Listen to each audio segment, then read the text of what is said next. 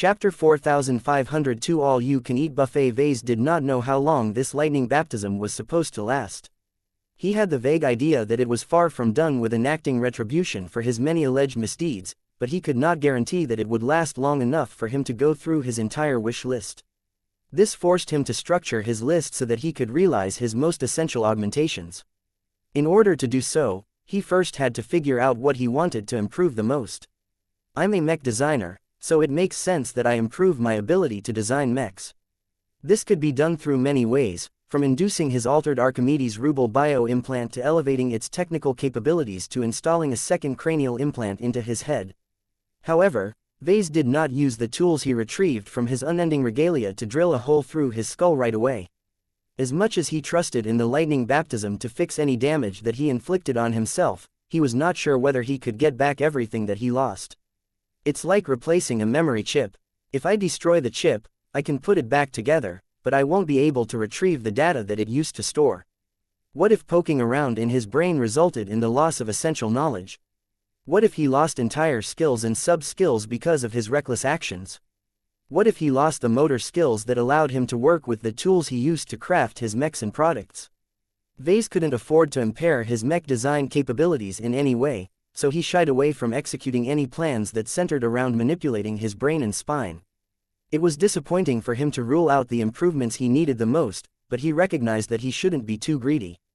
The ongoing lightning baptism had already boosted his design and research capabilities by a substantial degree. He was so far removed from the level of a typical journeyman that there was no proper word to describe his current state. He thought about other essential improvements that he could apply to himself. They had to be useful enough to matter but safe enough to avoid any permanent damage or reduction in capabilities. He looked down at his missing lower left leg. Vase had repurposed a portion of his biomass in order to supply the organic parts for his cyborg cat, but who said that the sacrifice had to be permanent?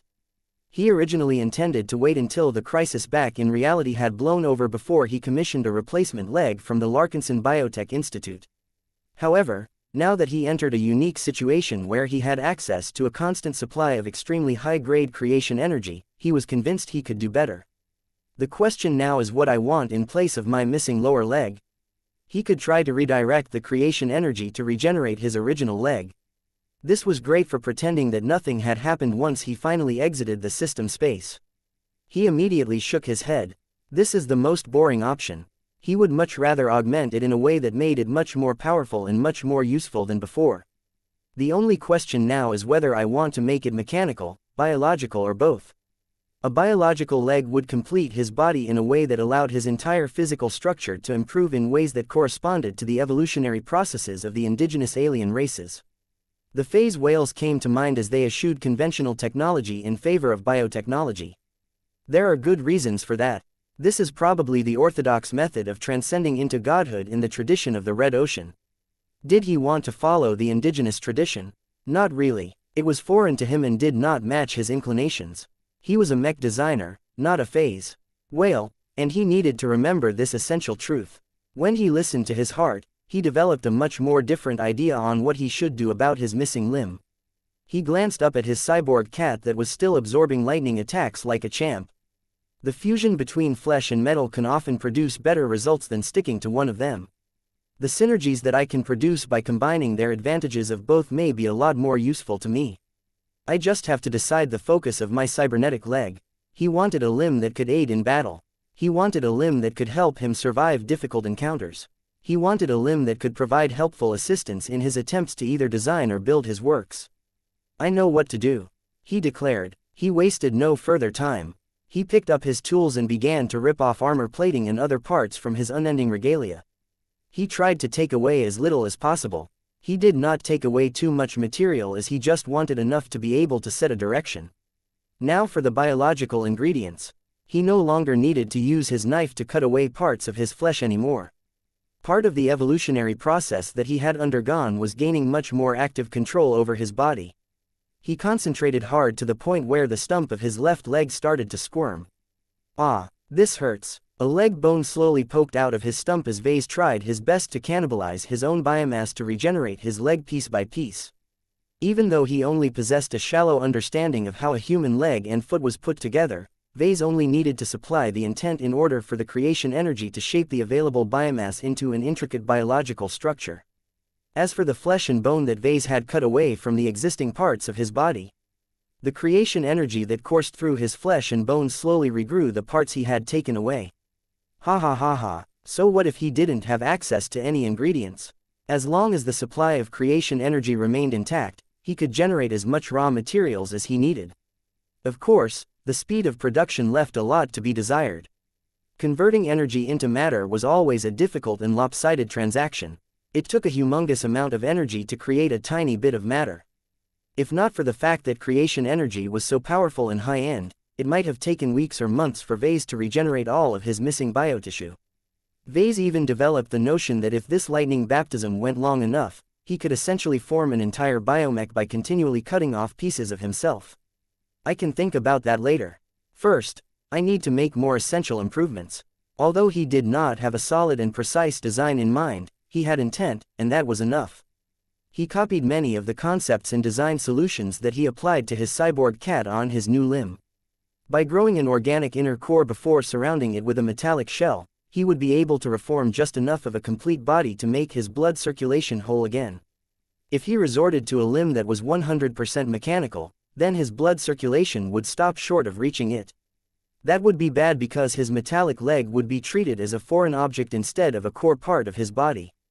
Once enough flesh and bone had grown out of the original stump, he tried to restrain the creation energy as best as possible. The autopilot that was directing its work tried its best to complete the regeneration of his lower left leg, so Vase wasn't able to stop its efforts for long. It can't go against its own nature. He had to work quickly. He began to pick up lots of different internal parts that he had taken from his unending regalia and placed them on different spots of his half-regenerated leg. The creation energy smoothly attached them to his naked flesh, just as he expected. Not only that, but the parts themselves also changed and expanded as he continued to direct his intent towards the process. Although he had no certainty that his attempt to construct a working cybernetic leg was proceeding correctly, he just had to trust in the process and have faith that the creation energy would fill all of the gaps that he was missing.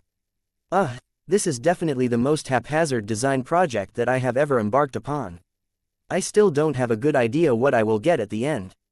Vase had to think on the fly and come up with new ideas and design applications on the spot. He found out that while he was limited by the quality of the parts and materials he had available, that still left him with plenty of possibilities.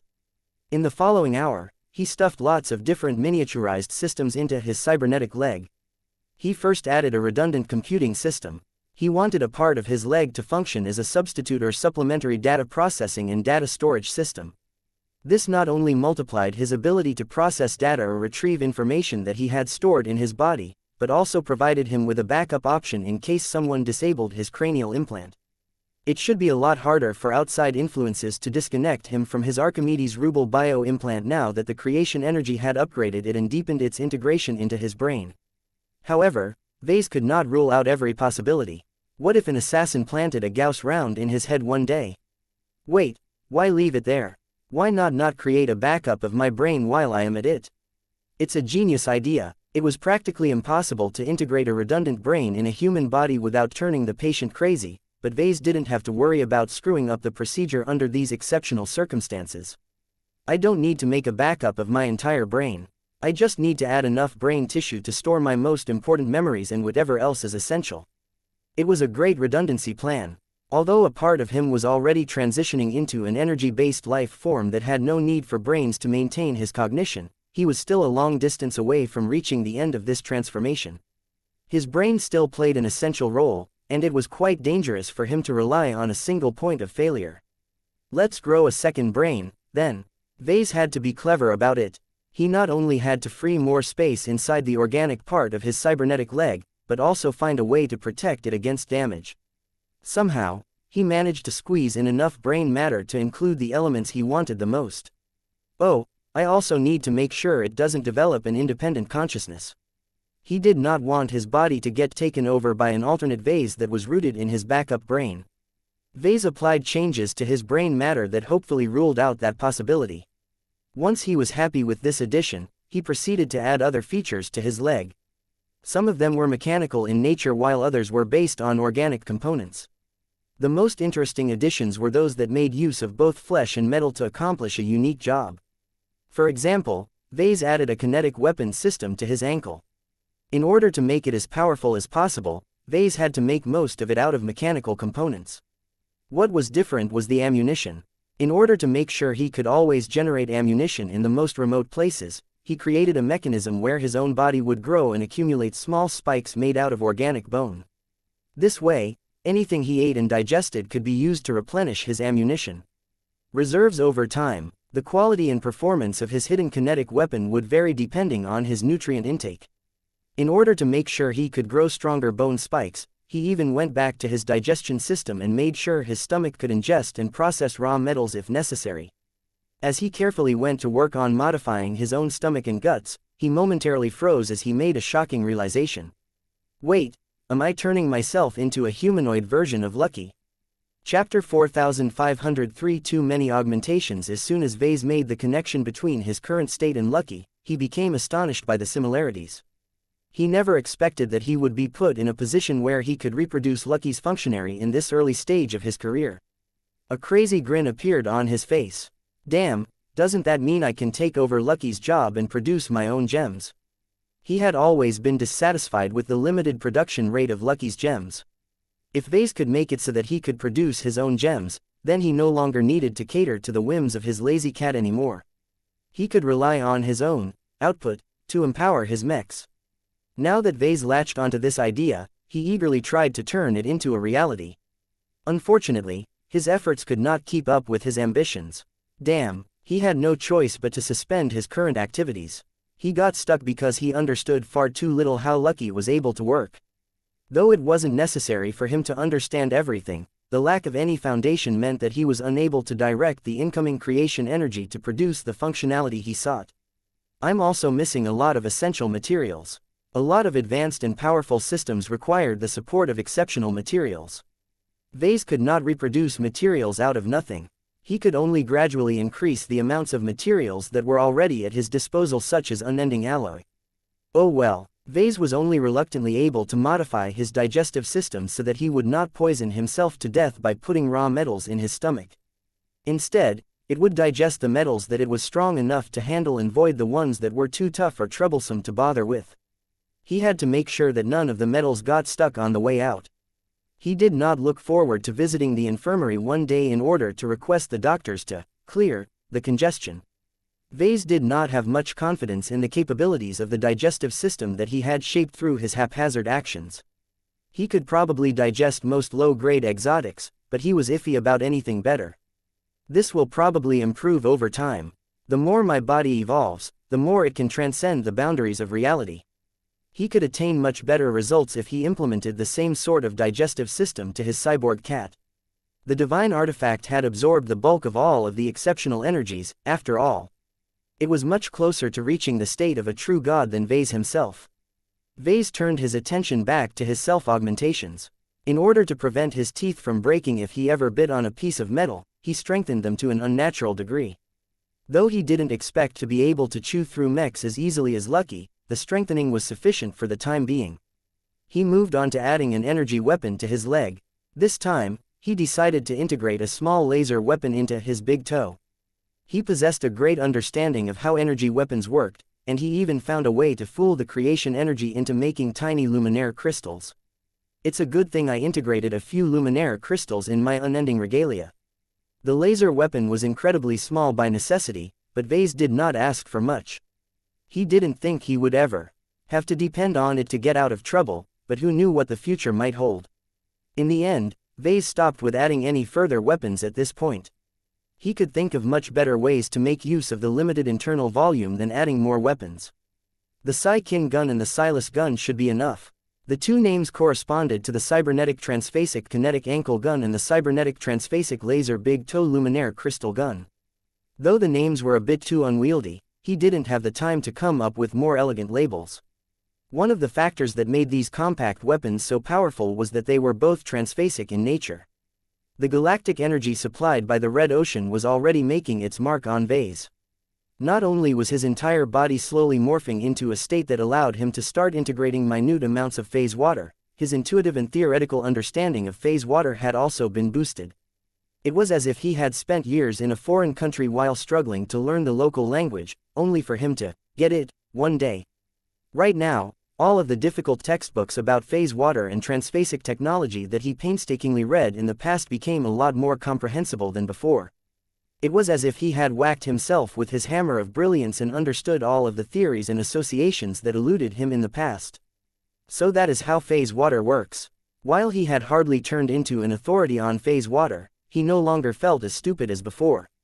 This was why he was able to make both of his weapons transphasic in nature. As for where the phase water is coming from, the creation energy directly converted a small portion of his blood into phase water. This was not as impressive as it sounded. His evolution was not that great, so he estimated that only 0.01% of his total blood volume had been converted into phase water. Increasing the concentration any further would begin creating health problems that Vase was highly keen on avoiding. Vase already figured out that the concentration of phase water was an important variable. He guessed that reaching 100% phase water blood concentration was the end state for many indigenous gods. If my guess is right, then the local versions of true gods are incredibly powerful organic beings that have successfully converted all of their blood into phase water. The fact that pretty much all of the indigenous alien races referred to phase water as god blood made a lot more sense all of a sudden. In other words, this was the alien variety of divine ichor. So what did it say that 0.01% of his own blood had turned into phase water? I guess I can pass myself off as a demigod in front of the natives of the Red Ocean. This was starting to become confusing as humanity already attached the label of a demigod to expert pilots. I can think about the semantics later. Vase took a close look at his cyborg cat. Compared to himself, his divine incarnation was much further ahead in its evolution. He estimated that approximately 5.3% of his cyborg cat's total blood volume had transformed into phase water, and this proportion was slowly rising over time. I knew it was a great idea to add blood circulation to my divine artifact. In any case, the large disparity between himself and his cyborg cat showed how much weaker he was compared to his divine artifact. Vase had to show a lot more constraint as he continued to work on himself. Let's finish the remaining features. He proceeded to add a lot of systems that might be handy one day. For example, he added a mineral scanner that would allow him to prospect for ores and metals from the environment. He also concentrated a lot on life support systems. He added a life support suite that consisted of many small systems that could help keep him alive if he ever got stranded on an untamed planet. The oxygen extractor could pull out oxygen from both water and air. The moisture extractor could prevent him from dying from thirst. The heat generator could keep him warm in a frozen environment. The refrigeration module could vent a lot of excess heat when it was too hot. While these features were all useful, they took up a lot of leg real estate. Vase did not have much room left, so he needed to be careful about his remaining choices. Let's add a few mobility systems next. He worked to integrate a miniature antigrav module that could allow him to float and support his entire weight under standard gravity conditions. He also added small maneuvering thrusters that allowed him to change his trajectory if he ever ended up in deep space. Now that he had filled up the interior, he proceeded to surround his limb with an exterior that largely consisted of unending alloy armor plating. It will be difficult to hide how powerful it is if I leave it be. It's a good thing I thought about it in advance. He integrated active and passive ECM systems inside his leg that largely served to hide and obscure its powerful functions. Vase even extended his original skin over his cybernetic lower leg to camouflage it as a normal leg. This isn't enough to hide all of my new changes. Though he did not expect to hide his radical transformation from everyone once he returned home, he hoped to avoid attracting as much attention as possible. He at least needed to ensure that the MTA did not sniff out his extraordinary changes before he grew powerful enough to get away with it. Who knew what they might do to him once they discovered that he had gone native? Now that he had finished creating a new cybernetic leg for himself, he devoted his remaining time to tweaking the rest of his body. He glanced upwards. The storm clouds had grown more active and violent than ever, but his defensive lines were holding just as well as before. The storm is beginning to run its course. He had a hunch that his punishment had gone past the halfway point and was well into its second half. Damn, I need to hurry up before this buffet comes to an end. Vase proceeded to poke his own body in many different places to direct the creation energy to augment himself in different ways. For example, he reinforced his bones with different biometals. He especially paid great attention to reinforcing his skull and his spine as they contained and supported his central nervous system. He enhanced his flesh to make them stronger, denser and more efficient. He also paid extra care in making his arms more dexterous and precise. He augmented his senses so that they could switch over to a high sensitivity mode where they function similar to organic sensor systems. His eyes, ears, nose and even his skin could gather and interpret a lot more data than before. He made sure to keep their sensitivity at normal levels if he did not need all of the extra input. He did not need a nose that was 10 times sensitive as before when he was doing his business in the bathroom. After that, he spent his remaining time on the most important body modification of all, which was hiding his transformation as best as possible. While his Silex ECM systems already helped with blocking surface scans, he needed to do more to hide his shocking changes. I need to implement 2 different solutions. First, I need to be able to block any scanning that can reveal what is really going on inside my body. Second, I need to apply a camouflage layer on my exterior that can fool most observation devices into thinking that I am just an ordinary baseline human. Neither of these changes were easy to implement, but Vase possessed enough of an understanding in this field to be able to manipulate the creation energy into growing the necessary organic components. Vase added the 2 aforementioned systems to his body with great effort and a bit more time than he originally thought. By the time he was done, he used his unending regalia's intact sensor and scanning systems to sweep his own body. The combat armor failed to decipher his true nature. Granted, his unending regalia was not dedicated towards scouting, but Vase had made sure to integrate it with the best possible miniaturized observation systems that he could obtain at the time. Was it enough to block the high-powered scans of the MTA? Vase seriously doubted it, but he hoped that as long as he continued to evolve and increase his phase water blood concentration, his camouflage systems would eventually become good enough. After implementing these essential changes, Vase wanted to spend his remaining time on adding exterior protection to his body. Unfortunately, the lightning storm finally had enough of Vase. As the storm clouds had reached their most oppressive level, a humongous lightning bolt that was twice as powerful as the last one overwhelmed the defensive line and struck Ves's body with plenty of power to spare.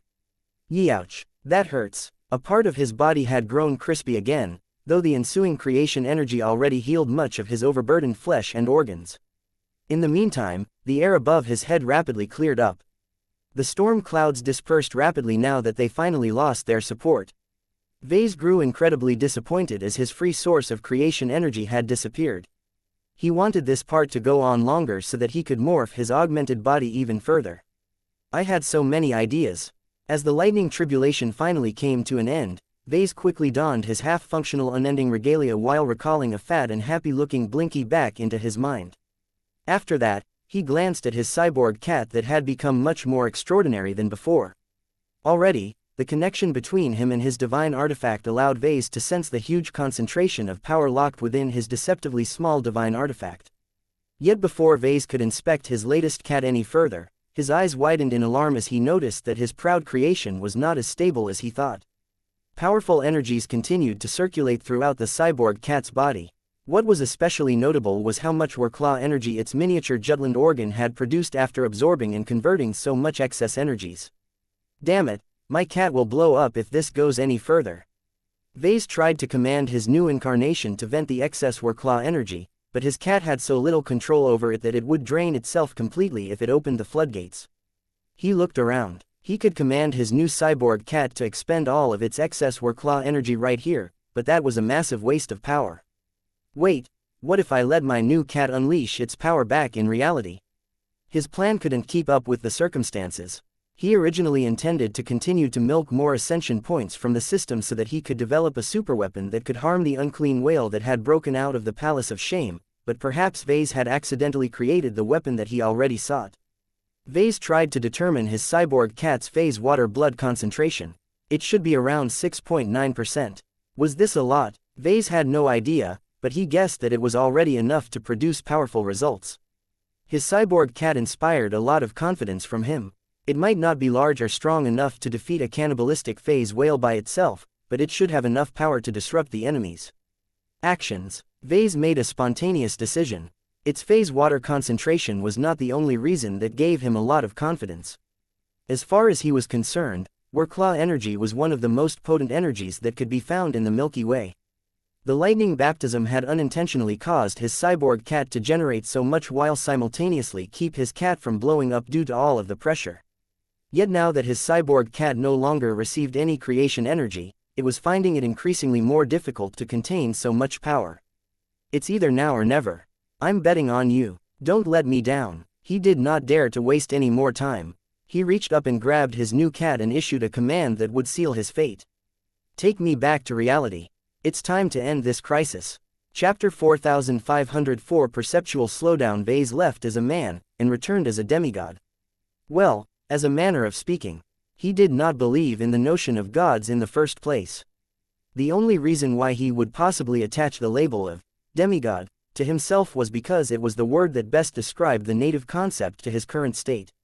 What was important was that Vase gained more power than he could ever imagine. The sequence of events that led to the creation of his divine artifact infused him with strength through unknown means but miraculous means. Different high-grade energies from vast and immensely powerful sources merged into his entire being. Though Vulcan had sadly been left out as he was an external incarnation that remained frozen in time during the entire ordeal, Vase, Blinky and the new cyborg cat became powerhouses in their own right. The cyborg cat that Vase hadn't even gotten around to naming yet was the most powerful part of Vase. It had exceeded the strength level of its principle due to how well it was able to progress in this manner. The fundamental purpose of a divine artifact was to assist Vase into ascending to godhood by clearing the way ahead. Though its form still resembled its original design, massive influences had elevated its quality, design and material composition to a ridiculous degree. There was no better way to quantify how much progress it had made to becoming an existence akin to a true god than to measure its phase water blood concentration. With 6.9% of its blood volume comprising of pure and potent phase water, the cyborg cat had become a powerhouse in ways that still needed to be explored. In comparison to his amazing divine artifact, Vase himself only received a fraction of the benefits of the dangerous ritual that he had just concluded. With the knowledge and experience that he possessed at this time, he recognized with greater clarity how reckless and foolish he had been to undergo a messed-up ascension ritual at his level of strength. It was as if the Quint attempted to defeat an expert mech like the Everchanger in a mech duel. There was no way a standard mech could defeat an expert mech under any reasonable circumstance. The Quint would just break after suffering just one or two casual attacks from the Everchanger because the latter was just that strong. Yet, Vase could still come up with scenarios where the Quint could prevail in single combat. One of them was through the use of powerful external equipment such as the Instrument of Doom that had been able to punch through the defenses of formidable alien warships. Though it was still unlikely for the Quint to prevail, it at least had the power to punch through the Everchanger's defenses. Its mech pilot just had to be able to resonate with the Phase King and aim the weapon precisely enough to strike a fast-moving expert mech, neither of which was as easy as it sounded. Vase grew nervous as his circumstances were just as difficult. He was as weak as a Quint in the face of the power of an expert pilot. His main reliances were his divine artifact, which acted as an external power focus, and the mech designer system, which made it easier for him to pass the various checkpoints. Somehow, those conveniences were enough for him to make a leap that countless alien individuals in the Red Ocean had dreamed about. He honestly did not know how he measured up in the strength hierarchy of the mech community at the moment. He was still a journeyman. That hadn't changed. Even though his design seed had definitely changed in an immeasurable way by absorbing a portion of the high-grade energies, it hadn't fundamentally changed in state. The only way to become a better mech designer was to design mechs and come up with more ingenious ways to make them better. No amount of raw combat power could help him advance to senior, master or star designer in a single leap. Yet, Vase had an incredibly strong hunch that his path to reaching the pinnacle of mech design had become a lot smoother than before. Just like how first raters enjoyed all kinds of helpful conveniences such as better implants, excellent schooling and access to fantastic resources, Vase had also improved his own background through the messy ritual. The best way that he could describe it was that while his software remained unchanged, his hardware received a massive boost. It was like transitioning from using a 3D printer to using a superfab. The latter was faster, more precise, more capable of handling difficult materials and more able to produce difficult components. This made it a lot faster and easier to produce better and more powerful mechs. The same went for Vase after he had undergone so many changes. The comprehensive transformation of his spirituality, the upgrades to his main cognitive functions, the physical upgrades to his main brain along with the creation of a brand new secondary backup brain which he had buried deep inside his psi leg, completely upgraded his thinking processes to a degree that he could only dream about before his latest transformation. He still had to explore how all of the upgrades to his hardware affected his productivity in mech design. His conservative estimate was that if he previously had to spend a year to complete the Dullahan project, he could probably get it done in half that time. In fact, he could have probably completed it sooner if he didn't have to wait for collaborators such as Gloriana and Sarah Voikin to complete their own contributions to the expert mech design project. Aside from being able to design mechs at greater speeds, his ability to learn and comprehend brand new theories must have skyrocketed as well. Vase especially looked forward to immersing himself in phase water theory. He just knew with every fiber of his being that phase water was no longer as abstruse and foreign to him as before. Even if the earlier trials and tribulations only converted 0.01% of his total blood volume into phase water, what it actually represented was that he managed to get his foot into the door. His affinity to phase water had definitely grown. His mentality towards this substance had changed. His intuition was able to grasp it to a much greater degree than before. He even developed a completely new sense that allowed him to sense both phase water and spacetime manifestations within his range. With all of these advantages, Vase was in a much better position to design mechs and transphasic mechs in particular than ever before. Of course, that was the least of his priorities at the moment. He couldn't go back to his greatest passion and complete his design projects with greater fervor and ability than ever before if he couldn't do anything against the unclean whale that was threatening his entire expeditionary fleet and more. As Vase descended back to reality, his perception of what was happening had slowed to a crawl.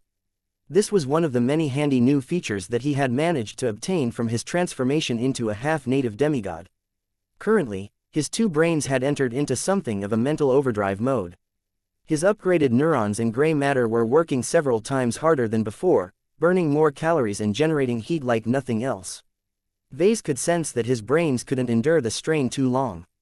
They were too fresh and too new. They still needed to settle down and consolidate their new states. However, Vase did not need to spend so much time to get up to speed with the current situation.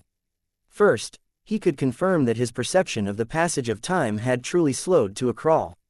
His upgraded eyes could peer through the transparent face plates of his bridge officers and catch them in the middle of blinking their eyes. Vase could perceive the slow and gradual motion of moving their eyelids with excellent clarity. It was akin to a slow motion effect. When he tried to move his body, he could feel that he was subjected to the same effect, though not to the same degree as others. The comprehensive enhancements of his body and mind had significantly boosted his reaction speed and his movement speed. The former allowed him to pass on commands to his body a lot faster than before. The latter enabled him to actually move his body with greater speed and force. This was why he was able to move at the speed of a geriatric turtle while everyone else was moving a lot slower. He could already see that his two daughters had only just begun to notice that their father had changed in a radical and profound way. One of the changes that Vase had tried to implement on himself was a way to camouflage his extraordinary nature. It was difficult for him to manipulate the creation energy produced by the lightning strikes to perform the necessary upgrades. He was most afraid of getting exposed by advanced, high-powered sensor and scanning systems, so he mostly focused on impeding technological detection methods. It had been enough to fool the unending regalia's sensors, and he figured that not even the MTA might be able to detect the minute amount of phase water running through his veins. The solution to disguise his body as that of a baseline human was a little crude. It would be obvious to the MTA and many other parties that Vase deliberately hid the true state of his body considering that it used to be a lot more alien and abnormal in the past. Vase didn't mind too much, though. He only wanted to avoid drawing attention whenever he passed through a security checkpoint whenever he visited a new destination. It would be annoying if the scanning devices picked up a void in the space where he was standing. The point was that while he was confident in his ability to evade electronic detection methods, he was less certain that he was able to hide his extraordinary nature. The changes to his spirituality were even more dramatic. Just like expert pilots, an invisible part of Vase had grown too powerful for people to ignore. Hiding his true nature as a demigod was an exercise in futility. Just like how all of his design spirits openly radiated their own presence and domains in the form of glows that ordinary people could perceive, Vase had gained his own glow. He immediately attributed this change to the galactic energy bestowed by the Milky Way. It had primarily fused with his spirituality, strengthening it and changing it to a form that resembled that of other familiar entities such as xianxia and the Superior Mother. In other words, he had become a lot more similar to his sister Helena than before. The family resemblance was much more convincing. While Vase still had to explore the full implications and additions of this dramatic change, for now Vase could immediately tell that everyone on the bridge had come under the open influence of his glow. That was bad. The abrupt appearance of a brand new glow had interrupted the work of his bridge officers and evoked considerable surprise and vigilance from his honor guard. Meanwhile, his two daughters had sensed his changes much more clearly than anyone else in the vicinity. They would have started to panic if not for the fact that they were incredibly familiar with his spiritual signature, but as it was, Vase did not have the time to explain his dramatic transformation. Time was of the essence. The unclean whale that was in the middle of weaving the fabric of spacetime in the distance had to be stopped before he could address people's doubts. He sent a brief glance of apology to his two children before he returned his gaze towards the cyborg cat in his arms. His new divine artifact was saturated with so much wuxia energy that it would probably explode if it didn't find a way to vent all of its excess power. Goo! The cat only needed an instant to lock onto its target.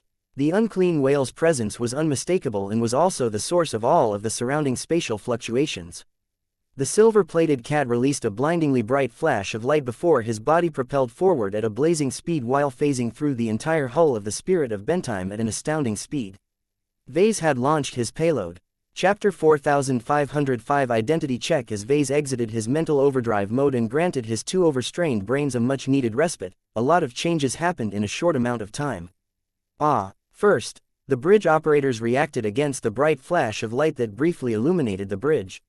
Their sophisticated helmets protected them from getting blinded by the excess brightness, but that didn't mean they had failed to notice anything. Papa. Second, Aurelia and Andraste both turned to their father and became alarmed and afraid by how much their father had changed all of a sudden. His spiritual presence had become qualitatively and quantitatively stronger. His physical body exuded a sense of might and power that resembled that of powerful indigenous alien creatures. Fortunately, his personal suit of combat armor blocked or dampened most of this effect. The problem was that the unending regalia had undergone substantial changes as well, and not for the better. Those who looked at him would definitely be able to tell that something extremely weird had taken place in a short interval. In one moment, Vase sat in his observer's seat while wearing a complete suit of combat armor. In the next moment, Vase was still sitting in the same seat, but he had not only launched something powerful from his hands, but also wore a suit of combat armor that looked as if he had pulled it from a workshop while it was in the middle of getting serviced. It was missing several pieces of armor plating throughout its entire exterior. There were many areas where those gaps either exposed other armor layers or exposed circuitry. Even the latter looked a bit wrong, as there were numerous places where it looked as if they used to contain electronic components but looked a lot emptier than they should. Of all of the people who reacted adversely towards the dramatic changes, the honor guard were the most horrified of all. They were literally honor-bound to protect and guard the patriarch of the Larkinson clan. To see their charge look as if he had been teleported away only to be replaced by a bad and incomplete copy was one of their worst nightmares. "Subdue!" One of the heavily armored honor guard troopers roared. The elite bodyguards hailing from the battle criers didn't need to be reminded of their duties. They had studied and practiced so many different contingency plans that they could execute their drills without conscious thought. Most of the honor guards began to rush towards his seat while the remainder lifted up their heavy assault rifles and kept an eye on the surroundings. A few of the ones that drew closer lifted their bulky arms and launched thick projectiles that quickly unfolded into nets that quickly engulfed Vase and locked him down in his seat. This kept him in place long enough for the closest two honor guards to reach his sides and grasp his arms and hands, preventing him from drawing any weapons or grabbing anything dangerous. The next two honor guards knelt and grabbed onto his two legs and tried to lock the limbs down with all of their considerable might. The remaining guards that came last performed other duties. A few turned outwards and watched out for any enemies that might possibly target the patriarch. A few had armed their weapons but did not point them straight towards the figure that looked like Vase. They were ready to fire but would only do so if there was an immediate threat. They kept their muzzles pointed towards the deck for the time being. Another bunch firmly grabbed hold of the suited forms of Aurelia and Andraste and tried to pull him away from a potential danger zone. No, that's our papa. Only a single honor guard confronted Vase up front. Nida had opened her thick and intimidating helmet so that she could take a long, hard look at the man she had guarded for many years on a near-daily basis. I know you guys are doing your jobs, but it's me. Vase sheepishly said in a tone that completely contradicted the power flowing through his entire being. I may have changed a bit, but there is no reason to overreact. If you are not a clone of our patriarch, then you should understand our protocol. We cannot allow you to remain in command until we can thoroughly verify your identity.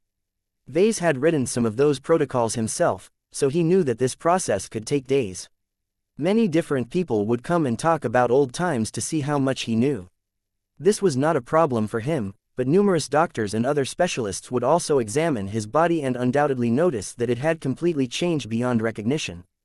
The entire clan would freak out and everyone would continue to suspect his identity until a long time had passed. Vase couldn't waste so much time. He not only had to stay in command to ensure the unclean whale suffered the defeat he deserved, but also had to handle the aftermath including the vital looting process. Blinky, Muro, his companion's spirit immediately left his head. Though the purple star cat had become a lot stronger than before, his appearance remained virtually unchanged. Though the honor guards around him grew tense for a moment, the sight of his companion's spirit also reassured them to an extent. They knew that no matter how much others tried to clone Vase, it was probably impossible to copy his unique companion spirit, especially since no one else possessed the capability to make them in the first place. Of course, that did not rule out the possibility that powerful or obscure cults could have copied the method, so Nida and the other honor guards weren't completely convinced. This was why Vase proposed another verification method. Nida, we don't have time for this. Goldie, come out and tell them who I am. He demanded. Nya, a second glow engulfed the bridge as the manifestation of the golden cat dove out of the Larkinson mandate that was attached to Nida's heavy combat armor. The warm and reassuring ancestral spirit happily floated towards Blinky and greeted the competition spirit with a head bop. Muro tilde Nya tilde after that, Goldie continued onwards and licked Vess's face in a familiar and friendly manner. Is that enough? It is, sufficient for the time being. Nida affirmed as she silently commanded the surrounding honor guard to stop pressing Vase down. We will continue to keep you under observation. I hope you understand. Hey, I completely understand. It is better to be safe than sorry when it comes to matters like these. It was his own fault for being so paranoid and encouraging his honor guard to think in the same way. While Vase tried to reassure his guards and the people around him, the situation outside of the spirit of Bentheim hadn't remained static. Pretty much every mech with the power to attack from a distance were continuing to bombard the unclean whale that had exposed himself from his position in the depths of the Palace of Shame. The large and messy asteroid base had taken ruinous damage as countless attacks converging from multiple directions callously drilled through its rocky structure. All thoughts about preserving the Palace of Shame and its rich reserves of phase water and other alien loot had disappeared. Many of the mechs hailing from the Gemini family, the Golden Skull Alliance, the Adelaide Mercenary Company, the Lara Foundation, the Santana Group and the Bouget family tried their best to overcome the powerful spatial barrier of the unclean whale. Even their ace mechs brought as much power to bear as possible in an attempt to break the seemingly unbreakable spatial barrier. I refuse to be denied by this defense. Saint Gelmer Ossenring roared as his Thunderer Mark II unleashed a blindingly powerful salvo of piercing rounds. If I can break an Orvan battleship, I can definitely clean up a wild beast. The unclean whale was no mere feral beast, however. The corrupted phase whale did not even flinch when the powerful rounds continued to strike his spatial barrier. The other ace mechs fared no better. The Mars for example tried to break the spatial barrier by unleashing all of his ranged and melee attacks at the same time. The full might of its Arceus system, its shoulder-mounted missile launchers, its transphasic axe and its transphasic shotgun stressed the spatial barrier but did little to destabilize its integrity. The Infinite Gear and the Royal Gem built up momentum before they charged head-on against the spatial barrier, only to produce slightly larger ripples than before. The Jeddah Sandovar was the least useful ace mech out of the seven as its attack power fell behind due to its light and compact frame. The Gemini Saints did not hold back in their own efforts to prevent their own family from coming to ruin.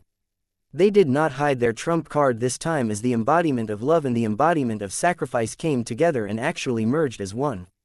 Many mech designers who had the mind to pay attention to the two mechs became astonished as the Ace Rifleman mech and the Ace Space Knight physically integrated with each other to form a two-seater machine. Coated in light blue and pink, an exceptionally powerful pink Saint Kingdom surrounded the combination mech. The twin ace pilots, who not only grew up together but made a vow to become eternal lovers, resonated with each other to such a powerful degree that it was no longer possible to distinguish one from the other. The amalgamation of Saint Sandro Gemini and Saint Kaya Gemini had just managed to surpass the threshold of a senior ace pilot, allowing it to exert much more power than any other ace mech. When the merged Gemini ace mechs lifted its rifle, it unleashed an incredibly powerful resonance-empowered positron beam that soared towards the unclean whale with the wrath of the Gemini family. No, again, the spatial barrier held. Though the protective field had taken a considerably more damaging hit than before, the unclean whale seamlessly diverted more of his awesome power to reinforcing his defenses. The former alien prisoner understood that as long as he could stop these strange beings with their oddly shaped starfighters from punching through his defenses, he could complete his grand weaving without any suspense. Just as the unclean whale thought that his current adversaries had no way of stopping him from leaving the site of his captivity, he abruptly detected an acutely powerful threat heading straight in his direction. The giant whale's eyes widened as his powerful senses scanned the entire surroundings. By the time his phase water senses detected the powerful but tiny projectile, the unclean whale could barely strengthen his spatial barrier in the right direction. All of the mech pilots in the vicinity, including the strongest among them, recoiled as several powerful spatial shockwaves coursed through the surrounding space. The spatial barrier that had previously managed to fend off everything the human coalition could throw at it no longer looked as whole as before. There's a hole in the barrier. Though the humans were disappointed that the unclean whale hadn't lost all of his defenses, it did not change the fact that the monster's defenses had been breached. The target has been wounded. There is a small impact crater on his upper left flank. The unclean whale unleashed a silent roar as his tentacled body roiled and squirmed as if he had received an injury that was much greater than was obvious. As several seconds passed by, it became increasingly clearer that the condition of the corrupted phase whale was getting worse. The spatial barrier is weakening. The enemy creature's body is exhibiting more signs of stress and pain. Our expert pilots are reporting that the aura of the enemy beast is growing weaker and less stable. The latest attack has interrupted the phase whale's technique. The spatial fluctuations are already fading. We are not at risk of getting displaced anymore. Cheers erupted once the scientists confirmed the news. The tables had turned. Slaughter that whale. Chapter 4506. Inside and out, the great enemy that was on the cusp of swinging down the sword of Damocles had sustained a powerful injury that forced him to drop his weapon to the floor.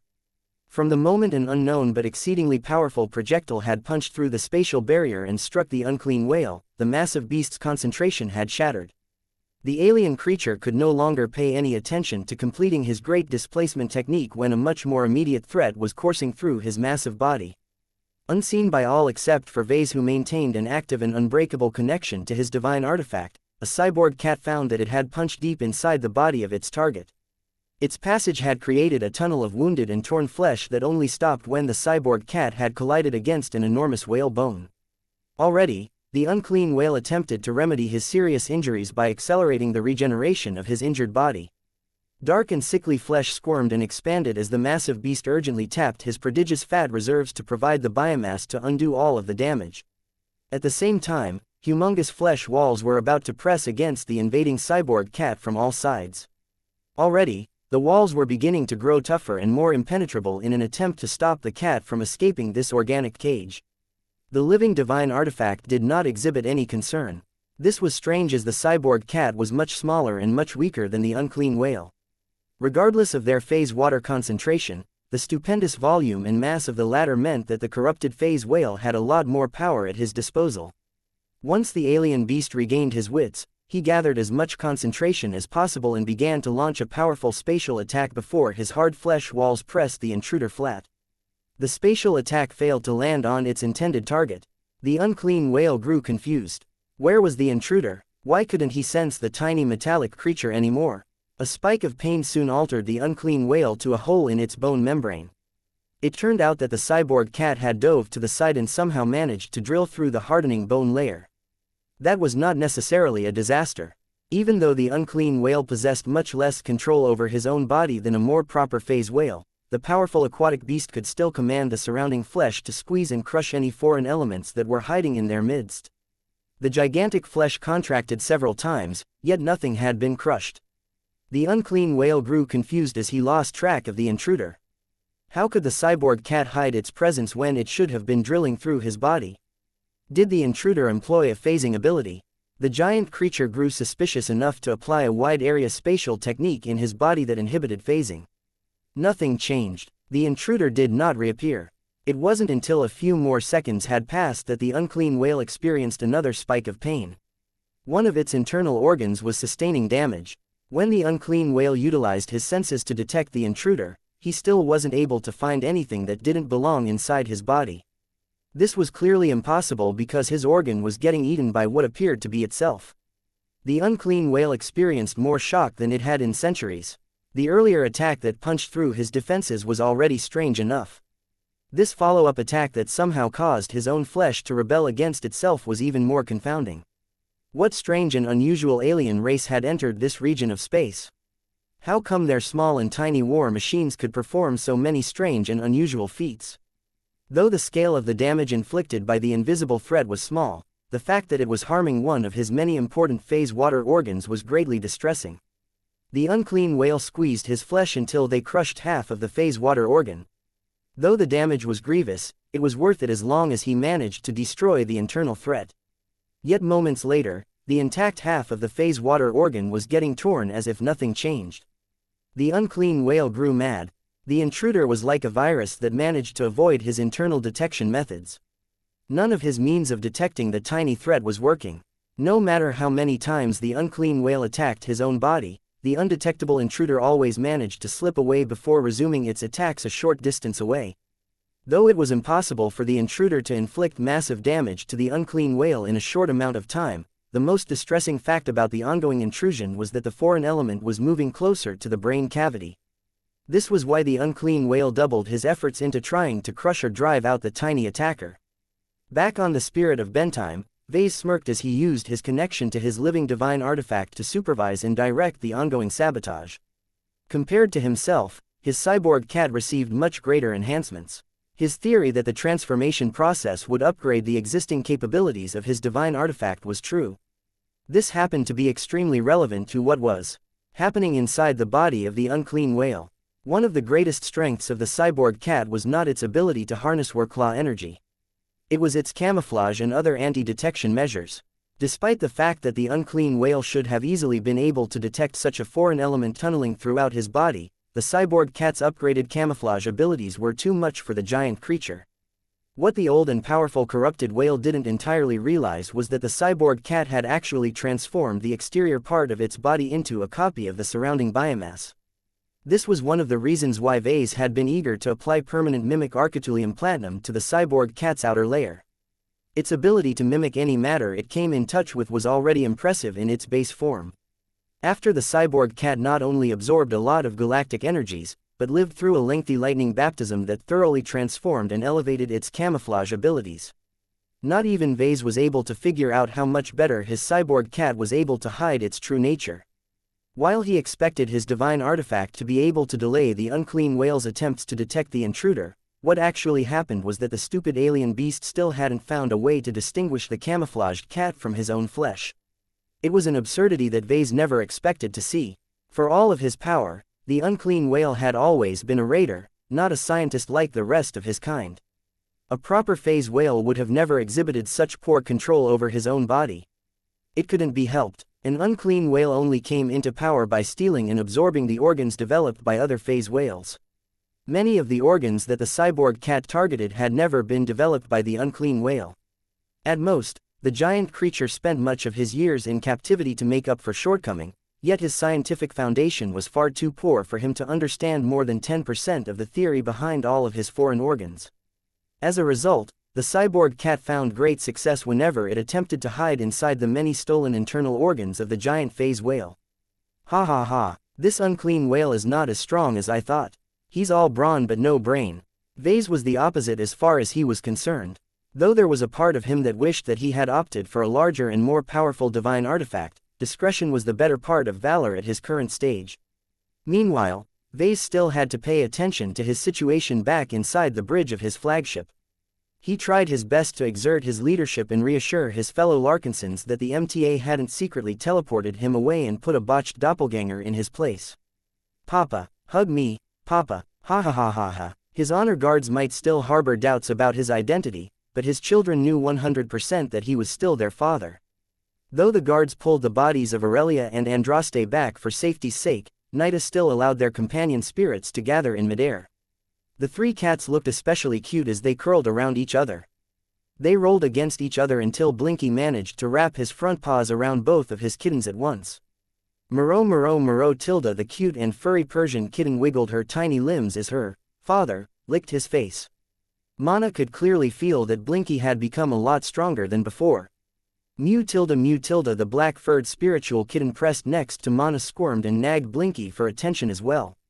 It wasn't until Blinky started to lick her face that Yika grew content.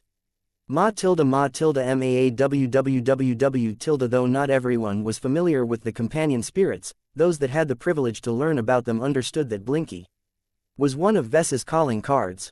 Of course, what truly convinced most Larkinsons that Vase was the real deal was Goldie's obvious affection.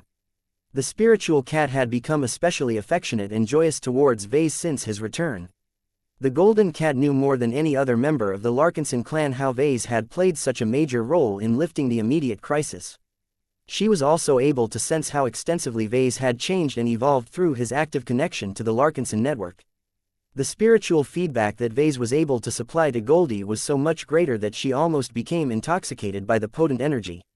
Nya tilde. Vase grinned as the cat nuzzled against his cheek.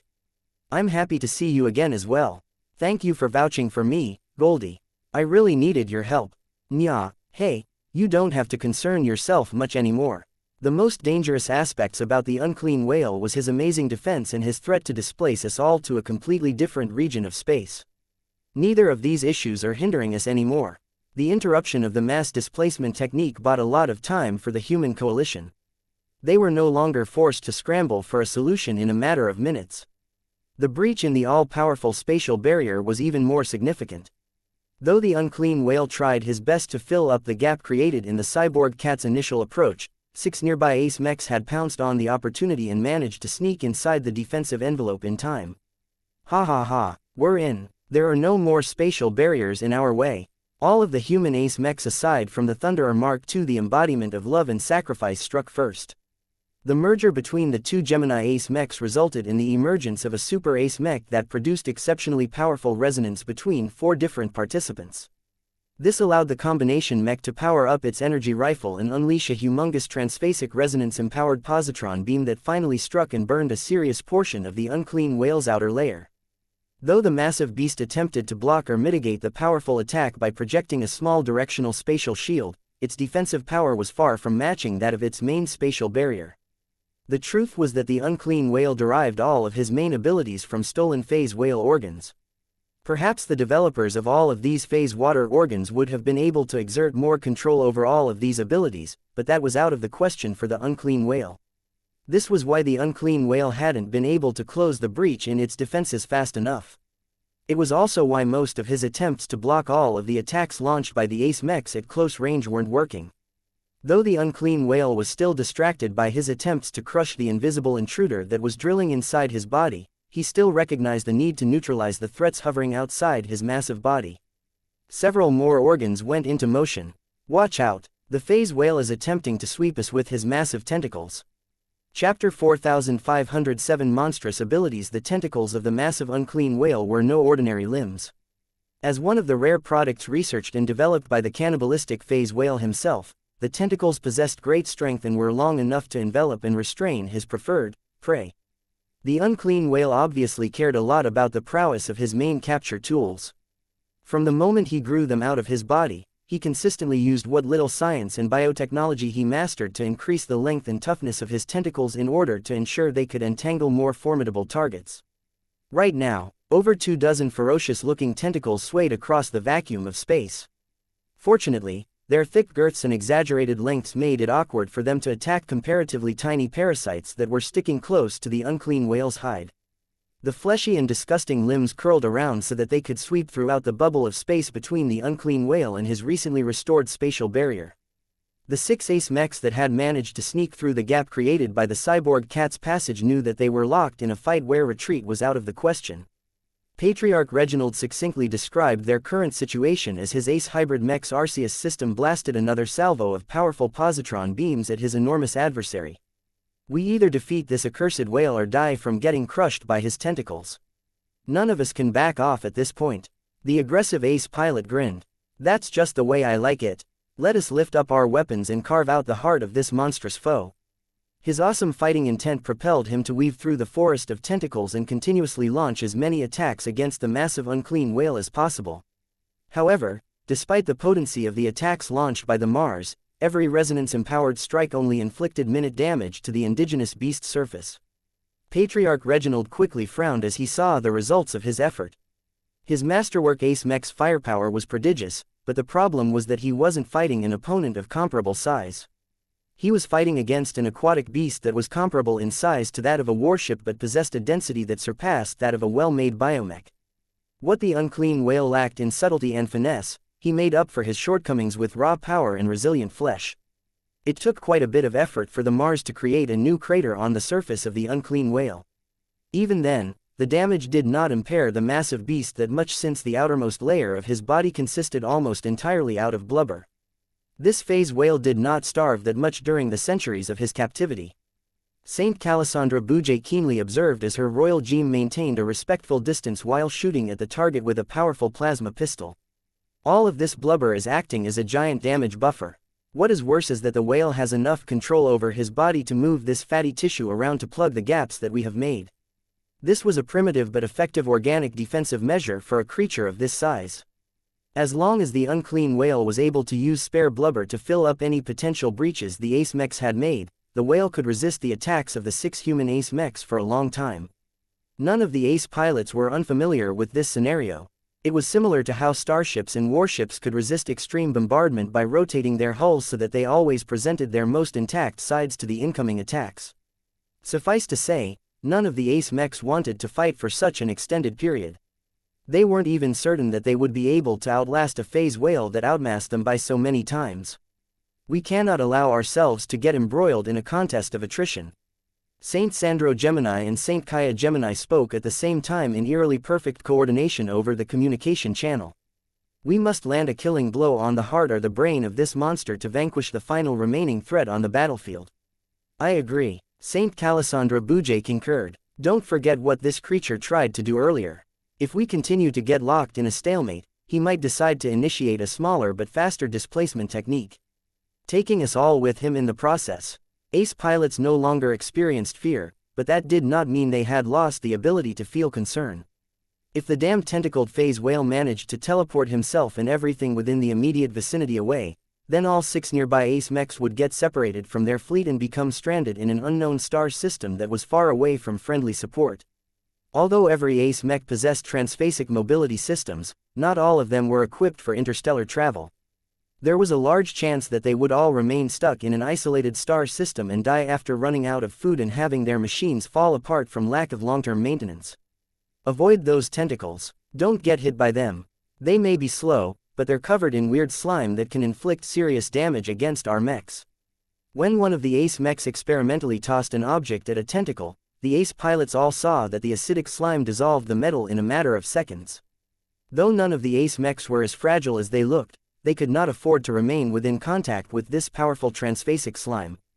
As the ace mechs continued to circle around while trying to avoid getting hit by the slow but numerous tentacles, the ace pilots found that the unclean whale was not entirely unaccustomed to fighting off small enemies that were close to his body.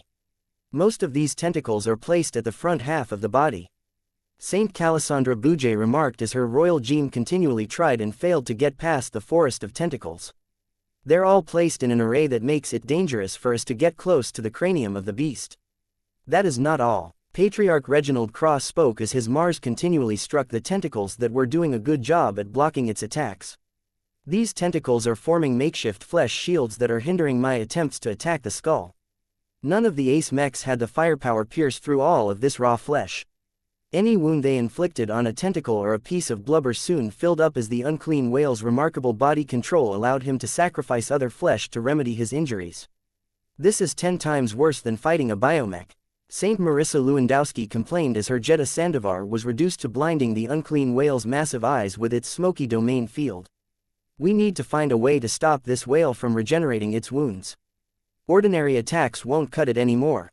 The ace mechs tried to concentrate their attacks as much as possible in an attempt to drill through the unclean whale's blubber at the rear, but that just made it easier for the massive beast to redirect spare biomass to fill up the gap again. All the while, the creature also became more proficient in his attempts to smack the ace pilots that were circling around his body. Watch out, those tentacles are splitting. The amount of tentacles swinging around suddenly doubled as the unclean whale made a costly but effective modification to his own body. By splitting up the tentacles, they not only became a lot lighter and more agile, but also made it possible to form fleshy nets that were much more difficult to avoid. At one point, the Royal Gem found itself in a situation where it was surrounded by tentacles from every direction. As soon as one of the tentacle nets entered the ace spearman mech's Saint Kingdom, the fleshy trap slowed to an extent as Saint Calasandra Bouget exerted a portion of her massive willpower and strength. I decree that you are slow. Though the tentacles within range had slowed, they soon sped up again as the unclean whale's extremely resilient flesh resisted the extraordinary effect. Saint Calasandra Bouget almost miscalculated due to this. Her Royal Gem had sped up and just managed to squeeze through a gap between the tentacles before the closest fleshy tendrils abruptly began to spawn a row of giant bony teeth.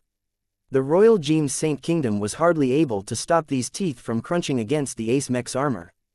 Uff! The older ace pilot repressed a painful grunt as her Royal Gem finally managed to escape the net of tentacles with a noticeable dent in its armor. Watch out for those teeth. The ace pilot of the Bouget family warned as she analyzed her earlier experience. The tip of those teeth are infused with a surprising concentration of phase water. They can cut through your transphasic armor systems as if they are made of mundane metals. It's likely that these teeth are used to ensure that this cannibal whale can keep hold of his prey. Saint Marissa Lewandowski added her own observations. That's not all. This phase whale is barely getting affected by my Saint Kingdom. I can feel that my influence is getting blocked shortly after sinking below the surface.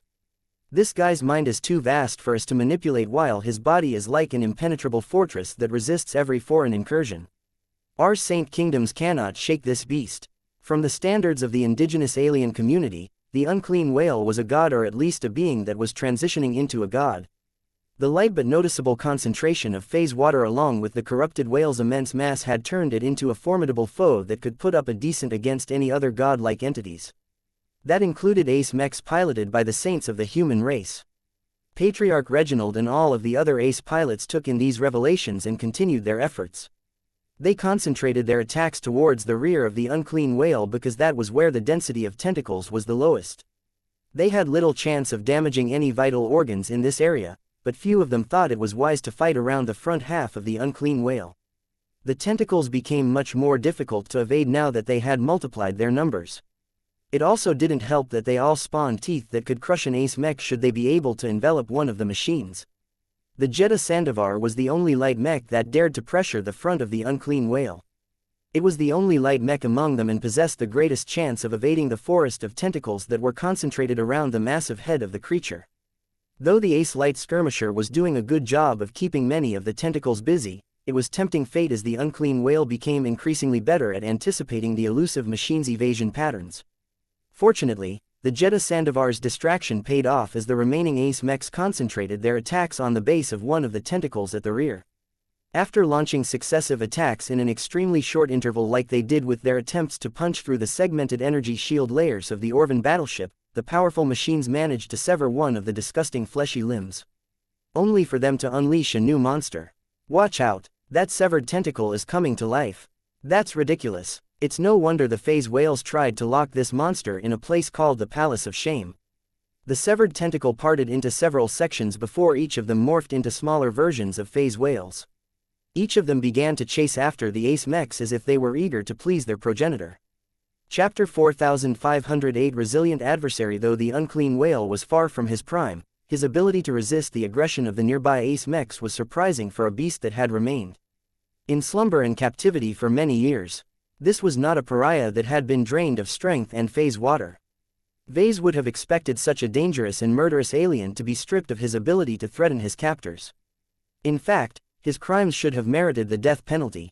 Few species tolerated cannibals among their own kind. Their continued existence among their own kind was a sign that the society of a race had become depraved. Though the phase whales had taken the trouble to isolate the unclean whale in an obscure asteroid prison that was situated far from the center of the dwarf galaxy, for the creature to retain so much health and combat strength was perplexing. Many different minds worked to analyze the context of the unclean whale and the Palace of Shame in an attempt to figure out a way to fell this powerful foe. Although the unclean whale had clearly suffered a setback after he failed to complete his mass displacement technique, he was already starting to show greater and greater strength.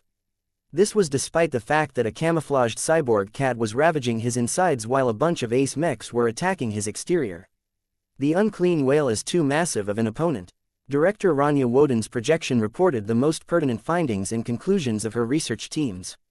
That is not bad in itself, but what makes this enemy different from that of the Vegant Zizine is that the whale has high control over his own biological structure. The ability to rapidly redirect biomass effectively increases our opponent's ability to resist damage by over 100 times. General Verl's protection frowned. The most direct method of defeating a regenerating defensive system is to launch an attack with single, overwhelming attacks such as the strike that briefly broke open the whale's defenses.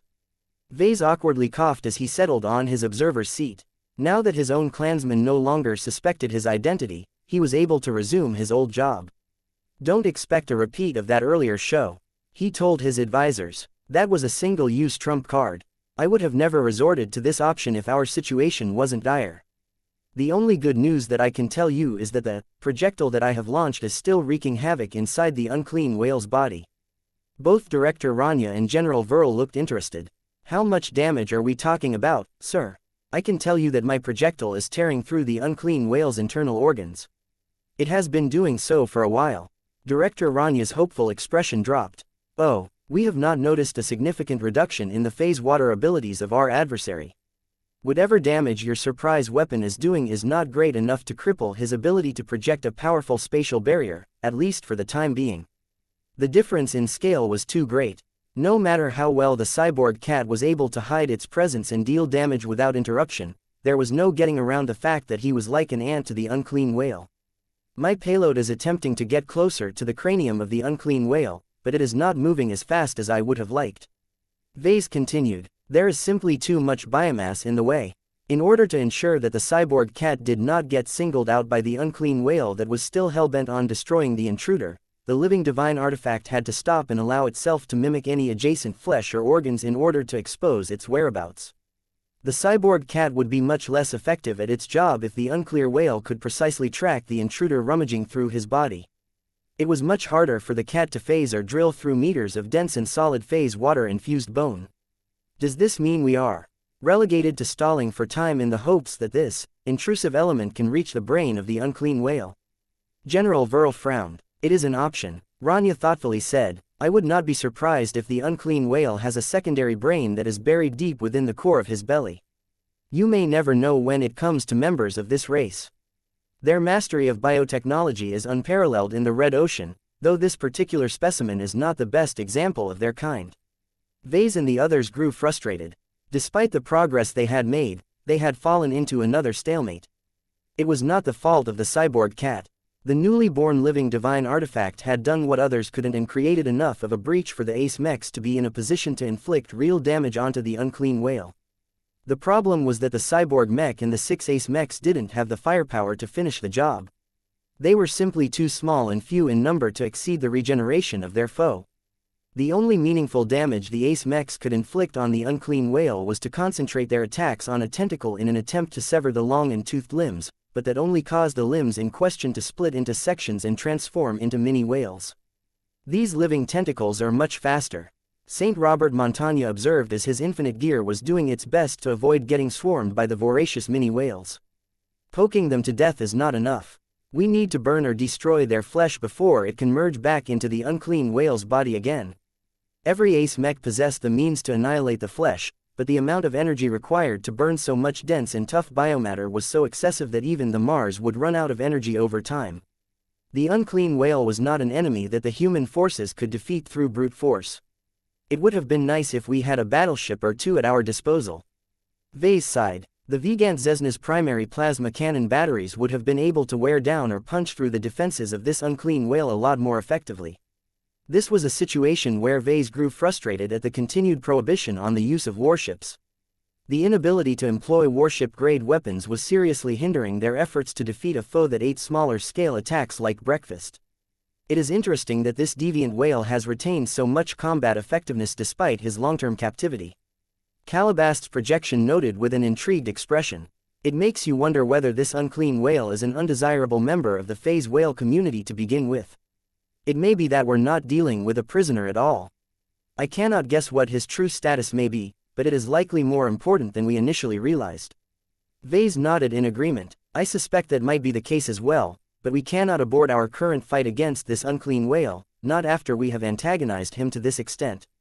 We don't need to figure out his entire life story. We can spend time on that later after the dust is settled. Right now, we need to figure out how to defeat this powerful whale. Any ideas? A short pause ensued. We have a lot of firepower at our disposal. General Verl waved his arm as if to encompass the entire temporary coalition. Our allies in us have brought over 60,000 mechs to bear in this fight. The aliens have managed to defeat thousands of them, but that still leaves us with enough machines. If we can bring their collective firepower to bear on the unclean whale's body, we can overwhelm our adversary's effort to regenerate all of his wounds. Vase let out a frustrated noise. We can figure that out as well, but that damn spatial barrier is still going strong. Even if we can generate another breach, the unclean whale will just mend it with the help of its many phase water organs. The cyborg cat had been rampaging through the body of the unclean whale long enough to find out that the beast possessed a ridiculous number of phase water organs. There was so much redundancy that the total strength of the spatial barrier had only declined by roughly 6% after all of this time. This was the first time that Vase truly gained respect towards the local equivalent of a god. The large amount of phase water organs as well as the small but respectable phase water concentration allowed the unclean whale to succeed where the Vigant Zizine failed. The considerably larger and more massive Orvan battleship might be an absolute powerhouse in ranged firefights, but she had proven to be completely incompetent in trying to stop a bunch of ace mechs and dismantle her many powerful weapon batteries and other ship systems at close range. The unclean whale on the other hand took advantage of his superior biological advantages to keep the ace mechs at bay. It was so bad that the melee mechs such as the Jeddah Sandovar and the Royal Geem didn't even dare to drill into the body of the unclean whale so that they could deal crippling damage to the monster's internal organs. Their ace pilots could clearly feel that this was a suicidal act. Calabast, have you discovered any advice or tips that can help us out? Vase asked. How the hell are other indigenous aliens able to defeat the phase whales in open combat? The spymaster pressed her lips. We're not entirely clear about that. Violent incidents against the phase whales are few and far in between. Most of the battles where the aliens have managed to fend off a phase whale basically involve gathering enough powerful warships before unloading with as much firepower as possible. There are hardly any records that describe a battle where a phase whale is defeated through other means, and I do not think we can replicate those methods. Vase refused to accept this situation. The unclean whale had been hanging over his head long enough. The longer it stayed alive and active, the greater the chance it would pull off a powerful move that either destroyed a lot of human forces or teleported them all elsewhere.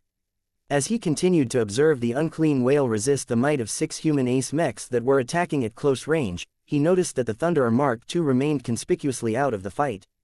The powerful ace heavy artillery mech had remained at a safe distance and had been unable to slip through the breach created by the cyborg cat. This left St. Gelmer Ossenring with little choice but to direct the potent firepower of his Thunderer Mark II against the unclean whale's spatial barrier. Vase bet that if the Thunderer Mark II could land its attacks against the unclean whale's naked flesh, St. Ossenring's powerful shockwaves would definitely shake a lot of flesh apart. The problem was getting the Thunderer Mark II to break or bypass the all-powerful spatial barrier. Not even its best shield bypassing rounds were potent enough to slip through this defensive layer. What if I can do something about this? Vase wondered. Normally, it was impossible for him to upgrade an ace mech in active use, especially one designed by a completely different team of mech designers. Though Vase was tempted to dismiss this idea, he suddenly recalled that he was not the same mech designer as before. He had gained a lot of power and new abilities after he exited the system space. Perhaps, There was a way for him to intervene. It had to be quick, though. Vase did not have the time to run to the hangar bay in order to board a shuttle that flew all the way to the Thunderer Mark II so that he could modify it on the spot. His eyes lit up when he came up with another solution. There is no need for me to get close anymore. Chapter 4509 An unprecedented feat. Pardon me, sir, but are you sure this will work? Venerable Joshua asked over the private communication channel. We have never tried this before. What if we end up wasting our time? What if the Santana group rejects your proposal? Vase tiredly sighed. Don't underestimate my power, Joshua. I always make it a habit to have a few tricks at my disposal. Besides, there is little harm in trying. I am sure the executives of the Santana group are just as desperate to neutralize the threat as us. Who knows whether the unclean whale can regain enough strength to destroy all of our ships in a spacetime anomaly. He did not bother to contact the Santana group directly but left the job to his subordinates. A communications officer soon passed on the good news. The Santanas have agreed to allow us to execute our plan provided that we do not direct any malicious intent towards their ace mech and ace pilot. The Thunderer Mark II will retaliate with lethal force if Saint Osenring thinks we are harming him and his machine. Vase grimaced a bit. That meant that the Larkinson clan had to put a lot of trust in the foreign ace pilot. Tell the Santana group that we agree to its terms, but that we reserve the right to abort our own plan at any time if there is a lack of sincerity. Both sides needed to trust each other in order for this initiative to succeed. As Vase refined his initial plan, the Everchanger stopped firing its rifle at the distant unclean whale's spatial barrier and flew towards the Thunderer Mark II as fast as possible. The expert hero mech even chose to activate its combat drive to speed up its passage and reach its destination faster now that the spatial environment had stabilized. Soon enough, the Everchanger slowed down as it approached the edge of the Thunderer Mark II's Saint Kingdom. It was considered to be a great taboo to intrude in an ace mech's domain field without permission. Getting closer not only put units at the mercy of the ace pilot, but also exposed the ace mech to potential danger. However, ace pilots weren't ordinary people. They were potent transhuman warriors who possessed extremely keen senses. From the moment the Everchanger came close, Saint Osenring had already begun to scrutinize the newcomer. Much to his surprise, the ace pilot did not sense one individual inside the Larkinson expert mech, but 3 different traces of life. I see now what these Larkinsons mean by living mechs, the artillery mech specialist remarked. Venerable Joshua and his battle partner tried their best to remain on their best behavior. They tried their best to lower their guard and showcase their goodwill as the Santana group's ace pilot thoroughly scanned their intent. You may proceed, Jelmer Osenring announced. While I do not fear your attacks, please keep your weapons powered down and out of the way. We cannot afford to create any misunderstandings. Understood, sir. The Everchanger respectfully flew forward. Both Joshua and his living mech immediately felt oppressed to the point where their true resonance began to wobble. They had entered the domain of a completely foreign ace pilot, one that rippled with shockwaves. This was a considerably new experience for Joshua. He compared St. Jelmer Osenring's domain to that of Patriarch Reginald Cross and figured out that there were many differences between the 2 ace pilots. This was not the time for him to contemplate the strengths of mech pilots who were a step ahead of him. He had a job to do and he couldn't afford to waste any further time. Do I have your permission to proceed with our plan, sir? Venerable Joshua politely asked as his Everchanger stopped a short distance away from the large and massive ace heavy artillery mech. I have been told that we will be attempting to execute an invasive procedure onto your Thunderer Mark II. This will result in permanent changes that we may or may not be able to reverse. A ripple of unease spread throughout the Saint Kingdom. I would not agree to this desperation measure under ordinary circumstances, Saint Osenring said after a short pause. My ace mech is my steed and I have always entrusted its development to the mech designers that I have known and trusted for decades. I acknowledge that your Larkinson Patriarch is brilliant for a mech designer of his age, and now that I have examined your masterwork mech up close, I can even admit that he can change my ace mech for the better. That does not mean that I am willing to give him free rein. Don't worry, sir. You can block our efforts at any time if you sense anything amiss. After gaining the ace pilot's agreement, Venerable Joshua took a deep breath before starting the strange and unusual plan that his patriarch had proposed. Everchanger, switch your glow to that of your maker. With pleasure, partner. This will be fun. Joshua expected his expert mech to take a bit of time to connect to a design spirit that it hadn't connected to before. In fact, the young man still wasn't entirely convinced that the plan could even work. It went against everything he thought was possible, but oh well. He would just give it a try and see whether the patriarch wasn't being delusional. Wait, this is different. My progenitor is close. Back inside the bridge of the spirit of Bentime, Vase continued to track the state of the unclean whale, the progress made by the different attacking ace mechs and the overall state of the other mech forces. He also maintained a dialogue with his advisors while also making sure to pass on his wisdom to his two curious daughters. Even after doing all of this, Vase still had plenty of attention left to spare on other matters. It was surprising how much his consciousness and focus had expanded after his first sublimation. His mind and spirituality had grown so much after absorbing the galactic energy provided by the Milky Way galaxy that it was tempting to call himself a god. He consciously had to reject this absurd notion. He had seen where this could lead. Many different examples such as the dark gods of the Nixian Gap or the cultist leaders of the Five Scrolls Compact had shown how all of these pretender gods were no match to the power of human civilization. Even so, his transformation had expanded his consciousness to a degree where it became a lot easier for him to split his attention into many parallel thought processes. This reminded him of his design spirits. Each of them possessed the ability to pay close attention to hundreds if not thousands of individual mechs and mech pilots at the same time.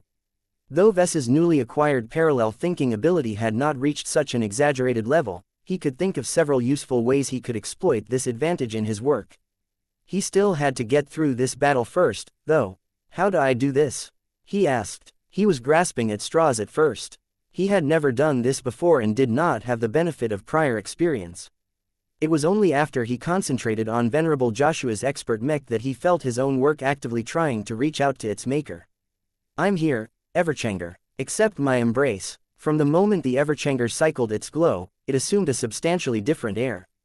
Both the expert mech and expert pilot became reverent as a familiar but also different presence descended upon them both. Patriarch, it's really you. I can feel you, sir. Venerable Joshua gasped. I can even resonate with you. We've never been able to resonate with each other to this extent. As Vase became used to serving as the Everchanger's current design spirit, he began to experience many new sensations. It was as if he had started an entirely different job in an entirely different sector. So many new possibilities had opened up to him that he could spend a lot of time on exploring what he could do in this new capacity. Unfortunately, he didn't have the time to explore what it was like to mess around with mechs in this fashion. He needed to work on another machine this time. Joshua. Vase spoke over the communication channel, though he didn't need to bother with it considering that he had also formed a more direct connection to the expert pilot. Pay attention to my actions and intentions and follow my lead. I can only do this if I can leverage your power. All of them tried something completely new. Though Vase had come up with the plan, he had no idea whether it would work. He just guessed that it was viable based on what he knew about Venerable Joshua, the Everchanger and his boosted strength. The Everchanger's vibrant green corona began to shake before increasing in brightness.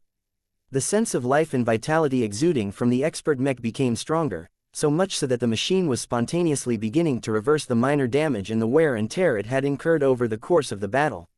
While the Everchanger did most of the work, it did so at Ves's deliberate direction. His deepening connection with his own work allowed him to understand the state of the mech frame to a surprising degree. He wasn't satisfied with gaining greater awareness over his own work, though. Give me more control, Vase requested. Allow yourselves to turn into my vessel. It was hard for both Joshua and his battle partner to do so. They trusted Vase on an unconditional basis, but it was still hard to go against their instincts to guard their sense of self. The more the new, design spirit, intruded into their territories, the more strain they experienced. Okay, this is enough. Vase happily smiled. Good job, you two. Try to maintain this state as best as possible and do not resist. Roger that, sir. When the glowing Everchanger began to move, it moved as a mech designer rather than a combat machine. Saint Osenring couldn't believe how the Everchanger's entire personality and demeanor had changed all of a sudden. Everything that belonged to Venerable Joshua and his expert mech had been pushed to the background in order to make way for this brand new presence. When the abnormal expert mech continued to move closer, the ace pilot had the feeling that he was being approached by a giant-sized mech designer. It took a lot of effort for the ace pilot to suppress his reflex of lashing out. This was completely unknown to him, and he did not like it when mysterious factors drew close to his machine. Heavy artillery mechs were extremely vulnerable to enemies that got close, and Saint Asenring had always trained himself to be sensitive towards these kinds of approaches. I can feel your discomfort. Vase spoke over both the communication channel and through his own glow. Please be assured that I do not mean any harm. Do I have permission to touch your ace mech? Quote. Just get it over with, mech designer. From the moment the Everchanger's two palms pressed against the thick armor plating of the Thunderer Mark II, a completely foreign influence accompanied by a foreign energy attempted to intrude inside the ace mech. It was impossible for Vase to spread his awareness inside the Thunderer Mark II, but Saint Asenring tried his best to lead this powerful stranger into his inner sanctum. As the mysterious, resonance-empowered energy began to course through the ace mech, it began to make its mark. Saint Asenring became increasingly more astonished and even a bit alarmed as his trusty Thunderer Mark II changed in a fundamental way. What are you doing to my ace mech? It's a bit complicated, Vase replied as he invested more and more concentration into this wondrous effort. I'm infusing your ace mech with the spark of life. This won't do much since I have never worked on your ace mech, but that is what my current actions are about. I am effecting changes to the intangible parts of your machine that will allow me to gain just enough ownership of your ace mech to apply two specific design solutions. And those are? Vase grinned. Good question. First, I am granting your ace heavy artillery mech a design spirit. Second, I am turning your transphasic heavy Gauss cannons into blessed weapons. As long as I can pull it off, your problems will probably be solved. What he was doing at the moment was absolutely unprecedented. He did not believe that any mech designer below the rank of star designer had ever managed to empower a mech in the field to this extent. This was probably the first time that Vase could ever claim to wield the legendary mech touch on an active battlefield. If Vase succeeded in this attempt, he would probably be adding a new entry to the history of the mech industry. The only downside was that Vase did not look forward to subjecting himself to the inevitable investigation from the MTA. He already pulled out several new rabbits out of his hat during this battle. A part of his mind was already starting to come up with plausible excuses for all of his amazing feats. Chapter 4510 Tired Vase was tired. Vase was tired of this battle. Vase was tired of fighting through multiple hordes of alien warships. Vase was tired of exposing his troops to the city blasting, continent-razing primary plasma cannon batteries of the Vigant Zizine. Vase was tired of trying to rack his mind to stop a hidden unclean whale that had just woken up from hibernation from displacing them all to a completely new star region. Vase was tired of pulling himself into the system space in an act of desperation, before spending a lot of days on trying to earn as many ascension points as possible in a single continuous run. Vase was tired of undergoing a strange and exhausting ascension ritual where he had been forced to confront the demons in his heart. Vase was tired of getting exposed to greater truths about gods, divine artifacts, divine cores, the nature of so-called true gods and how entire galaxies were involved. Vase was tired of undergoing a surprise lightning baptism that went on so long that he even had to squeeze his design skills once again to take maximum advantage of the free opportunity to modify and upgrade his body even further. Vase was tired of putting all of his hope of solving the remaining threat once and for all by returning to reality and unleashing his powerful new cyborg cat against the target, only for his massive strike to fail to live up to his expectations. Vase was tired of seeing the 6 out of 7 human ace mechs slip past the powerful spatial barrier of the unclean whale, only for them to get stumped as their opponent's thick phase water-infused flesh blunted all of their formidable attack power. Vase was tired of worrying about the unclean whale recovering from his earlier blows and pulling off another technique that could screw over the entire human coalition that was trying and failing to put him down. I am so goddamn tired. He burst out as he gritted his teeth while remaining seated on the bridge of his flagship. I am going to put you down once and for all so that I can finally enjoy a good night's sleep. His crew and his children did not expect their leader to lose control over himself like this at all. Their leader had changed too much all of a sudden, and there was no way to hide the fact that his presence had somehow become greater and more substantial than ever. No matter how much Vase relied on his camouflage measures and his diminished unending regalia to hide his presence, there was little he could do to prevent other people from detecting that he had become a lot more special. It was the nature of the weak to fear and respect the strong. The entire basis of Glows was based around this fundamental spiritual interaction, and now that Vase had gained a lot of spiritual power that hadn't been squirreled away by his design seed, he had become an entity akin to some of his more powerful design spirits. Yet for all his newfound strength and capabilities, his mental state had suffered after all of this time. He had never enjoyed a decent rest after starting this battle. He hadn't even dared to sleep after he had taken an initial break because he was too stingy to waste too many ascension points on rest when he could have spent his time on more productive pursuits. Perhaps he had managed to save a few extra ascension points due to his frugality, but this did not leave him in the best of moods after seeing that the unclean whale was still going strong after getting struck by his new divine artifact. "I am ending you once and for all," Vase hissed towards the distant unclean whale. "If you just focused on escaping the palace of shame by yourself, then I would have let you go without a fuss. Trying to take us all with you was a grave mistake. I am not going to let you get away with threatening me. Our mechs may be weak against an opponent like you, but don't underestimate the power of synergy and teamwork." His plan to deal with the unclean whale once and for all was radical and unorthodox, but Vase might just have the right mix of abilities to make it work. So far, his attempt to augment the Thunderer Mark II by applying his unique design solutions on the Ace Mech was working, if only tentatively. Venerable Joshua and the Everchanger played indispensable roles in this plan. The former strengthened the connection and generated the true resonance that was necessary to induce real changes in the Thunderer Mark II. The latter's malleability and versatility allowed Vase to turn the machine into his avatar for this operation. Vase had only theorized that this was possible. It astonished him to see that he could actually pull it off and turn the Everchanger into a substitute of himself of sorts. By taking advantage of the unique strengths and properties of his favorite expert pilot and his favorite expert mech, gained the potential to participate in battles more directly than before. There was nothing wrong with sitting back and letting the professionals he hired and trained at great cost do their jobs. It just frustrated him to be unable to use his power to destroy his enemies more directly like he had done in the past. A part of him still missed the good old days where he wasn't surrounded by so many guards and mechs. He still had to fight and kill his way out of many crises and conflict zones by blazing a path through his enemies with the scorching laser beams of his Amastandira. It no longer made sense for him to fight in the trenches like before. He had become too successful as of late. He not only became an indispensable part of the economic engine of the Larkinson clan, but also put a lot of effort into elevating his status as clan patriarch. All of this meant that he was too important to risk on the front lines.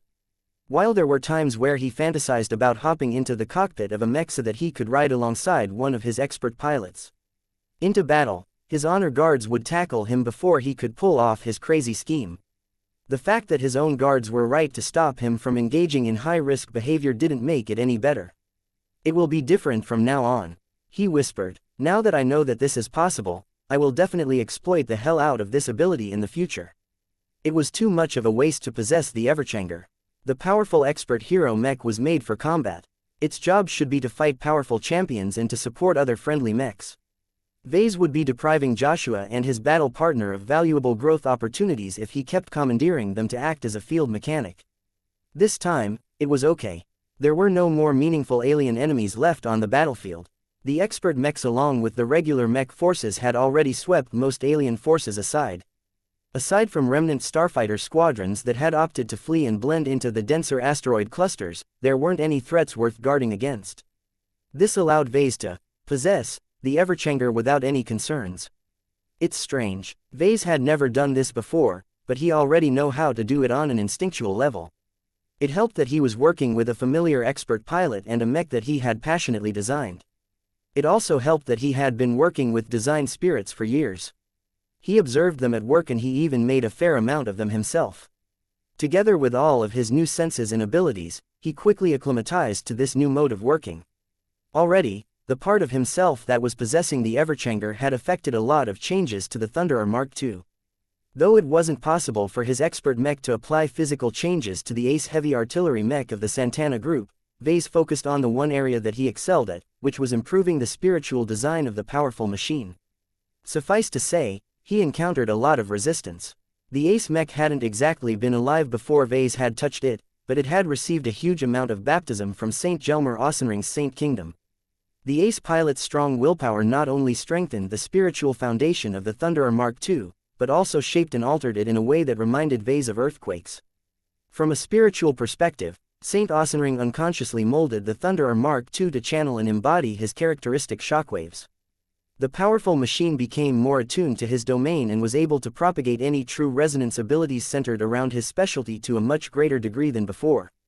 Many mech designers mistakenly attributed the relatively quick boost of strength after an ace pilot interfaced with a new ace mech to the former's accelerated growth. The reality was that the latter also deserved a lot of credit for allowing itself to get molded into a more suitable vessel for its principal user. All of these insights were extremely fascinating to Vase. Ace mechs became increasingly less magical and obscure to him. Understanding how they worked and why they were so much more powerful not only gave him the confidence of designing a suitable ace mech for the Larkinson clan in the future, but also encouraged him to make his mark on the Thunderer Mark II. What he was doing to the Thunderer Mark II was not proper mech design.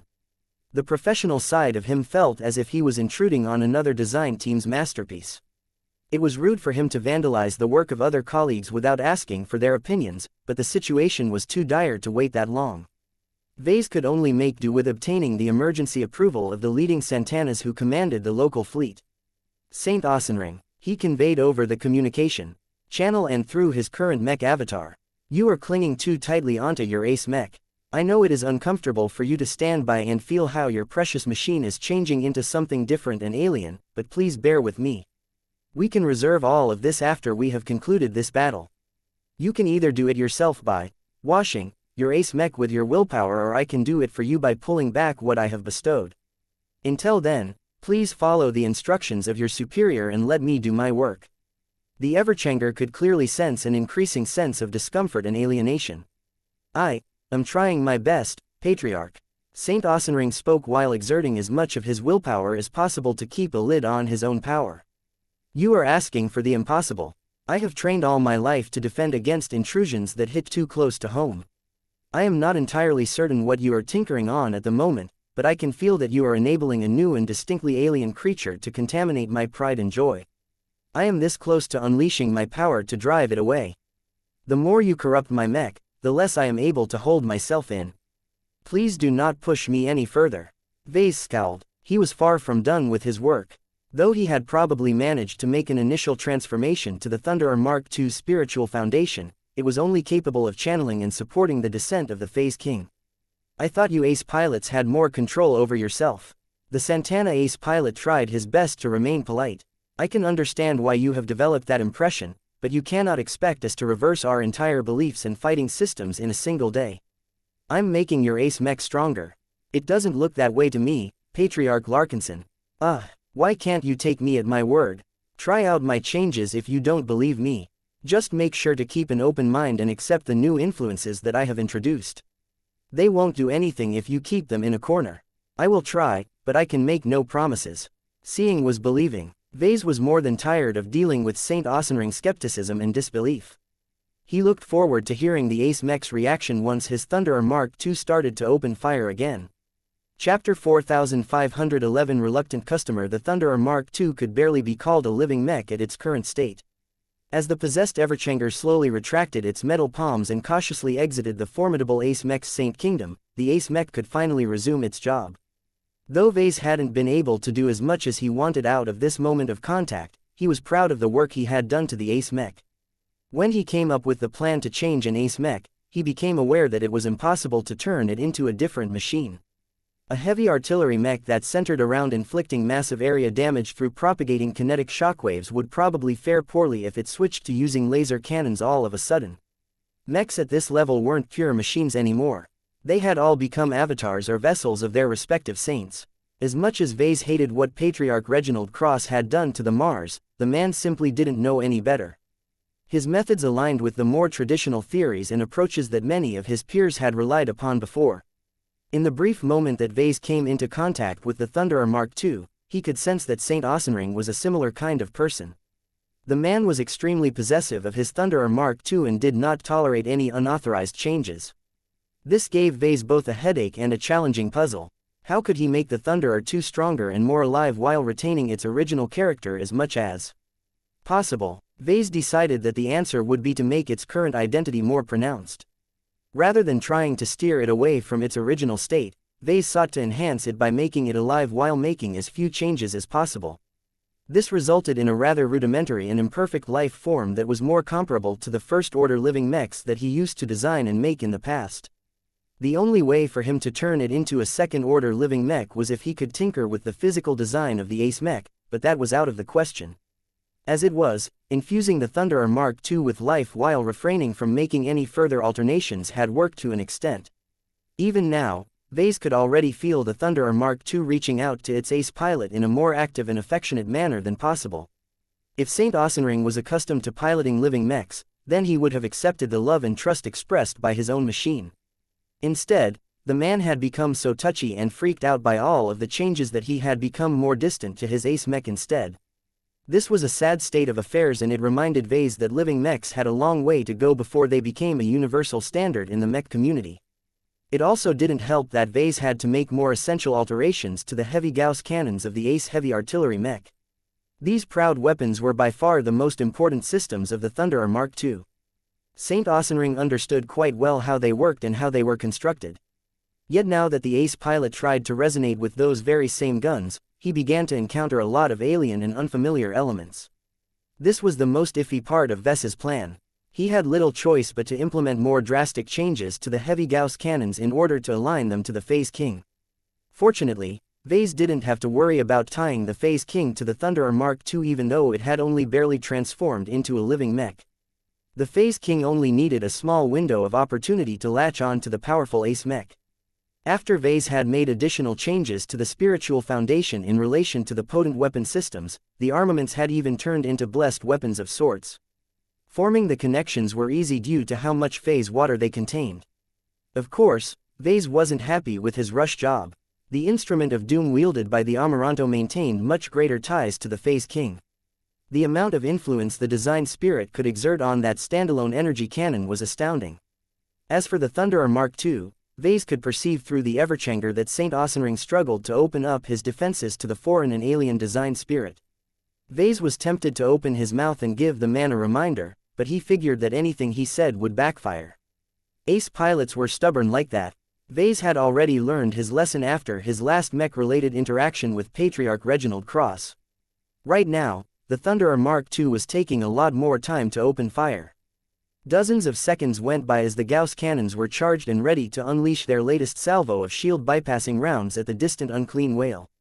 "This stupid idiot," Vase muttered. It was unfair to blame Saint Aesenring for his hesitation. Vase had imposed a drastically different mech paradigm on him all of a sudden, but the fool of an ace pilot should have been able to tell that the changes weren't meant to inflict any harm.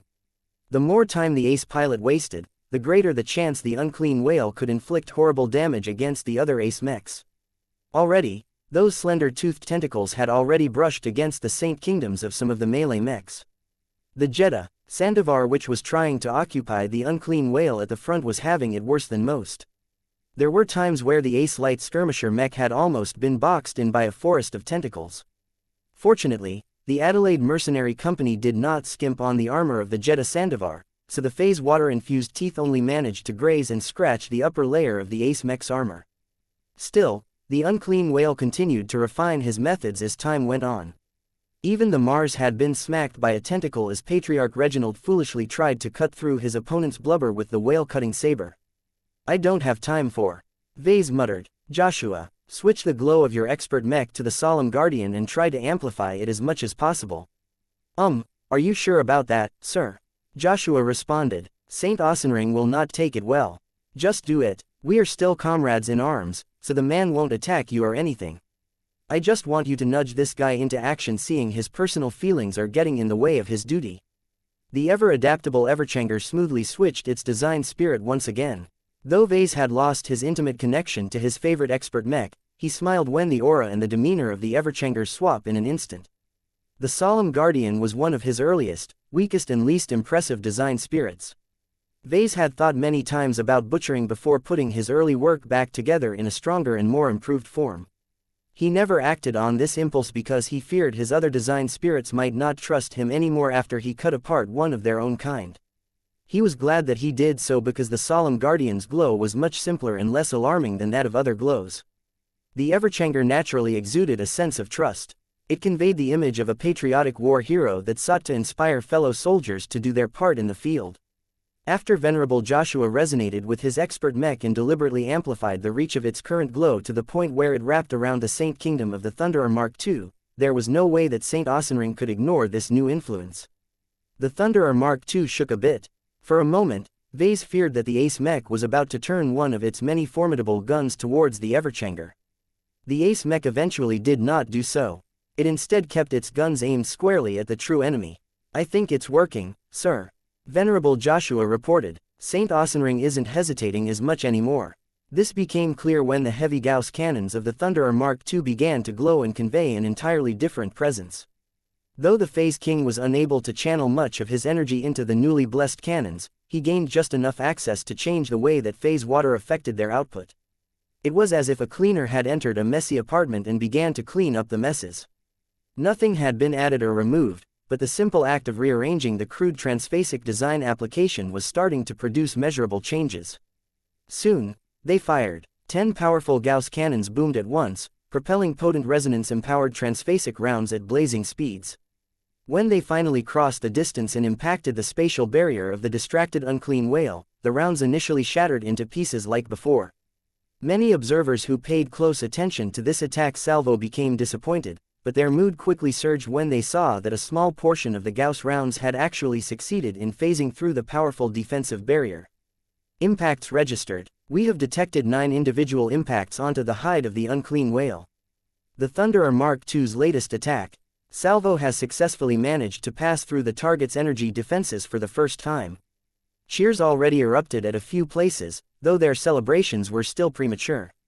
Vase furrowed his brows as he zoomed in on the image of the impact sites. Only small shards of solid alloy managed to phase through the spatial barrier. There was so little left of the original Gauss rounds that the unclean whale didn't even feel the attacks. However, this was just the start. When Saint Aesenring saw that the odd changes to his Ace Mech enabled his last attacks to inflict real damage to his adversary's flesh, he became a lot less wary and suspicious about the alterations. As he became hungry for more, he slightly lowered his vigilance towards the alien creature that had connected his machine. Though the Ace pilot still didn't trust this phase whale-like presence too much, his desire for greater firepower pushed him to embrace the changes. When the Thunderer Mark II opened fire once again, the Phase King had been able to exert even more influence on its Gauss cannons. The next rounds slammed against the spatial barrier once again, but as the powerful projectiles shattered into pieces, the shards that successfully phased through this obstacle had become larger than before. This time, the unclean whale slightly shook as his hide began to get struck by the remnants of the Thunderer Mark II's firepower. When the third salvo struck the corrupted phase whale's flesh, the creature actually began to experience pain as the shards not only pierced deeper through the blubber, but also unleashed noticeable shockwaves that tore a lot of nearby biomatter. By the time the Thunderer Mark II fired its fourth salvo, the unclean whale noticed that the shockwaves coursing through the side of his massive body was killing or damaging an even larger portion of his flesh. The target is visibly showing pain reactions. The Thunderer Mark II is inflicting more harm on the unclean whale than any other Ace Mech. The beast isn't able to heal the damage inflicted by the Thunderer Mark II as fast as other injuries. Too much biomass has to be shaken apart at once for the unclean whale to regenerate in a timely manner. We recommend the other Ace Mechs concentrate their firepower on the body sections softened up by the Thunderer Mark II in advance. This is our chance to get past the blubber and land our attacks on the internal organs of our adversary. Pass on this suggestion to the other Ace Mechs. We cannot afford to squander the openings generated by the Thunderer Mark II. Chapter 4512 Wounded Whale. As the others began to adapt to the latest turn of events, Saint Aesenring's attitude towards his Ace Mech was beginning to shift. With each pull of the trigger, his Ace Mech inflicted a bit more damage than before. With each pull of the trigger, Saint Aesenring allowed this so-called Phase King to affect his Ace Mech in an intrusive way. With each pull of the trigger, Saint Aesenring became more and more addicted to the increased penetration power of his Ace Mech. The Ace pilot had utilized the heavy Gauss cannons so many times that he knew exactly what they were capable of. He understood what sort of defenses they could penetrate. This was why he had become frustrated with his current opponent. The unclean whale that had burst out of the Palace of Shame hardly weakened his defenses after all of this time. To see that his Ace heavy artillery mech was finally able to inflict actual damage on this powerful foe for once was a powerful motivator. By the time his Thunderer Mark II unleashed its 12th salvo, Saint Aesenring's conversion had reached an advanced stage. While he could never look up to a completely foreign entity, he appreciated the help provided by the Phase King. The whale-like creature's comprehension of phase water was so great that Saint Aesenring couldn't even begin to understand what was going on. All the ace pilot knew was that this alien could pull off a lot of tricks and was firmly on his side. The ace pilot even took the initiative to communicate with the alien spirit. "So you're called the Phase King? Quote. I see. It's close enough. How is my mech? Do you like it? Are my guns good enough? Quote. The ace pilot and the design spirit knew nothing about each other. They could only figure out what they could sense from each other, but when Saint Aesenring earnestly tried to learn more about the Phase King, their compatibility began to rise, much to the detriment of their shared opponent. The unclean whale began to suffer more and more serious injuries after the Thunderer Mark II truly got to work.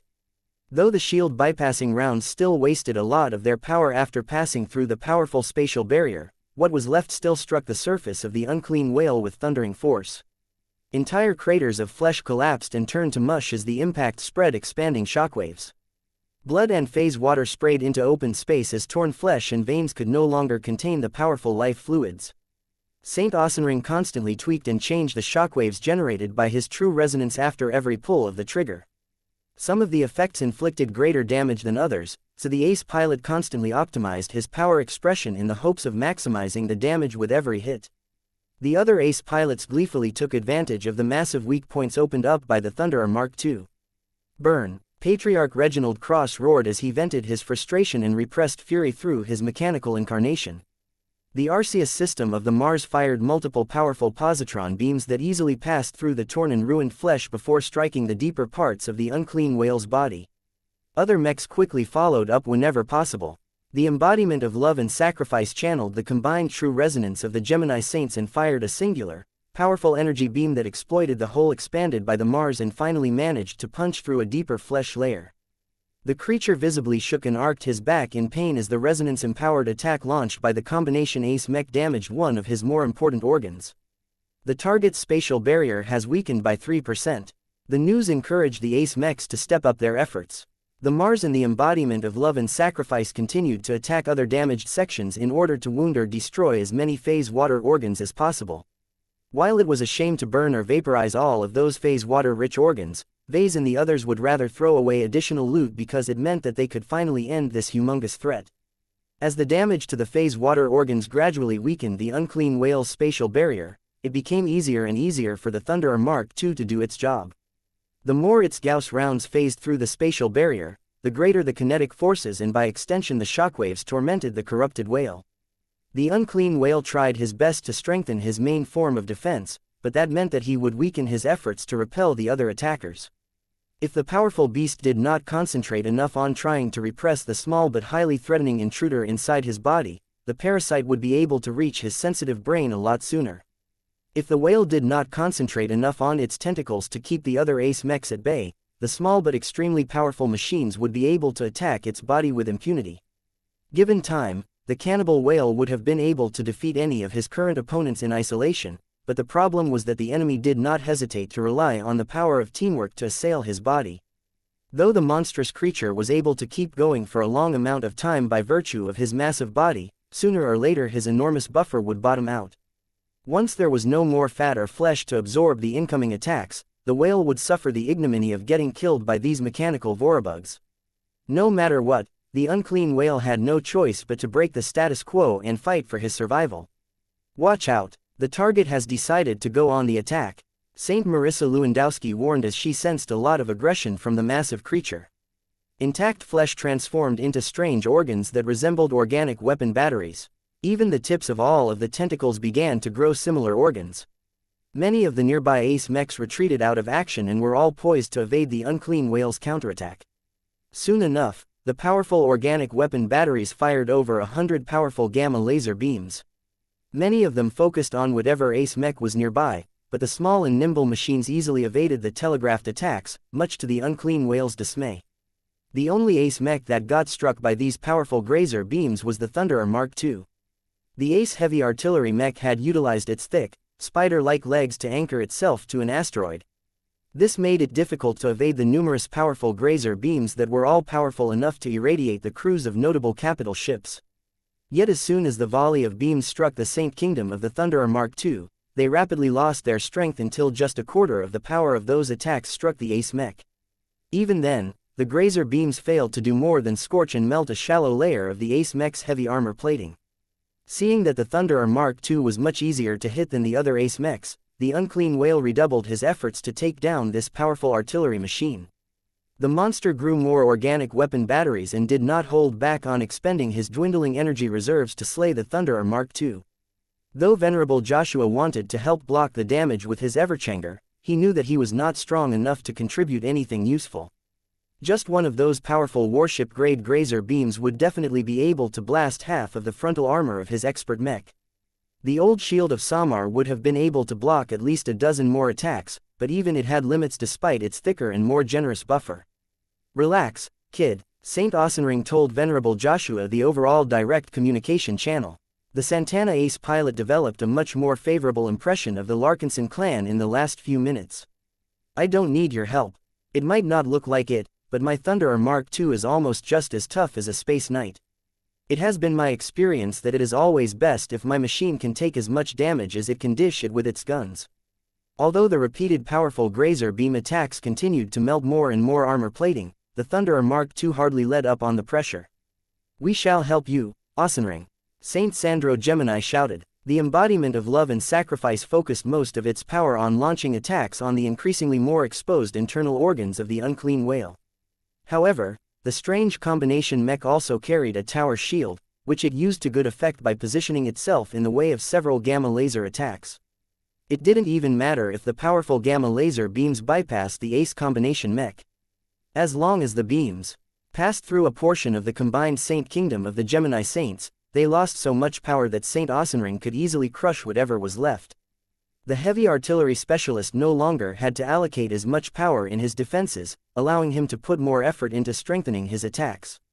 The Thunderer Mark II unleashed its most powerful shield bypassing rounds yet. They did not impact on ordinary flesh and hide as usual, but specifically converged onto the organic laser batteries within the ace mech's line of sight. The unclean whale roared yet again as its powerful but fairly sensitive ranged attack organs were rent asunder by the succession of shockwaves. As the unclean whale increasingly lost his ability to retaliate against his foes, the human ace mechs grew bolder. The Mars dove forward and tried to cut the tentacles with its whale-cutting saber again. This time Patriarch Reginald Cross managed to keep his ace mech safe by employing hit-and-run tactics. The Jeddah Sandovar continued to utilize its Saint Kingdom to blind and confuse the unclean whale's perception as much as possible, but the machine had also attempted to poke the creature's giant eyeballs. The corrupted whale might have a vast reserve of flesh and blood, but its supply was not unlimited. As the minutes passed by, the unclean whale continued to lose more strength. Half of his tentacles were gone while more of his surface layers were damaged than untouched. The target is growing lethargic. There are signs that the whale is suffering from massive trauma to his internal organs. The remaining tentacles are no longer attacking as vigorously as before. The target is generating less localized spatial phenomena than before. The strength of his spatial barrier has dropped below 50% of its previously recorded peak. The unclean whale's average body temperature is dropping. Vase and many other humans began to breathe lighter and lighter. They grew more relieved when they saw that their final adversary was slowly getting ground to death. Though it was a pity that the human mech forces could not vanquish their monstrous foe with a single, dramatic combination attack, they would take what they could get. Everyone just wanted to put an end to this tiresome and stressful battle. Just as Vase was thinking about how his clan should approach the rest of the coalition in order to demand a greater share of the spoils, he received an unexpected message. "Sir, the Gemini family has just sent an emergency proposal to us. The Geminis urgently requests your input. What do those incestuous bastards want now?" Vase frowned in irritation. "The Geminis are no longer in favor of slaying our current target. They want to capture the whale alive." "What?" Vase jerked his exhausted body. "Are they crazy? There's no way we can control an enemy of this magnitude. The Gemini family is willing to give it a try. According to them, a living phase whale is at least 10 times more valuable than a broken phase whale. The Geminis are already negotiating with the other members of the temporary coalition in order to earn their support. We have heard that the Santana Group and the Lara Foundation are already in favor of this proposal." Vase fell silent for a moment. He sighed. "I'm too tired for this crap. Chapter 4513 Divided Interests. Vase was tempted to ring the Gemini family and its supporters and ram his demands down their throats. However, he resisted the impulse. He did not manage to get this far without recognizing the value of diplomacy. As the unclean whale slowly lost more and more battle strength, the human pioneering groups that had temporarily united together under a single cause were already beginning to show their divisions. Vase had read many stories in the regional publications about allies and coalition partners falling out due to disputes concerning safety and loot. It just so happened that the current issue related to both of these issues. To the people who respected and feared the phase whale race, the unclean whale that had emerged from the depths of the Palace of Shame was an extremely powerful threat. Phase whales firmly occupied the top of the hierarchy in the Red Ocean. Even a delinquent member of this renowned and poorly understood race could still launch all manner of lethal attacks when it appeared to be in an infirm state. Everything that Vase had learned during his stint in the system space had given him a much greater understanding of the strengths of creatures whose bodies carried significant amounts of phase water. The locals considered them to be gods for more than just historical reasons. Now that he had become a qualified exobiologist, he could think of too many possibilities for the unclean whale to hide a lot of surprises. It was impossible for the pioneering groups to control a massive beast that had so much phase water and biomass at his disposal. Vase wanted to complete the goal that he had been trying to realize for several months. He spent more time on trying to end the unclean whale as a threat that he could not accept an outcome where he left the job half finished. Minister Shedderin, he turned to the projection of his diplomatic leader. Tell me why the Gemini family along with the Santana Group and the Lara Foundation are so eager to keep this extremely dangerous alien powerhouse alive. The older man did not need to look up any information to supply his answer. It's quite simple, sir. None of the leaders who are in charge of the respective fleets are stupid. They understand the risks involved, but the payoff of keeping the phase whale alive long enough until the MTA takes over custody is extremely rich. You should already have an estimate of how many MTA merits we can earn for submitting a living phase whale to the Mechers. The value of this particular specimen is even greater because it is a rare unclean whale variant. This was not the first whale that Vase surrendered to the MTA. The Golden Skull Alliance already received a generous bag of MTA merits and others after the Purgatory campaign. Though Vase definitely did not object to the idea of earning millions of MTA merits, he had endured enough risks in one battle. What else is motivating those three pioneering groups to vote in favor of keeping this blasted whale alive? The motives of the Santana Group and the Lara Foundation are simple enough. They are primarily interested in profit and research, respectively. The Santanas want to maximize their profit, and a living phase whale is many times more valuable than a dead creature. The risk that the Santanas lose all of their mech forces if they have made the wrong gamble is an acceptable risk in their eyes. The Lara Foundation is driven by the need to study such a rare and valuable specimen up close in order to understand their biology. Vase deduced the underlying context of Shedderin's words. So the Santanas and the Laras won't back off so easily. Don't forget that the Santana Xenoarchaeology Division Fleet and the Lara Expeditionary Fleet are treated as the expendable arms of their respective organizations. It is their job to brave danger and incur risks in the hopes that their folks back at headquarters can reap all of the benefits. Their risk-benefit analysis is different from ours because their top executives aren't risking their own lives to secure a massive prize. That alone tends to skew every consideration towards greater risks. I think you should learn from their model. In other words, if anything went wrong, the Santana Group and the Lara Foundation would only lose one of their many fleets. What of the Geminis? Vase asked. What drives these incestuous twins to take so many risks? They have been pushing us all to attack all this time. The Geminis are also interested in maximizing their yield, but not for the sake of money alone. The wealth gained from capturing a living phase whale and obtaining as much alien plunder as possible is likely reserved to fund the expansion of the colonies of the Gemini family. Are you saying the Geminis aren't enough with the star system that they have colonized and wish to found their own state? That's crazy. There aren't enough colonists who are willing to adopt their unique cultural practices. Minister Shedderin was not as pessimistic about this ambition. You would be surprised how many people are willing to abandon their principles and values in the face of a tempting reward. The greater the strength and prosperity of the Gemini family, the greater the ability to build a regional power base. The Geminis have great ambition and think they can succeed as long as they can harvest enough rewards from this venture. What is your judgment? Do they have a chance to succeed? They have, Shedderin replied. Their odds are greater than you think. Just look at the Hexers. The Red Ocean is big enough to accommodate all kinds of ideologies and beliefs. By the time the new frontier is filled with so many different human states that the only way to obtain territory is to take it from others, the state founded by the Gemini family should already have a solid foundation. This is what the Geminis are banking on. The more they invest in their own private kingdom at an early stage, the greater their chance of establishing a successful state. Do you understand now why they are so desperate to secure greater rewards? I do. Operation Lighthouse played an essential role in helping the Gemini family become the rulers of a large and thriving colonial state. This had become such a driving obsession to the Gemini leaders that they were probably willing to take unreasonably risks to earn a big payout.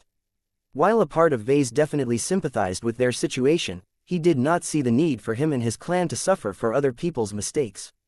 He still had plenty of MTA merits on his record and his clan wasn't short on capital either. It did not really make that much of a difference for the Larkinsons if they were able to keep the unclean whale alive. Now that Vase learned that half of the temporary coalition was more than willing to play with fire, he needed to know whether there was enough counterweight. What do our allies think, Shedarin? Well, the Glory Seekers are fully in favor of minimizing the risks while the Cross clan is indifferent. They will follow our lead as long as we express a strong opinion to neutralize the threat. Vase smiled. He could always count on them to have his back. That is good to hear. What about the remaining two coalition partners? Have they expressed their stances? General Herman Forain has already sent us a missive stating that the Adelaide Mercenary Company is opposed to the Gemini family's proposal. The Foreign Affairs Minister replied, "Mercenaries tend to be highly sensitive towards risk considering that they must put their lives at stake on a constant basis. The best ones tend to learn when they should put down their greed and let go. They wouldn't be able to last that long if they blindly pushed to do more. It is good to hear that the Adelaides have regained their senses. What of the Bouget family? The Bougets have yet to formulate an official answer to us, which is telling in itself. We can still make inferences. The Bougets have yet to colonize their own planets. They are currently nomads just like us. They have even concentrated most of their assets in a single fleet. This tells us that the Bougets should not be enthusiastic about keeping the whale alive. Better follow up on that, Shedarin. It is best to obtain a strong commitment from their corner. In any case, if all of what you have said is true, then both sides will enter a deadlock where neither of us can get our way." Minister Shedarin grimaced. "Not quite, sir. The balance of power is skewed towards the side of the Geminis.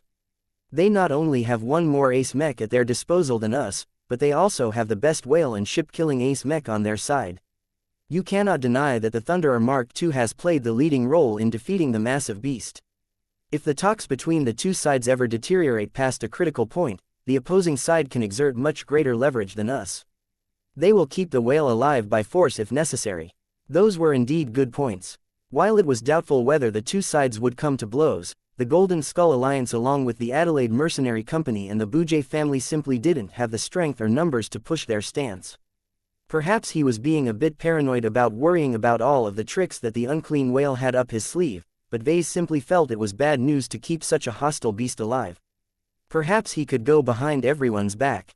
He could discreetly instruct his new cyborg cat to destroy the alien brain of the massive unclean whale, but doing so would definitely get traced back to the Larkinson clan. "I do not think it is as difficult as you think to persuade the coalition into slaying the unclean whale," Minister Shedarin said in an encouraging tone. "We merely need to take a closer look at the different parties and their motives." When the man outlined his analysis and action plan, Vase felt that it all made sense. He became eager enough to try out the foreign minister's proposal. "Let's do it your way, then." Vase grinned. "Do I need to talk to any of the leaders in person?" "You do. Not all of their representatives will take me seriously, especially under battlefield conditions. Only you can speak. Please like and follow the Cultivation Audiobooks channel for our entire alliance." "Understood. I guess I will have to pull out my old devil tongue again." Vase sighed. Time was of essence, so he did not delay any further. He opened a private communication channel to the Thunderer Mark II, which had slowed down its rate of fire by this time. Its potential of destruction was great enough to topple over the unclean whale's defenses, but now that capacity for mass destruction had become a costly liability at this stage of the battle.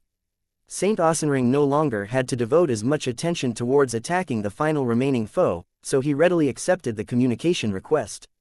"Thank you for altering my ace mech, Patriarch. The ace pilot charitably began. I had my doubts about the changes that you have enacted through that little expert mech of yours, but the results do not lie. Your actions may have saved us today. Vase smiled at the grateful saint. Are you enjoying the new enhancements to your ace mech? I do. I have only scratched the surface of what you have done to my Thunderer Mark II, but if I can retain this level of penetration power, no ace mech or warship will be able to resist attacks for long. Are these changes permanent? That depends. The ace pilot narrowed his intense and steely eyes. On what, exactly? On whether the suits in charge of your fleet are willing to make a transaction with our clan. Vase smirked. Chapter 4514 Allure of Effective Firepower. Vase wanted to play no part in the schemes hatched by the Gemini family. Though the powerful pioneering group had meticulously abided by all of the terms of their shared agreement, the Geminis had left out too many truths and details about the assault on the Palace of Shame.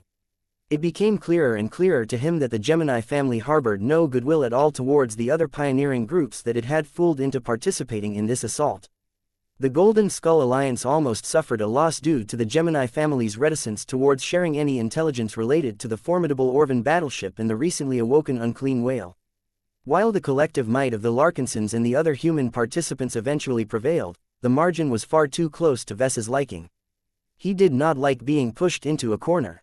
Part of the reason why he wanted to push back against the Geminis was because he believed that the Unclean Whale could still pose a massive threat as long as the massive beast still retained a single breath of life.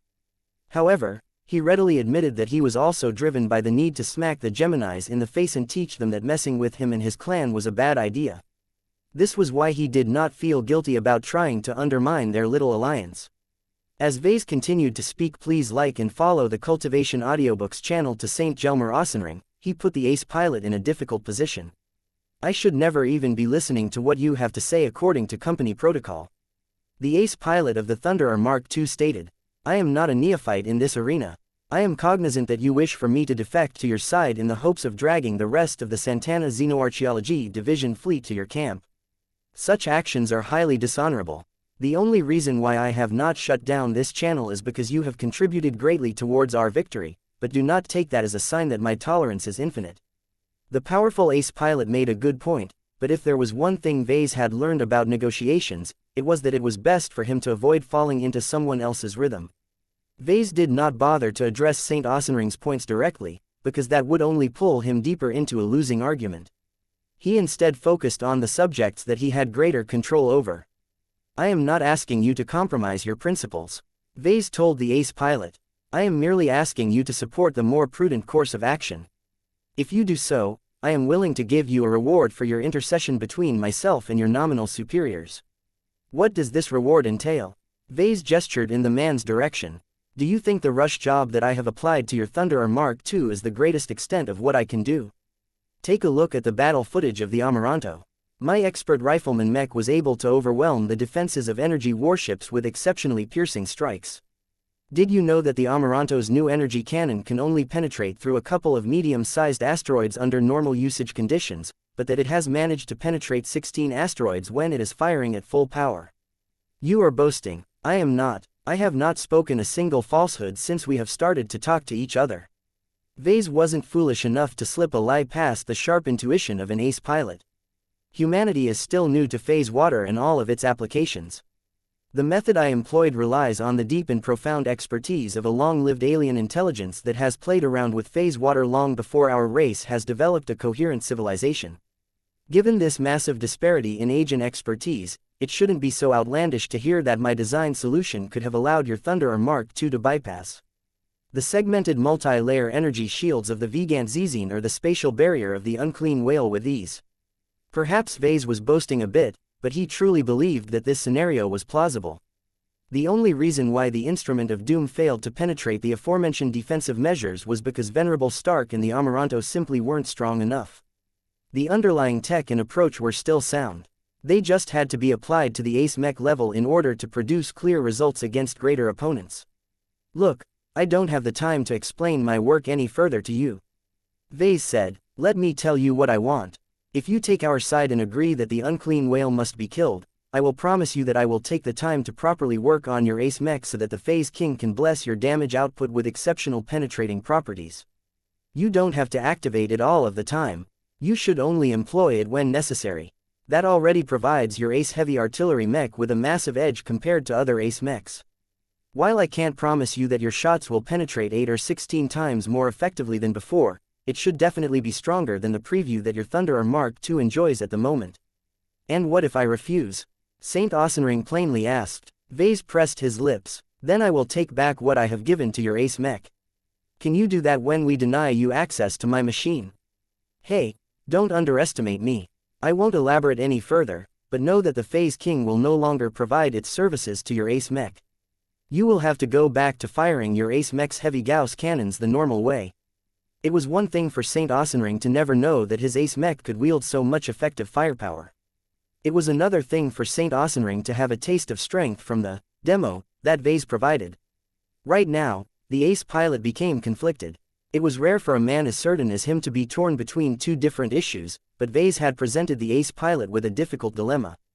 Saint Aesonring had been trained and educated for all his life to obey the orders of his superiors.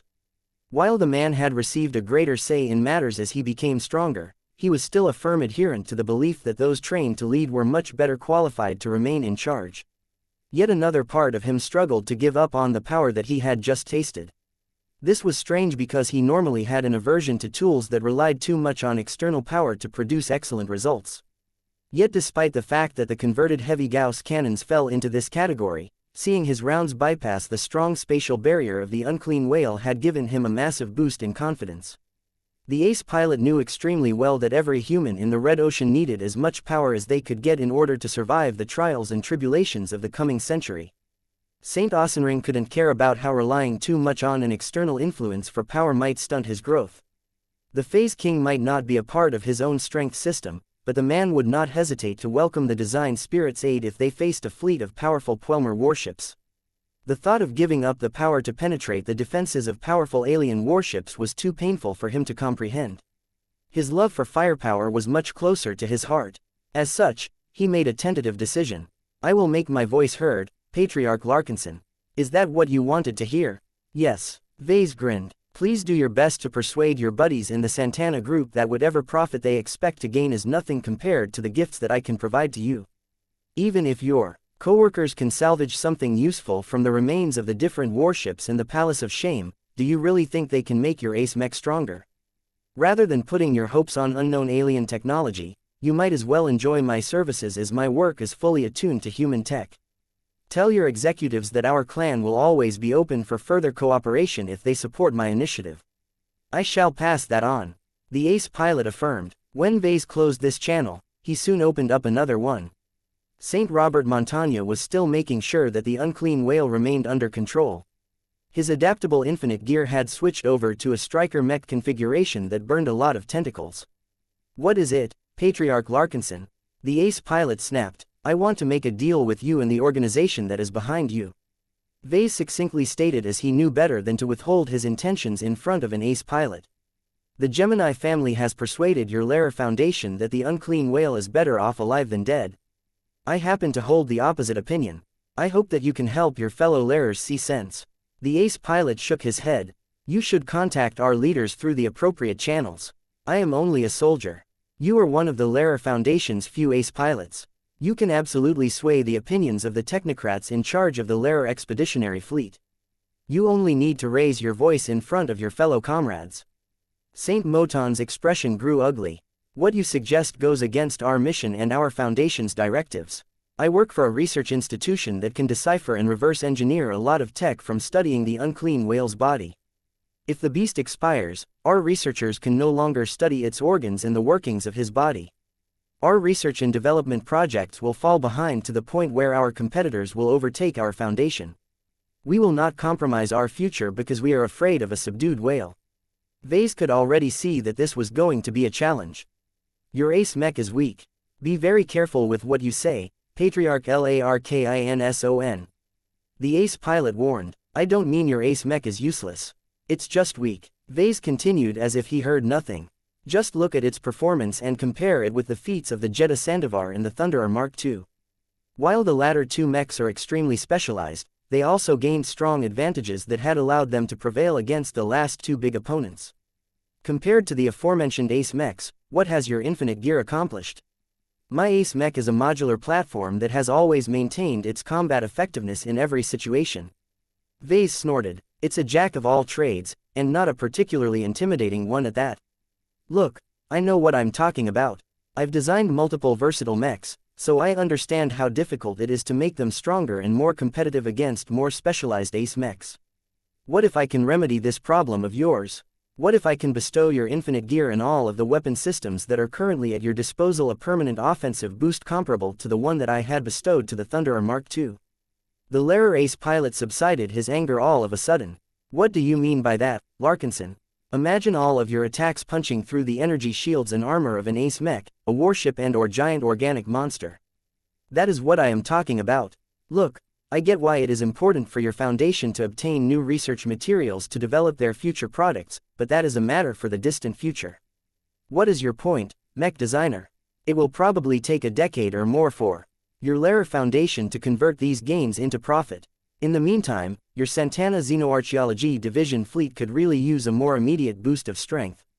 We are still stuck in dangerous space. What if you encounter a strong competitor in the border region that is hellbent on wiping your fleet off the board? We will vanquish or evade our competitors. Saint Montaigne declared, you can't run from every enemy. Some of them will seek to corner your fleet. What will you do, then? The weapon systems of your infinite gear are all decent, but they do not have any pronounced strengths. Let me change that by applying the same design solutions that I have applied to the Thunderer Mark II onto your modular machine. This way, you can serve as a powerful guardian of your own fleet and foundation that won't get stumped by powerful defenses like you did during this battle. You failed, Saint Montaigne. Let me make it so that you won't lose again. You just have to complete a single favor for me in return. Doesn't that sound like a good deal? Think about what you can do if your infinite gear is able to strike almost as hard as the Thunderer Mark II. Vase encouragingly said, you won't have to form a coalition and split the loot with several powerful pioneering groups anymore. Your ace mech will have the power to slay any isolated phase whale by itself.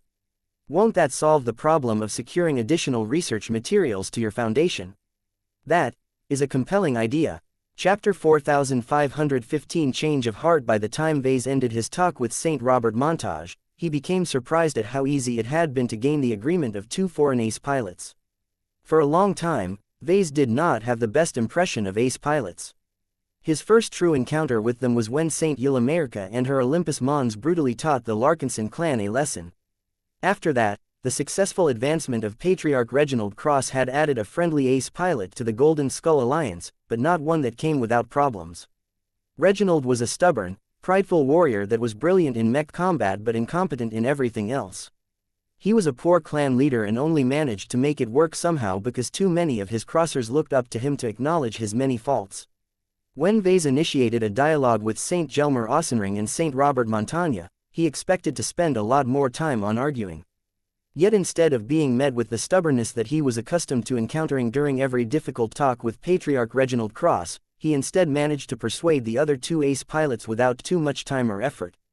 Vase didn't even have to resort to the more tricky arguments that he had held in reserve. He also didn't need to make additional concessions in order to make his case. He did not have to contact any further people at this stage. If everything went as planned, then persuading the earlier two ace pilots should be enough to get the ball rolling. Minister Shedderin certainly liked his performance. You did well, Vase. Your persuasion skills have undergone a drastic improvement. You have a core of strength and a degree of authenticity that makes you sound much more authentic than you actually are. That makes you extremely suited to communicate with high-ranking mech pilots. It helps to have a lot of practice. That is true. I have spent a lot of time collecting the feedback of my customers and attuning my work to their demands. Some mech pilots are especially difficult to deal with due to their inconsistent and uncertain demands. It takes a lot of effort to interpret all of their requests. While it is true that practice makes perfect, you have a talent for whispering in the ears of mech pilots. Vase understood what Minister Shedderin was alluding to. Ever since he had completed his first sublimation, he not only turned into a human design spirit and gained his own glow, but also passed through a mental journey. Though his tests were probably not as challenging and ruthless as the tests that mech pilots had to go through, the fact that these processes were similar was undeniable. This unexpectedly brought him closer to the expert pilots and ace pilots that he increasingly interacted with. People who had gone through these mental journeys were relatively easy to recognize by those who had confronted the demons of the heart. It will not take long for us to notice changes, the old purnacer predicted. The ace pilots wield great influence in their respective organizations. Their official ranks may not be the best, but their influence over their groups is massive. No matter how much the Santana Group and the Lair Foundations indoctrinated their mech pilots, those who had elevated beyond the limits of mortality came in touch with greater truths, ones that were much more difficult to color with different biases. At least, Vase hoped that was the case. Do you think we should talk to the Geminis? Vase asked. No, not yet, let us refrain from tipping our hand. The older man replied, the Geminis will become justifiably angry at us for tipping their hand and preventing them from realizing their dream to the fullest. We may be saving our lives through this move, but it will also spoil our relationship with the Gemini family. Are you prepared to accept the consequences of this move? Vase dismissively waved his hand. The Geminis screwed us over first. They deserve what is coming for them. It would have been better if they treated us with greater sincerity, but since they didn't, we have no obligation to show any consideration for their demands. The Santana Group and the Lara Foundation won't be happy with us after they find out that you have managed to manipulate their ace pilots. Their leadership may defer to the demands of their war heroes, but that doesn't mean that they will embrace their new stance. That was more problematic, but still manageable to Vase. We're not going to stick around this region any longer than necessary, Sheddarin. If everything goes well, we won't be meeting the Santanas and the Laras again. They are just two of many pioneering groups in the Red Ocean. There is enough space in the new frontier for us to go our separate ways. While there were definitely benefits to befriending the pioneering groups that the Golden Skull Alliance had fought alongside with, Vase did not want to complicate this situation any further. Sir, several ace mechs are showing renewed activity. It appeared that his efforts paid off. Vase grinned wider and wider as he saw several ace mechs up the pace and intensity of their attacks. Previously, the powerful machines fought as if they were half on standby. They only inflicted enough damage to keep the heavily wounded unclean whale's regeneration ability busy without restoring the massive creature to full health. This time, powerful mechs such as the Thunderer Mark II and the Mars disregarded their previous instructions and flooded the unclean whale with unrelenting firepower. Stop it, you are destroying our wealth. Saint Sandro Gemini desperately urged. The MTA will reward us with only a fraction of the worth of this phase whale if we are only able to hand over a broken carcass. At this time, the deterrence factor of the Gemini Saints had dropped after they were no longer able to maintain their combined state. The embodiment of love and sacrifice had split up, forcing the Ace Rifleman Mech and the Ace Space Knight to fight separately if they wished to intervene. While it might be possible for the Gemini Ace Mechs to stop one or two rogue machines from disobeying instructions, it was another story if 5 of them intensified their attacks at once. You are deviating from our plan. You are violating our agreement. We aren't breaking any rules, Gemini. We are merely eliminating an active threat that launches a lethal attack at us at any time. I don't know about you, but back home we don't have a habit of letting our enemies stay alive long enough to retaliate. Though the embodiment of sacrifice tried to approach the Mars in order to stop the latter's Arceus system from burning through lots of precious whale biomass, the difference in speed was too great. There was no way the Mars would allow the defensive mech to catch up and block its shots. With the Thunderer Mark II joining in with its destructive shockwave attacks, the health of the unclean whale dropped at a prodigious rate. Stop it, you are destroying tens of millions of MTA merits worth of research value. Haha, you may be able to stop one of us, but you can't stop all 5 of us. You Geminis need to sit back and let the adults do the work. It didn't take long for the Gemini family to figure out the culprit behind this coordinated act of defiance. Larkins on. The double voices of Patriarch Kobal Gemini and Matriarch Senna Gemini shouted over the command channel. What is the meaning of this? Vase already knew that this was coming. He already formulated a response. I made my case to the other coalition partners who were still on the fence. He replied in a gentle tone. This isn't my first encounter with whales. They are far deadlier than you think. They can pull off plenty of deadly stunts even if they are nearly dead. We had it under control. I'm sorry, but your words and promises have proven to be less than reliable in the past. We cannot take you at your word. While I acknowledge that we may be overreacting, first look at the state of our mech forces. Do you think we are equipped to fight another pirate force or rampaging phase whale in our current states? The mechs employed by the coalition partners were far from their prime. They had fended off swarms of starfighters as well as hordes of warships, causing them to expend a lot of energy while also increasing their wear and tear. Aside from that, the mentalities of the mech pilots were far from their peak. They had endured a lot of mental stresses over the course of the asymmetric battle. The pilots had to adapt to a lot of new circumstances because the alien pirates simply didn't play by the rules of humanity. In any case, Vase wanted to emphasize how little enthusiasm the mech pilots had left. They had become a lot more vulnerable and easy to break for powerful enemy units. The leaders of the Gemini family weren't insensitive towards other people. It was the opposite in fact. Their ideologies and their highly social nature made them keenly aware that tens of thousands of mech pilots were just tired of this entire battle. None of them wanted to spend any time on tense and nerve-wracking guard shifts, knowing that their mundane mechs could inflict virtually no damage to an opponent of such might and bulk. The leaders of the Gemini family briefly exchanged glances with each other. From the moment the Santana group and the Lara Foundation abandoned their camp, the outcome of this battle had already been set in stone. The Geminis were merely expressing their attitude and displeasure towards this turn of events. Vase was even smart enough to deduce that the charade was meant to increase the Gemini family's share of the spoils. After all, the Larkinsons and the others disobeyed an instruction from the nominal leader of the coalition. That wasn't all. Vase and the Larkinson clan were the main instigators of this miniature betrayal, and would probably have to give up valuable concessions in order to soothe any hard feelings. While Vase was okay with surrendering a bit of his shares, he did not want the others to claim his hard-earned rewards. He worked so much to put down this unclean whale. He did not want to leave this battlefield empty-handed. Sir, the unclean whale's body is continuing to fail. The monster's regeneration ability is completely overwhelmed. Vase nodded in understanding. Try to preserve as much phase water organs as possible. That is where most of their juice is stored. The ace pilots are already aware of this necessity. As the ace mechs continued to launch their attacks at their adversary, the unclean whale began to resemble a collapsing flesh palace. It was eerily uncomfortable to see such a powerful whale getting utterly humiliated by a bunch of tiny war machines.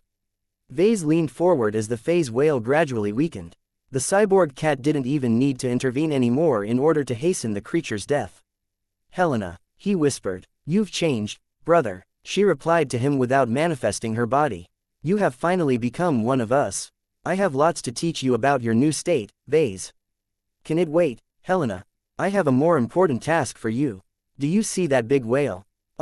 The pilot of the Blade Chaser Mark II has been firing his Grey Lotus at this terrible-looking whale for a while now. "Well, seeing as the unclean whale is about to perish, can you harvest his spirit for me?" he requested. "I would like to do it myself, but I'm too far away." His sister placed her hands on her hips. "I'm not your errand girl, Vase. You can do it yourself. I can clearly sense that you've buried another incarnation of yourself inside that dying whale. You can just harvest the soul of the whale through that instead." Vase wanted to palm his face. "Why didn't I think of that? This makes it much easier than before." Chapter 4516. The beginning of the party. The unclean whale must die. This became the consensus among the temporary coalition. The Golden Skull Alliance, the Adelaide Mercenary Company and the Bouget family were firmly in favor of permanently eliminating the dangerous alien monstrosity as a threat. The local leaders of the fleets hailing from the Santana Group and the Lara Foundation initially wanted to derive more benefits from this valuable prize, but the powerful appeals from their ace pilots persuaded them to prioritize their safety over any potential increase in value. No one held back in their attacks. The only relief obtained by the unclean whale was that most of the ace mechs no longer attacked the monster's body and surviving phase water organs. They were too valuable to spoil. Instead, the ace mechs focused on cutting off the connections between the organs and the larger body while also trying to breach the hard and massive skull that housed the brain. According to different sources, it was rare for phase whales to grow second brains. While it wasn't entirely unheard of, only the smartest and most advanced of their kind were able to develop and integrate these difficult components. Vase paid close attention as the ace mechs drilled through the thick and naturally transphasic bone. Upon the moment the Mars finally managed to penetrate through the thick skull matter with the whale-cutting saber, the cyborg cat moved into action. Enough time had passed for the camouflage divine artifact to sneak past every obstacle and infiltrate the massive brain cavity of the unclean whale. Though the cat hadn't been able to phase through the brain matter itself, it was enough to get inside and study the brain carefully in order to figure out how to kill the cannibal whale. With the least amount of damage, Vase still wanted to preserve as much of this brain matter for his own if possible. It's time. As the royal gene began to stab its spear through the massive and disgusting-looking brain from the top, the cyborg cat secretly started to inflict targeted damage, including severing all of the nerves that connected the brain to the rest of the massive creature's body. The effect was immediate. The entire bulk of the unclean whale started to go stiff as if it was a mech that had lost connection to a mech pilot. As the whale slowly died, the cyborg cat became more alert even as it used its camouflage ability to hide in the surrounding biomatter. The divine artifact opened its tiny maw and began to suck a large and powerful spirit into its gullet. The effort of trying to contain the spirit of a recently deceased unclean whale was massive, but the cyborg cat somehow managed to keep it inside its body without breaking it down any further. This was one of the many new abilities that Vase had bestowed on his divine artifact. Though the cat was clearly struggling to contain the powerful whale spirit, it was not a problem to keep the traumatized entity contained for the time being. The cyborg cat discreetly phased away while keeping its camouflage abilities active. Though a couple of nearby ace pilots such as Patriarch Reginald and Saint Calisandra Bouget noticed a few oddities, they were mainly concerned with the state of the unclean whale. "The beast is dead," Reginald stated as he could clearly feel the spread of death throughout the carcass. "Let us make sure that is the case." Once the ace pilots tentatively confirmed that the whale had perished, the battle was finally and truly over. That didn't mean that every possible threat had been neutralized, but the human coalition had gained extensive control over the battlefield. Even if there were still plenty of aliens alive, they could no longer muster the mechs or warships to threaten the invading human forces. Search and rescue operations finally commenced as the fleets of the temporary coalition converged upon the broken asteroid base from 6 different directions. Many mechs had returned to their respective motherships in order to resupply the machines or put them out of the way for the time being. However, the human forces did not completely stand down their mech forces. They had all agreed to keep at least half of their remaining combat troops in the field. Many mech pilots remained on guard in case the remnant alien pirates were planning to launch a counterattack. There was also a significant chance that enemy reinforcements might drop in. Everyone's greatest fear was the possibility that a phase whale might enter the star system to check up on the Palace of Shame and its prisoner. If that happened, the human mech forces would definitely be in for a difficult fight. Still, for all of their preparations, many other people no longer put any thought on attacks and instead directed attention to more relevant matters.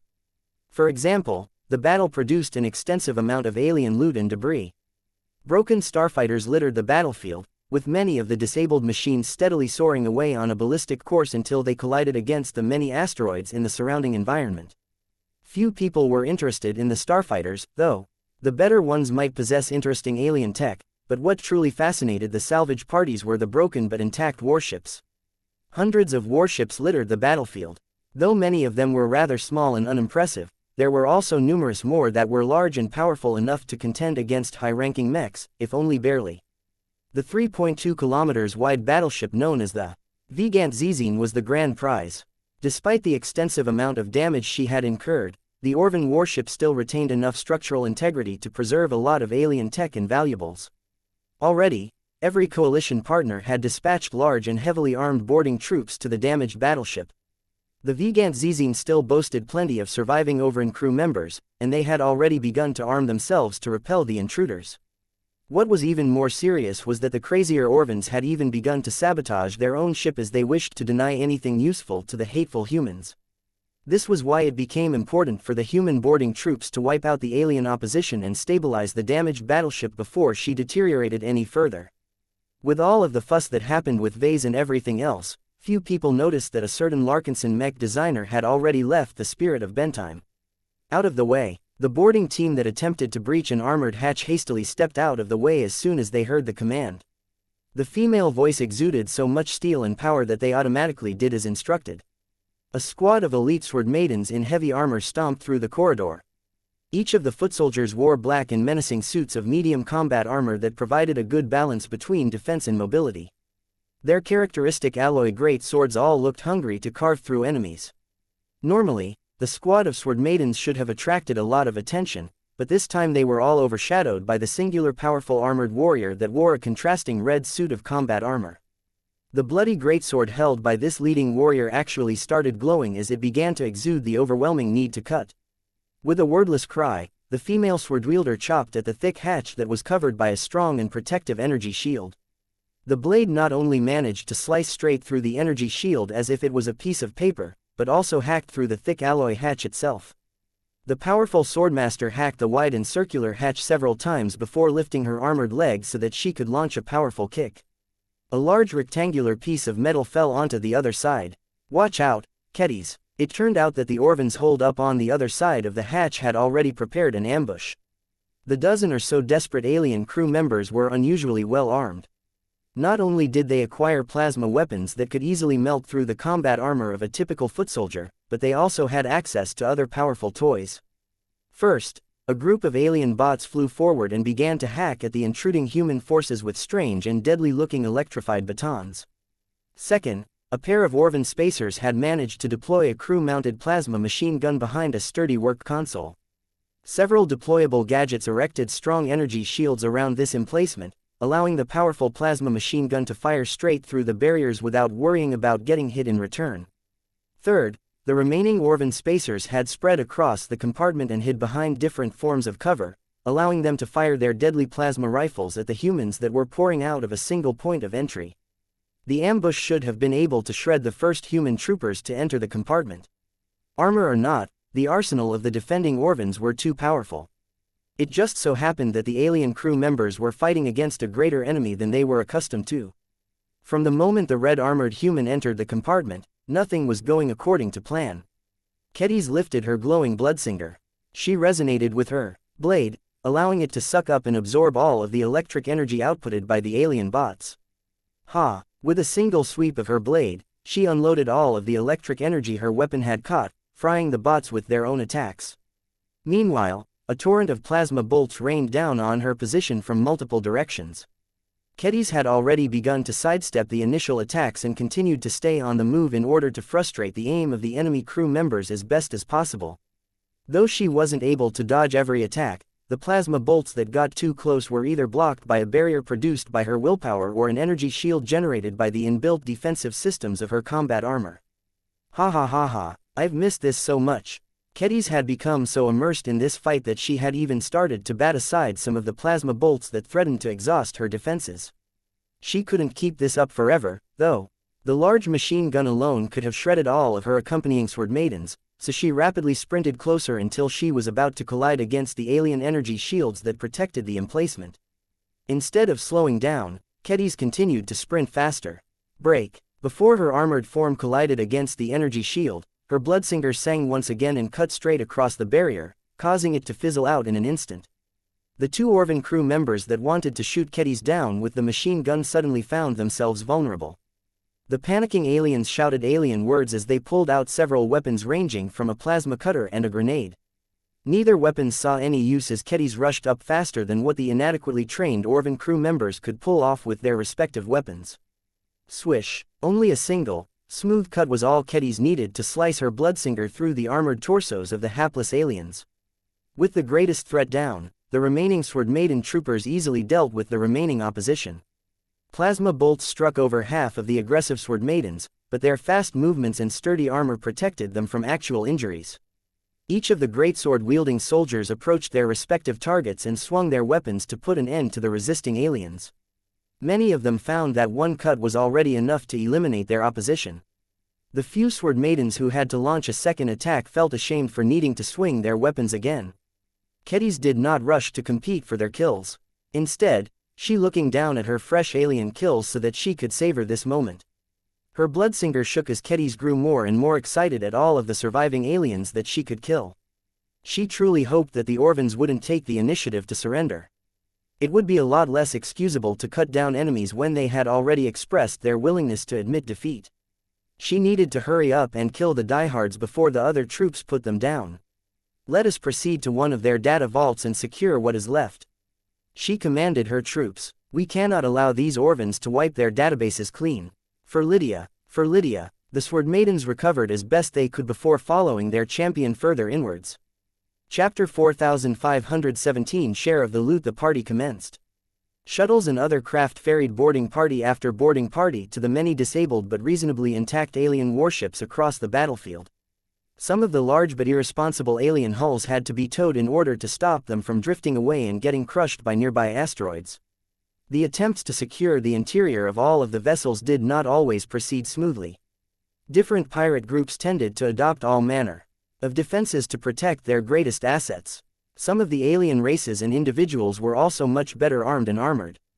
Combined with the fact that certain species were much stronger infantry combatants than humans also produced a lot of human casualties. Yet no matter how many troopers got injured or died, the morale among the soldiers never dipped. Each of them were grateful for putting their long hours of training to good use. For once, the mechs no longer stole the entire show. As the boarding parties steadily cleared the alien warships, more teams arrived. The combat engineers and other specialists began to tackle every hazard before they harmed the ships even further. The specialists also cataloged every valuable resource or piece of alien technology for future retrieval.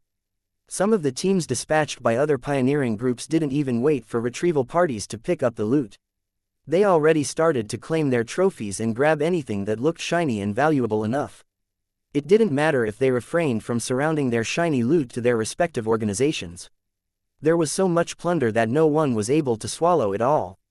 Their fleets simply didn't offer enough cargo space to raid everything of value. This was why everyone prioritized the smallest and most portable valuables. Crates filled with high-tech gear and exotic alloys continued to fill the holds of various transports.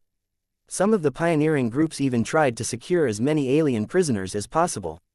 This wasn't always easy, as there were plenty of hostile alien pirates that fought to the end rather than surrender themselves to the mercy of the humans. The Lair Foundation happened to be especially enthusiastic about capturing live alien specimens. The greater the variety of species, the better. In the meantime, the assault on the Palace of Shame also attracted a lot of attention. The only complication was that much of the large asteroid had been sundered in order to attack the unclean whale that had been buried in the middle of its structure. Many halls and chambers either collapsed or had been wiped out entirely due to incurring a lot of damage.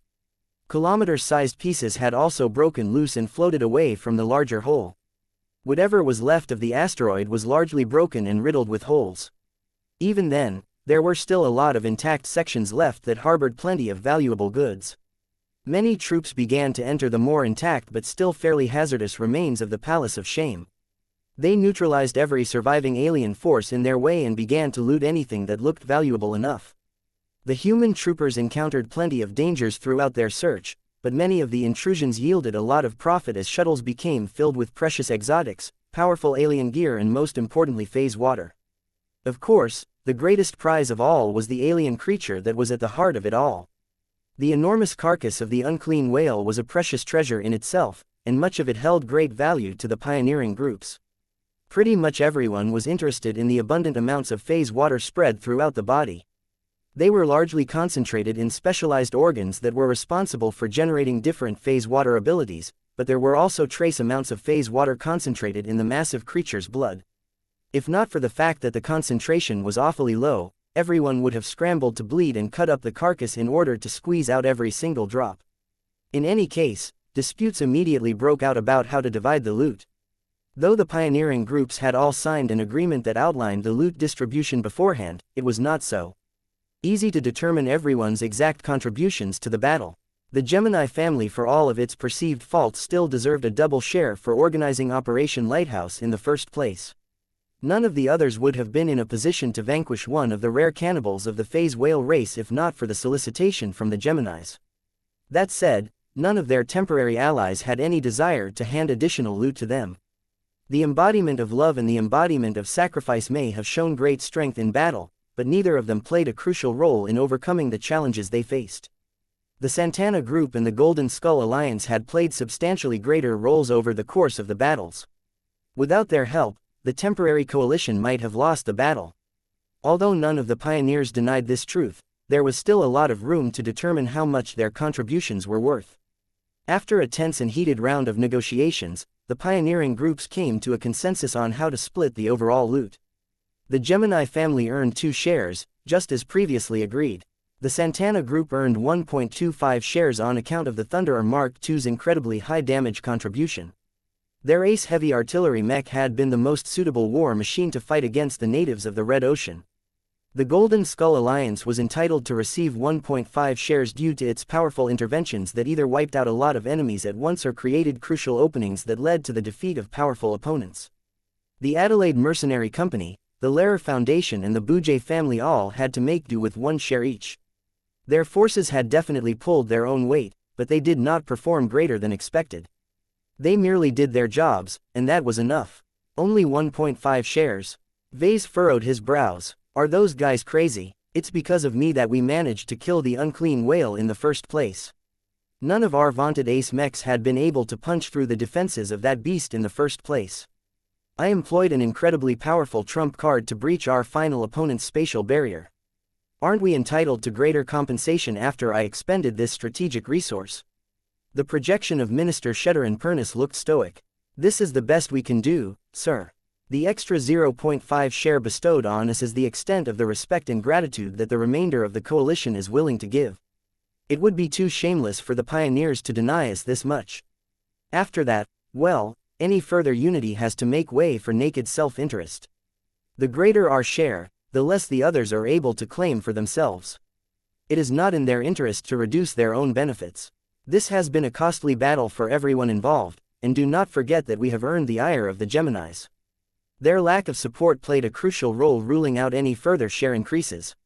Vase grunted in disappointment. I get it, I truly wish that we could have secured more rewards, but that big whale was too dangerous to be left alive. Are there any signs that the coalition is falling apart? Vase was no longer inside the bridge of the spirit of Bentheim. As soon as the immediate crisis had passed, Nida and the rest of the honor guard insisted that Vase should pay a visit to the labs of the Dragon's Den in order to check up on his new condition. He was in no position to refuse. This was why he had been stripped of his unending regalia before being stuffed inside an all-round scanning chamber. Vase could feel the scanning rays trying to pass through his body so that they could generate useful readings. Unfortunately for the doctors and biotech researchers employed by the Larkinson Biotech Institute, his new camouflage capabilities probably scrambled every form of intrusive inspections. This caused him to remain stuck in this chamber for a longer time than normal. The clansmen at least allowed him to keep in touch with the leaders of his clan. Everything is stable, for the time being, Minister Shedder-in-Pernus reported. Openly, there is little appetite for breaking off relations. Anyone who dares to assume a confrontational stance will quickly be met with united opposition from the remaining groups. That doesn't mean that plots may be brewing in the dark. You would have to speak. Please like and follow the Cultivation Audiobooks channel with Director Calabast to report her findings on this matter. Vase had no doubt that such activities were taking place, but that didn't necessarily mean that former allies would come to blows. Everyone had already dealt with more than enough trouble. They had little appetite for more close shaves. No one wanted to suffer greater casualties and loss of materiel just to prevent their rivals from claiming their own shares. Vase talked a bit more with Shedderin. While neither of them was afraid that the other pioneering groups would turn on the Golden Skull Alliance, they were greatly concerned about missing out on valuable pieces of loot. There were still many ways the other groups could secretly abscond with entire containers filled with phase water. This was why all of the looting parties increasingly had to be accompanied by observers hailing from the other pioneering groups. Vase was glad to hear that no one acted outrageously, though the looting spree was still at an early phase. What is our progress in carving up the body of the unclean whale? It remains a point of contention, sir. Minister Shedderin said. There are groups in favor of keeping the carcass as whole as possible. The MTA rewards more for intact specimens. The Mechers will award significantly less MTA merits for a whale that has been chopped in many different pieces. Vase frowned. We have enough MTA merits. Compared to MTA merits, Vase would much rather get his hands on lots of phase whale biomatter. Even if he could only obtain the relatively inadequate body parts of a delinquent whale this time, that was still a step up from astral beast and fish whale biomatter. Vase didn't even need the expertise of a biotech expert to be able to determine the approximate value of the enormous carcass and all of its organs. The Geminis, Adelaides, Santanas and Boujays want to keep the carcass whole, but they have reluctantly given us and the Lehrers permission to cut the body parts that will make up our respective shares. Sounds reasonable. What do the Lehrers want the most? The Lehrer Foundation is especially keen on claiming the brains and nerves of the whale carcass. Minister Shedderin told Vase. Aside from that, they have selectively tried to claim several whole-phase water organs that are still intact. While they have tried to take samples of as many different organs and other discrete alien tissue as possible, they have fought hard on these two priorities. Vase furrowed his brows. That is what I have instructed our clan to secure as well. Great minds think alike, it seems. It will be annoying to compete against the Lairers for the same stuff. Vase grumbled. The only good point was that the unclean whale was enormous. The dead creature contained plenty of organs and other powerful flesh that still remained relatively undamaged. All of them held great value, especially to the parties that knew how to put them to good use in their own research projects. Vase had great plans for all of that unclean whale flesh. He had made sure to send a somewhat detailed list of specifications on what sort of whale meat he wanted to secure. If his clan secured enough high-quality materials, he might be able to develop an interesting biomech in the near future. Chapter 4518 New Conclusions. A needle poked his arm. At least, it attempted to. It met with an unreasonable amount of resistance, so much so that it had to exert lethal force before it ceased its attempt in order to prevent any possible accidents. You know what, I give up, Director Rania Woden exasperatingly said as she waved away the bots that had been trying and failing to take tissue samples. Do you believe me, now? Vase innocently asked as he sat up from the examination table. He felt awfully annoyed at being forced to wear a thin medical garment that completely failed to hide the innate charm of his newly evolved body. Director Rania did not even hide her fascination for his radical changes. No matter how much he employed his innate camouflage ability to hide how special he had become, it was primarily effective at hiding his insides from intrusive scans. It did little to obscure the changes to his outward appearance. It also wasn't entirely effective at suppressing his glow, which was a thing now that he had acquired some of the traits of a spiritual entity. You at least know that I'm still me, right? Vase asked. I'm not a clone that the MTA had secretly cultivated and swapped with my original body through a secret teleportation process. Rania smirked. I don't have any doubts about that. Clones are always flawed and we do not believe the MTA has managed to overcome their flaws. The longer a clone talks and interacts with the people you know, the more inconsistencies it will expose. While we have definitely noticed lots of changes from you, they can mainly be ascribed to your inexplicable evolution. What I mean to say is that a covert replacement clone would try a lot harder to blend in rather than stand out. You must be the worst clone that I have ever met for exposing so many physical and mental differences from your old self. Well, I guess it doesn't really matter anyway when the Golden Cat and the other spirits that we are familiar with have already vouched for me. Vase casually said as he moved over to the changing room in order to exchange his outfit for a proper uniform. Our understanding of these spirits that you consort with is too inadequate. Rania complained. It would have been better if you taught us more details of what you know about this subject. Vase sighed. Now is not the time. There is way too much stuff going on for me to give you a lesson. Besides, much of the research centered around spirituality takes place in the Tea Institute for a reason. The people who work over there are at least somewhat capable of working with spiritual energy. The same can't be said for your researchers. You guys simply lack the expertise. Then teach us, sir. He paused for a moment. I am going to need your help on a lot of future biotechnology-related projects. I have become a lot more interested in adding biomechs to our lineup after seeing the power of that big whale.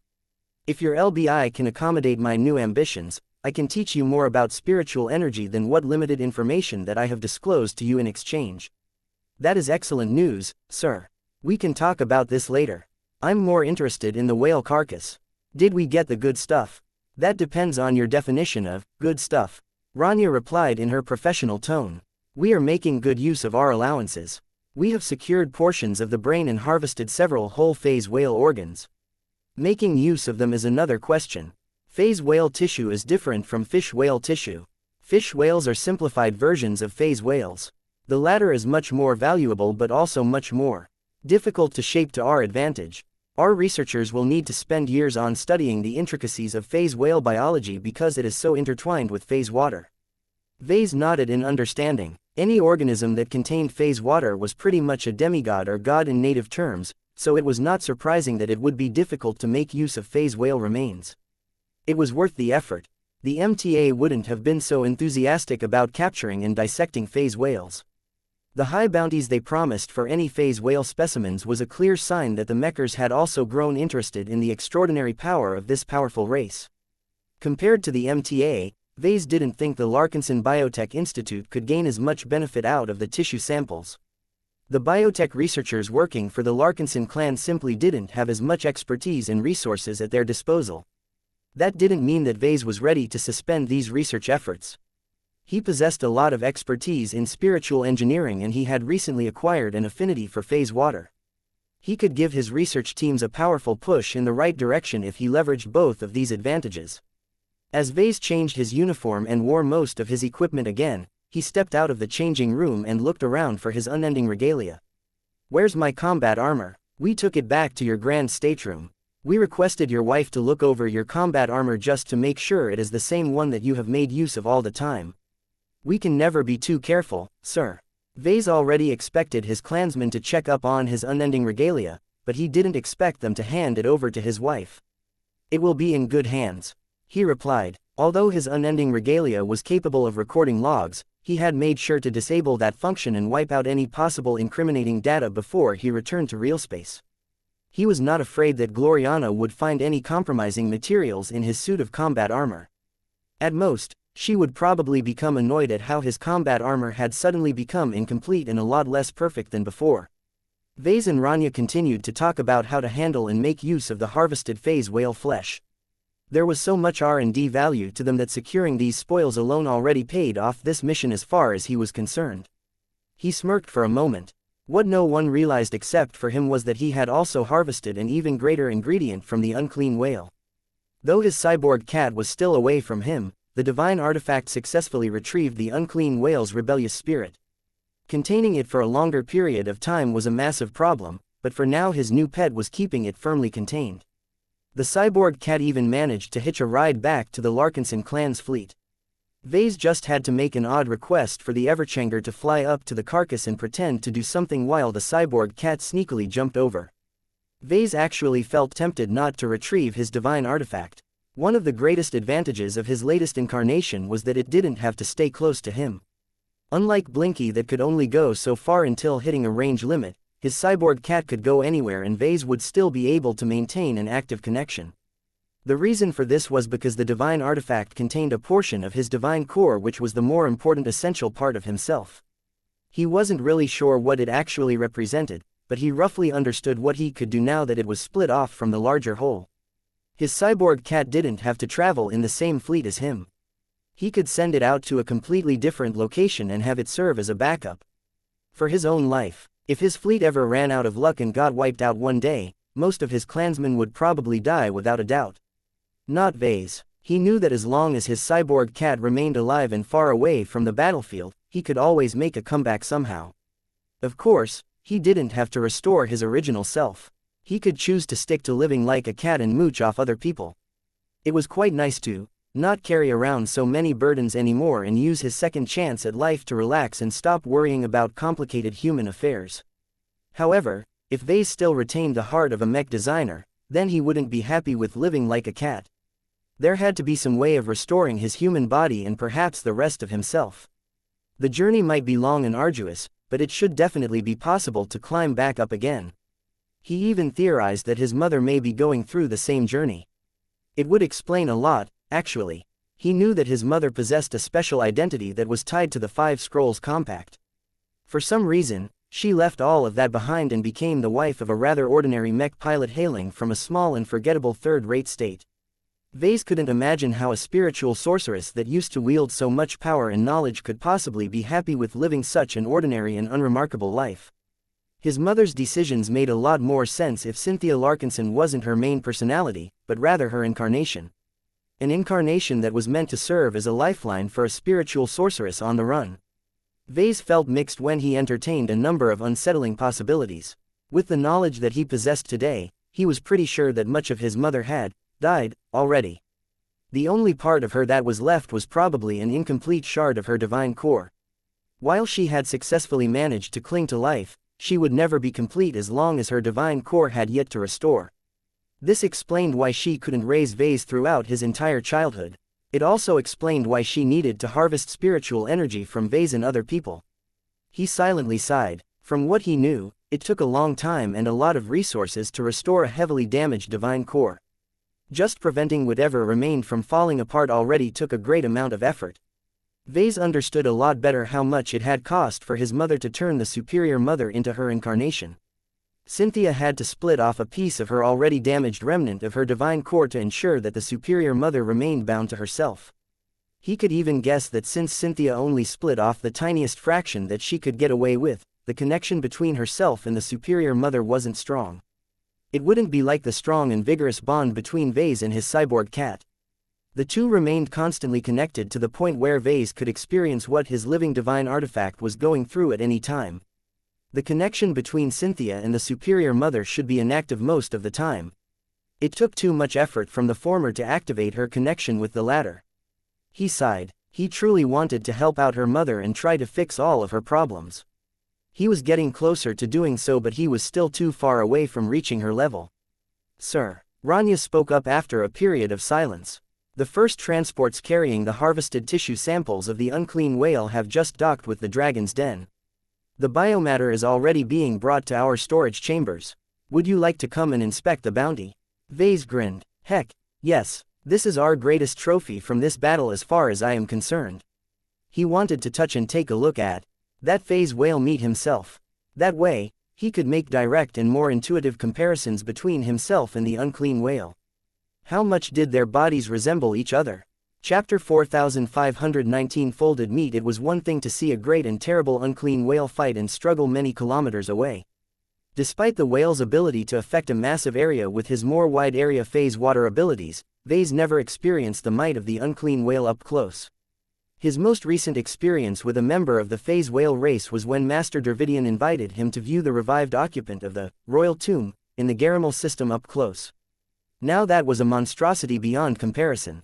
Though Vase had never figured out whether the super whale that had come to life was the mythical flesh conqueror or an evolution of the cerebral king, there was no doubt that a titanic 12-kilometer-long phase whale possessed awesome power. It was the most powerful physical god that Vase had ever encountered. The enormous bulk of that biotechnological monstrosity contained so much phase water that he suspected that the super whale could only be matched by god Mech once the all-powerful beast got up to strength. Vase had lucked out in encountering two different phase whales in their moments of weakness. Both the revived flesh conqueror or the resident of the Palace of Shame had been caught when they had just regained their freedom and their autonomy. The strength and powers they displayed was not proportionate to how powerful they ought to be based on their physical characteristics. As Vase and Director Rania stood a short distance away from the site where many heavy-duty lifter bots carefully brought in massive freezer containers, they could both feel the remnant power contained within the flesh. "We haven't even taken a proper look yet, but I can already surmise that genuine phase whale biomatter is of much greater value than fish whale flesh," Rania said with an intrigued expression. "Our research teams will most certainly enjoy our new experimental materials. It is rather unfortunate that I specialize in exoplants rather than exobeasts. You need to put more effort into obtaining samples of powerful alien trees and plants. My hairstyle could use an update." Her protective suit featured a transparent helmet that showed off her leafy green hair. Her living hair swayed in the confines of the helmet as they happily soaked in the surrounding light to fuel their photosynthesis. Vase used to get weirded out by her plant modifications, but now that he had become a qualified exobiologist and made extensive modifications to his own body, he appreciated the design and ingenuity of her self-augmentations. Light was ubiquitous and provided a free source of energy in most locations. Even artificial light sources that did not convey much warmth due to their high efficiencies could be absorbed by Rania's body and ease her need for sustenance in the process. He could even see that if Rania ever needed to, she could deploy her hair into something resembling a massive tree canopy. She would be able to absorb a lot of energy which she could use to fuel plenty of unknown biological processes. Perhaps Vase should look into turning his hair into light-absorbing organs as well. Then he shook his head. He already had an alternate means to generate energy through unconventional means. His physical transformation not only granted him greater control over his upgraded Jutland organ, but also allowed him to absorb energy and nutrients by ingesting all kinds of materials that normal people wouldn't be able to digest. Turning his hair into leaves would just be icing on the cake. He could think of much better uses for his hair, such as turning them into ultra-thin tentacles that could be merged into more combat-ready organs. As Vase continued to entertain all sorts of new and interesting ideas on how he should augment his body further, the procession of containers finally ended for the time being. Would you like to take a closer look, sir? That goes without saying. Vase and Rania continued to chat about matters relating to all of the new research projects they could start after this. They finally reached a nearby lab where the contents of the incoming containers went through careful inspection under quarantine. No one knew whether the phase whales possessed any supergerms that could devour human bodies in a matter of minutes, so it was necessary to thoroughly inspect the whale matter even if it had already been frozen. When a squarish block of phase whale flesh became visible, Vase held in his breath. He could sense much more information about the dense and phase water-infused alien biomatter now that he could lay his eyes on its powerful surface. He could sense that the flesh still contained a strong echo of the unclean whale. From a spiritual perspective, the flesh itself still contained a weak but highly intertwined spiritual imprint. It gave him the impression that he was truly looking at a piece of flesh harvested by an actual demigod. Interesting, Rania said as she studied the initial scanning data. The unclean whale is not as advanced in his physical metamorphosis as I thought. What do you mean by that? Vase asked. Look at how much phase water is infused in this block of flesh. If we do our best to squeeze every drop of phase water from it, we will probably be able to extract half a kilogram at most.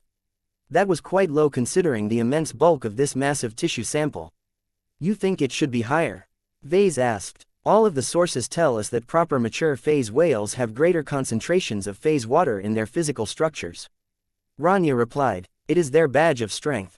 The unclean whale that we have felled had grown large and old enough to infuse a lot more phase water in his body, but strangely enough the concentration is barely better than that of an adolescent phase whale. Vase did not look too surprised. Unclean whales are the scumbags and the delinquents of the phase whale race. They skip all of the hard work and resort to shortcuts instead. The creature we encountered today completely matches this description. That whale had neglected his studies in biotechnology so much that he had never been able to improve his phase water concentration. The only organs that feature higher concentrations of phase water are the ones that were clearly stolen from other phase whales, right?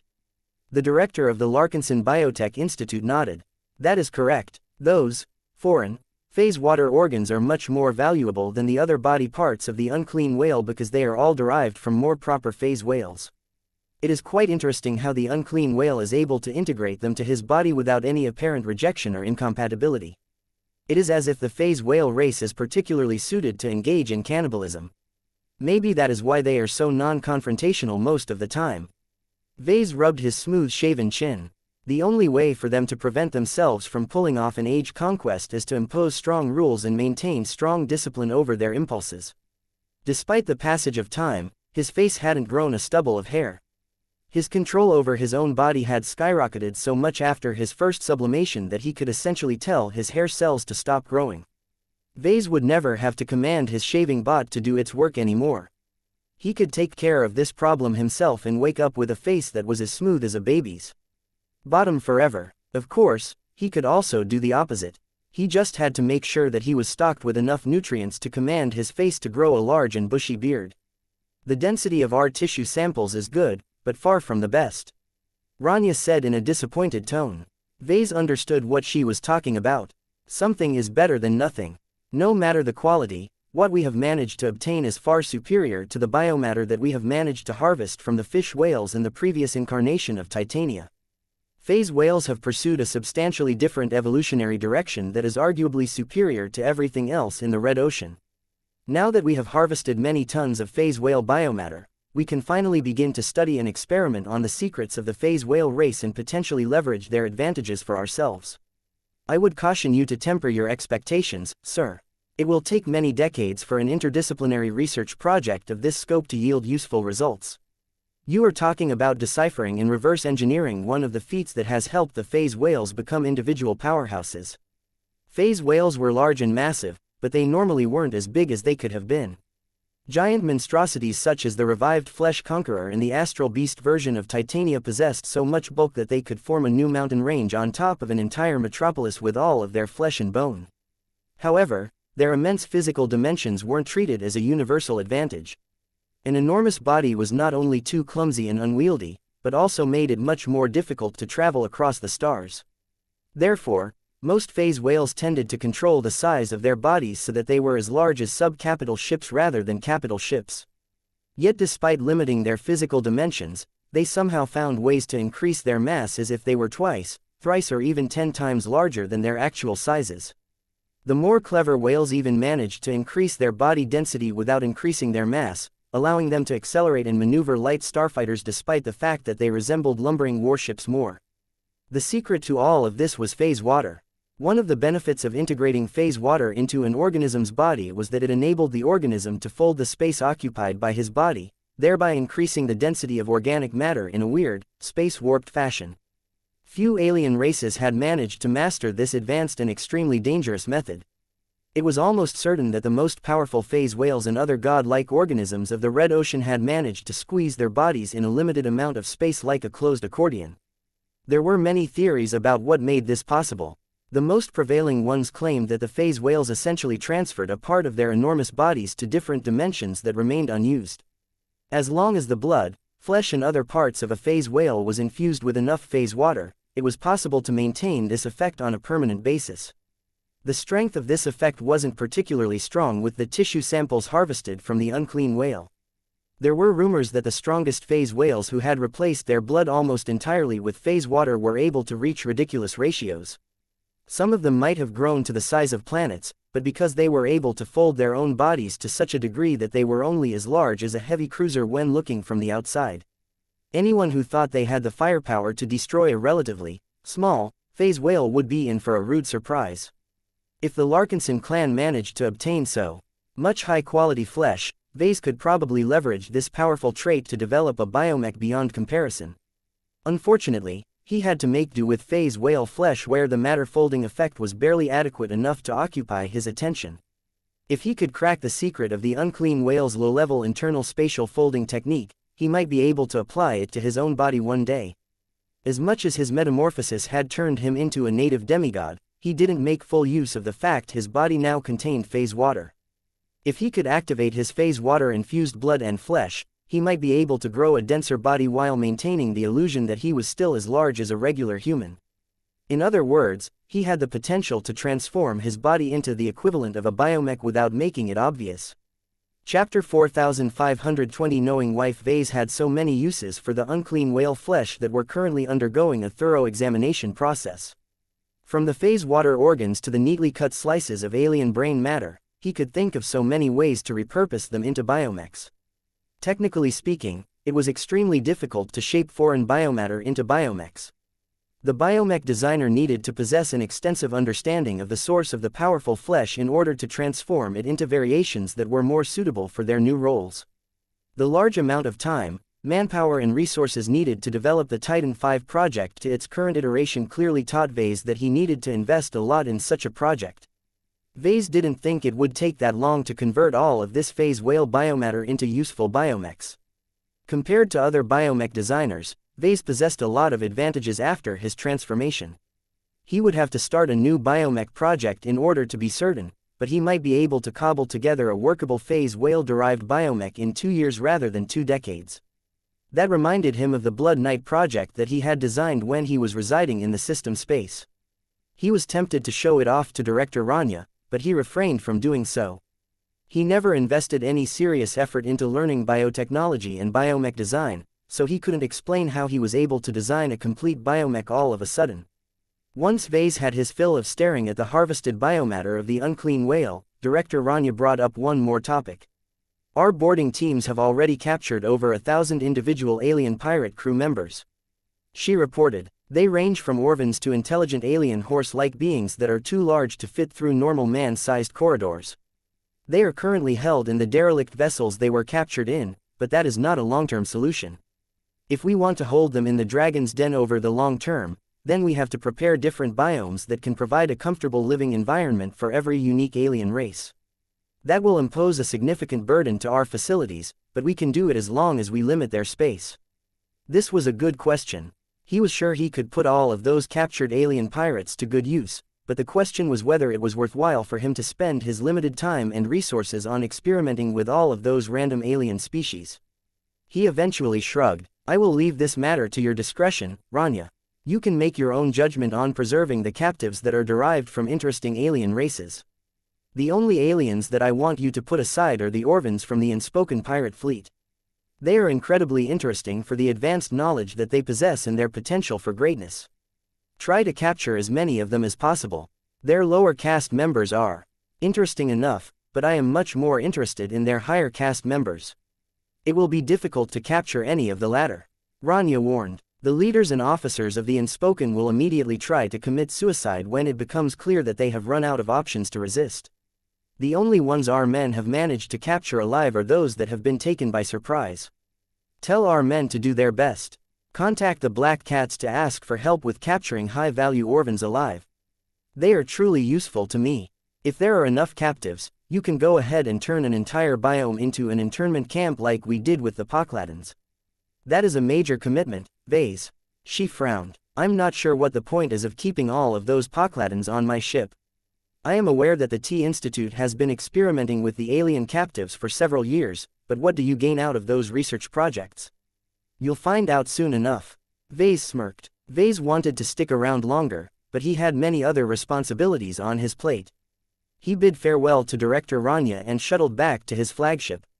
Before he did any further work, he needed to update his loved ones on some of his recent changes. Well, I can't postpone this forever.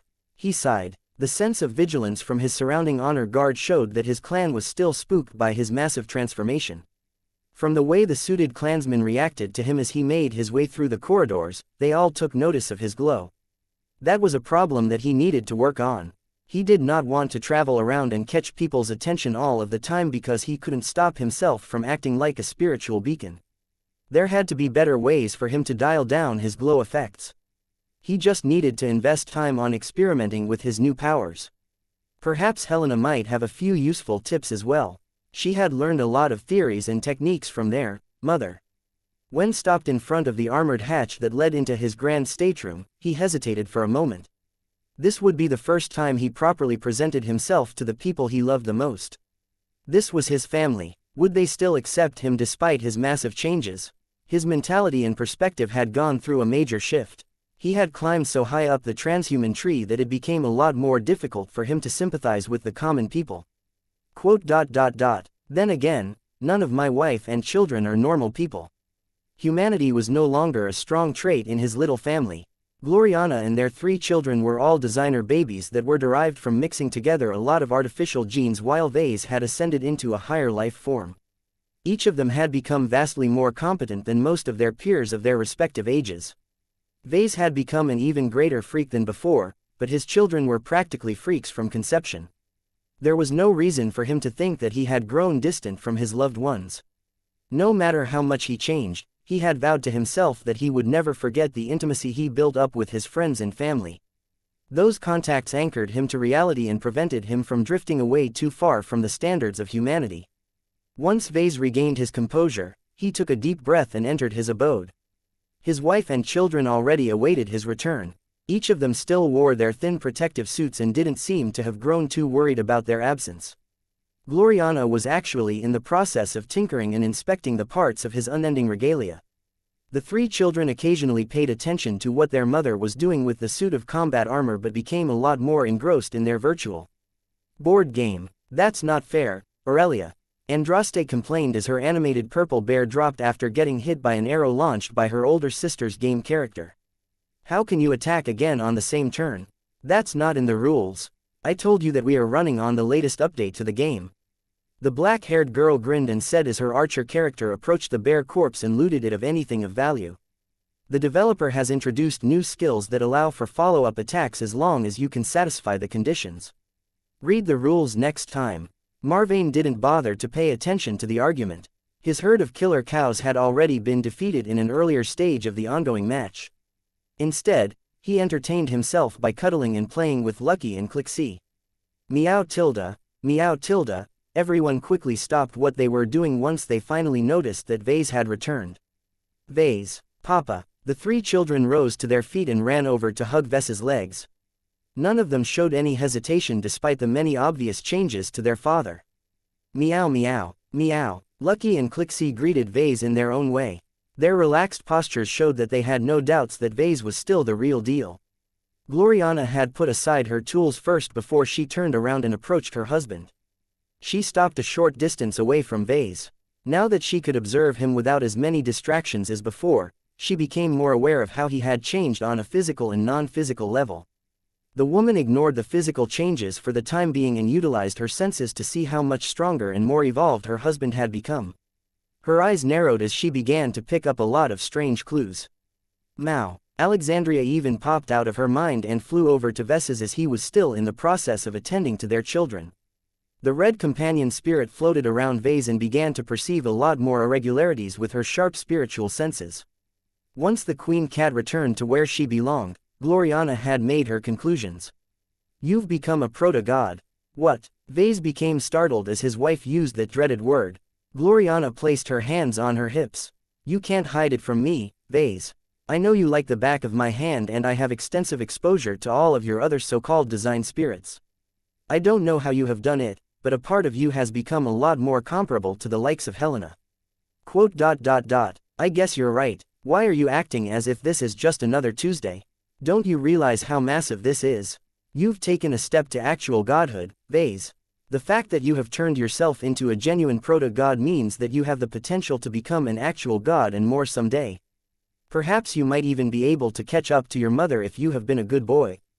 Good boy, good boy, good boy, Andraste chanted for no apparent reason. Vase ruffled his second daughter's hair in order to stop her from chanting those words. You know I don't prefer that terminology, Gloriana. Please don't describe my current state with those words, he said despite describing his own state as a half-native demigod. I can't tell you much, but I have been exposed to certain processes that has made me grow in many different facets. I'm sure you have noticed my glow already. That has become a thing now. I am sure that I can do more with this once I develop my new powers further, but I do not have any intention of propping up any religions by proclaiming myself as a god of humanity. His wife's eyes lit up with glee. I have to tell the glory seekers and my parents all about these changes. My husband has finally begun to graduate from being a boy. The entire Hex Federation will definitely hold a celebration in order to welcome a future god of our pantheon. My mother will be so happy now that the Woden dynasty is directly tied to a proto-god. Wait, don't be in such a hurry, Gloriana. Don't spread any misunderstandings to the Hexers. At least wait until you have heard me out. We need to proceed extremely carefully now that I have become less human than before.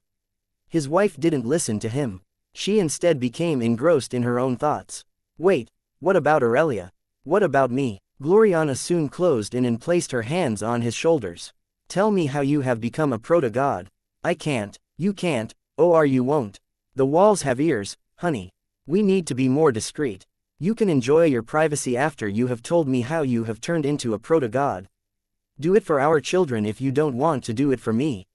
You cannot leave Aurelia, Andraste and Marvane behind. Tell me that you are not neglecting our offspring.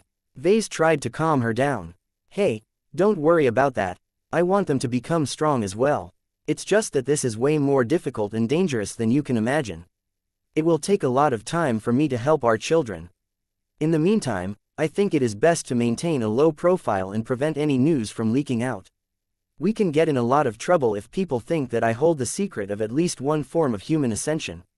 The sooner we spread the news to the Hexers, the sooner the Woden dynasty will become primus inter pares in the Hex Federation. Have you been listening to me at all, Gloriana? Chapter 4521 Observant wife. Though Vase really wanted to get back to work and supervise the extensive salvage operation, he found it more important to make sure his wife and kids acclimated to his new self. He failed to persuade his wife from trying to claim to the Hexers that Vase was literally transitioning into a god. No matter how many times he tried to tell her that it was a bad idea to make such a shocking claim, she dismissed his concerns.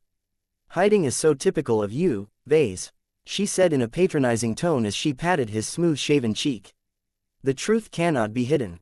The harder you try to suppress the obvious, the greater the blowback from doing so. You should embrace your true self and be proud of who you are. There is no reason for you to shape your decisions based on the potentially adverse reactions of your lessers. Don't forget that you aren't just a proto-god. You are also a mech designer, right? I can still design mechs as usual. In fact, I've become a lot better at it. You'll see when we begin to collaborate again. I am looking forward to seeing how much better you have become. Gloriana happily smiled. Hopefully, you won't make so many obvious mistakes in your work as before.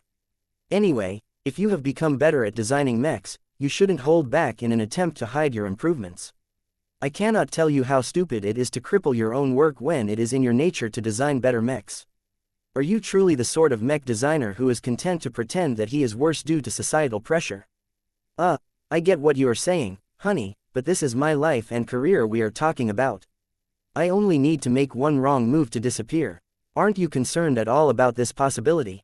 She shook her head. It will be fine. You worry too much. Haven't you developed a close relationship with the survivalist faction and the transhumanist faction for these kinds of situations?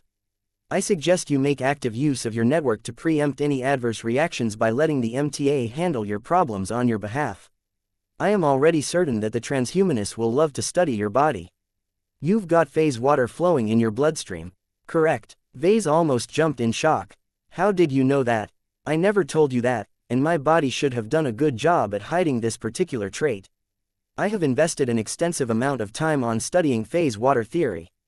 In order to accelerate my understanding of phase water, I conducted many different experiments on it so that I can personally witness its effects. I am not a novice when it comes to phase water. That doesn't tell me how you managed to sniff out that my body has phase water. He became more frustrated. Can you give me a straight answer on how you have come to your conclusion? She lifted her finger and tapped the side of her head. I have a piece of you inside of me, remember? I am connected to you all of the time, just as you are connected to me. The difference is that I have actively trained myself to become more attuned to what this connection can bring to my life. I can spot and understand your changes better than anyone else. Together with the fact that your new glow carries a slightly familiar flavor that reminds me of phase water, it is easy for me to come to this conclusion. She lifted her head and acted as if she was expecting Vase to praise her brilliance. I'm impressed, he said. Do you think that other people will be able to figure this out as well? It's unlikely, but I wouldn't hold my breath if I were you. She told him, you should expect your secret to be out as soon as you meet with a delegation from the MTA. This is also why I am telling you not to bother with hiding these changes. It will all become exposed sooner or later. It is best that you do so on your terms before it is too late. I would prefer not to expose anything more than is necessary. He said, I don't know how the transhumanists will treat me once they learn what I have become. I distinctly recall that their researchers are incredibly interested in figuring out how to safely infuse phase water into human bodies without producing horrible fatalities. Gloriana let out a sigh in exasperation. You're not their test subject, Vase. You are an asset to them. Your value is so much greater than giving them a working example of how a human body can live with phase water integrated in the body. Frankly speaking, I don't understand why you are so reticent. Human civilization is enormous and there are many transhumans that have gone through much more radical changes than you. You don't see the big two kidnapping and cutting up every Terran and Rubarthan in order to decipher and reverse engineer their unique and proprietary augmentations. A memory flashed through Vess's mind. He thought back on how Master Dervidian of the transhumanist faction essentially forced Vase to test and display the effects of the Transcendence Glow to hundreds of captured Terran and Rubarthan mech pilots. The results were quite messy and bloody as far as he recalled. I don't want to base my survival on the MTA's goodwill alone. I have bad experiences with putting too much faith in authorities that decided to break the rules. Gloriana grew serious. Then I suggest you build additional relationships with other powerful factions. Haven't you brought our expeditionary fleet to this border region in order to search for a missing first-class scion? As long as we can find Lord Pyrian Yoral Tavik and return him to safety, we can gain an inroad into the Yoral Tavik clan of a genuine first-rate state. That should grant you an escape route in case you have become persona non grata to the MTA. With everything that happened as of late, Vase had genuinely forgotten about the search for Lord Pyrian. The rich rewards for finding the overconfident first-class pioneer was the entire reason why this particular region of space was crawling with pioneering groups. Like the Gemini family and the Adelaide Mercenary Company, Vase had thought about pausing the Trailblazer expedition so that he could bring his entire fleet back to the nearest port system in order to process all of their gains. This was the safest and most prudent course of action to take, but he was afraid that another powerful pioneering fleet might beat him to Lord Pyrian. He and his fleet had already expended plenty of time on Operation Lighthouse. This was supposed to be a side activity that had somehow blown up into a massive battle of enormous proportions. Though he had no complaints about the rewards for this operation, he was well aware that his fleet needed to head over to another pit stop.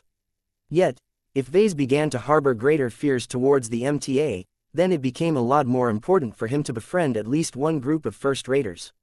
Now that he was thinking in this direction, he already remembered one of his encounters in his strange dream sequence. The Common Fleet Alliance was supposed to be unfriendly territory to mech designers, but Captain Zonrad Rees sounded a lot more open-minded than many of his fellow fleeters. The thought of cooperating with a CFA warship captain on anything sounded heretical and unholy to him, but practicality was more important than ideology. Besides, it was not as if he needed to defect to the CFA in order to make good use of this relationship. He merely had to show to the MTA that he was on friendly terms with an up-and-coming fleeter in order to improve his negotiating position. He was tired of the mechers imposing their demands on him while giving him only scraps of MTA merits in return. "I will think about it," he thoughtfully said to his wife. "You have made a good point, though. We shouldn't build up a dependence on a single human faction. Our civilization is greater than that. I just need to find a way to build bridges with other major factions without alienating myself from the MTA. I don't think the mechers will be happy if I start to grow chummy with the Terrans or the Rubarthans. We will deal with that issue once it becomes a problem. There is no need to think too far ahead," Gloriana advised. The two began to cuddle as they talked about other important matters. Gloriana alternated between asking intrusive questions and providing him with a second opinion on many important matters. It was times like these that Vase appreciated his wife. Her radically different background and perspective allowed her to analyze his circumstances in a different way. Her remarks always helped him gain a better understanding of his situation. "Tell me about that secret superweapon that you have launched against the unclean whale," Gloriana demanded. She reached up with her suited hand and pinched his cheek. "Don't you go silent on me again. You can't get away with pushing me away again. Tell me where you got that weapon. I have rewatched the log footage so many times, but somehow I still couldn't get a clear image of what you have done. The instant transition from your old self to your new self is too abrupt, and that powerful phased projectile that launched from your lap had already turned into a blur by the time it appeared. It was as if everyone but you had suddenly frozen in time, leaving you free to move around and do a lot of work on yourself and your unending regalia before you finally built a compact weapon that was powerful enough to pierce the spatial barrier of the unclean whale." Don't say anything more." Gloriana smirked and leaned in to kiss his cheek. "I already obtained the clues I need. Your secret is safe with me. I won't bother you any further regarding this matter. I trust you to always do what is best for us and our children. You protected us all today, and that is commendable. I'm interested in how you managed to miniaturize so much powerful technology into a handheld weapon system. How did you do it? What alien tech did you resort to in order to develop a weapon that is powerful enough to break the defenses of an expert mech? Do you have any spares that I can study?" Sometimes, Vase wished he had married an airhead instead of a highly intelligent and observant woman. He quickly squashed that thought. How could he entertain such a horrible idea? An airhead wouldn't be able to collaborate with him on his mech design projects. He at least maintained his confidence in Gloriana's ability to keep up with his growth. That was one of the strongest appeals to maintaining a relationship with her.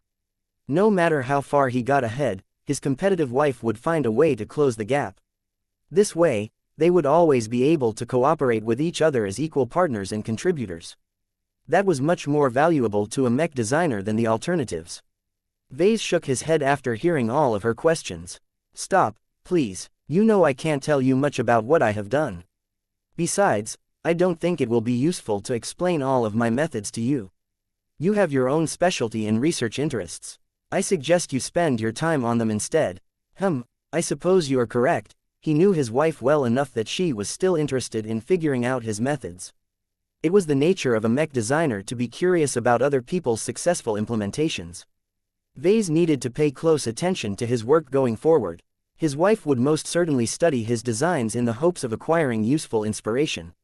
Chapter 4522 Loot Discussion. The extensive looting process lasted for a week, and did not proceed without problems.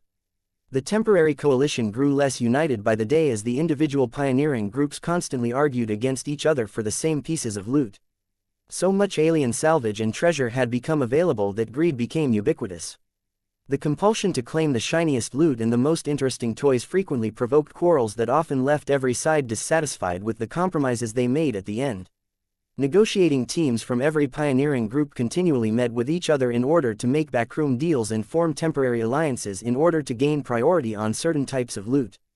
Time was of the essence.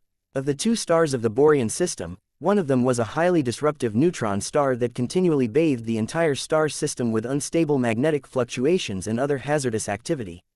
Already the derelict alien warships were beginning to degrade at an accelerated rate. Everyone sped up their salvaging efforts.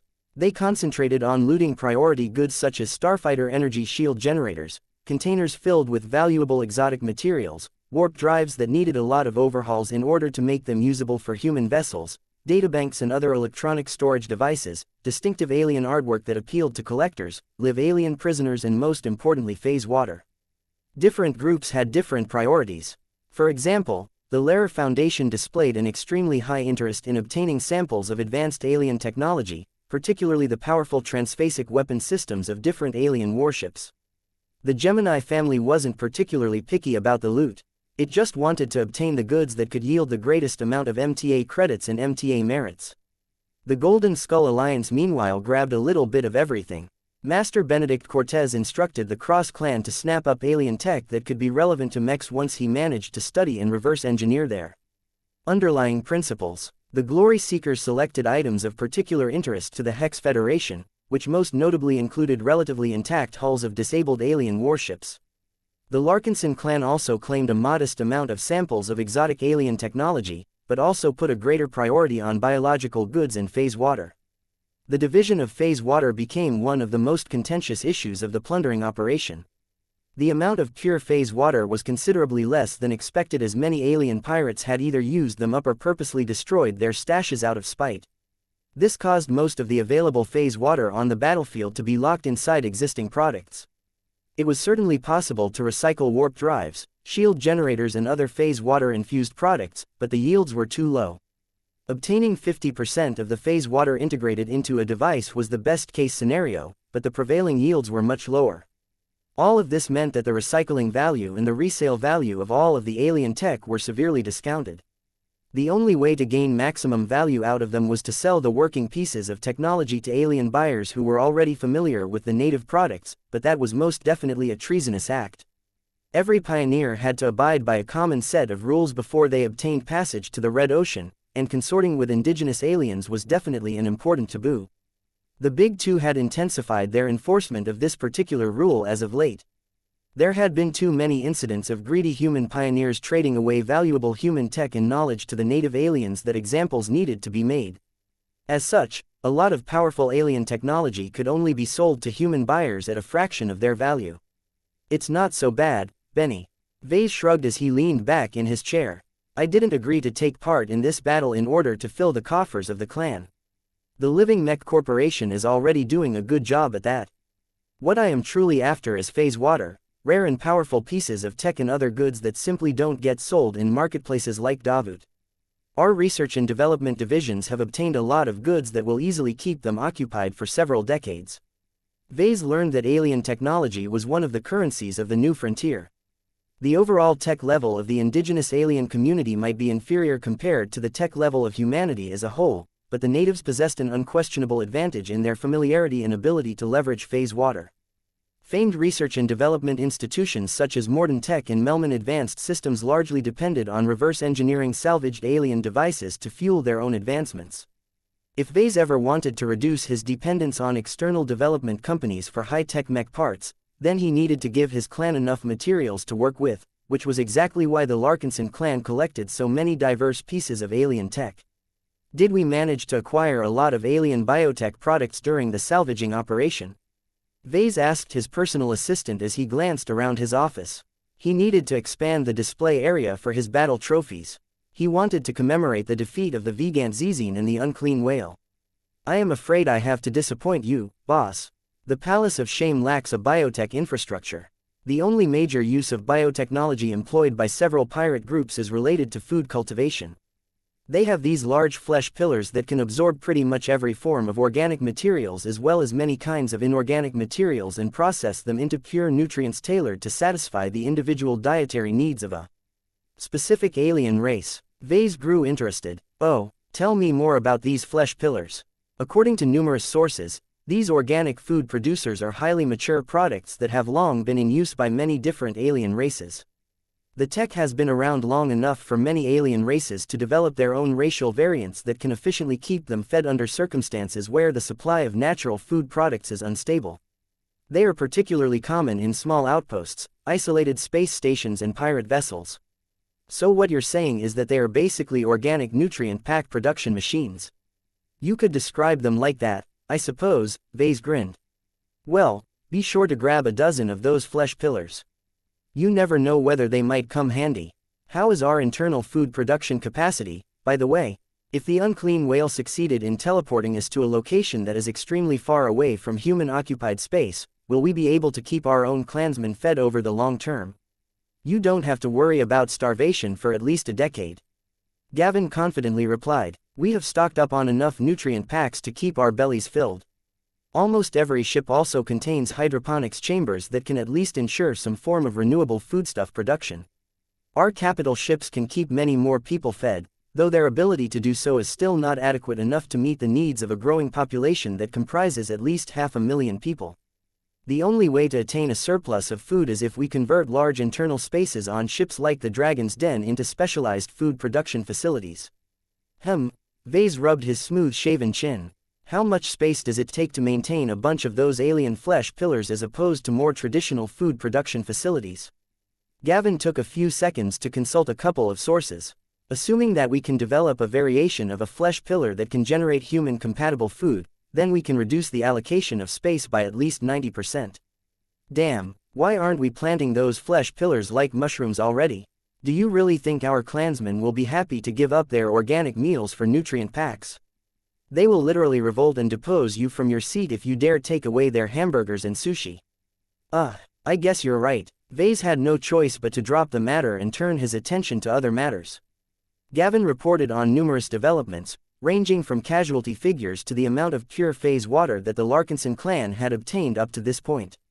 So far, we have obtained 54 kilograms of phase water, which is a respectable amount after splitting up the bounty with the rest of the Temporary Coalition and the Golden Skull Alliance. You shouldn't expect to gain much more, though. Our salvage teams have already picked the low-hanging fruits. There are probably shielded caches around here that secretly hide a lot of phase water, but few aliens left alone can tell us where they are buried. Vase shrugged. Our men can search them out, but I don't want to waste too much time on this. We shouldn't stick around for too long. When are we scheduled to leave? In 2 days if all goes well. There are many departments who complain that the time frame is too short. Our salvage teams can secure much more loot if they are granted another week. No, I don't want to overstay our welcome. Vase firmly expressed his stance. I have a bad feeling about this place. We already got most of what we want. I can live with leaving behind warship hulls and buried treasures so long as we can avoid any possible reprisal from the aliens who originally built the Palace of Shame. Will any of the other pioneering groups make their way out as well? The Adelaide Mercenary Company has opted to leave in the same time frame. In fact, General Herman Forain proposed to join forces just in case the other pioneering groups are planning to follow us and coerce us into giving up our spoils. That sounded interesting. This was not an easy diplomatic decision. What does Minister Shedderan think? He thinks that it is not necessary for our fleet to stay close to the Adelaide Third Fleet. Our clan possesses a lot of deterrence due to showing off so many trump cards. Not only that, it has become increasingly clearer that we enjoy the backing of the MTA. None of our rivals are eager to piss off the Mechers, particularly when they want to make themselves look good in order to maximize their profits from this operation. You're right, it doesn't make sense at all for our competitors to attack us out of greed. This is a clear loss-making transaction. That doesn't mean that help from the Adelaides is useless, boss. Any indigenous alien forces that we may bump into will not pay any attention to our MTA backing. Gavin noted, I see. It will be a lot more useful to have a fleet that is just as powerful by our side. The Adelaide Mercenary Company was both prosperous and well-equipped. It wouldn't have been able to retain an ace pilot and an ace mech if the opposite was the case. Though Vase appreciated the Adelaide Mercenary Company out of all of the other members of the temporary coalition, that didn't mean he was willing to trust his back to this group. Betrayal was still possible. No matter how illogical it may be for the Adelaides to stab the Golden Scullers in the back, Vase could still imagine scenarios where it could happen. Rather than tempt fate and open up his fleet to betrayal, he preferred to nip this possibility in the bud. Tell Minister Shedderin to politely reject General Foraine's proposal. We can take care of ourselves, Benny. It's not as if we are traveling straight towards the front lines of the ongoing invasion of the Red Ocean. Understood. I have already passed on the message. The main reason why Vase rejected this offer was because he wanted to hurry up and complete the original goal of this diversion into the border region of the Krakatoa Middle Zone and the Zelmer Upper Zone. He didn't quite know for certain, but he had a feeling that destroying the Palace of Shame and killing the unclean whale might have produced a lot of ripple effects. Even if these fears were overblown, Vase still didn't want the Adelaides following his expeditionary fleet to the star system where Lord Pyrian Yoral Tavik had fled. Chapter 4523 Starfighter parallels. The fleets of the Golden Skull Alliance and the Adelaide Mercenary Company were finally ready to depart after a few days. The Gemini family, the Lara Foundation, the Santana Group and the Bouget family had opted to stay behind. Their salvage teams were constantly unearthing more treasure from the broken fragments of the Palace of Shame and other tricky places. Staying behind also allowed these pioneering groups to make good use of all of the enormous warships and warship debris. Vase had already learned that the more ambitious pioneering groups wanted to package up the alien warships and tow them back to civilization in order to maximize their profits. He wished them good luck in this endeavor. The profits would be massive if they managed to pull it off, but it would take many months to tow all of the high-value warships to safe harbor. The probability that they would get intercepted was small, but not completely unlikely. Vase did not wish to turn his fleet into an attractive target, so his clan declined to drag too many alien hulls away. The Larkinsons only grabbed the smaller and less valuable hulls and only intended to hold onto them long enough to study alien shipbuilding methods. At least Chief Shipwright Vivian Tsai found a new way to occupy her time. Before the eve of departure, all of the leaders of the temporary coalition met in person once again. They distinctly did not choose to meet inside the flagship of the Gemini family, but instead opted to converge inside a relatively intact section of the Palace of Shame. The trip was risky and would expose every leader to a lot of potential danger, but sending a surrogate was seen as a sign of weakness and mistrust. Vase opted to go despite all of the warnings he received. There was no compelling reason for anyone to pull off any stunts. Even if an incident took place, he believed that his own precautions along with the protection of the Mars would see him to safety. He boarded the shuttle and came face to face with the two advisors that he decided to bring along for this meeting. Minister Shedderin Pernis wore an elegant if somewhat boring gray vac-suit that offered decent environmental protection but not much more. Director Calabast looked serious and ready for action as she had opted to wear a flexible but armored suit that fell short of looking like actual combat armor. Vase found it interesting that Calabast chose to wear an outfit that did not feature any obvious stealth mechanisms at all. It lacked the modules that were typically present on infiltrator suits. This isn't the time for sneaking around. Calabast answered his unspoken question. If an incident occurs, we have to confront it head-on. Besides, we already have a secret agent who is much better at infiltration. She lowered the gaze to a certain gem cat resting on his lap. Meow. Lucky lazily yawned. His belly had become fuller this time after the Larkinsons had let him loose in the broken remains of the Palace of Shame. Unlike most salvage teams, Lucky could effortlessly phase through solid matter and stumble upon hidden vaults that were shielded from detection. The cat successfully managed to devour the contents of a couple of those hidden treasure vaults before other parties finally managed to sniff out their locations. Vase smiled as he looked at his lazy cat. While his new cyborg cat was much stronger and more obedient, he had left his living divine artifact in his fleet in order to perform a backup function. Compared to his new cyborg cat, Lucky was a lot more disposable. Of course, Vase knew better than to voice these thoughts to his first pet. He hadn't even exposed the existence of his cyborg cat to anyone, though he was pretty certain that the golden cat already knew due her control over the Larkinson network. Is your armor fully operational again? Calabast asked. In a manner of speaking. Vase replied, it is easy enough to fabricate replacement parts for the unending regalia. The biggest stumbling block is obtaining more unending alloy. I first thought about cutting a few pieces from the broken remains of the Shield of Samar, but I think that venerable Janzi knows her own mech way too well for me to get away with that. I opted to shave off small chunks from our other expert mechs instead.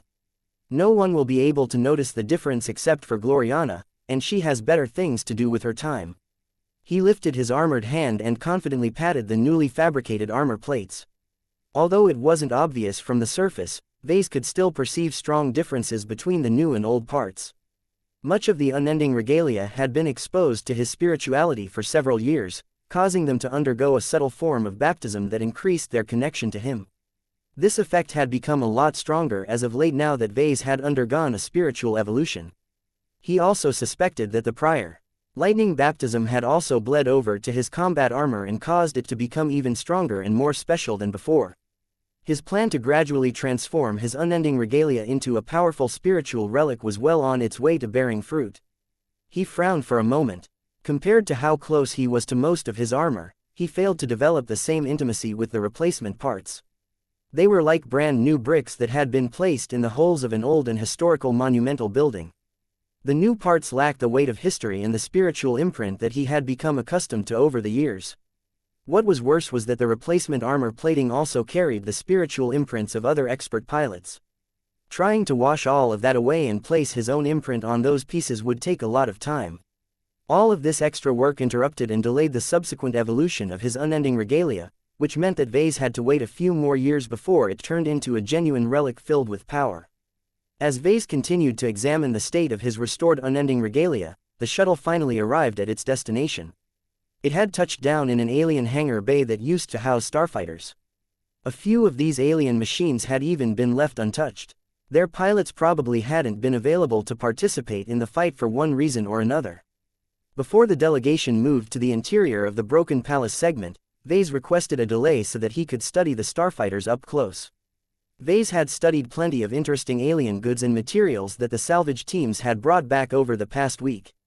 Though the Larkinsons had brought back a decent amount of elite starfighters, Vase hadn't been around when they had been brought into the cargo holds of his ships. This was the first time that he was able to see alien starfighters in the flesh. The craft was smaller than he thought. It was designed for speed and maneuverability and could definitely give a light mech a run for its money. Its disproportionately large thrusters provided it with incredible straight-line acceleration, though Vase could clearly deduce that its agility and turning radius was less than impressive. The starfighter he was looking at was a rather middling machine that was a little more valuable than an autonomous combat drone but not as expensive as an elite starfighter. This was why the starfighter had remained in the hangar bay. There were too many of these machines that took up too much cargo space for their value. Meow. Lucky turned his head away after he determined that the starfighter didn't contain any yummy alloys. Interesting, Calabast said as the gem cat automatically floated into her arms. Humanity would have been no different from the other races if the history of our civilization had taken a different turn. How do you feel about that, Vase? The sight of an alien starfighter evoked a lot of different thoughts in his mind. Could he have become a starfighter designer in another life? Vase chuckled. I don't think I would have been a starfighter designer in that alternate universe. It would have been far more likely for me to be a starfighter pilot considering my pedigree. The only reason I haven't become a mech pilot is because my genetic aptitude is junk. His strategic partner nodded in understanding. I suppose that is correct. Humanity in that alternate universe sounds much less exciting to me now. I pity the humans who live under those circumstances because they don't have the privilege of being able to buy interesting products developed by a different version of yourself. Maybe that's for the best. Calabast gestured towards the starfighter in front of them. Do you think that the aliens have the potential to make their starfighters more competitive against mechs? What if they equip their starfighters with a neural interface to improve their control? That is difficult to say. Starfighters definitely have their strengths, but they are too limited in what they can do. Perhaps the aliens will crack the secret of neural interface technology and develop variants that are compatible with their own species, but you know as well as I do that there is more to mechs than establishing a man-machine connection. I suppose you are correct. Vase once held a discussion with Cormont Hempkamp on the possibility of alien races adapting their own form of neural interface technology. It was a lot harder to make this work than everyone thought. Was genetic aptitude still a factor? Did aliens have brains that neural interfaces could latch onto? How much data could a qualified alien pilot process? All of these questions and more made it so that alien races had to conduct a lot of research before they could develop a working imitation of a neural interface. Vase floated up and inspected the open cockpit.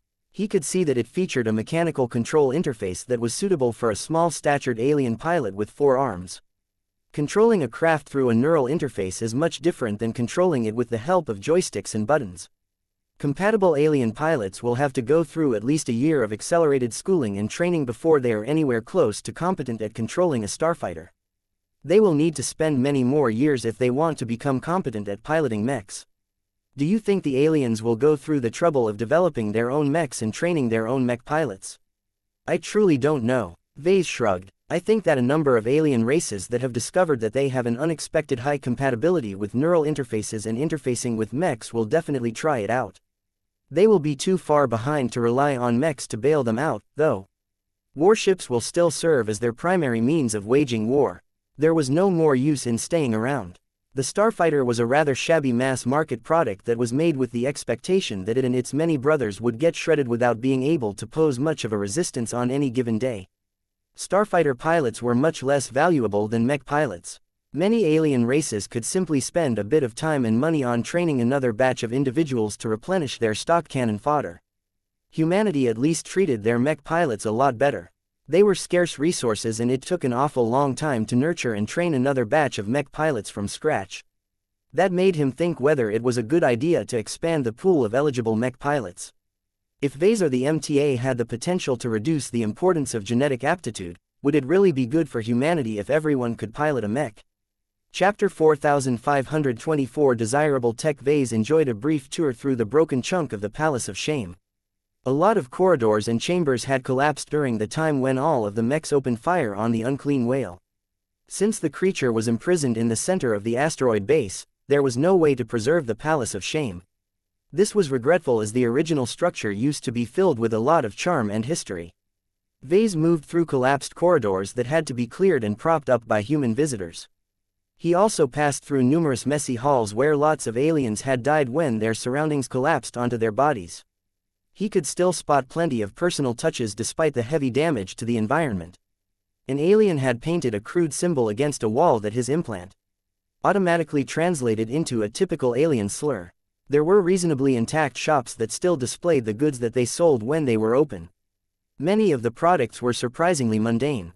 There were packaged nutrient blocks that were clearly categorized per alien species. There were also old-fashioned brooms and cleaning devices that were effective at their jobs but not valuable enough to get stolen. Vase couldn't help but pause when he stopped at an actual alien nursery. The architecture and interior design definitely suggested that it was a structure orientated towards children. Though the human troops who occupied this asteroid base fragment had already cleaned up all of the bodies as well as any biological remains, Vase could still sense the deaths of over 100 alien juveniles. Sometimes, Vase disliked his improved spiritual senses. His recent evolution improved a lot of different aspects. His sensitivity towards life had made it incredibly obvious that a lot of young and hopeful lives had met their premature end in this structure. A part of Vase found it rather perplexing that the alien pirates hadn't done a better job at bringing their children to a safer location. Even pirates have children, Calabast said as she observed the interior of the nursery from her own perspective. Everyone we kill has a family. Don't think too much about it. These aliens don't deserve any sympathy. We humans are irrevocably opposed to other sentient alien life. Our race will conquer the Red Ocean sooner or later, and that means that every alien child will be hunted down and killed in order to prevent our former enemies from making a comeback. I know, you don't have to lecture me, Calabast. I am just more perceptive towards life, that's all. The loss of life here is especially grievous compared to other places. Vase tried his best to set aside any complicated thoughts in his mind. He could not afford to lose his mental composure during the upcoming meeting. He cut his tour short and headed over to the meeting area without any pauses. The Gemini family had opted to organize the gathering in a rather upscale-looking mansion that was built for the proportions of an alien race that was twice as large as humans. This made for large corridors, enormous rooms and comically oversized furniture. He was only allowed to bring one guard inside, so Nida followed with him while the rest of his honor guard waited outside. At least these aliens have taste, Vase commented as the place was covered with geometric artwork that someone versed in math could appreciate. Minister Sheddarin already approached his counterparts who had gathered in a corner of the large room. Calabast had already slinked off to chat with a boring-looking executive from the Santana group. Vase looked around and spotted plenty of familiar faces, all wearing protective suits and armor in case anything dangerous took place in this alien setting. Marshal Ariadne Woden was holding a friendly exchange with a few female Gemini dignitaries while Master Benedict Cortez talked with a bunch of other mech designers. A part of Vase felt tempted to join the circle of mech designers so they could discuss their views on the effectiveness of mechs against alien warships, but he knew he had more important duties to attend to at the moment. "It is good to see you in person again, Patriarch Larkinson," General Herman Forain of the Adelaide Mercenary Company cheerfully said as he approached from the side. "I have been waiting for your arrival, as have many others." Vase raised a curious eyebrow towards the older man. "Really? I thought my clan and I aren't so popular with you guys these days." "Ah, pay no mind to that. You know how it goes. Even siblings will go to war against each other in order to grab the best toys. The competition for spoils can bring out the worst of us, but we have left much of that behind now. Many leaders will come and try to befriend you. I am sure you know why they may be eager to gain your favor." "Because of my work, right, right." General Forain adopted a knowing expression. "I am no exception to that rule. The capabilities that you have shown during the earlier battle is astounding. What you have done to the Thunderer Mark II and the Infinite Gear is nothing less than groundbreaking. Our mech designers have come up with all sorts of theories to explain how you have massively increased their phase water utilization, but they have come no closer to replicating what you have done." That meant that blessed weapons remained exclusive to Vase. There was no other mech designer that could possibly copy every condition that made blessed weapons possible. Just the fact that they needed to acquire their own design spirits was enough to stump most people. Vase smirked. "They are welcome to keep trying. I would celebrate any mech designer who successfully managed to imitate my work." The mech general took a second look at Vase. "You've changed." "How so?" Vase asked as he grew a little nervous. He had become a lot better at suppressing his more remarkable traits over the week. His glow was no longer as obvious as before, but he still didn't manage to dampen it entirely. "You look stronger, more confident, more mature. Given what you and your clan have done in the last battle, you have plenty of reasons to feel this way. You're the big shot in this gathering. Not even the Geminis can steal your thunder anymore." That was not entirely good. Vase only had to turn his head around to see numerous members of the Gemini family glaring at him. They still resented him for encouraging everyone else to kill the unclean whale. Vase needed to temper everyone's expectations. "I can't offer as much as you wish. The upgrades that you are looking for have a lot of restrictions and cannot be applied to a large amount of mechs. It also takes time and effort for me to thoroughly implement my tech in any given machine. I suggest that you only limit your requests to your high-ranking mechs, and even then it is a question whether their mech pilots are willing to surrender a bit of control in exchange for power." The Adelaide general slowly nodded. "We have heard as much from our previous exchanges. Despite these many limitations, the Adelaide Mercenary Company is still interested in procuring your experimental tech for Jeddah Sandovar as well as 3 of our expert mechs. Can you explain our options to us? How much time will it take for you to upgrade our machines and what do you require in order to complete our order?" Vase began to give the man a pre-prepared spiel. He already thought about this matter beforehand and succinctly revealed he was willing to offer 2 different upgrade packages. The first upgrade package centered around applying the upgrades as quickly as possible. Just like what he had done to the Thunderer Mark II, Vase would touch the mech in question and quickly turn it into a living machine while making as minimal changes as possible. Once he had done that, he would bless any weapon system with the power of the Phase King. The advantage of taking this option is that it is quick and easy. "I can have it done within a day," Vase explained. "If your ace pilot and mech designers are particularly possessive and touchy about your mechs, then they have little reason to worry. Very little has changed and they can easily undo most of my work if they wish. That is an appealing choice, but I would be remiss in choosing the expeditious option when there is clearly a more superior one available." General Forain said, "It depends on what you define as superior. Still, I get what you mean. My second upgrade package is a lot more thorough because I will be working on them for at least several days so that I can apply a stronger version of my new tech. The boost in combat power will be much more dramatic if you trust me enough to tinker with the mechs or at least a portion of their weapon systems." "Such as your instrument of doom." "Exactly, General. That is an excellent example of upgrading the combat capabilities of your mech without compromising their designs. If you give me a copy of the Jeddah Sandovar's daggers, I can work on them on a physical and non-physical level so that the Phase King is able to exert his influence over them to a much greater degree than if I did a rush job. You have mentioned this, Phase King, multiple times. Who is he, exactly? Is he an alien phase whale? If so, is it legal for us to consort with one of humanity's enemy? General Forain suspiciously asked. Relax. Vase answered in a reassuring tone. I have made use of the Phase King for several years and never received a warning from the MTA. I'm on good terms with the Mechers, so they will tell me if I am doing something wrong. You haven't explained who or what the Phase King actually is. Can I trust him to empower our mechs without any reliability problems? To be honest, I cannot promise you that. I don't want to say too much, but one of the prerequisites of making blessed weapons of this particular style work is to develop a working relationship with the Phase King. If your mech pilots cannot befriend him, then they will not receive his help when they need it the most. We understand. We will do our best to keep this Phase King happy if we have developed a dependence on his power. Vase smiled. It's a give and take. Treat the Phase King as a friend and he will have your back during a fight. I am sure your Jeddah Sandovar will be able to carve through hostile ace mechs when I have completed a pair of upgraded daggers for this powerful machine.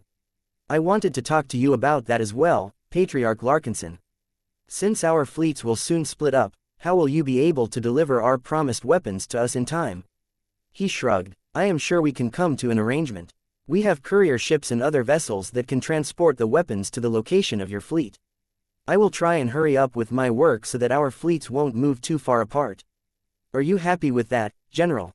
That sounds reasonable as long as the upgraded daggers have truly become more powerful. How much deadlier will they become? I can't say. This tech is new even for me. Conservatively, I estimate that it should be possible to amplify their penetration power by at least 4 times. That is impressive. It will cost you, though. There was no way that Vase wanted to botch this job and disappoint the Adelaide Mercenary Company. As long as he could apply his distinctive touch to not just one, but several powerful ace mechs, the Phase King stood to receive an incredible amount of high-quality spiritual feedback. Ace pilots are so much more powerful than expert pilots that it wasn't even funny. The thought of being able to establish a connection between many of the powerful ace pilots in this star system and one of his most important design spirits already made him salivate. He suddenly froze as he came up with another interesting idea. What if Vase didn't turn the Phase King into the only design spirit of those daggers? What if he attached a second design spirit in the form of himself? Was it possible for him to siphon away some of that juicy ace pilot grade spiritual feedback for himself? Vase suddenly discovered what it was like to be his mother. Chapter 4525 Start of Negotiations. Vase was not accustomed to attracting so much interest from powerful pioneers. His ego gained a significant boost as he verbally danced his way from one negotiation or another. He had always known that his work was good enough to attract the attention and appreciation of a significant portion of the market. However, much of the advantages conveyed by his mechs were difficult to translate into hard numbers. There were many other products on the market that hit harder, withstood more damage or moved a little faster. Creative and innovative mech designers tried to excel in ways that weren't so obvious and straightforward.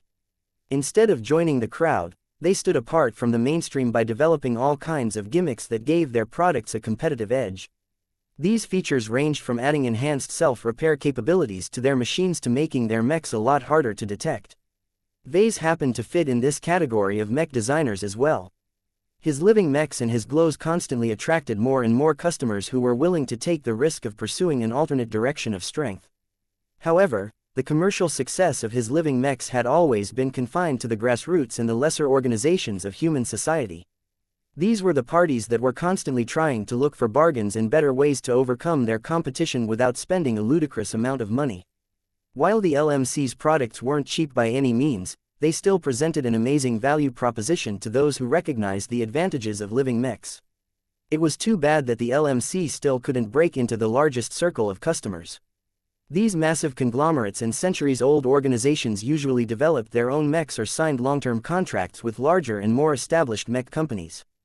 Developing exclusive relationships made sense because major clients gained the right to make additional demands to ensure they obtained the mechs they truly needed.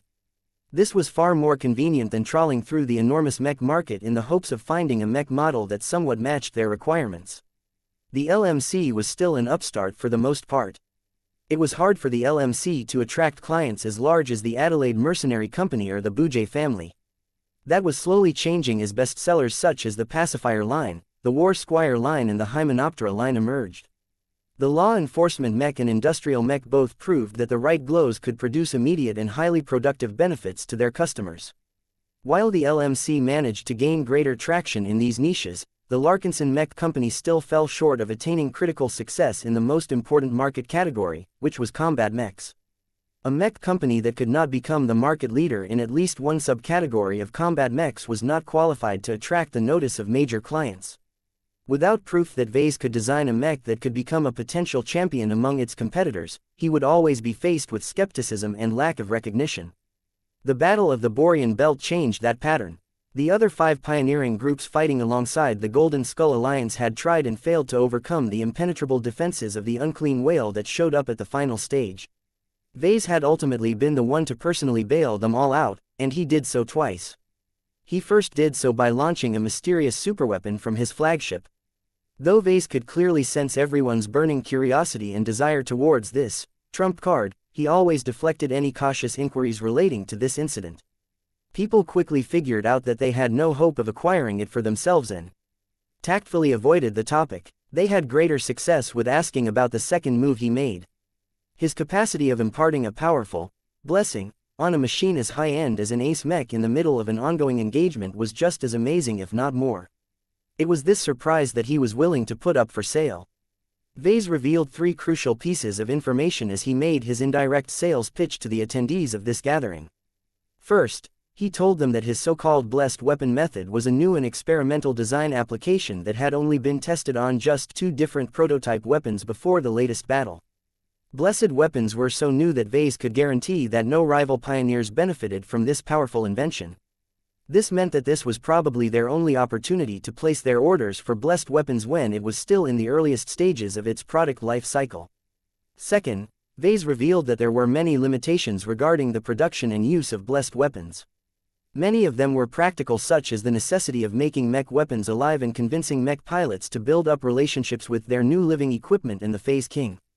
Vase also told his audience that supply would be constrained for a long time as he could only afford to make a limited amount of blessed weapons at this time. Whether this was because his resources were limited or because he wanted to jack up his prices by creating artificial scarcity, nobody could tell for certain. No one confronted him on his ambiguity because he possessed a monopoly on blessed weapons. Third, Vase confirmed that his blessed weapons could be of use to any mech. No matter whether it was a regular mech, an expert mech or even an ace mech, each of them could enjoy a massive boost in combat effectiveness as long as they carried a bit of phase water. Technically, it was possible to pair mechs with other design spirits, but Vase had refrained from mentioning this as he had yet to discover and secure a supply of alternative sympathetic materials. For now, phase water was the only game in town. It was so famous and ubiquitous throughout the Red Ocean that there was always a place for the Phase King to help. Once Vase was done with outlining his conditions, the negotiations became serious. "You are asking for much, Patriarch Larkinson." General Herman Forain furrowed his brows. "It is true that we have obtained a sizable share of phase water from the salvage and recovery efforts, but our headquarters have already allocated most of it for pre-planned projects. We have many older mechs that are still waiting to be upgraded with transphasic parts. Our company also intends to develop brand new expert mechs that are transphasic from the ground up. Providing so much phase water to the company at large will comprehensively boost the combat power of all of our fleets. That is much better for us than upgrading a single ace mech. No matter how much more powerful the Jeddah Sandovar can become, it is only a single machine that can only guarantee the survival of a single fleet." Vase looked unsympathetic as he gazed at a wall that featured a harmonic collection of alien paintings. "That is your concern, not mine.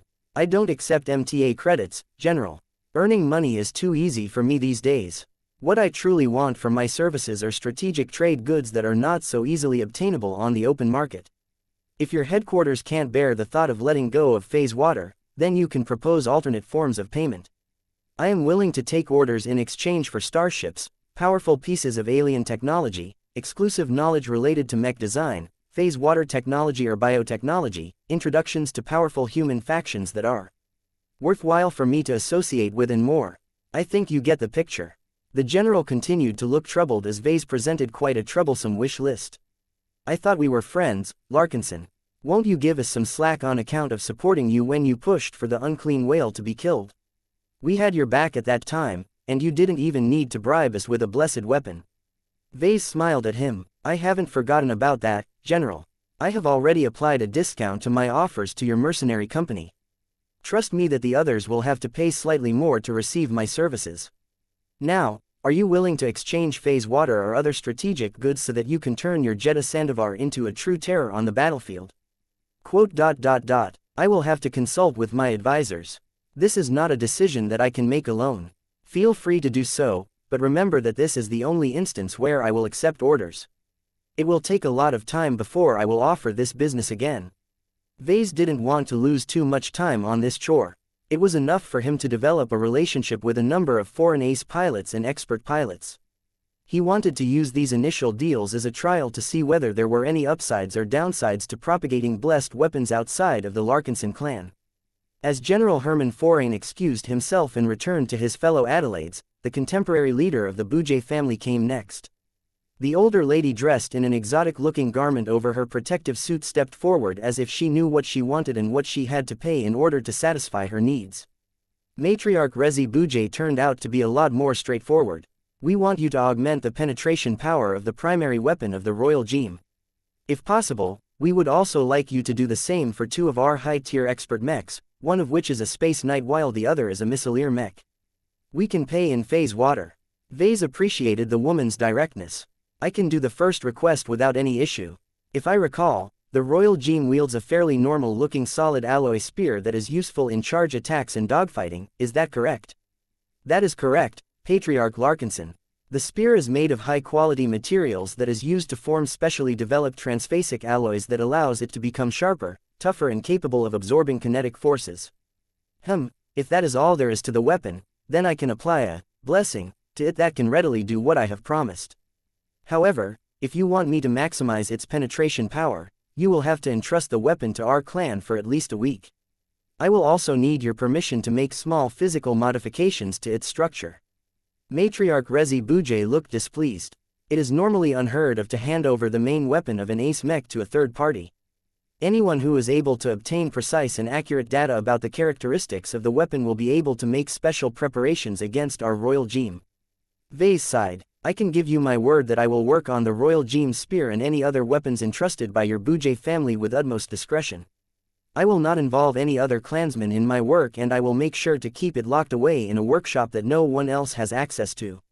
As soon as I am done, I will put it in a sealed container so that it can safely be shipped to your fleet. Is that enough to satisfy your needs? That is not enough. We want to send a team of observers and guards that will constantly keep watch over the weapons that we have sent. This is non-negotiable to us. If you are not willing to let our family members monitor our most important equipment while it is in your care, then we will have too many doubts about your trustworthiness to proceed with this transaction. The woman certainly struck a harsh tone, but Vase guessed that she would probably relent if he refused this particular demand. The desire to obtain blessed weapons was too great. The Adelaide Mercenary Company might not be so interested as it was a large organization that possessed multiple powerful armadas, but the Bouget family was largely stuck with a single fleet. This fleet was everything to the Bouget family. If the Bougets ever encountered an enemy that was too much for the Royal Gem to handle, their family would definitely come to an end. This was why Vase knew that the matriarch Rezi Bouget absolutely couldn't return empty-handed. That said, Vase did not wish to be too unreasonable. I won't allow you to bring an entire army aboard my ship. He said, I will grant you permission to bring along a small team of observers and caretakers. That is less than what our family wishes to see. Well, that is all you will get from us. You can either take it or leave it, Matriarch. Chapter 4526 Alternative Form of Payment. Vase and Matriarch Rezi Bouget continued to haggle the broad strokes of their agreement in the next 10 minutes. They debated on many different points and constantly made compromises in order to reluctantly satisfy both of their needs. However, neither side wanted to walk away from this mutually beneficial deal so easily, so they kept pressing on in order to finalize a general framework of their agreement. In the end, the Larkinson clan ultimately agreed to bless a single ace mech grade weapon and a single expert grade mech weapon for the Bujie family. I would be happy to upgrade the main weapon of the Royal Gem as well as that of your high-tier expert Space Knight. Vase smiled like a salesman that had just closed a massive deal where he was bound to earn a lot of commission. Matriarch Rezi Bujie did not look entirely happy. What of our expert missileer mech? Why are you unable to provide the same service to this machine? Vase sighed. I am sad to say that I am probably unable to be of any use to your expert missileer mech. Missile launchers are glorified collections of tubes and don't really play a significant role in the firepower or penetration properties of their damage output. The only way to apply my new method to this expert mech is to bless each and every individual consumable missile. This is an enormous waste of time and resources. Not only do I have to work on an excessive number of missiles, they won't even last as they will blow up as soon as they are put to use against enemy targets. Why not consider other expert mechs? No, 2 orders will be enough for us, then. What are your prices in phase water? I charge 50 kilograms of phase water to augment an ace mech grade weapon and 10 kilograms of phase water to do the same for an expert mech grade weapon. The matriarch of the Bujie family momentarily exposed her shock at the high price tag. That is excessive, Patriarch Larkinson. It is much more reasonable to charge 10 kilograms for our largest order. You are only applying your method to a single weapon, not an entire mech. I doubt this costs as much as you want us to believe. Vase snorted. You are welcome to turn to other suppliers if you want to get a better deal. Don't think about what you are giving up. Think about what you are getting in return. 50 kilograms of phase water will turn your Royal Gem into an unstoppable offensive powerhouse that can defeat pretty much every other ace mech at its level. Doesn't that sound much more valuable than risking the life of your ace pilot and the rest of your fleet? The two continued to haggle until they finalized their agreement. Vase had eventually been persuaded to lower his prices to 40 kilograms to augment the spear of the Royal Gem and 7 kilograms of phase water to do the same for the mech sword of a high-tier expert Space Knight. In exchange, Vase received all of the payment up front, and also took responsibility if he somehow ruined the weapons when they were temporarily under his care. Of course, the Bujie family couldn't arbitrarily declare the weapons ruined when they finally received them again. Vase especially did not want the Bujies to blame him if Saint Calisandra Bujie somehow couldn't get along with her new living weapon and its attached design spirit. If any disputes took place, both sides would present their case to the MTA so that they could obtain a fair and impartial judgment. Arbitrating disputes relating to mechs was one of the core functions of the Mech Trade Association. The mechers had worked hard to build up a reputation of neutrality. They could be trusted to refrain from playing favorites, even if the Larkinson clan was much closer to the MTA than the Bujie family. Although the two sides hadn't signed a formal agreement yet, it was only a matter of time before the lawyers and nitpickers of the Larkinson clan and the Bujie family finalized a formal contract. Vase and Matriarch Rezi Bujie already shook hands with each other. This turned out to be a little awkward due to their protective gear. We will transport 47 kilograms of phase water as well as the 2 mech weapons to your fleet as soon as our contract goes in effect. The leader of the Bujie family said, "We trust you not to renege on this deal. The main reason why I agreed to pay up front to begin with is because you have developed a good reputation in your business dealings. It surprises me that you are much less volatile outside of combat and mech design. I started from the bottom, Matriarch, so I have a great understanding of the necessity of money, resources, assets and relationships in my business ventures. I can't play around as much if I'm broke. You can rest assured that I will make excellent use of the 47 kilograms of phase water that will enter my vault soon. Please do not remind me of how much of our spoils we have given up in exchange for your services." Vase chuckled as the matriarch finally went away. He still couldn't believe that he actually managed to force the Bujie family to cough up 47 kilograms of phase water. He had almost doubled his initial share of phase water for participating in Operation Lighthouse. This was a much greater sacrifice than the annual sum of phase water the Hex Federation paid to the Larkinson clan in exchange for the right to gain access to the proprietary mental simulation training system. Vase metaphorically rubbed his palms as the next potential customer walked up to his position. The man looked different from the rest as he wore a ceremonial version of a white lab coat over a more protective suit that was mainly designed to cope with laboratory accidents. It was clear to see that the man was much more at home in a research lab as opposed to a boardroom. Patriarch Larkinson, I am Stanley Gerda, a vice director of the Xenoarchaeology division of the Lehrer Foundation. You have mentioned earlier that you are willing to take alternative forms of payment for your services, including knowledge on various subjects, is that correct?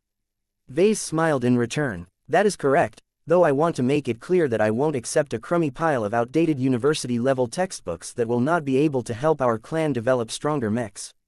I am primarily interested in any R&D related to transphasic mech systems. The Lehrer Foundation does not put too much emphasis in this field. Vice Director Goethe replied in a firm tone. We can offer other advancements in fields that are much more infrastructural in nature.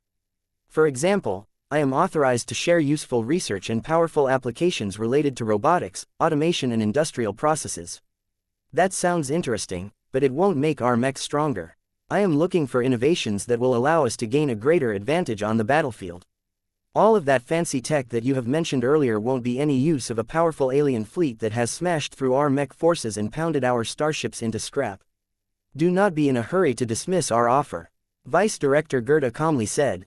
For example, not all of our robotics and automation projects are civilian in nature. We have developed plenty of products that are relevant on the battlefield as well. The man waved his arm, exposing numerous mechs that carried extra modules on their backs. The live test footage showed different prototype mechs fighting against many different opponents. While the prototype mechs were mostly armed with rifles that allow them to take potshots at long range, their primary weapon systems turned out to be combat drones. These weren't the standalone starfighter-sized drones employed by the alien pirates during the Battle of the Borean Belt. The drones developed by the Lehrer Foundation were instead designed to be paired with specialized drone-carrying mechs. Although Vase could easily design a mech with a similar configuration, it was pretty much impossible for him to develop a drone mech as good as the ones developed by the Lehrer Foundation. As Vase carefully studied the edited footage, he could clearly see that the drones looked like they were excellently controlled. They moved and fought far better than typical off-the-shelf combat drones. He was especially impressed by how well they coordinated with each other. The more combat drones on the battlefield, the greater their cooperation. It would take weeks if not months to explain all of the nuances and technical innovations that make our drones so effective. Vice Director Goethe said with a smile when he noticed that Vase had become fascinated with what he saw. In the interest of brevity, I will mention 3 key systems that are key components to our drone mechs. The man swiped his finger. The projection changed to display specialized AI processors. It begins with the eyes that independently govern the behavior of the combat drones. Their movements, their damage mitigation actions, their targeting priority, their aiming systems and more must all be accomplished by the drones themselves in order to ensure minimum latency. Networking is too unreliable as heavy jamming is prevalent in congested battlefields. Our investment in ICE is so great that each of the ones that we have developed for every individual combat drone performs no worse than if it was controlled by a professional mech pilot. That is a bold claim. Vase said, I am not in the habit of making statements that are groundless. I can provide you with sufficient data to prove my assertions. I get it, can you continue? Very well, Patriarch. The older man swiped his finger again. Next is the specialized neural interface. You see, our foundation does not support total automation, not just because it is dangerous, but also because we believe that human direction will complement our combat drones. Vase took a closer look at the projection of the neural interface. How much control can the pilot exert over the combat drones? How much of a burden do they need to endure to keep track of so many individual machines? It is not as difficult as it looks. We have worked hard to reduce the mental burden to the mech pilot as much as possible. The pilot will only receive filtered input from the combat drones, and should exert enough control over them by issuing simple commands that the ICE will interpret to the best of their abilities. We liken it to a mech officer that is issuing orders to a mech squad. We also provide the possibility for the pilot to assume more direct control over the combat drones, but the burden on the mind can quickly escalate. In practice, only mech pilots with above-average genetic aptitudes can pilot mechs paired with more than 2 combat drones. That was certainly impressive. Vase already began to entertain many new ideas as he grew fascinated with the possibilities opened up by drone mechs. What is the third component of your drone system? The designs of our combat drones themselves. Vice Director Goethe smiled as the projection changed to display the exterior of numerous existing models. We are aware that you and your clan excel at mech design, but combat drones are substantially different products. Perhaps your design teams will be able to develop fantastic combat drones after spending decades on developing the right competences, but we can give you a considerable head start by transferring our designs of our older generation drone products. Vase furrowed his brows. I can obtain combat drone designs from many different channels. That is true, but we will provide detailed annotations with ours. Please remember that our combat drones are specifically designed to work with our distinctive drone systems. The advanced ICE and the specialized neural interfaces will not be able to display their full potential when paired with generic combat drones. I see. Chapter 4527 Serial Trade Deals. The trade deal that Vase forged with Vice Director Goethe was awfully vague. Vase had made concrete promises to augment a number of weapons of the Infinite Gear in exchange for lots of data and information related to drone mech solutions. It was basically a starter pack that was tailored to get the Larkinson clan up to speed with drone-carrying mechs. The breadth of knowledge was impressive. The Lehrer Foundation was willing to provide useful information related to almost every aspect of combat drones, from configuring their ICE to designing compact weapon systems that were powerful enough to be effective against mechs. There were many pros and cons to drone-carrying mechs. Normally, Vase didn't think they were worth all of the downsides, but the Lehrer Foundation invested so much time, manpower and resources into them that they had elevated this unusual mech type to an impressive height. Vice Director Goethe had been prepared to address every possible doubt. If you question the reason for why drone mechs should exist, then I advise you to look at our fleet's performance during the last battle. Our combat drones have proved to be particularly effective at cutting down the alien small craft. The enemy starfighters are especially vulnerable to flanking attacks, so our combat drones tried to encircle them whenever possible. It is much easier to surround a hostile force with a larger amount of lighter units as opposed to a smaller amount of heavier units. Vase could see that this could be useful in many different cases, but combat drones were not a panacea against every possible type of enemy. These combat drones of yours are certainly effective and all, but their firepower is too light to pose a threat against alien warships. I would rather stick to traditional mechs as their larger caliber weapons at least won't bounce away from the thick hull plating of enemy vessels. That is what other mech types are for. The Vice Director retorted. We have no illusions about the universality of our drone mech solutions. Be that as it may, we have developed specialized combat drones that are explicitly designed for sieging or swarming large constructs such as warships and space stations. No matter what, Vase wanted it all, but the Lehrer Foundation was a lot more reluctant to share their accumulation of drones armed with heavy weapons. Vase only managed to gain a few concessions when he addressed the demands of the Lehrer Foundation. You guys are getting a lot more augmented ace mech grade weapons than my other trading partners. The nature of your Infinite Gear makes it difficult to upgrade just one weapon. It is better to upgrade a wider range of weapons so that it will retain its penetration advantage when it changes in configuration. Considering how much work I am willing to do for your foundation, I think I deserve a lot of extras. In the end, Vase promised to apply his blessed weapon methods to 4 individual weapons of the Infinite Gear. A mech sword, a mech lance, a mech rifle and a mech cannon. Vase thoughtfully said, that is certainly a decent range, but your greatest modular mech should have more weapon loadouts. Don't you want me to augment them as well? It is not as if you have to pay actual money or phase water when sharing your foundation's research with my clan. Vice Director Goethe responded with a strained smile. I am not allowed to make any further concessions. As much as I am in favor of securing additional commitments from you, my superiors have imposed strict rules on how much proprietary research I can exchange with a third party. The scope of our current transaction is still within my discretion. If we trade anything further, I will have to send this matter up the hierarchy, which means that it can take months if not years before we can agree to a definite trade agreement. Annoying, but understandable. Your headquarters will certainly want to have a say in this matter. Vase remarked. That is true, but I cannot wait for my superiors to make up their minds. They will demand hard proof in the form of empirical data generated by systematic experiments. They won't take us at our word.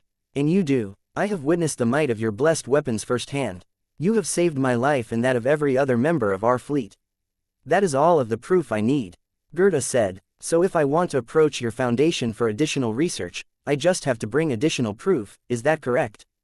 It is not so simple, Patriarch Larkinson. Research drops in value the more it becomes available. It is not true that it is costless for us to share our research. If we give away too much of our work, we will only be fueling the rise of our competitors. Both sides were ultimately happy with their deal. They didn't actually make any painful concessions as neither of them exchanged any scarce resources such as phase water. The Lehrer Foundation could make as many copies of its drone research as it wanted. Vase on the other hand only gave up a bit of time and effort to bless 4 Ace Mech grade weapons. In truth, Vase believed that he was definitely getting the upper hand in all of these trade deals. Facewater and drone research all sounded nice, but they were not as pivotal to his work and ambitions as getting in touch with many different high-end mech weapons. Being able to touch and study the impressive weapons of the Royal Gem and the Infinite Gear would expose him to a whole new world of high-end mech design. The best master mech designers associated with the Bujay family and the Lehrer Foundation had invested their best design solutions to these products. The spear of the Royal Gem and the eclectic collection of weapons of the Infinite Gear all represented the apex of second-class mech design. In fact, the tech and material composition of those weapons were so high that they were more at home among first-class products. Vase deeply wanted to tear apart those weapons to figure out all of their design nuances. He also wanted to examine their spiritual properties. Each Ace Mech weapon had mutated from their initial states after undergoing long-term willpower baptism from different Ace pilots. Vase had already taken a close glance at the Thunderer Mark II. If he could make observations on the weapons of several other Ace Mechs, he could conduct focused research on the phenomenon of willpower baptism and possibly figure out a way to replicate the effects through his own methods. This was potentially the key to reverse engineering Lucky's gems. It was because of his eagerness to obtain 4 powerful weapons of the Infinite Gear that he was willing to settle with a starter pack on drone mech systems. The knowledge that the Lehrer Foundation was willing to pass on was thorough enough for the design department to develop their own brand of combat drones, but not extensive enough to match the performance of the current generation products of the research institution. While the Lehrers assumed that it was impossible for the Larkinson clan to develop competitive drone-oriented mechs shortly after receiving the starter pack, Vase had different ideas in mind. There was so much potential for Vase to empower combat drones in different ways by resorting to his unique design solutions. The only downside was that he was working on so many different projects that he might not have time to play with drone mechs. After Vice Director Stanley Gerda left with a satisfied expression, General Herman Forain finally came back. "We have discussed your terms and conditions. The Adelaide Mercenary Company is willing to work with them. We would like you to upgrade the daggers of the Jeddah Sandovar along with the main weapons of 4 of expert mechs." Vase smiled at the prospect of receiving additional business. "I would be happy to oblige, but it will cost your mercenary company a lot of phase water despite your friend discount. Are you sure you want to place a big order? We can get phase water from other sources." General Forain said, "We might not be able to acquire your upgrade again if we miss this opportunity. Besides, it is better to invest resources into greater combat power than to allow our wealth to remain unused. The last battle has given us all a powerful reminder that alien battleships and hostile phase whales care nothing about our reputation and our balance sheets." "Well said. I think you have made the right decision. While you might not be able to earn an enormous windfall of phase water like this again in the future, I believe your new and blessed weapons will save your lives one day." The two quickly concluded their negotiations. They essentially took the Larkinson clan's trade deal with the Bujay family as a model and only changed a couple of parameters. In exchange for upgrading a number of the Adelaide Mercenary Company's high-end weapons, the Larkinson clan received a rounded figure of 50 kilograms of phase water. The two shook hands. "Why the long face, General?" Vase asked with a smile. "You cannot imagine how much it hurts to give up on all of the ways we could have spent that phase water on. We could have applied a more comprehensive upgrade to the transphasic systems of the Jeddah Sandovar and all of our expert mechs. I was also looking forward to equipping our capital ships with superdrives. As I've said, you can always scrounge more phase water elsewhere. This is especially the case now that your mechs stand to gain a lot of extra combat power."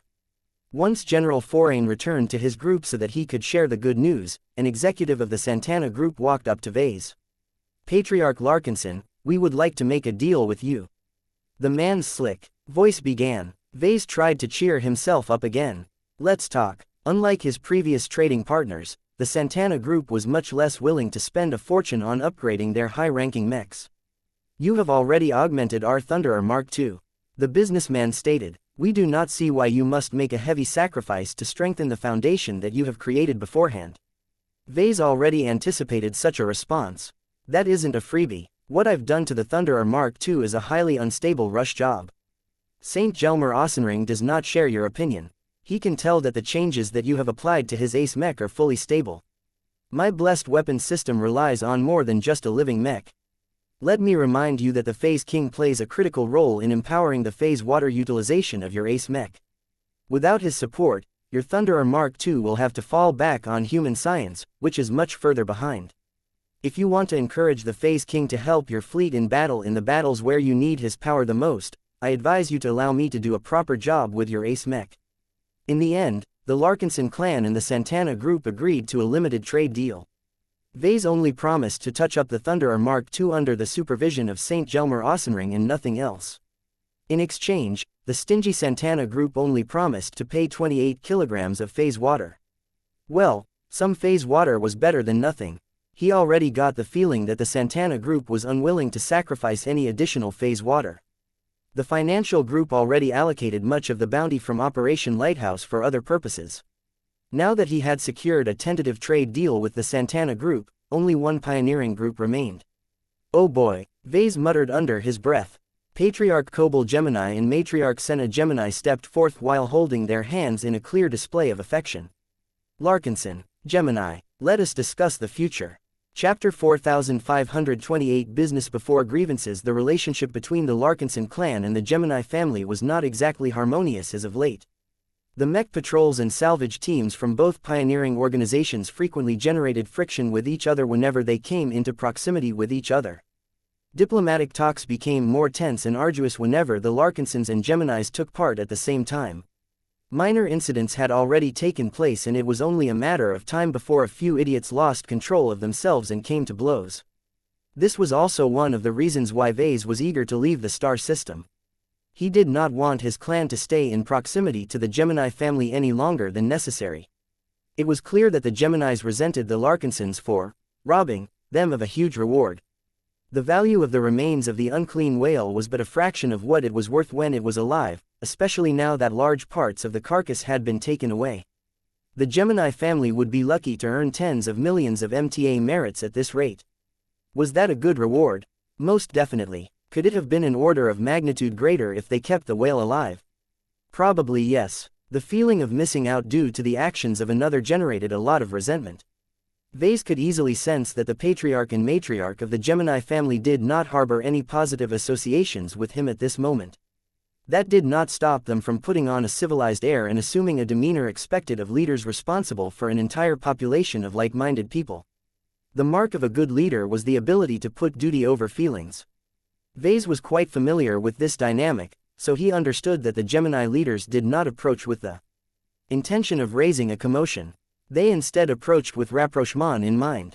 Is your clan recovering well after the recent battle? Matriarch Senna Gemini asked in a light tone that completely disregarded the tension between their respective organizations. Vase had to think about his answer.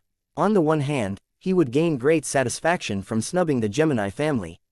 This group of deviants whose goal was to propagate their own warped vision of universal incestuous relationships had not exactly been acting in good faith all of this time. It went far beyond taking a risk to subdue a living highly dangerous alien powerhouse.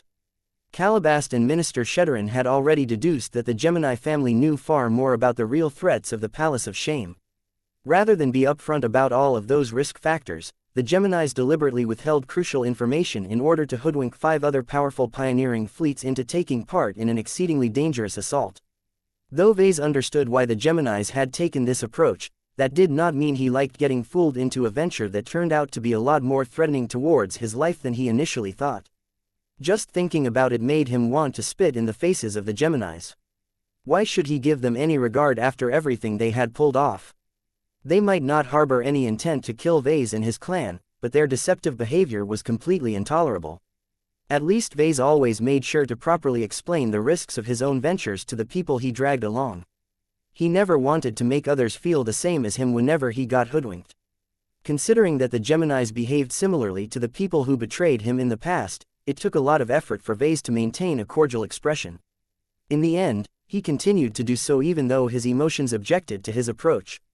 The reason why he did not express his true feelings was the same reason why the Gemini leaders did not expose their dissatisfaction. They were both better off if they transacted with each other. Whatever grievances they had in the past should be set aside in order to advance the interests of their respective organizations. It was for this reason why Vase and the Gemini leaders were able to hold a cordial conversation. They did not talk about anything important at first. They just asked trivial questions about what they thought about the plunder they had managed to obtain and what they learned from the last battle. It wasn't until they talked about the latest changes to the Thunderer Mark II that Patriarch Kobold Gemini finally brought up the reason for their approach. Are you still open to accepting additional orders for your latest service? You have accepted an impressive number of expensive orders as of late. Vase shifted on his feet. I can still fit more in my schedule, but demand as high as you have just seen. My time is valuable and I am already obliged to delay my ongoing design projects if I want to free up enough hours to work on my new commissions. I will have to make more drastic changes to the design schedule in order to squeeze in additional commissions. In other words, Vase was demanded more payment for his services, perhaps unfairly so compared to the trade deals that he had just concluded with the other pioneering groups. The Patriarch and Matriarch looked at each other while squeezing their hands. They clearly anticipated such a response. We can work with that as long as your rates are not excessive. We may have earned a greater share of the spoils from this operation, but we have already reserved most of it for the buildup of our colony in the Hoster system. It will be difficult for us to justify the expenditure of tens of kilograms of phase water for singular upgrades to our ace mechs. Those upgrades can save the entire future of your Gemini family one day. Vase mildly retorted, let me remind you that your much-vaunted Gemini saints failed to penetrate the defenses of the Orvan battleship and the Unclean Whale by themselves. They managed to make it through with the help of others, but what about next time? If you are ever caught by yourselves by a phase whale, do you think your embodiment of love and sacrifice can truly overcome the defenses of this beast? We have already exceeded our quota. Matriarch Senna Gemini said, we do not intend to expose ourselves to any further excessive danger. Vase snorted, you might not want to look for trouble, but there is always a chance that trouble will reach your doorstep. What if an alien incursion fleet drops by your colony? What if your neighbors do not take kindly of your unorthodox family practices and intend to wipe you out for moral or ideological reasons? Having lived this way for multiple generations, you have to acknowledge that this is a very real possibility. This is not a new problem for us. We have always succeeded in keeping ourselves and our ideology alive. That was then. This is now. Vase snapped back. Previously, your Gemini family was bound to a fleet and could always move away before attracting too much animosity from the locals. That is not the case anymore now that you have decided to found a colony in the Krakatoa Middle Zone. Not everyone will be as tolerant towards your Gemini family as us. The only language that matters in the Red Ocean is force. Overwhelming force, to be more precise. I can think of no better way to dominate an opponent than to raise the effective combat power of your ace pilots to that comparable to a senior ace pilot. Vase had taken the time to review the battle footage and evaluate the performance of every ace mech. The embodiment of love and the embodiment of sacrifice were certainly the most impressive of the bunch. Their ace pilots worked so well together that they could actually combine their ace mechs into a superpowered combination machine that was greater than the sum of their parts. Vase greatly admired what the Geminis had accomplished. The embodiment of love and sacrifice was the most powerful mech that he had ever witnessed in person. Not even a first-class multipurpose mech of the MTA could reach its level of power. Yet, as much as the Gemini Saints were able to exert much greater power through synergy, it was not enough. There were much more powerful pioneering groups out there that could either field multiple ace mechs or retained a genuine senior ace pilot. The latter was the scariest of all. Similar to how a single high-tier expert pilot could easily slaughter a dozen low-tier expert pilots, those that were just a few jumps away from becoming a god pilot were much more overpowering than other ace pilots. Although god pilots were the most powerful individuals that humanity could field in battle, in practice they had risen above mundane conflicts between rival human polities. This meant that senior ace pilots had effectively become the top powerhouses that states and organizations could employ against each other. The chance that the Gemini family would attract the hostility of a powerful group that had at least one senior ace pilot on retainer was small, but the Geminis could never rule out this possibility. Sharpening the teeth of the embodiment of love and the embodiment of sacrifice would go a long way into deterring these powers from targeting the Gemini family. It just so happened that Vase possessed one of the few whetstones that could make the embodiment of love and sacrifice at least twice as deadly as before. Matriarch Senna Gemini appeared to have run out of patience. Let us stop dancing around circles and discuss concrete terms. What will it cost you to upgrade the Mech rifle of the embodiment of love and the Mech sword of the embodiment of sacrifice? 120 kilograms of phase water. Vase immediately said, that is quite a generous deal, you know. Oh, before you try and claim you don't have that much phase water in your possession, we have already calculated the share of phase water that your family has claimed. It is several times the amount allocated to my clan. The Gemini family was entitled to double shares while the Golden Skull Alliance only had to make do with 1.5 shares. Since the Golden Skull Alliance was made up of multiple groups, the Larkinson clan only received a part of that bounty.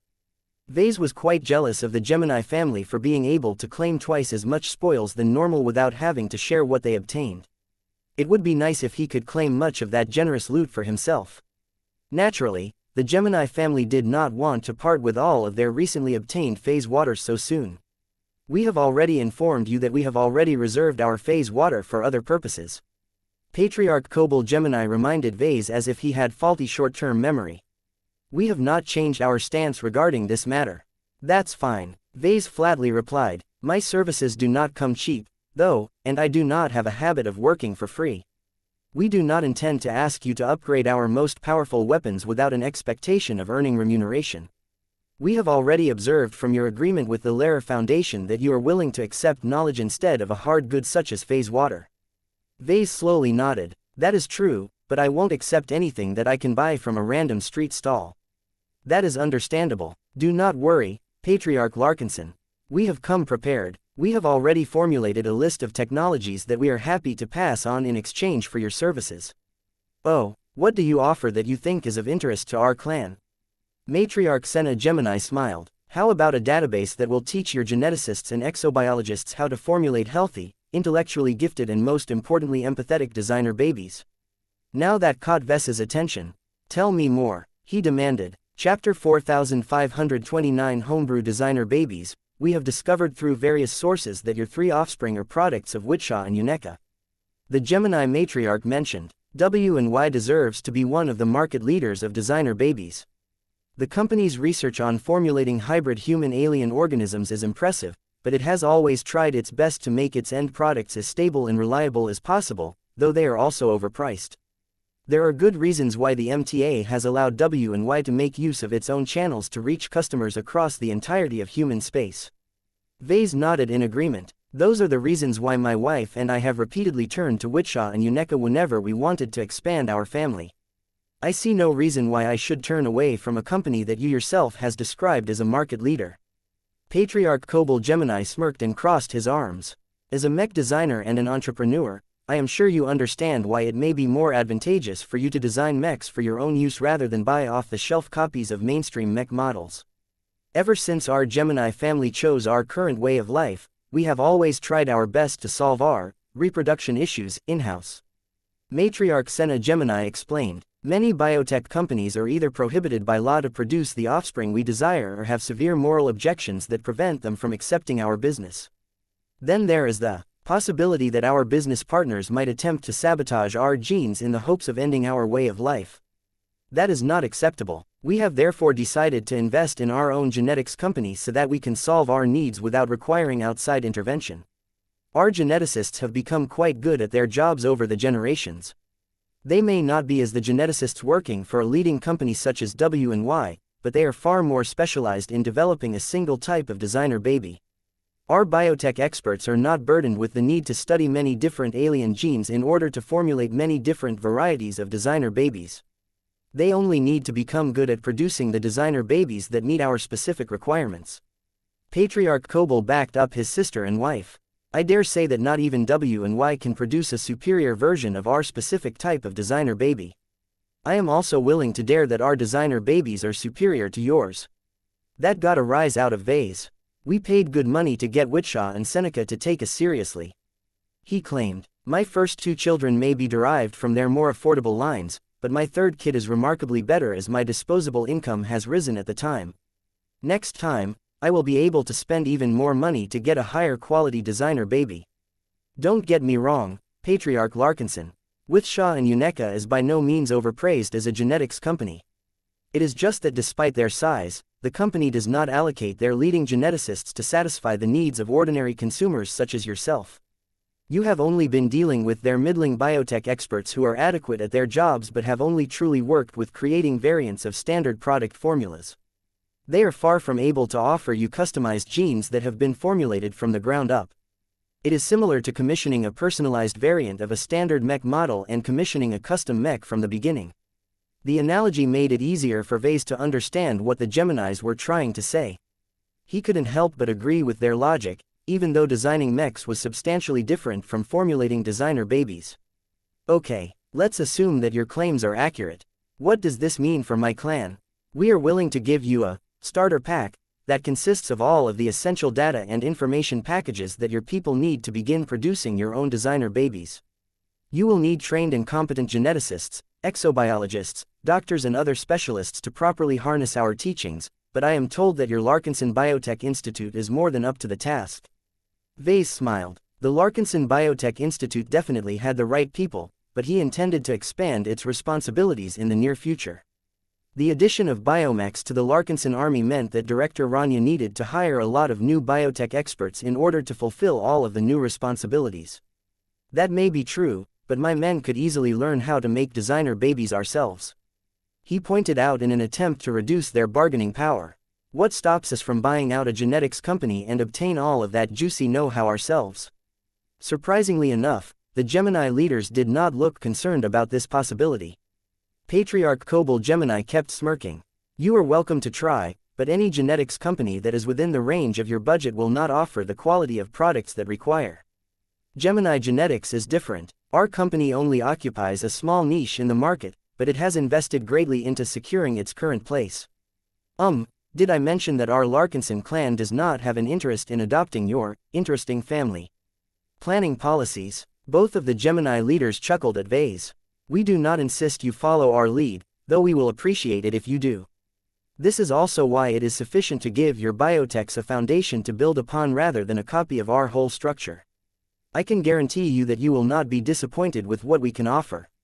While we do not intend to offer our most current and effective gene packages to your clan, we will still transfer enough information to allow your geneticists to develop their own competitive products within a decade or two. The exact quality of their work depends on their competence and your demands. Vase frowned. That sounds a little too vague to me. The reason why I agreed to the Lehrer Foundation's offer is because I have the technical background to understand most of what they have chosen to trade with us.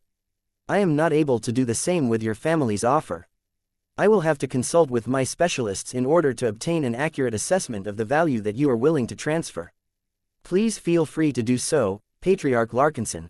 We will stay here and await your prompt return. The Geminis transferred a short electronic document to Vase that briefly summarized the contents of the designer baby starter pack. Although Vase had actually gained enough of a background in biotechnology to figure out at least half of the contents of the list, he did not want to reveal that he knew more than what everyone expected. Not yet, at least. He dutifully called Director Rania and passed on the list. What do you think? Rania's projection looked thoughtful. It looks legitimate at first glance. Let me pass on this list to the foremost experts in our institute. It took a couple of minutes for Rania to receive the information she needed to make an accurate assessment. If the list is accurate, then the Gemini family has made a serious effort to give us an accelerated introduction into developing our own designer babies. The breadth of proprietary textbooks, manuals, gene templates and research logs is remarkable, but their depth is a bit more shallow than what I would have liked. Is that bad? Not necessarily. Rania shook her head. The Geminis did not lie about giving us a solid foundation. It is just that we will have to contribute plenty of original research in order to build a proper house of what we have received.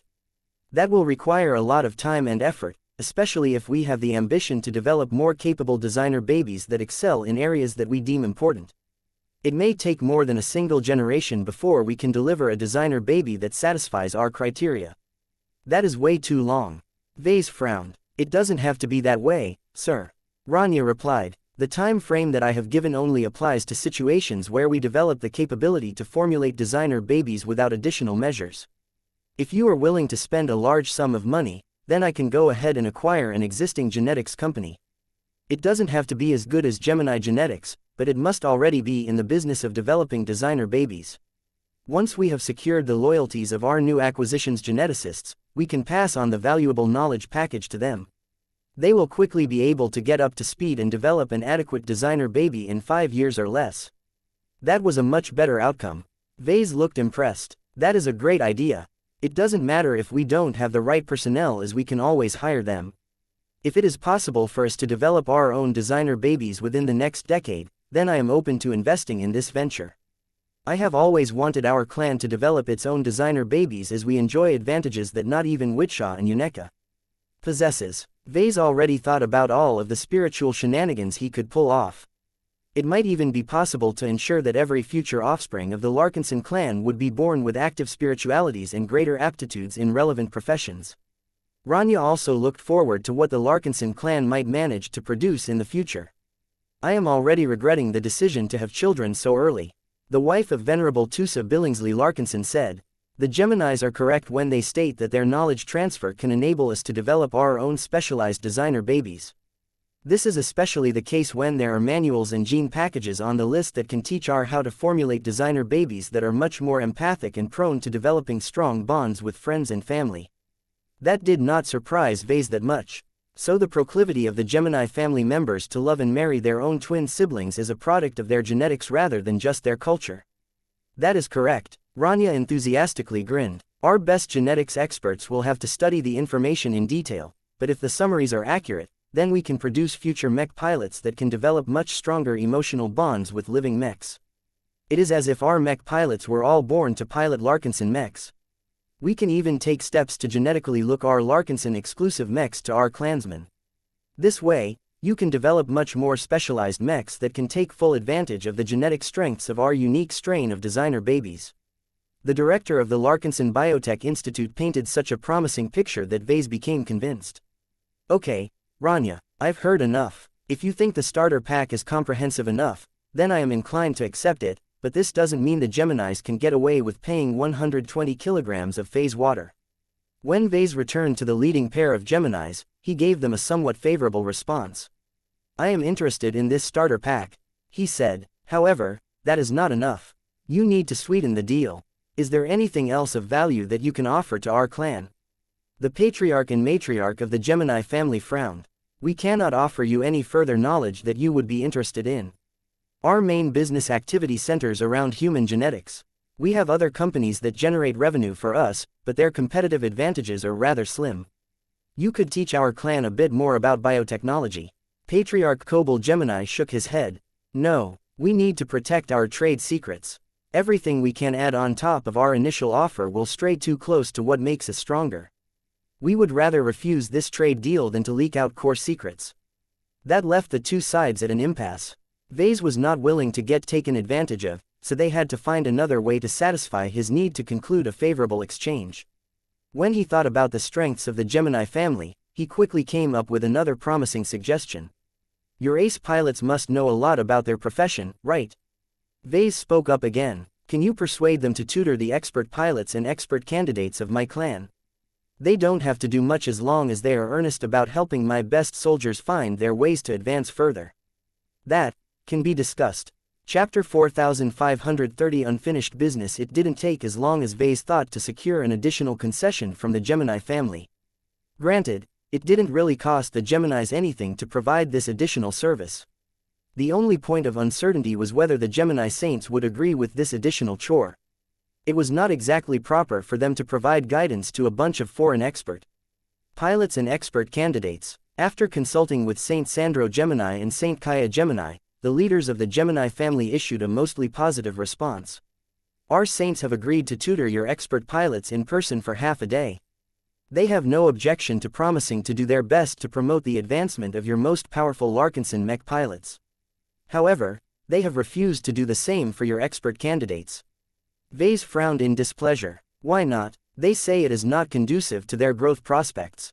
Patriarch Kobold Gemini calmly answered. The gap in strength is too big. Your expert candidates will likely lose their confidence in themselves if they meet and receive lessons from ace pilots at close proximity. You need to remember that expert pilots only emerge from soldiers who have strong willpower.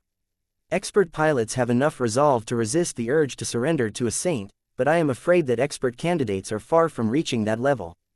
This is for their own good. Now that he thought about it, the Gemini Saints had a good point. Expert candidates were truly too fragile to engage people like Patriarch Reginald Cross in a serious discussion. Okay, I can accept that argument, Vase said after a time.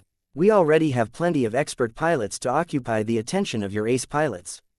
As long as your Gemini Saints will make a solemn promise to help our Larkinson expert pilots without any ulterior motives, then I am willing to accept this service as an additional concession. As long as the wording of the promise was solid enough, then he would not have to fear any possibility where the Gemini Saints deliberately tried to sabotage the Larkinson expert pilots by leading them astray. Their strong principles prohibited them from breaking their promises. Vase already had plenty of experiences with expert pilots honoring their commitments. This trait was even stronger among ace pilots. There wasn't even any need to put these terms in a written contract, though the Larkinson clan would insist on doing so anyway just to make it nice and official. Vase and the Gemini leaders continued to chat with each other for a while. They cautiously explored further trades, but neither side could come to any further agreements. The Gemini family wasn't able to offer any further value. It had already committed to investing much of the spoils gained from Operation Lighthouse into building a future state where the Gemini way of life was the new standard. The opposition to this initiative would probably be massive, so the Geminis wanted to counter that by being overprepared. The more wealth and resources they had at their disposal, the greater their chances of success in challenging the status quo. As such, Vase did not receive a positive response when he asked to obtain a portion of their harvested phase water, alien technology, valuable materials and other high-value goods. As for Vase, he was not that enthusiastic about backing the Geminis to the same degree as the Hexer people. Vase had already become irrevocably tainted by his strong association with the Hexers. His iconic products not only strengthened their military, but also influenced their culture and beliefs. The fact that he somehow maneuvered his way into getting recognized as the living son of their most important deity was a blatant sign that he had, rather haphazardly, become the spiritual leader of the Hex Federation. This was profoundly ironic considering that he was a man rather than woman. In any case, Vase could only tolerate one such stain in his record. Once may be an exception. Twice as deliberate. If it looked as if Vase made great efforts to prop up the Gemini family through his works, then that would lead the public to develop many false assumptions. For example, people might be under the impression that Vase actively supported its family policies. Perhaps people might suspect that Vase was secretly a huge sister lover and that he wouldn't have hesitated to start an intimate relationship with a sibling. Only the fact that his parents had one kid stopped Vase from fulfilling this taboo dream. He coughed. This was a complete falsehood, of course. Vase wanted nothing to do with the Gemini family after this ordeal was over. His only goal was to try and see if he could squeeze more concessions from the Geminis. Seeing that neither side was able to agree to any further trades, they decided to settle with the current outcome.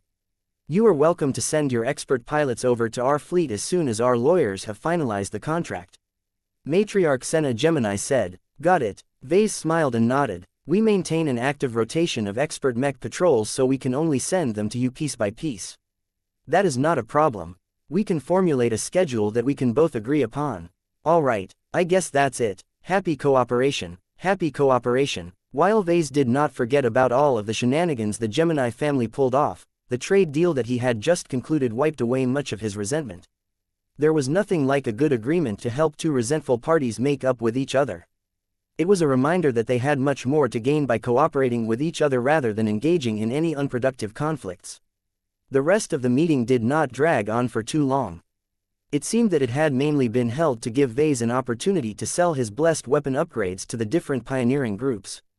The Geminis only held a few informative speeches before sending everyone on their way. Minister Shudderin Pernus and Director Calabas joined Vase and his guards as he made his way out of the half-restored alien base fragment.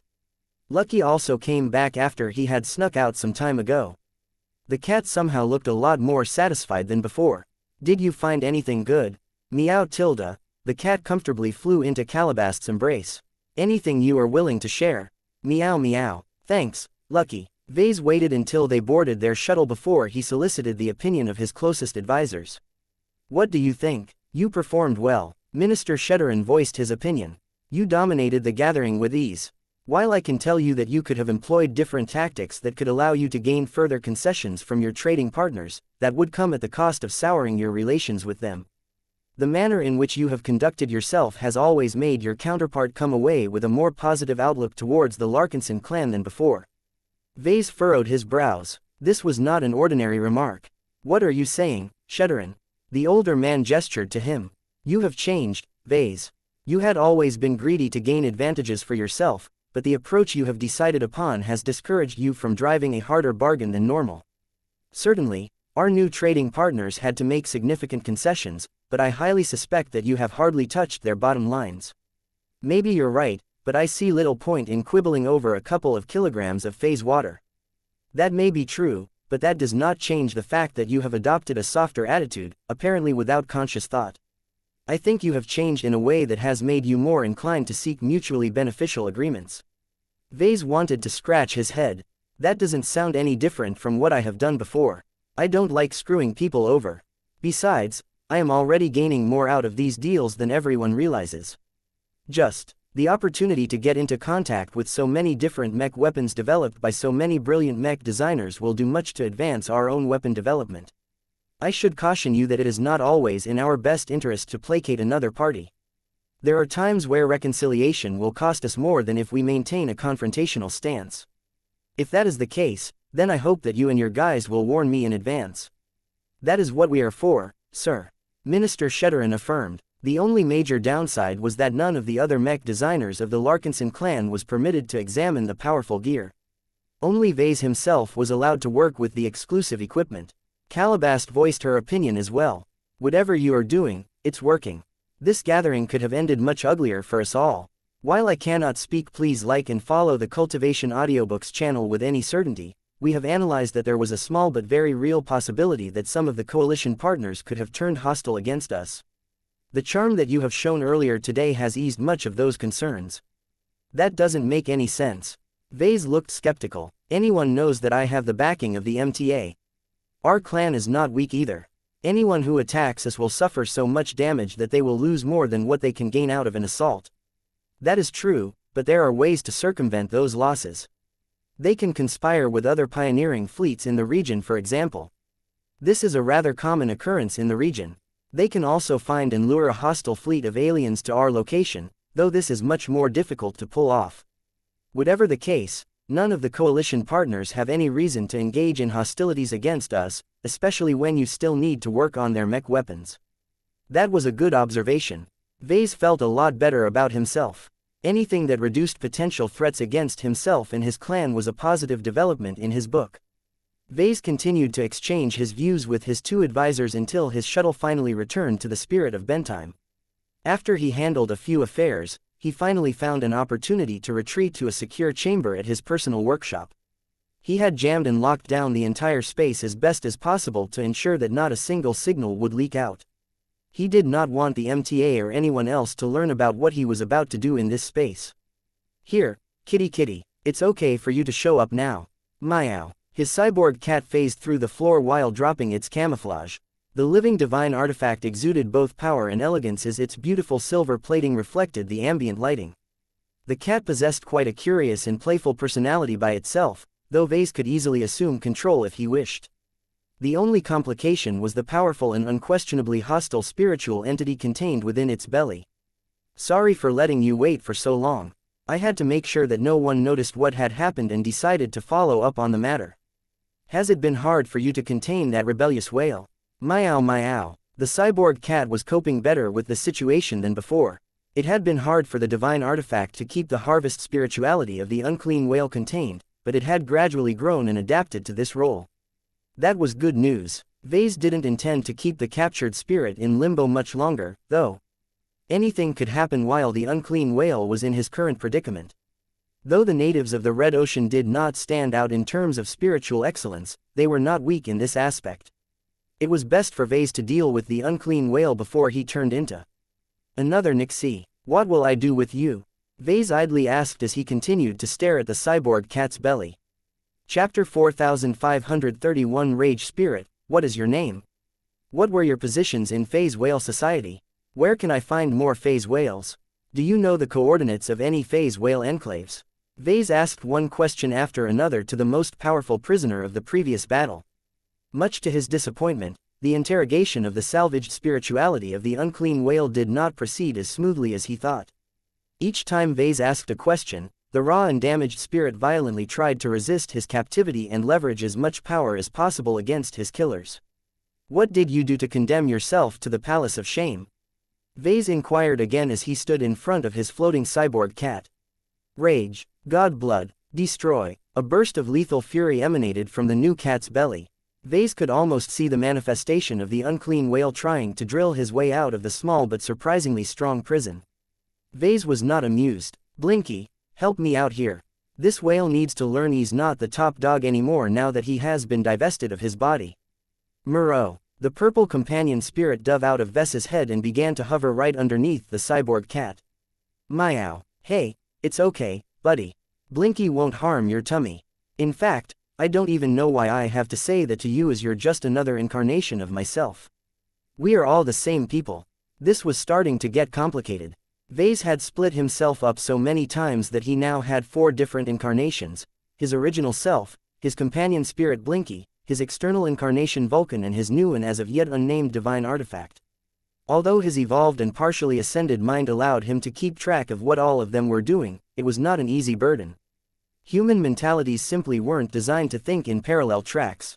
The more Vase tried to split his attention, the more he distanced himself from his humanity, with all of the downsides that came with becoming an impersonal hive mind. This was why Vase preferred to keep himself grounded. He found it better for his sanity and his life if he just left his incarnation to their own devices. They already possessed autonomous personalities of their own, so they could easily be ordered around as if they were his own subordinates. That also caused him to feel a bit weird. He wondered whether it was good for him to maintain his distance from his incarnations all of the time. What if they became so adapted to their autonomy that they might become willful enough to refuse his orders? None of this is easy. He sighed. Ever since Vase chose to pursue the route of spiritual ascension, he already had an inkling that he would have to go through completely different challenges. The possibilities opened up by having multiple incarnations were too good to pass up. Vase willingly braved all of the dangers and inconveniences if it meant he gained additional ways to empower his mechs. He turned his attention back to his captive. The creature's rage temporarily paused as Blinky used his sharp claws and teeth to harm the rebellious spirit. Unfortunately for Vase, rather than making the unclean whale comply, the stubborn spirit instead lashed out even harder. Rage, death, retribution, punishment. Vase wanted to slam his head against a bulkhead. "Can you speak please? Like and follow the Cultivation Audiobooks channel like a normal sentient, at least," he requested. "This dialogue can be much more productive if you can get over your painful death and talk to your new boss in a civilized manner. I have always heard that phase whales like you are among the most powerful, advanced and arguably the oldest remaining sentient species of this dwarf galaxy. I respect that, I really do. That is why I made sure to harvest your spirit from your corpse so that I can give you a chance to live again." The entity trapped inside the cyborg cat's belly lashed out again and again. Each word that Vase spoke seemed to stimulate all of the wrong emotions from the unclean whale. Kill, God, condemn, failure, abomination. Vase looked intrigued. "What do you mean by those terms? What do you consider to be a god? Are you condemning me, or is this a reference to your status? Do you consider yourself an abomination, or have your fellow phase whales unfairly stuck you with this stigmatizing label?" The dialogue did not progress in the slightest. Vase had the sense that he was continually talking to a wall that was made out of pure irrational rage and resentment. Vase sighed in frustration. "I can't work with you when you are refusing to calm down and consider your new situation like an adult. It's no wonder the phase whales locked you away in your palace of shame. You are truly a disgrace to your species." That happened to be the wrong thing to say, because the unclean whale became twice as aggressive all of a sudden. Shame, rage, undeserved, unworthy, God blood, God blood, God blood. At least Vase was able to confirm that the captive spirit hadn't completely degenerated into a feral rage machine. The unclean whale could still register and interpret his messages. The damn whale idiot just chose to respond with violent threats and emotional outbursts. Meow. In the meantime, his poor cyborg cat suffered from a progressively more painful tummy ache. The divine artifacts, food, truly wasn't agreeing with its jailer at the moment. Vase was running out of patience. Hit him harder, Blinky. Murrow. Rage, pain, torture, defiance. It didn't help. Vase had the impression that he was perpetuating a cycle of violence and hatred. He had thought that a week of waiting would have cooled the unclean whale's temper, but instead the creature was just as irrational and filled with rage like Zygra used to be when the crown cat initially died. Vase had encountered relatively few angry and irrational spirits, and each of them were difficult to deal with as they all treated him as their enemy. So long as the spirits couldn't see reason, there was no basis of cooperation. Let's try this, then. Vase pulled out a small totem of loofah from his tool belt and called down the Angel of Tranquility.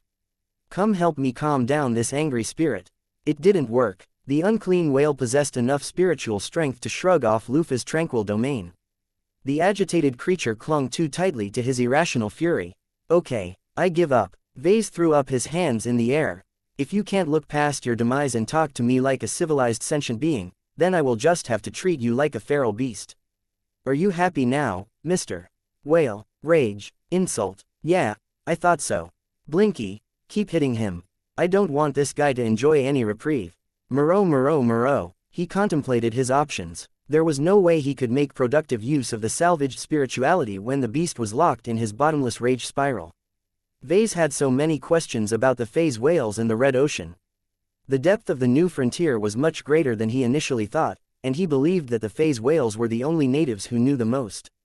No matter whether the unclean whale was a pariah among the phase whales, the creature should definitely be able to provide the answers to some of those burning questions. Yet, given the current state of the unclean whale, it didn't appear the damn beast was ready to calm down for a long time.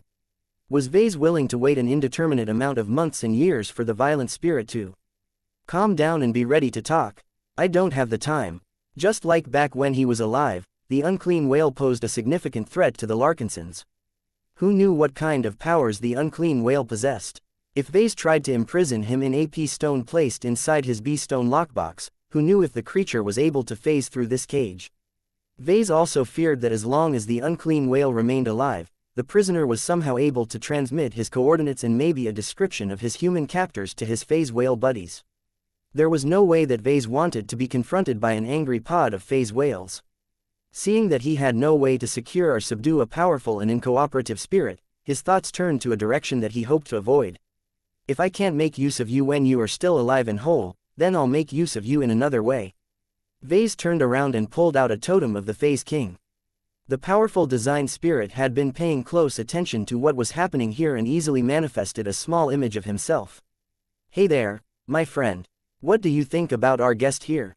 Is this phase whale just as impressive as your progenitor?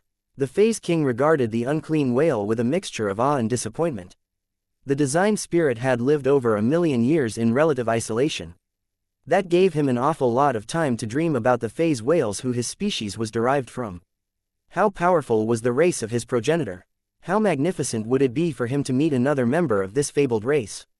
Would he be able to obtain an answer that could explain the meaning of his existence? Though the Phase King's childhood memories had faded to the point where he could no longer visualize the flesh conqueror, the design spirit had always maintained high expectations of the phase whale race. They were literally his gods as far as he was concerned. Yet now that the Phase King finally encountered the unclean whale, his entire impression of the phase whale race had collapsed. No matter whether the unclean whale was the exception rather than the rule, just the fact that such a degenerate could exist showed that the phase whales were not as perfect as he initially assumed. A profound sense of disappointment radiated from the Phase King. The design spirit felt as if all of those years spent on building up a perfect utopia about the race of his makers had gone to waste. Do you see now, Phase King? Gods can never live up to their reputation. Vase contemptuously spoke. For all of their ego and boasting, in truth anyone who claims to be a god is actually just a prick with too much power in their hands. This degenerate phase whale isn't even a proper god in local terms. His phase water concentration was disappointingly low and he never even made much progress in understanding all of his stolen phase water organs. Now that his physical form has perished, he can't even accept his death with grace.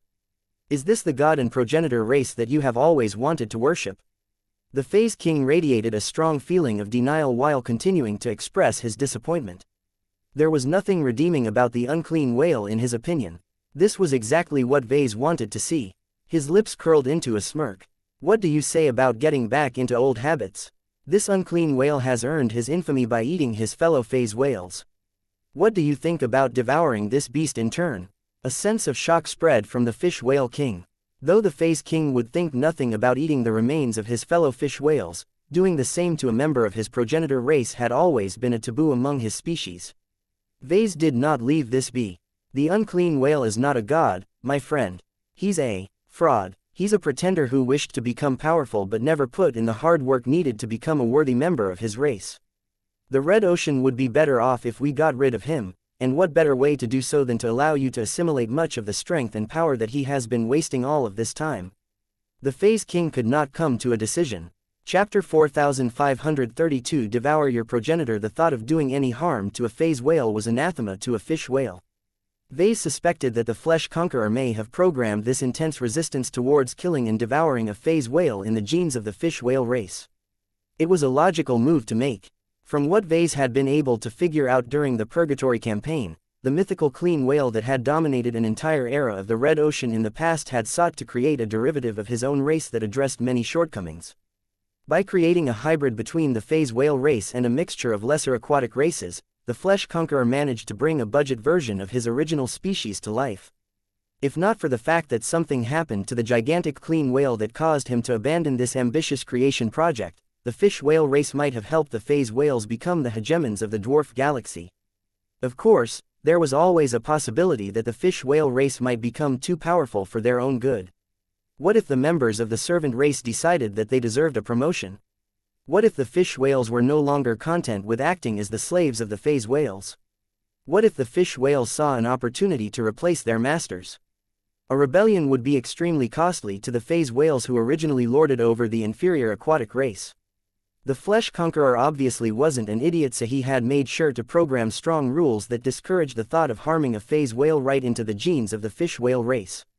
As such, the phase king emotionally recoiled each time Vase mentioned the intention to devour the salvaged spirit of the unclean whale. Oh, come on, you're no longer just a fish whale king anymore, Vase complained. You have shed your mortal coil. Your gene programming shouldn't affect your thinking anymore. There is nothing wrong with thinking about how a phase whale tastes.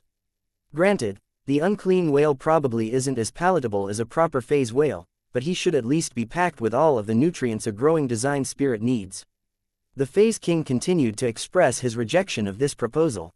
It was as if the thought of eating the unclean whale was the greatest form of blasphemy that he could ever commit in his long and extensive life. You stubborn idiot, Vase cursed at his design spirit. What the hell is your problem? Your race is made up of natural cannibals. Back in the purgatory pocket space, I have witnessed the members of your race eat each other's bodies as soon as they leak a single drop of alien blood. Why have you grown squeamish all of a sudden? The unclean whale is a cannibal as well, you know. He has preyed on at least a dozen phase whales given the variety of phase water organs we found inside his corpse. Since this fellow has never hesitated to eat a phase whale, there is no reason why you should be any different. The phase king began to experience more and more doubts, but he was still unable to bring himself to agree with the proposal. Vase sighed again. The unclean whale is a reflection of the dark side of the phase whale race. Not only does his existence prove that your progenitor race isn't as powerful or perfect as you have always imagined in your dreams, but he is also a representation of the whale-eat-whale reality we all live in. An individual can fall into two categories. He can either be the prey that gets exploited all of the time or become the predator that has taken his own destiny in his hands. The design spirit he was arguing with had become more thoughtful and subdued. What kind of spirit do you wish to be, my friend? Vase pressed as he sensed he was getting close. Do you want to be ruled by your instructions from birth and early childhood, or would you rather break out of your genetic cocoon and transform into a greater existence? The power of evolution is within your reach. There is nothing good about sticking to your original form. You are nothing but an overseer of a slave race at your current stage. If you don't want a phase whale to come and browbeat you into submission, then you should take this opportunity to absorb the strength of one of their kind and make sure you can stand up for yourself. It took a bit more coaxing, but the phase king finally managed to overcome his strong rejection towards this action. The mental shift was significant. From the moment the design spirit stopped looking up to the phase whales as a magnificent god race, the phase king seemed to double his inherent authority and confidence. This was the first time that Vase truly thought that the phase king had the air of a sovereign. For all of his age and wisdom, his sheltered life and his lack of mental growth had caused him to be severely stunted in many ways. It was only now that the Phase King started to resemble a proper powerhouse. Now that the design spirit had made the most essential switch, he started to wonder how he should devour the spirituality of the unclean whale. Vase grinned. Let me help you with that. Eating the unclean whale as whole as possible will probably allow you to obtain the greatest yield, but this damned bastard is too strong and possesses numerous advantages on account of his race. I'll have to do what everyone does when they want to turn a big bastard into their next meal. We chop him up into bite-sized pieces. This was a far-reaching decision that would have massive implications. Not only would Vase be giving up another potential design spirit, the amount of spiritual energy and other bits that got lost during the butchering process was also painful. However, Vase deemed that this course of action was the best way to take advantage of the spirituality of the unclean whale in the short term. Every other option was too dangerous or too demanding for his liking. Once Vase made a number of preparations, he looked at Blinky, who had been keeping the unclean whale occupied all of this time. You can stop playing with our food now, Blinky. Muro, I'm serious. It's time to finish the job. Muruo, execute my orders. Muro. As soon as Blinky stopped amusing himself by inflicting pain and agony to the captive, the cat began to launch an all-out assault on the trapped and helpless spirituality of the unclean whale. The victim dialed up his curses as soon as he felt that he was being torn apart. Distress, pain, death, revenge, affront, unworthy, ancient, doom. The unclean whale still didn't change his tune at this time. The creature was so unreasonable that Vase no longer harbored any doubts about this momentous decision. Blinky intensified his attacks. Since the cyborg cat was doing much to suppress the unclean whale, the companion spirit was able to attack to his heart's content. MROW, MROW, MROW. Claws rent out slices of intangible matter. Sharp teeth bit off entire chunks of the unclean whale's spirituality. The air of death grew stronger in the room, so much so that another design spirit chose to manifest herself at this time. Whoa, little brother, why didn't you tell me you were about to hold a barbecue? A gray spiritual entity asked as she floated next to the cyborg cat. I see you are having whale meat tonight, yum. Vase greeted the new arrival with a wave. Helena, did you come to salvage the scraps of this dying spirit? Hey, you know me so well, brother. As a matter of fact, that is exactly why I have come. It is not every day that I get to eat a piece of an exotic alien soul. The gods of the Red Ocean are so different from the ones back in the Milky Way, but death is all the same for both groups. I'm more interested in the flavors. Dining on the gods of the Red Ocean is like exploring a new cuisine. The daughter of death was practically drooling as she witnessed Blinky go to town on the captured spiritual entity. It got so bad that the Phase King became more guarded against his fellow colleague. All of his lingering revulsion towards the idea of devouring a member of his progenitor race went away when he realized he had a competitor. The remains of the unclean whale belonged to him. There was no way the Phase King was willing to share this precious meal. Don't worry, Helena said as she crossed her arms. I won't snatch your food from your jaws. I'm just here to harvest the death chi that the dying is releasing. You can't digest it anyway, so you might as well allow me to suck it up like a cleaning bot. Just let her do what she wants. You need to learn how to share. There is enough spiritual phase whale meat to go around. Vase told his friend. The Phase King soon became distracted as he began to devour more chunks of the unclean whale. The first pieces already energized the design spirit in a major fashion. It was as if this was the first time the Phase King came into touch with the essence of a superior whale.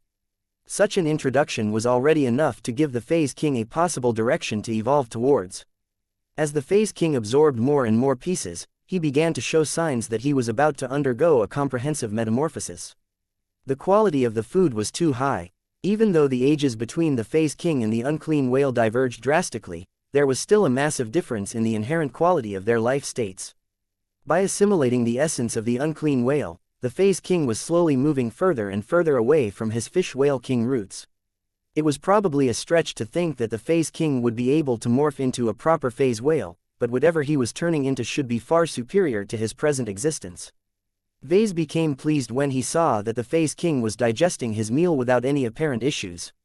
It seemed that the same traits that allowed the fish whales to devour their own kind with ease also helped with devouring phase whale essence.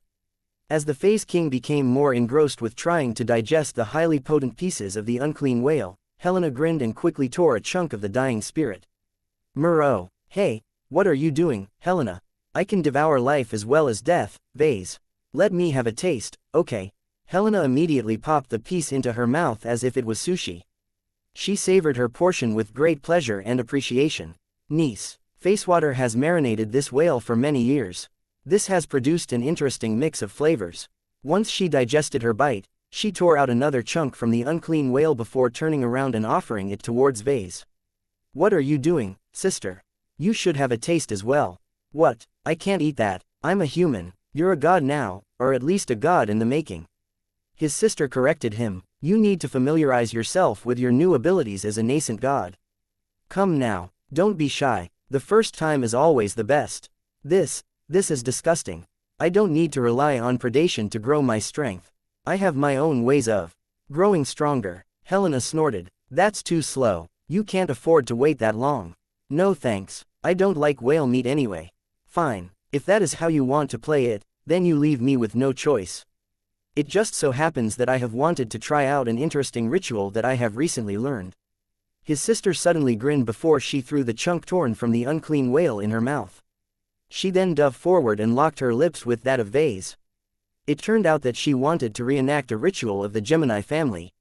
Chapter 4533 Vase the Nutrient Pack, Helena. Do you have any idea what you have just done? He. I know that you are still young in absolute terms, but that doesn't mean you can fool around and violate a taboo. He. I am being serious, Helena. If you won't take this seriously, then wait until I tell our mother. Bonk. The older sister slapped her fist against her angry brother's head. Be cool, Vase. I was just honoring a tradition. There is no need to blow it up. It was just a kiss. We are siblings, Helena. So, that hasn't stopped the Gemini twins from smooching each other when they have grown old enough. I am pretty sure that you are underage. I am not. Helena barked back. I am older than you. Since you have already become a father, what is the harm of letting me enjoy a kiss? Vase let out a frustrated grunt. I don't object to your desire to kiss someone in the mouth. You just don't do that with your own sibling. That is a great taboo in both human and alien societies. I'm not even human, brother. You can't impose your legacy racist standards onto me. I am a god. I am above these mortal rules. Besides, isn't it a tradition for human gods to mess around with those closest to them? They don't always have the luxury of choice at times. Their family trees are quite interesting to say the least. You're talking about ancient myths invented by power-hungry soothsayers. There is no basis in fact in those tales. I am just bringing those examples up because you need to get rid of your attachment to your human norms and values. You have ascended, Vase. You should listen to your own advice. You are not beholden to human society anymore, just like how the Phase King should no longer abide by his biological imperatives. That was a more serious argument than Vase expected from his sister. He needed to spend more time to formulate his response. He let out a tired sigh. I'm not like you, Helena. I did not wipe out a dark god moments after my birth. I entered this life as a bog-standard human baby, and grew up within the rules and structures of human society. I did not receive the treatment of a princess. I grew up in a fairly normal middle-class household on a backwater planet where nothing special happens. The only times my life became more interesting was when I was able to stay at the family gatherings at the Larkinson estate. Quote. I cherish my childhood, Helena. Vase smiled. My family and the society around me has taught me to be a human. I still value those lessons, especially now that they have become more relevant than ever. I will always stay a human in heart even if I become something completely different. Quote. Besides, your contempt towards human society is seriously misguided. Have you forgotten that the Big Two managed to depose the Five Scrolls Compact? God pilots paired with god mechs can eat pretend gods like you for breakfast. I am still a believer in human power. His sister shrugged. I guess you are right. I only have a partial glimpse of what humanity is like. The mechs that I am connected to are overwhelmingly used by hexers. They are fine and all, but they only occupy a tiny corner of human civilization. You need to get to work and design more powerful mechs. I want to see what life is like for first-class mech pilots. I'm working on it, but becoming a first-class mech designer is not easy. My recent evolution has considerably accelerated my timetable, but it will still take many decades before I am ready. One of the most important requirements of first-class mech designers was their mastery of many different fields of high technology. It was practically impossible for baseline humans to learn all of the essential kinds of high technology that was necessary to design a basic first-class multipurpose mech. The study load was at least 100 if not 1,000 times greater than the study load of a second-class mech designer. The only way that students could even keep up with such a brutal study schedule was if they were set up to study so much science and engineering from the start. Every first-class mech designer was a designer baby that had received many cognitive augmentations over the course of their life. The installation of an expensive cranial implant that excelled at calculation, memorization and logical deductions provided them with another powerful learning boost. Though Vase could theoretically use the system to skip much of the essential learning, he would still have to spend up a lot of ascension points in order to round out his knowledge base. Vase no longer believed it was necessary for him to scrounge up a lot of ascension points anymore. His recent sublimation propelled his learning ability to an insane height. Not only that, he believed it would take much less time for him to complete a design project by himself, so that allowed him to free up even more time for his studies. While Vase thought about his future, his sister had stripped off a couple more pieces from the half-dismembered unclean whale. The fact that the beast still managed to cling to life was not that unusual among spiritual life forms, but it was clear that the unclean whale was not too far away from dying for real. Here, Helena offered up one of the chunks of spiritual whale meat to him. You should keep yourself nourished. I don't care about your vegetarianism. Our family has always thrived by absorbing the essence of our defeated foes. Let their souls fuel your growth. Though Vase did not really look forward to this, he did not refuse his sister this time. He was afraid that she might do a repeat of her earlier move. Fine, don't complain if I get a stomach ache or something. He grabbed the spiritual meat and took a cautious bite. The mechanism of eating the spiritual whale meat was rather weird. He felt he was chewing on a real piece of raw meat despite the fact that he was not eating anything material. Once he swallowed his bite, the nutrients seemed to disappear in a bottomless pit in his stomach. He doubted whether he could regurgitate what he had just eaten. I feel warmer. That is the engine of your growth at work. Helena smiled at him after he chewed her own portion of whale meat. Death can engender life. It is one of the oldest rules of reality. You have just entered the threshold of a nascent god, so you still have a lot of room for growth. Take advantage of this starter period. You are still in a relatively malleable state, which means that you can grow faster without meeting much resistance. Would you like to eat another portion? Vase raised his palm. No thanks. I am good. I don't think I am cut out for this. I would much rather stick to a more sober diet. He was beginning to feel warmer and more energetic by the second. It was as if he had just stoked a flame in his stomach. It made him feel powerful and more awake than before. There is not much left of the unclean whale anyway. Your Phase King has already absorbed most of this, poor fellow. The Phase King had become so enthused about his meal that he was devouring his portions as fast as he could shove them through his mouth. By the time Blinky delivered the final remains that marked the spiritual existence of the unclean whale, the powerful design spirit soon began to enter a state of slumber. The overflowing power contained within the Phase King began to trigger a metamorphosis. The body shape of the Phase King already started to lean towards that of a phase whale. As the manifestation of the Phase King slowly faded from view, the room became a lot emptier than before.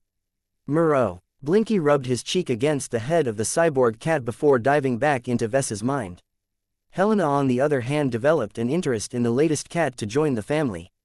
So this is your new pet, huh? I can already tell it is a lot more special than your other incarnations. Come here, you cutie. Meow. Tilda, the daughter of Death, grinned as she stroked the cyborg cat's silvery armor plating. Helena interrupted her ministrations when she noticed there were no distinguishing marks at the bottom of the cyborg cat. Am I holding a boy or a girl? I haven't decided yet, he answered. My cyborg cat is not entirely fixed in shape. It can look the part as soon as I make up my mind.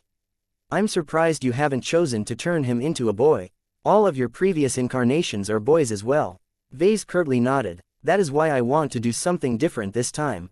I hate monotony. It's too boring. A bit of variety will go a long way into spicing up my life.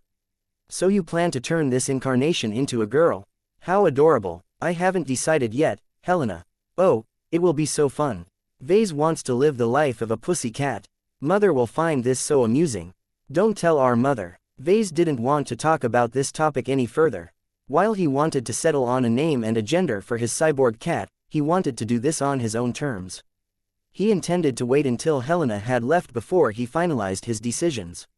I doubt that snacking on the unclean whale is the sole reason why you have manifested like this. You normally don't bother me that much. What else has brought you here, sister? His sister grew serious again.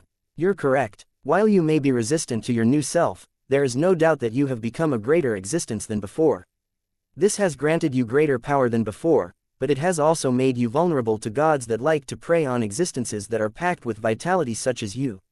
Life can be dangerous for existences such as you. I can take care of myself because not a lot of gods want to take a bite out of me, but you are different. I think you are exaggerating a bit. I already have Vulcan for a while and he has never encountered the threats that you are referring to. Even if he gets into trouble, I can always call upon you and my other design spirits to back up my incarnation. You aren't listening to me, Vase. You are a walking nutrient pack for hungry and greedy gods. You are a delicacy that tastes several times better than the phase whale that we have just devoured. Look, it is not as if other gods will drop everything and seek to devour you at all cost, but the temptation is multiple times greater than normal. Neutral gods who ordinarily don't have any reason to bother you might decide to take a risk and attack you out of the blue. Vase looked troubled. That is not what I signed up for. I have been working on hiding my strength. Hopefully that will help with avoiding these opportunistic predators. I wouldn't count on that if I were you, brother. You are just too nutritious. It's like a scent that you can never get rid of. Anyone who comes close enough to you will be able to sense how full of life you are. This is why I am telling you that you need to focus on developing more teeth. As long as you are able to become strong enough to deter rival gods, everything will be alright. This is the strategy that our mother has adopted, and it has worked well for her for the most part. If that is the case, then why has she fallen in such an awful state? Vase skeptically asked. That's because she was pursued by too many powerful gods who understood her power too well. Helena solemnly replied. That's also why I am here to guide you. Our mother doesn't want you to repeat her mistakes. Oh. Chapter 4534 The Challenges of Cheating Death. Now that the Phase King devoured most of the remnant spirituality of the unclean whale, Vase was able to relax now that he cut short a potential xianxia event. His armored form sat down on the deck and faced his eldest sister, who was currently holding the cyborg cat in her arms. She's so strange, Helena said as she had already assigned the divine artifact's gender by herself. Your new cat is so you, but she is also an individual unto herself. That is not the only oddity about her. Despite the fact that half of her body consists of inorganic parts, they are completely melded with her organic core in a way that turns them into true living extensions of her body. All of the metallic components essentially serve as her exclusive versions of hair, teeth and claws. When Vase studied his cyborg cat with his spiritual vision, he concurred with her assessment. Life flowed through every part of her body. Her exterior shell was not a lifeless collection of materials that she could exchange with another set like changing clothes. They were truly as much a part of her as her miniature Jutland organ. It upset him quite a bit that his cyborg cat was actually far more powerful and further ahead in her ascension than himself. He understood why this was the case. Vase himself started off as a human and was still bound to many of the strengths and weaknesses of his race. The most relevant shortcomings of baseline humans were that they were not spiritually gifted and that they were completely incompatible with phase water. Although it was possible for humans to overcome these weaknesses step by step through a combination of physical augmentation and spiritual advancement, Vase still had a long road ahead of him if he wanted to become a post-divinity life form. His cyborg cat was different. She was designed for this from the beginning. Though Vase hadn't been able to spend as much time to refine her design as he liked, the lightning baptism she went through made sure to smooth out all of the kinks and comprehensively upgrade her functionality to a level where he could no longer understand all of her mechanisms. The point was that her optimized existence allowed her to advance much faster and with far greater ease than Vase himself. Already, Vase could sense that her phase water blood concentration was about to break through its current limit and reach a slightly higher level. It appeared that containing and digesting a part of the unclean whale in her stomach had done her a bit of good. Helena most certainly noticed and appreciated the cyborg cat's prodigious strength. She hugged and cuddled the adorable silver cat as if she was a pet. Your new incarnation might not be as strong as myself shortly after I was born, but she can easily become a powerful fighter. Helena spoke as she scratched the cat behind her metallic ears. Considering the way you operate, I think it is best you focus on empowering the assets that are closest to you for protection against both material and immaterial threats. Your new kitty can help you defend against both. That made a lot of sense, but Vase had a different idea in mind. I'm not keeping my cyborg cat around, he responded. What? Why not? She's so powerful. The cyborg cat is my first incarnation that can ignore any range limitation and travel far away from my position. Well, maybe Vulcan fits within this category as well, but he does not have a physical form like my latest cat. What I am saying is that this trait presents me with interesting options. What are you talking about, Vase? Are you aware that my divine artifact houses a fraction of my divine core? I kind of guessed that, Helena admitted. I still don't know how you managed to pull off such a dangerous maneuver. Our mother has told us that this is a highly coveted and incredibly secret ritual that can grant a select few gifted individuals a shortcut to becoming a god. While my mother has never mentioned anything about splitting off your divine core into a living cat of all things, it should still be a procedure that is fraught with danger. It is incredibly strange for you to be able to master a variation of this method and pull it off on your own. How did you do it, anyway? Her suspicious glance told him that she was incredibly curious at how Vase was able to acquire the secret knowledge to create a divine artifact without killing himself in the process. He responded with an awkward laugh. I've had a few adventures. I am not going to spill out my entire life to you, Helena. I'm your sister, Vase. You might not be able to trust most people, but I'm family. You may be family, but you are also withholding a lot of information from me, just like our mother. I already told you that this is for your own protection. Helena defended her side. Our mother and I are both powerful. There can be no doubt about that. It is just that the enemies we are fighting against know our methods too well. If we didn't enjoy the home ground advantage by taking control over the Xianxia Gap, our enemies would have been able to crush us on an open battlefield. Last he heard about what was taking place in the Xianxia Gap, his mother was still going strong by leading the Oblivion Empire against the enemies that sought to take her down. The Five Scrolls Compact had tossed a lot of brainwashed fools into the meat grinder, and didn't appear to be stopping at all. The Compact even sent out a number of their powerhouses, who were so strong that only the so-called Oblivion Empress and the Daughter of Death could half them in their tracks. The odds were incredibly lopsided, but the Compact wasn't able to leverage its full strength against the Oblivion Empire. The Xianxia Gap was situated in a remote corner of the Milky Way galaxy. The ruined temple was located in the galactic center and could not radiate its influences effectively across the periphery of human space. The only convenient way for the Compact to transfer large amounts of personnel to the Komodo star sector was by borrowing the Milky Way Galactic Gate network, but that was firmly under the control of the Big Two.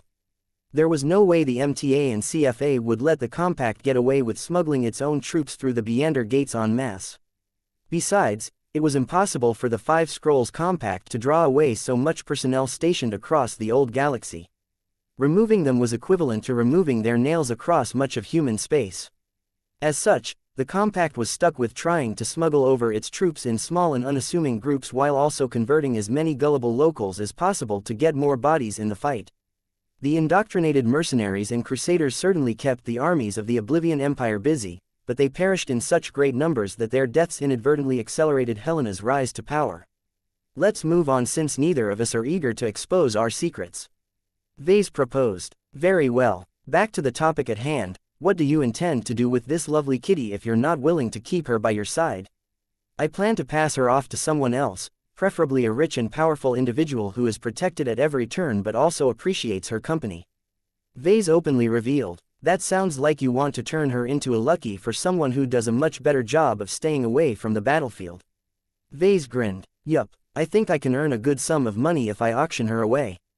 Just look at her. She is literally a divine creation. No ordinary craftsman can make a mechanical cat like her. She even has her own glow. Her sister couldn't help but agree. Even I would feel tempted to claim your kitty as my own if I had a physical form. She's so pretty. In any case, my cyborg cat is my insurance policy. If anything happens to me and my fleet, I can still count on her to give me a second chance of life.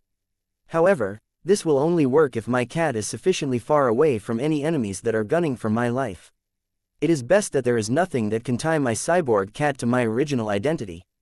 Not a lot of humans bother to plan for their own demise. You are smart for thinking ahead, Helena said in an approving tone. I am afraid you are underestimating how easy it is to revive yourself. Do you think that anyone with a bit of power can cheat death? No one is able to live forever, Vase. If you ever find yourself in a position where your current form dies, you will lose more than you can ever know. Whatever remains behind might be able to pick up the pieces and find a way to regain your old level of strength, but there is no way to regain what is forever lost. The best you can do is to fill up the gaps in yourself with replacement materials. He understood what she was saying.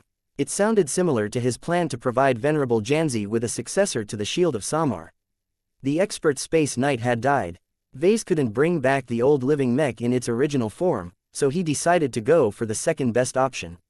The reborn living mech he intended to make after completing the Dullahan project would probably be different from the original Shield of Samar, but it would still share many commonalities to its predecessor. The thought of something like this happening to Vase himself was a bit frightening. Would Vase still be alive if he managed to reconstruct a semblance of himself through his surviving divine artifact? Given Helena's dire warning, Vase might be forced to reevaluate the soundness of this insurance policy. That was something to consider for later, though. Be that as it may, getting at least some part of me back is better than restoring nothing at all. I will figure out a way to minimize the loss. You will have better luck if you become stronger. True gods are notoriously hard to kill off in their entity. That is useful to know. He replied. He already had a feeling this might be the case.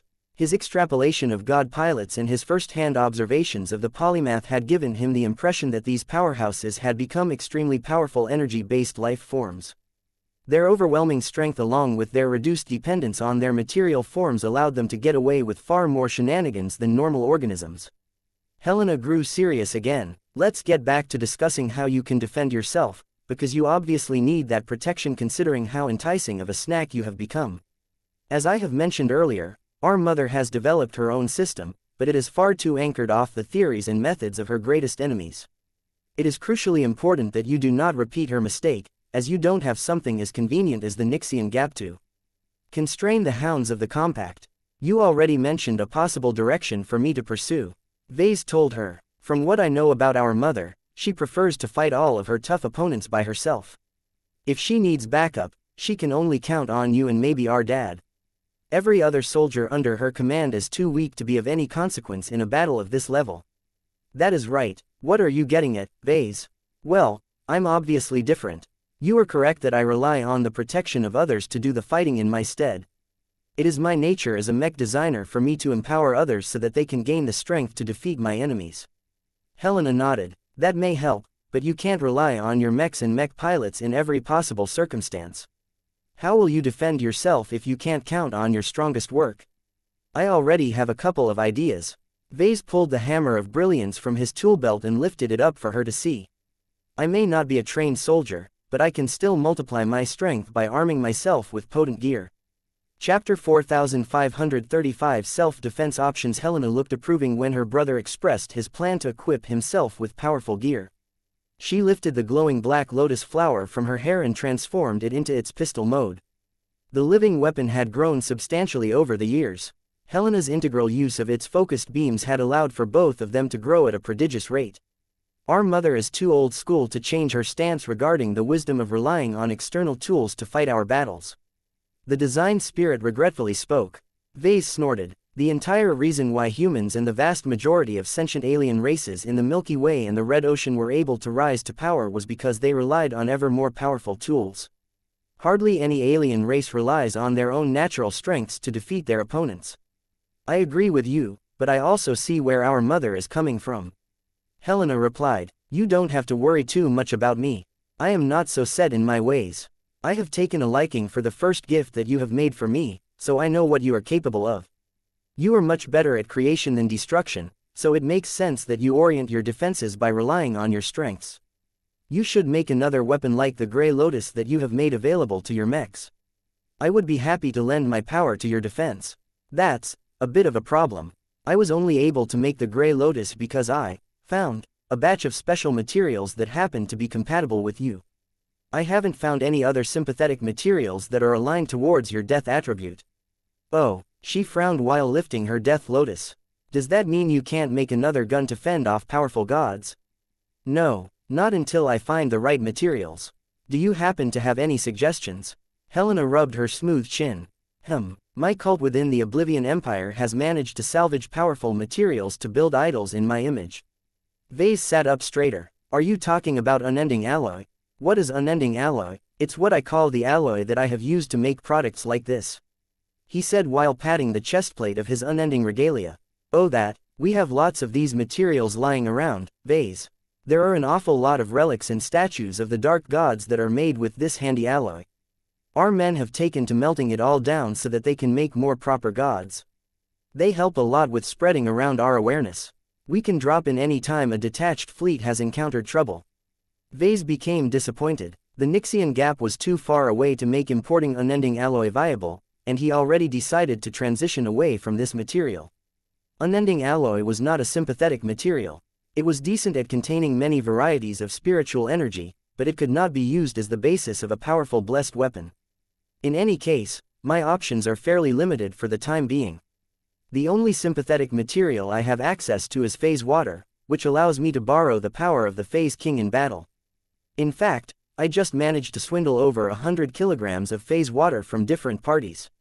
This gives me a lot of leeway in using this exotic for my personal projects. Helena spent enough time around Vase to grow familiar with phase water. Though the substance was pretty much non-existent in the Nixian gap, this might change in the future once more and more phase water flowed into the old galaxy. Phase water is weird, she said. Oh, Vase raised his eyebrow. He grew curious about what a self-professed death goddess had to say about this topic. What is your impression of phase water? The design spirit frowned. I don't really understand it. To me, it looks like ordinary water but with extra power for some reason. There shouldn't be anything about phase water that is relevant to me, but a part of me doesn't agree with that logic. Is phase water alive? No, I wouldn't describe it like that.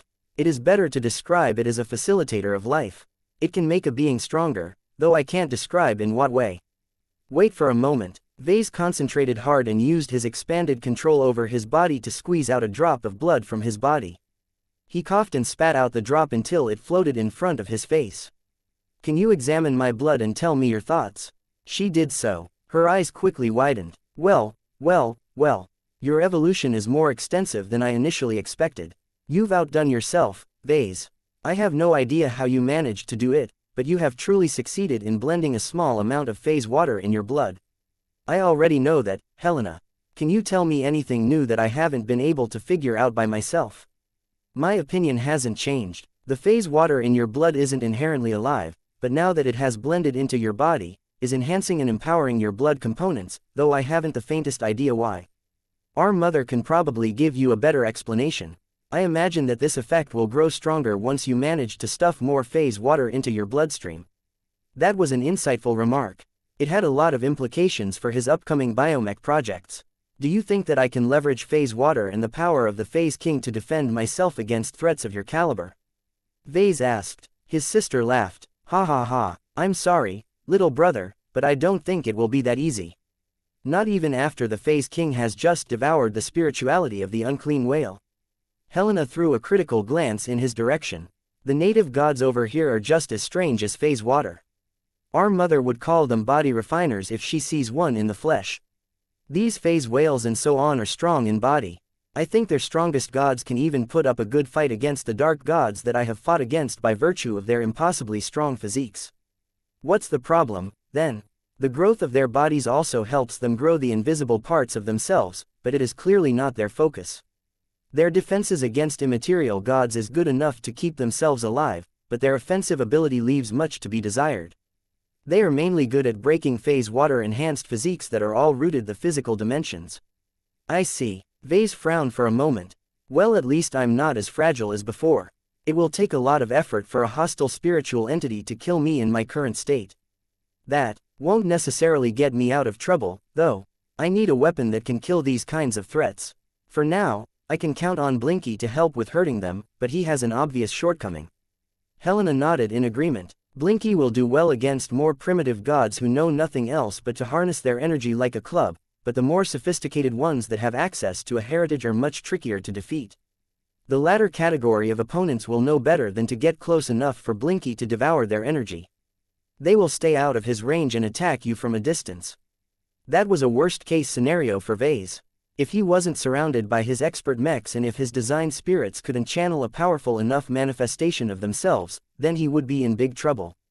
His eyes rested on her death lotus. I need a ranged weapon. It's a start, I guess.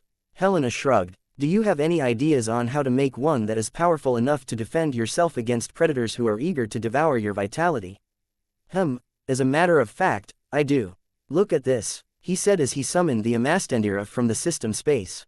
I have always relied on this weapon to defend my life in the early stages of my career. I didn't have as many guards and expert mechs were still a distant dream for me at the time. This gun has served me well, but it has become redundant nowadays. Anything it can defeat, my guards can defeat as well. It has become a bit tasteless, actually. What do you have in mind then, Vase? I plan to upgrade it so that I have an answer to powerful material and spiritual opponents. I already had a few ideas in mind, but recent changes have caused me to revise my original plan. I need to conduct further research and see how I can upgrade this weapon without breaking its existing advantages. His sister did not really take the weapon that seriously. Please keep me in the loop. It will be interesting for me to know whether you can succeed. This is not enough, though. There are enemies that can harm you behind solid obstacles or far away. You won't always be able to gain line of sight on your opponents. What will you do then, Vase? I don't now. I will need to think about that. You just introduced this problem to me. I need more time to think about these scenarios and what I can do with the resources in my possession. Hopefully, all of the loot that our clan has plundered from the battlefield will give me additional options. Good luck with that, then. They talked a bit more. Both of them brainstormed on various different ideas, but Vase either didn't possess the right expertise or lacked the resources to turn them into a reality. The former was not a big issue. Vase was used to solving problems and he could always mess around until he developed a viable product. It was the latter that truly hampered his efforts. His clan had access to more materials than ever. Facewater wasn't even an issue anymore considering how he managed to expand his clan's reserves by a huge amount. His biggest problem was that there were simply too few spiritually reactive materials within his reach. Lack of resources meant a lack of output. This was beyond frustrating to a mech designer who was accustomed to realizing his completed mech designs. It's hard to build a castle out of nothing. He sighed. While I have recently come up with a few potential research directions that might allow me to produce my own spiritually reactive materials, it will only partially mitigate my shortages. Part of the reason why I can design so many mechs is because I have an endless variety of materials at my disposal. That doesn't apply to my other works. His sister paused for a moment. Maybe it is because you haven't been looking as hard, she said. I think you are being limited by geography. There are certain regions of any galaxy that contain much more exotics than elsewhere. I think your best bet is to search for suitable materials in these wealthy areas. Vase grimaced and shook his head. I can't. It is too dangerous for me to enter an upper zone of the new frontier without the ability to defeat first-class forces. I suppose I can find a way to put myself under the protection of a powerful party, but I have too many bad experiences with that. I think it is better for me to keep my distance and wait until my clan has become strong enough to travel through the upper zones without getting challenged. That will take too long. I know that, Helena. I can't do anything about it in the short term. I am much safer if I stick to the less prominent regions of the Red Ocean. If that is the case, then why not send out your insurance policy instead? Helena proposed with a grin. She lifted up the cyborg cat with her arms. Don't you think this lovely kitty would make for a fantastic pet for a pampered first-class princess? Vase looked intrigued. That's actually not a bad idea. I can kill multiple birds with one stone. Chapter 4536 Working visit. Putting his cyborg cat in the hands of a prominent citizen of a first-rate state was easier said than done. It was not impossible, though. Vase and the Larkinson clan probably wouldn't be able to pull it off alone, but that was what friends were for. He was sure he could use one of his contacts to help him put his beautiful divine artifact up for auction at an exclusive venue in an upper zone. That will help in the medium term, but it won't do much for me in the short term. Vase said, then you better spend your time on other projects in the meantime. That is definitely on the agenda. The two siblings continued talking. Though Helena failed to provide any further advice, Vase appreciated her input. Her perspective was vastly different and she had learned enough lessons from their mother to provide him with an expanded perspective on different matters. Her intangible form stood up and let go of the cyborg cat. As much as I like to keep chatting, I am burning too much energy by keeping this form. I think I have helped you get on your way now. You will have to do the rest on your own. You can call me whenever you need help, but please try and become strong by developing your own system. Our biggest problem has always been that we are working with methods that our enemies have largely invented first. Our mother and I have inherited too much from them, and that makes defeating our foes an uphill battle. Vase understood what his eldest sister meant.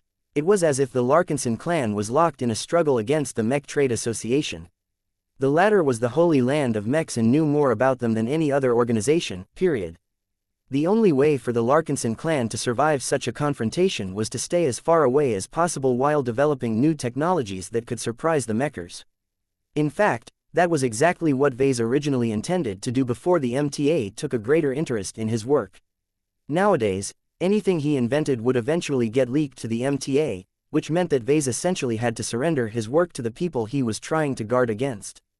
It was beyond frustrating for the MTA to swoop in and demand Vase to share his work all of the time, but that was the reality of being a good mech designer in the age of mechs. This era belonged to the MTA and the CFA, and no one could get away from their influence. Once his sister departed, Vase spent a bit of time examining his cyborg cat. I will find a new owner for you so that you can get pampered every day.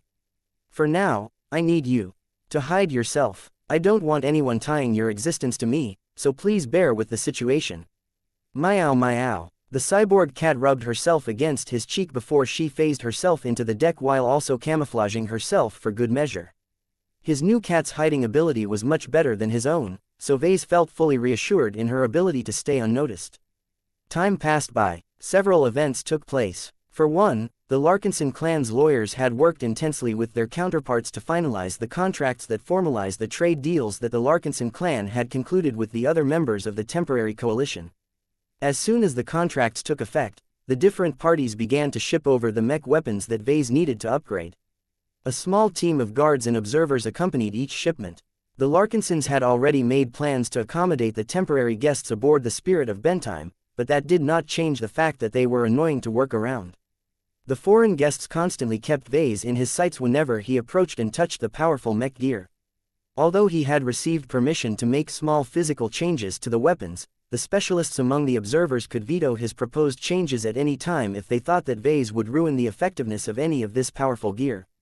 He sighed. I guess I will have to stick to cosmetic changes to make my mark. There was one commission that Vase couldn't handle in the Spirit of Bentime.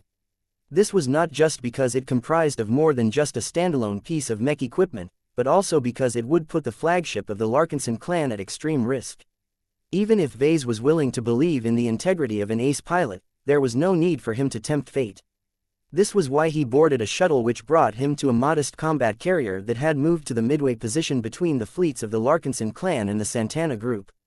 The Santanas were rather economical as far as their starships were concerned. Though they did not skimp on the construction of the ships that fell under their powerful xenoarchaeology division, the vessels did not possess any additional bells and whistles. They were merely solid ships that were designed with efficiency in mind but were also devoid of personality. As the shuttle touched down in a hangar bay that was made up of plain, uncoated metal alloys, Vase greeted a junior officer who had been instructed to guide him to the right compartment. A short time later, Vase and a couple of guards that had been allowed to accompany him entered an unusually well-equipped workshop. Vase momentarily paused in order to admire the sight of the Soul Mech that had already been placed in a work bay. We meet again, Thunderer Mark II. It was one thing to see the powerful Ace Mech operate on a projected screen. It was another thing to experience the Thunderer Mark II at close proximity. Though the Ace Mech was dormant at the moment, Vase could still feel the echo of power that had been imprinted on the thick and massive frame. Vase didn't have much experience with high-ranking heavy artillery mechs. Sure, his clan fought against a number of them in battle, but those were mere snapshots in his life. His mouth already started to salivate as he beheld a foreign Ace heavy artillery mech. This was quite easily the most powerful ranged mech that he had the privilege to touch and examine up close. He even had permission to make small changes to the mech itself. It was an incredible privilege for a mere journeyman such as Vase to be granted this honor, so he quickly regained his composure and began to adopt a serious attitude to this commission. As soon as he came close enough, an unmistakably powerful individual stood up from the crate he was sitting upon and floated over to Vase. Saint Asenring, it is a pleasure to meet you in person. The man was unquestionably more than human. The man not only exuded strength and determination through his dense and powerful will, his body was also augmented by a considerable amount of cybernetic parts. Vase had read in the man's record that Saint Asenring had once suffered serious injuries in battle. The celebrated Mech pilot could have opted for treatments that could have restored him too close to his original form, but instead he chose to integrate cybernetic augmentations that strengthened his parameters beyond the norm. This was an important turning point in Saint Asenring's life, and it spoke much about his priorities and his preferences. I could say the same to you as well. The older man responded with an inquisitive look. Your signature is unmistakable. It was truly you that changed my mech back then. It is amazing that you have managed to do so much with the help of one of your expert mechs. I'm quite happy with what I have managed to pull off in a short amount of time, but that doesn't change the fact that it is a rush job. I have come here to finish my work.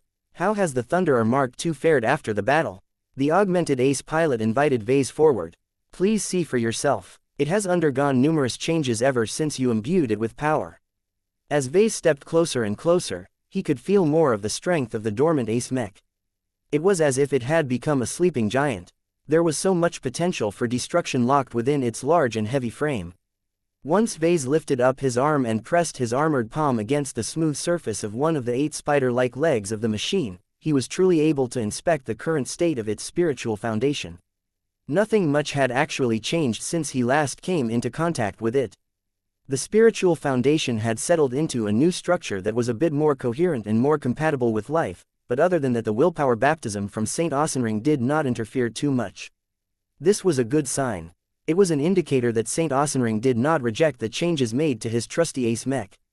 Vase could even sense that the Phase King, though currently dormant, also retained its connection to the powerful machine. Have you communicated much with the Phase King after the battle has ended? Saint Asenring shook his head.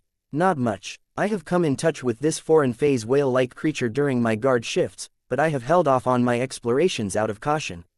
They do not entirely understand all of the changes that you have made to Mech, and I am concerned about any subsequent changes that you will make. This mech is my fortress, Patriarch Larkinson. I can understand the value of strengthening its attack power, but I do not want to pilot a mech that I cannot recognize anymore. It sounded as if Vase needed to dial back his more ambitious plans regarding the Thunderer Mark II. Don't worry, I will take your preferences into account. The initial changes that I have made are already doing much of the heavy lifting. What I intend to do is to refine and strengthen the existing structure that I have already established. Your ace mech won't gain too many new elements. Instead, its existing ones will become stronger. Does that sound acceptable? The ace pilot of the Santana group could hear the sincerity in Ves's tone. I will accept your word. Please proceed, then. Thank you. The sooner I am done, the sooner I can go back to my fleet. Vase proceeded to spend the next hour examining the Thunderer Mark II from every angle. He floated from side to side and even entered the cockpit for a few minutes to take in the seat where Saint Asenring unleashed his destructive shockwaves against his targets. There was much about the Thunderer II that impressed Vase. A team of highly accomplished master mech designers had designed this metal monstrosity. From its thick, arachnid legs to its 10 formidable heavy Gauss cannons, everything about the Thunderer Mark II reinforced its role as the ultimate artillery platform in the shape of a mech. To be honest, Vase only spent half of the time on thinking how to strengthen its blessed weapons. He spent the rest of the time examining the many exquisite implementations of the Thunderer Mark II. He absorbed many of the best practices that he could figure out and started to gain a deeper understanding on how the Thunderer Mark II worked. All of the lessons he learned today could be applied to future design projects involving heavy artillery mechs and ranged mechs in general. Vase especially became interested in upgrading the Transcendent Punisher Mark IIs. The Ilvanen heavy artillery mechs weren't weak per se, but they had displayed clear shortcomings in the last battle. If Vase wanted to ensure that the artillery wing of the Larkinson army remained effective in future battles, then he needed to upgrade all of their cannons into transphasic weapons. Previously, Vase never thought about doing so because the amount of phase water needed to upgrade so many heavy mechs was excessive. Now, the situation had changed. The Larkinson clan had just earned a windfall in phase water, and Vase did not intend to leave it all unused. Chapter 4537 Powerful Influencers. After dealing with all kinds of matters, it felt good for Vase to get back to doing his main job. The Thunderer Mark II was an overwhelming ace mech. Its size was immense and its mechanical construction was intricate from top to bottom. Its exquisite design contained so many technical ingenuities that Vase could spend years on studying every single nuance. It was a pity that Vase only had a limited amount of time to do his job.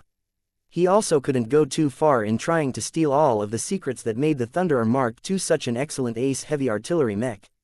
A small crowd of guards, mech designers and technicians tracked his every move. It made him feel more self-conscious and prevented him from being too blatant about his selfish motives. If that wasn't enough, St. Gelmer Ossenring constantly hovered near his position. Sure, the ace pilot maintained an appropriate amount of distance, but that still caused Vase to linger within the periphery of the powerful champion's Saint Kingdom. The domain fields of ace pilots were much weaker when they weren't interfacing with their machines, but they still maintained a certain degree of cohesion. Vase could tell that St. Ossenring had never let down his guard and was constantly judging the motives of the young and presumptuous mech designer that dared to touch his machine. This meant that Vase had to discharge his duty properly, much to his disappointment. Fortunately, this still granted him a decent amount of leeway. Understanding how the heavy artillery mech worked and the basic technical parameters of its impressive armaments could still fall within his responsibilities as long as the mech was better off in the end. This was why Vase paid closer attention to the areas where he could justifiably work upon in the process of enhancing the firepower of the Thunderer Mark II. Though he wanted to examine every single system of the ace heavy artillery mech in detail, he limited his attention to the heavy Gauss cannons that served as its primary armament. The cannons were specially designed by one of our Santana Group's resident master mech designers. St. Ossenring explained as Vase asked for the powerful soldier's input. I have a good relationship with him. I piloted expert mechs designed by that man in my earlier years, and that has allowed me to become familiar with his style of weapons. At the same time, the master also became more familiar with my individual preferences. By the time I graduated to the Thunderer Mark II, the cannons made available to me are so perfect that I can resonate with them from this distance. Let me show you my power. The ace pilot gained an intense fervor all of a sudden. Before Vase could say anything else, St. Ossenring lifted up his arm towards one of the large cannons of the heavy mech and actually caused the long and intimidating muzzle to get surrounded by a faint corona. Vase widened his eyes. Whoa, let's not play with the big cannon, shall we? I don't want to get blown up by a powerful Gauss round or the massive shockwave that it will produce when it hits the bulkhead over there, thank you very much. St. Ossenring quickly dropped his arm and relaxed, causing the heavy mech to become dormant again. It wouldn't have fired. I know my mech too well, and the changes you have made recently has reinforced my relationship with my machine. Still, I suppose you are right to respond this way. It was reckless of me to show off my resonance to my mech in this manner. The bout of uncontrolled behavior caused Vase to become more vigilant. He had a feeling that the saint might not be entirely right in the head. Granted, every high-ranking mech pilot behaved as if they were traumatized and brain-damaged soldiers that gained way too much power for their own good. No ace pilot could be stopped once they set their mind on a course of action.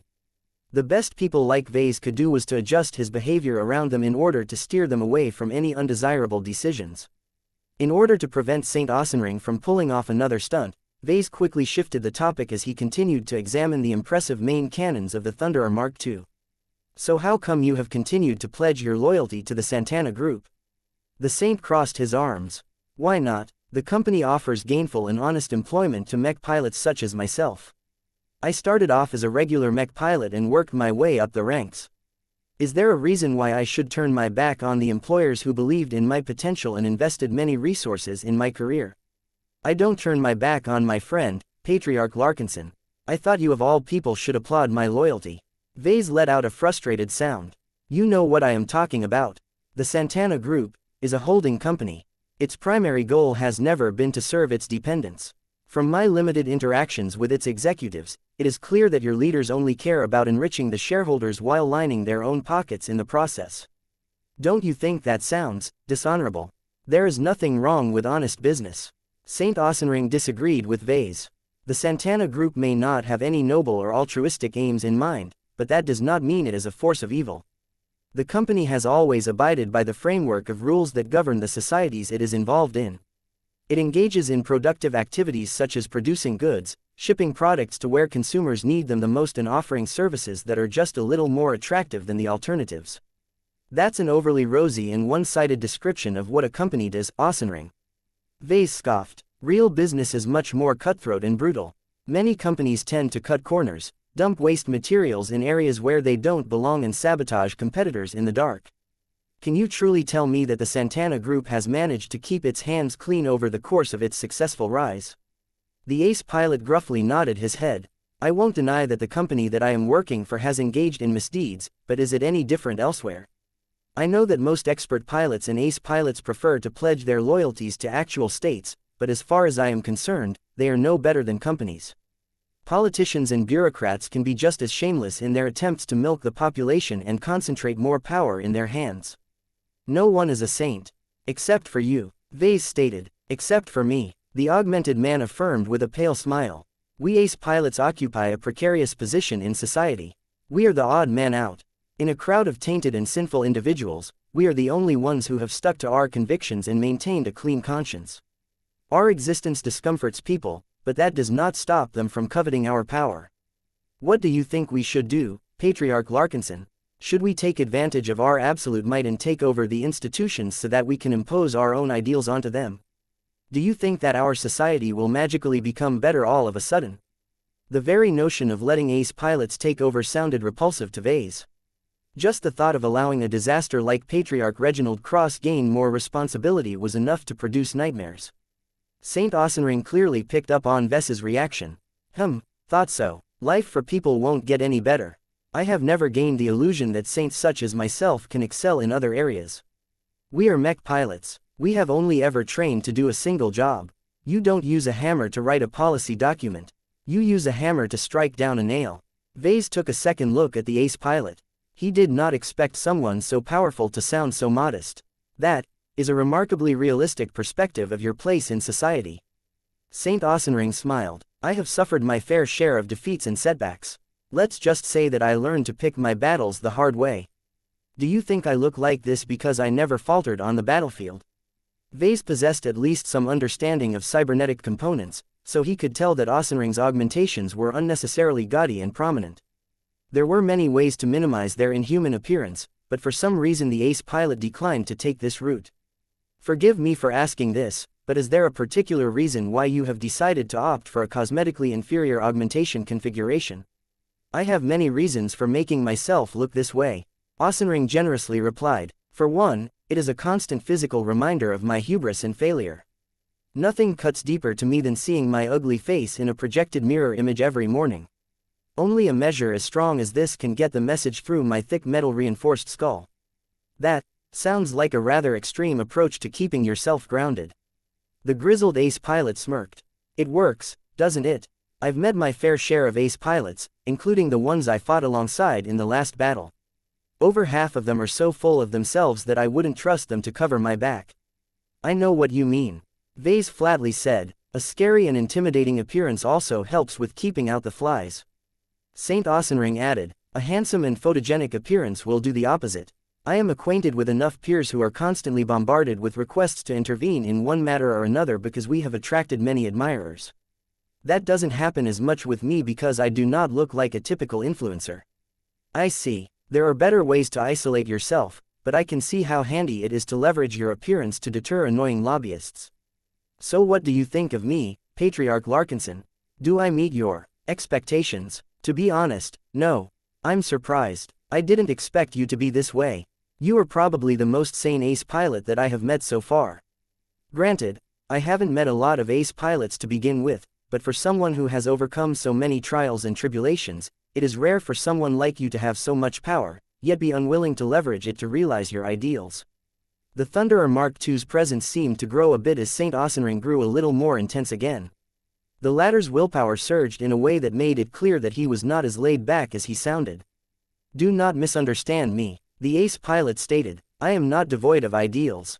I have merely chosen a strategy that will let me keep the Santana Group honest without overstepping my boundaries. The leaders of the company are aware of my stances. I negotiated and signed a contract with them.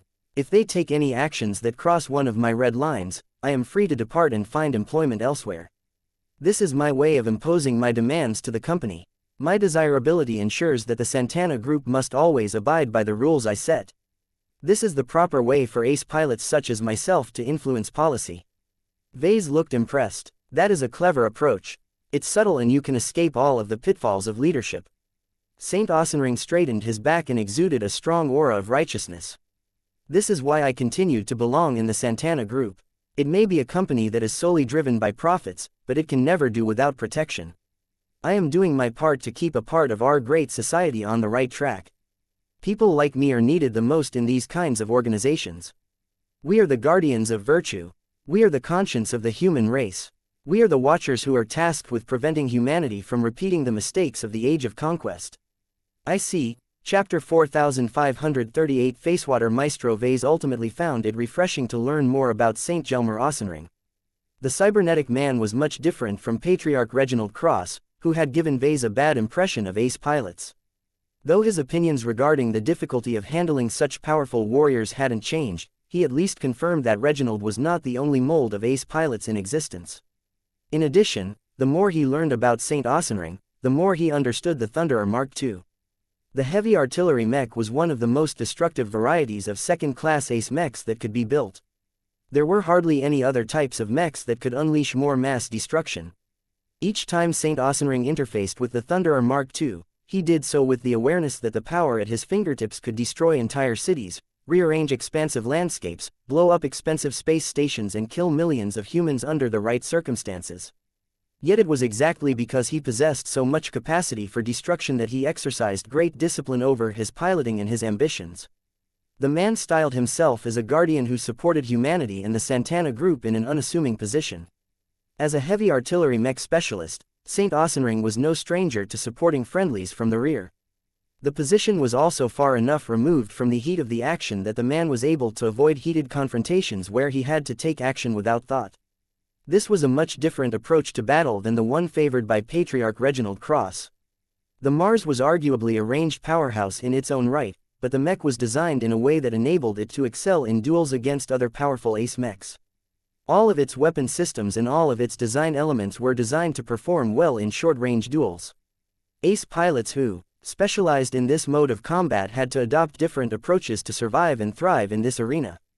Vase might fault the many personality defects of Patriarch Reginald as many times as he wanted, but that did not change the fact that the Cross Patriarch was a survivor who made it out with his life intact while many of his contemporaries fell in battle. That deserved respect, at least.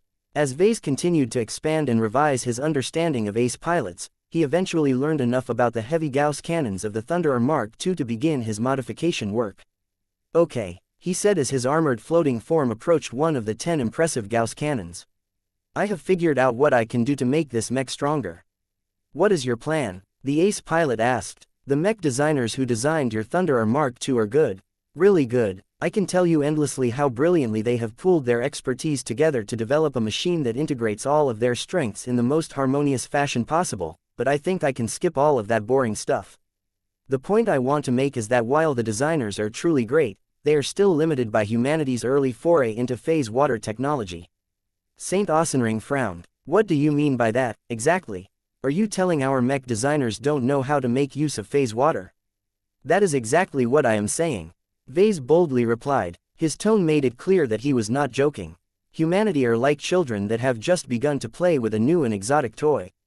Despite the massive increase in the supply of transphasic products, much of them are based on relatively rudimentary applications of phase water. They are literally child's work in front of a proper native alien phase water expert. When it comes to making the best use of this exotic, the indigenous alien races who literally evolved alongside it are much better at utilizing its potential. I can believe that. This will only be valid for a generation or two at best. Eventually, our scientists will be able to catch up to the progress made by the aliens before surpassing the locals entirely. We did it back in our original galaxy and we can do it again in this new and exciting frontier. Vase did not deny the ace pilot's assertion.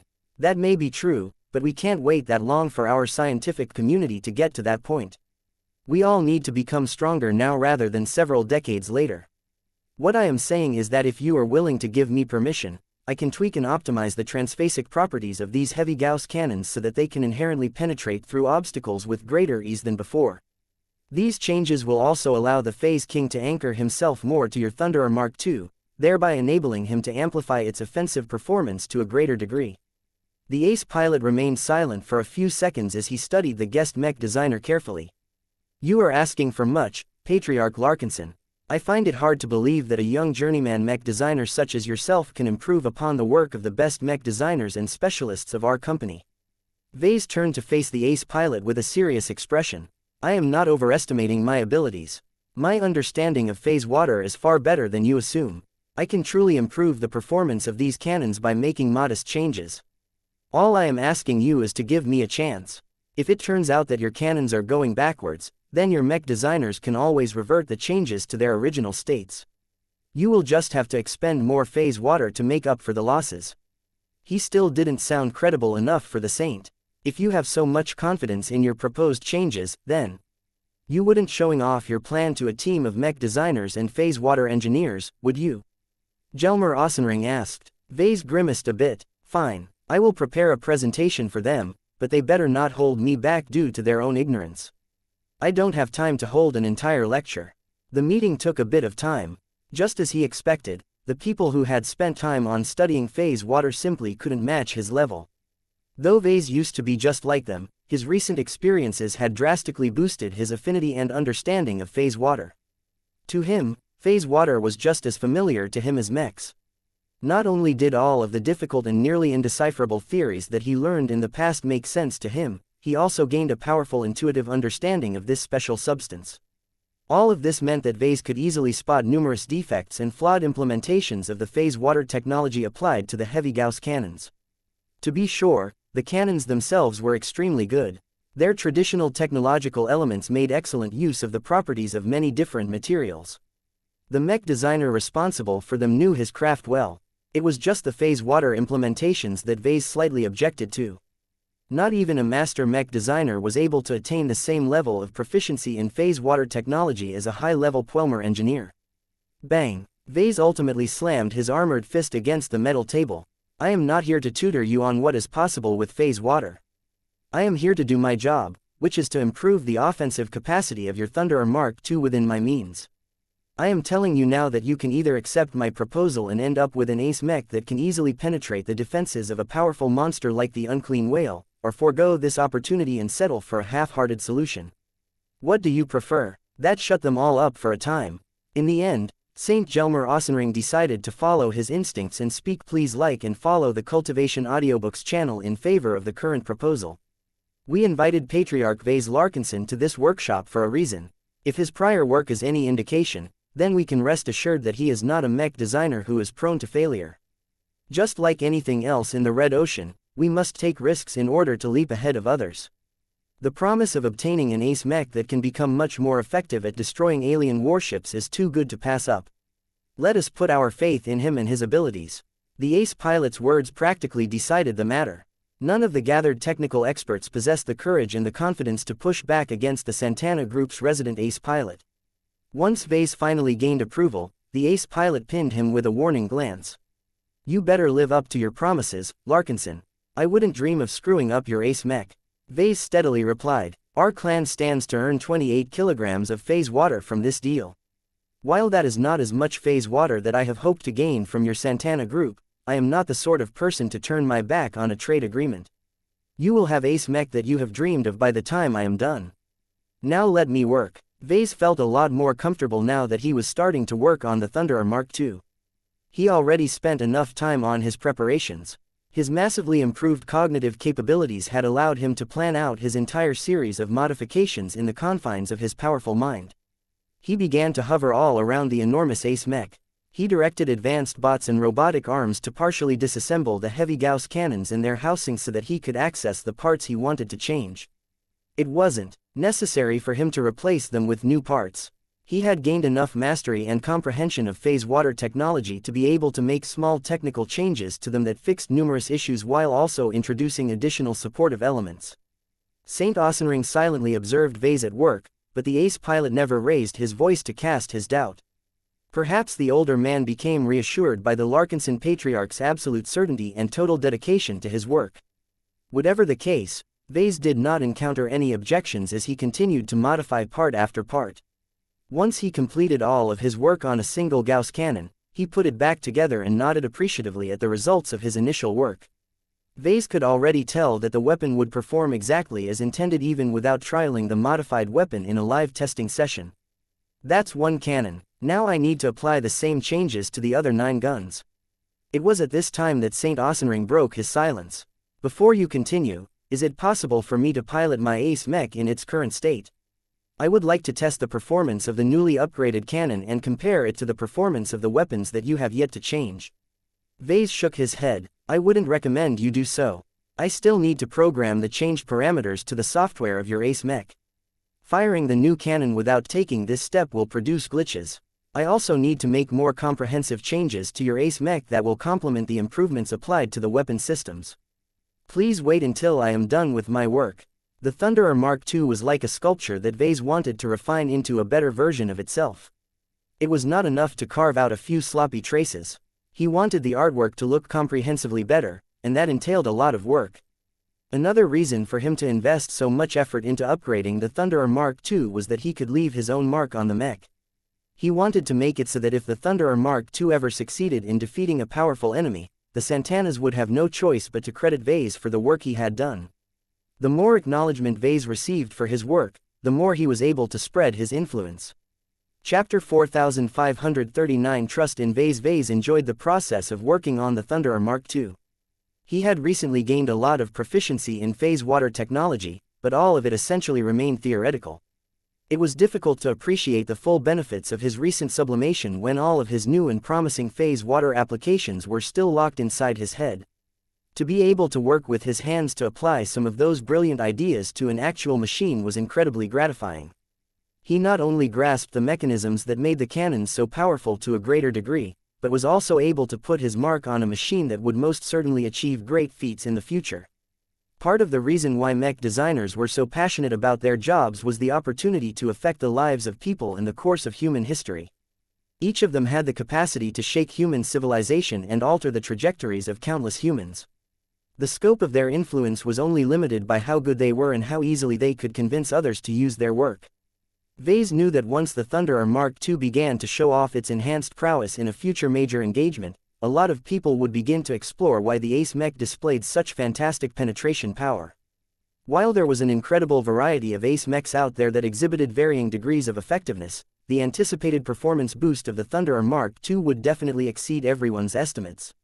Without any obvious material upgrades of the physical design of the ace heavy artillery mech, the most observant people would soon be able to figure out that more unusual changes were responsible for the performance improvements.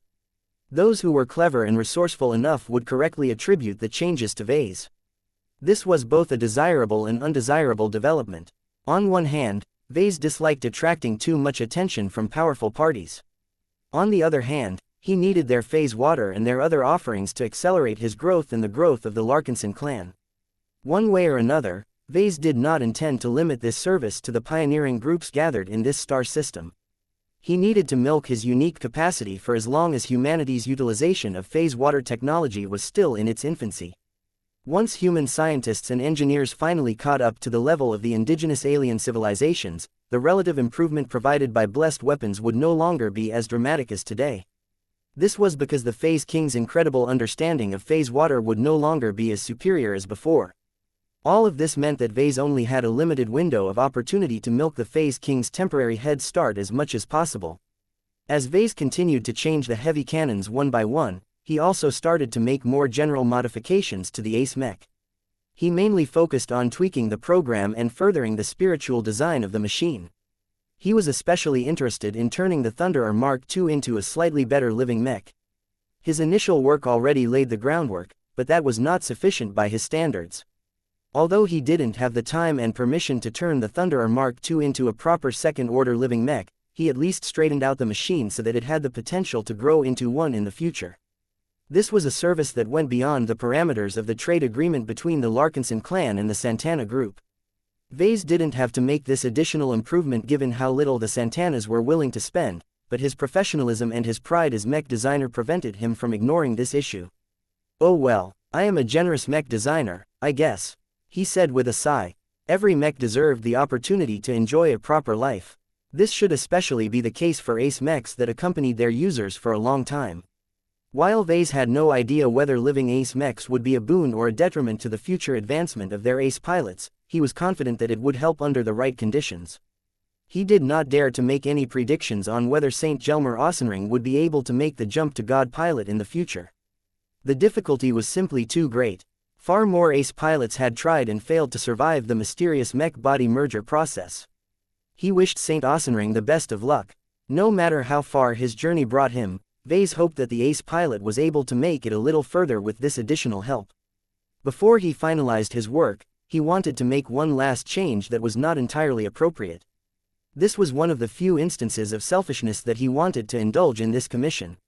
Technically speaking, it was not proper for him to add a second and largely redundant design spirit to the Thunderer Mark II. The Phase King already provided the Ace Heavy Artillery mech with all of the power and assistance it needed. Adding a second external influence would muddle up the purity of the machine. Yet, as long as Vase was able to justify this addition by rationalizing a solid benefit to the Thunderer Mark II, he might be able to get away with this little change. He eventually convinced himself that even if he wasn't able to do much at this time, he would definitely grow powerful enough to add a lot of value to this ace mech. With that thought in mind, he formed a minor connection between himself and the Thunderer Mark II. The powerful heavy artillery mech was the first mech with Vase as a design spirit. Vase could already tell the difference. He was not entirely new to this phenomena, as Vulcan was also tied to a lot of products. Yet, it was different now that Vase himself acted as the design spirit. He found that his ability to connect and influence the Thunderer Mark II was not that impressive. There wasn't enough time to explore much further. He could figure this all out later, assuming that Saint Ossenring's strong willpower did not erase this additional change. "I'm done," Vase announced as he completed his work. It took quite a few hours, but the Thunderer Mark II had become a lot more effective in battle, even though it didn't look any different on the surface. The user of the ace mech knew better, fortunately. Saint Ossenring gazed at his machine with much greater appreciation than before. "I do not know what you have done to make it stronger, but it is as if my machine has gone through a second metamorphosis. I can already tell that the performance of my mech will be significantly better than before."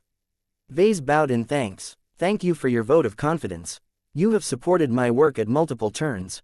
I promise you that your confidence in me will not go unrewarded. Enjoy your improved ace mech. If you have encountered any technical issues that your resident experts can't solve, feel free to contact me. I am open for further consultation. I do not think that will be necessary. Goodbye, Patriarch Larkinson. I will make good use of the improvements that you have made to my machine."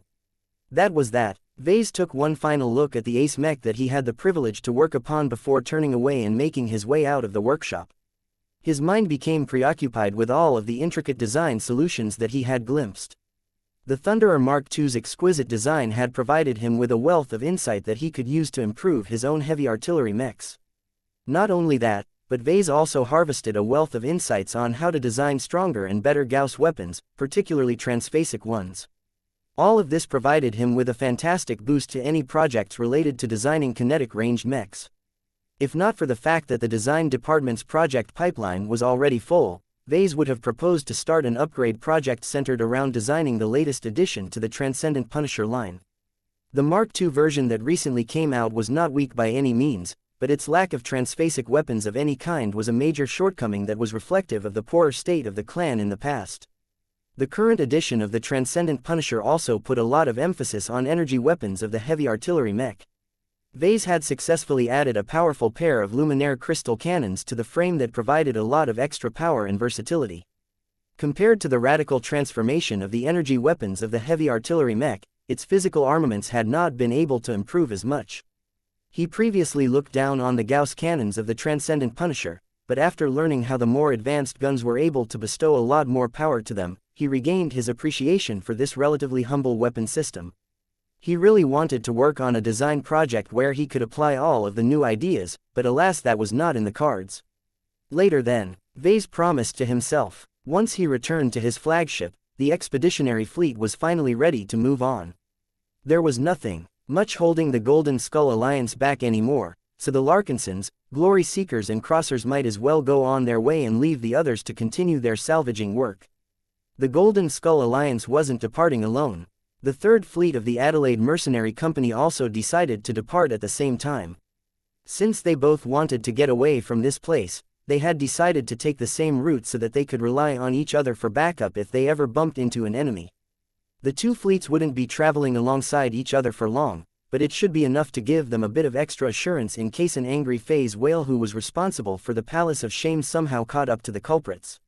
As the two fleets slowly left the asteroid belt and made their way to a safe Lagrange point that would not bring them too close to one of the powerful neutron stars in the center of the star system, Vase prepared to resume his long-stalled design projects. He was no longer the same mech designer that had previously worked on them. He had acquired so many new insights, competences and talents that he felt ashamed when he reviewed his prior work on his incomplete design projects. After he reviewed all of the plans he made for the Dullahan project, the Ghost project, the Eye project and the Bloodripper project, he eventually shook his head in disappointment. Outdated trash. He subsequently deleted the electronic documents and began to write revised plans that were considerably more ambitious than before. He put an especially great emphasis on the Dullahan project because he wanted to implement a radical new addition to Janzi's successor Mech. A powerful expert mech like this will benefit more from blood circulation than many other mechs. Vase determined. It's not necessary to turn it into a proper cyborg mech, but I can at least add a few organic elements to it so that it can forge a blood pact with venerable Janzi. Vase treated the Blood Knight design that he had completed during his stint in the system space as a short practice run for the Dullahan project. All he needed to do was to transplant some of the principles that defined the Blood Knight to the Dullahan project. There were two major challenges to this altered plan.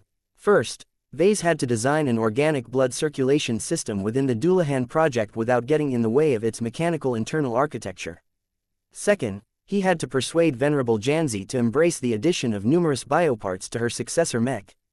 This is going to be difficult, he concluded. Chapter 4540. The young man who cared too much. Joshua looked thoughtful as he sat at the dining table while neglecting his nutritious breakfast. His wife made sure their two children did not imitate their father. They laughed and giggled as Kedis showed warmth and concern that was far removed from her public persona. Once Kedis was satisfied that Kyrian and Myra filled up their bellies so that they could gain the nutrients they needed to grow their hungry designer baby bodies, the swordmaster approached the expert pilot with obvious concern. "What's wrong, Joshua?" the large and athletic woman asked. "Nothing is wrong." His wife looked upset as she sat on the other side of the table. "You can't hide your feelings from me. You know better than that. You've remained unusually silent and withdrawn in the last few days. What happened? Is it about the last battle? Were you upset because you hadn't been able to contribute as much to our victory as before?" "It's not that. I had a lot on my mind lately." "It's not your fault or mine for that matter." "Then tell me what is bothering you. I can't drag you out of your funk if you keep withholding information from your family." "Didn't we agree to share wealth and woe when we married each other? Part of that means keeping me in the loop of what is going on in your head." The young but maturing expert pilot let out a sigh. "You're right. I suppose it is unfair for me to tell you nothing. I can't share everything about what I have experienced earlier this week, but I can give you a brief explanation of what is on my mind." "This should be good," Kedis muttered as she crossed her arms. "It started when Patriarch Vase somehow managed to reconcile with the Gemini family and make a deal of sorts. Part of the benefits involved sending us to the family's fleet so that we can attend a special tutoring session." "A tutoring session? Wait, are you saying?" Joshua nodded. "Well, it's not that big of a secret. All of the Larkinson expert pilots had a good talk with the Gemini Saints. We first gathered around in a circle and opened up our hearts. After that, each of us entered a private room where we could talk with Saint Sandro Gemini and Saint Kaya Gemini in confidence."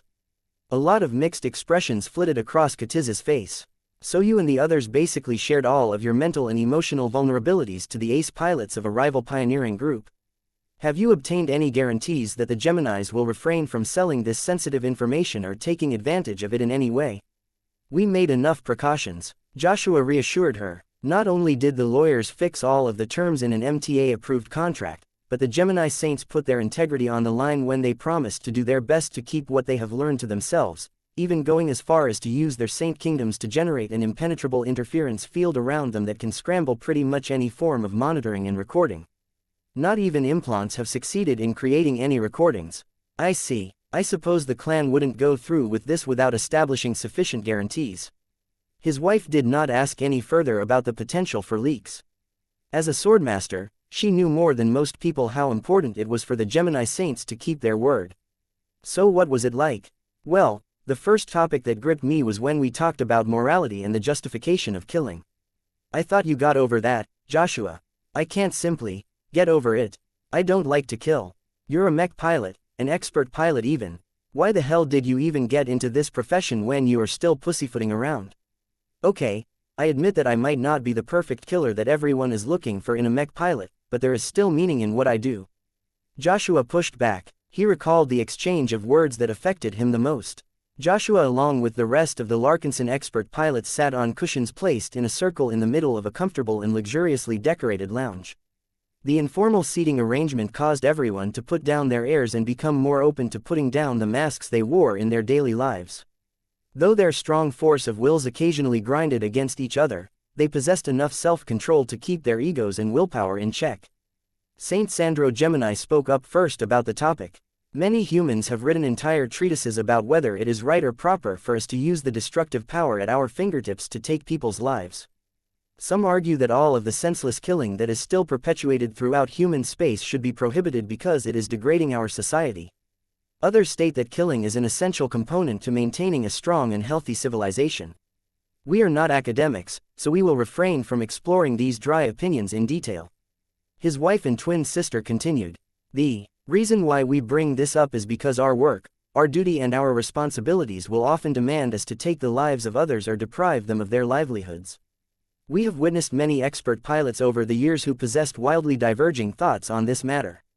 Saint Kaya Gemini pinned each of the Larkinson expert pilots with a scrutinizing stare. Her willpower was much greater than theirs, so she was able to peer beneath the surface.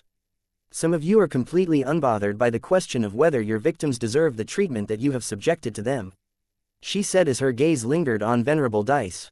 Others have not put as much thought on this matter as they should have, hoping to ignore the warnings issued by their conscience until this will spectacularly blow up in the worst possible way. The female ace pilot looked pointedly at Venerable Vincent, who seemed oblivious to her implicit accusation. Then there are those of you who have made your own rationalizations about the bloody consequences of your actions. Saint Kaya Gemini deliberately glanced at Venerable Tusa Billingsley Larkinson, Venerable Davia Stark, Venerable Rosa Orphan. She also spared a glance towards a couple of the newbies who have yet to obtain their expert mechs from the Larkinson clan. Only a handful of you have thought properly about this subject and found a way to reconcile conflicting demands and expectations. She briefly nodded to Venerable Janzi Larkinson, Commander Casella Ingvar, Venerable Imon Ingvar and Venerable Isabel Coden. We are surprised about the diversity in progress and thought within your clan. Saint Sandro Gemini spoke up again. A mech army that is better run shouldn't have let you flail over this deeply important topic by yourselves. I suppose that is one of the issues that the Larkinsons have hired us to address. Let us begin with you, Saint Kaya Gemini said as she turned squarely towards a male expert pilot. Venerable Joshua Larkinson, out of all of the expert pilots gathered in this circle, we sense that you stand out the most. The hapless young man looked surprised when he suddenly became the center of attention. What is the matter, Saint Kaya? All of your other colleagues are killers in one way or another. The powerful ace pilot described. They all have blood on their hands and take varying degrees of pride in that. You on the other hand are the only individual among us who carries this weight as if it is a burden. Venerable Joshua frowned. Isn't that supposed to be the right way to think about murder? Murder is a subset of killing that implies that the act of depriving an individual's life is not legally justified. Saint Sandro replied, we all know that murder is not normally a part of our job description. We are soldiers. We are not criminals or law enforcers. We are not meant to question whether our actions are right or wrong. That is a matter that is best left to your superiors. I don't agree with that. Joshua shot back. What if our bosses are evil? What if the person giving us orders is abusing his power? Are we supposed to switch off our brains and follow our orders without any form of critical thought? Saint Kaya shook her head. That is not the case. Each of you have met with the MTA at least once, correct? The Mechers should have already inducted you into the ranks of galactic citizens. That is important for many reasons, but the most pertinent one is that you have accepted a greater role in human civilization. Each of you have in some part taken on the responsibility of safeguarding the future of humanity. This means that you have an obligation to stop or discourage any actions that clearly violate the taboos that are meant to prevent our race from Backsliding again. Joshua still looked dissatisfied. The taboos don't go far enough in my opinion. I get that the Big Two doesn't want to interfere too much in people's lives, but way too many civilians are getting killed due to all of the wars that are being waged across human space. I know I can't stop all of these greedy leaders from abusing their power to pursue their selfish motives, but I don't like it when pilots such as myself must contribute to all of this unjustifiable death and destruction. The other Larkinson expert pilots looked at him with varying degrees of disapproval and discontent, but Joshua didn't care. It felt good for him to voice what he had bottled inside his heart all of the time. You speak. Please like and follow the Cultivation Audiobooks channel as if you want to change these perceived injustices. I do want to change humanity for the better.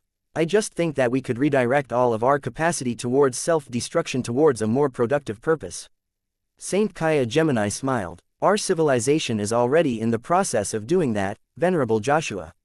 The opening of the Red Ocean has given you and your clan an excellent opportunity to direct your killing potential towards the indigenous aliens that are occupying the territory that humanity wishes to conquer.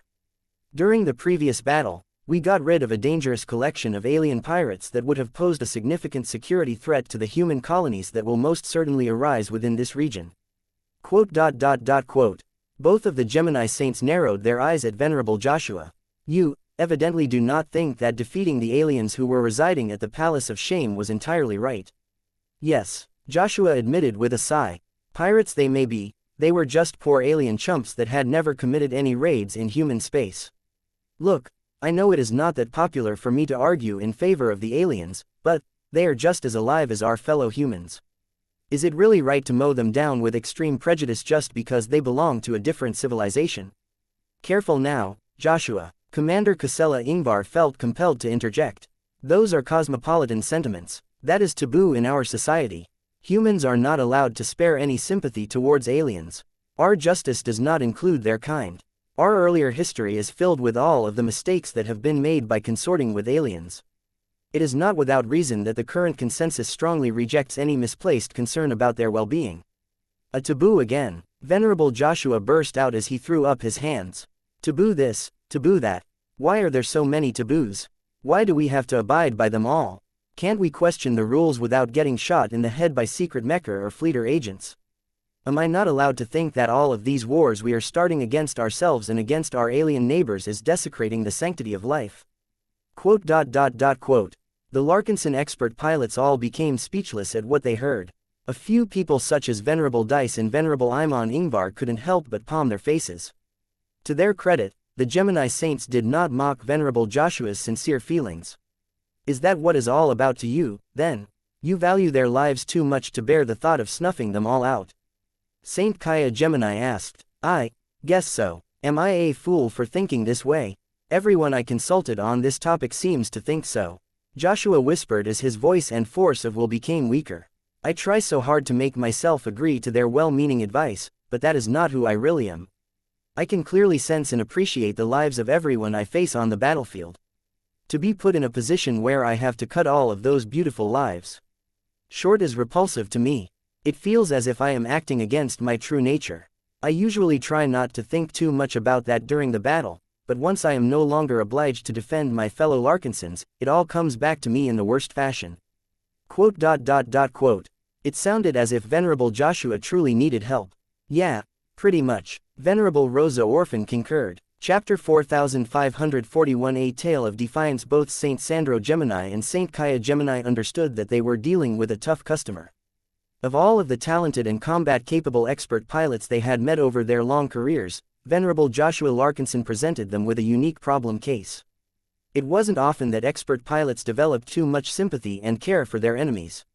Most mech pilots tended to get rid of those sentiments over the course of their careers, especially after fighting a couple of actual battles.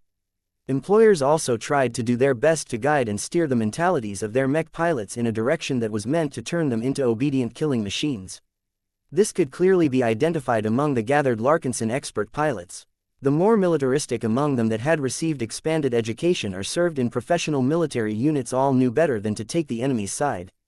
One of the reasons why Venerable Joshua was noticeably softer than his peers was because he never got to serve in a professional mech army like the Bright Republic's Mech Corps after graduation.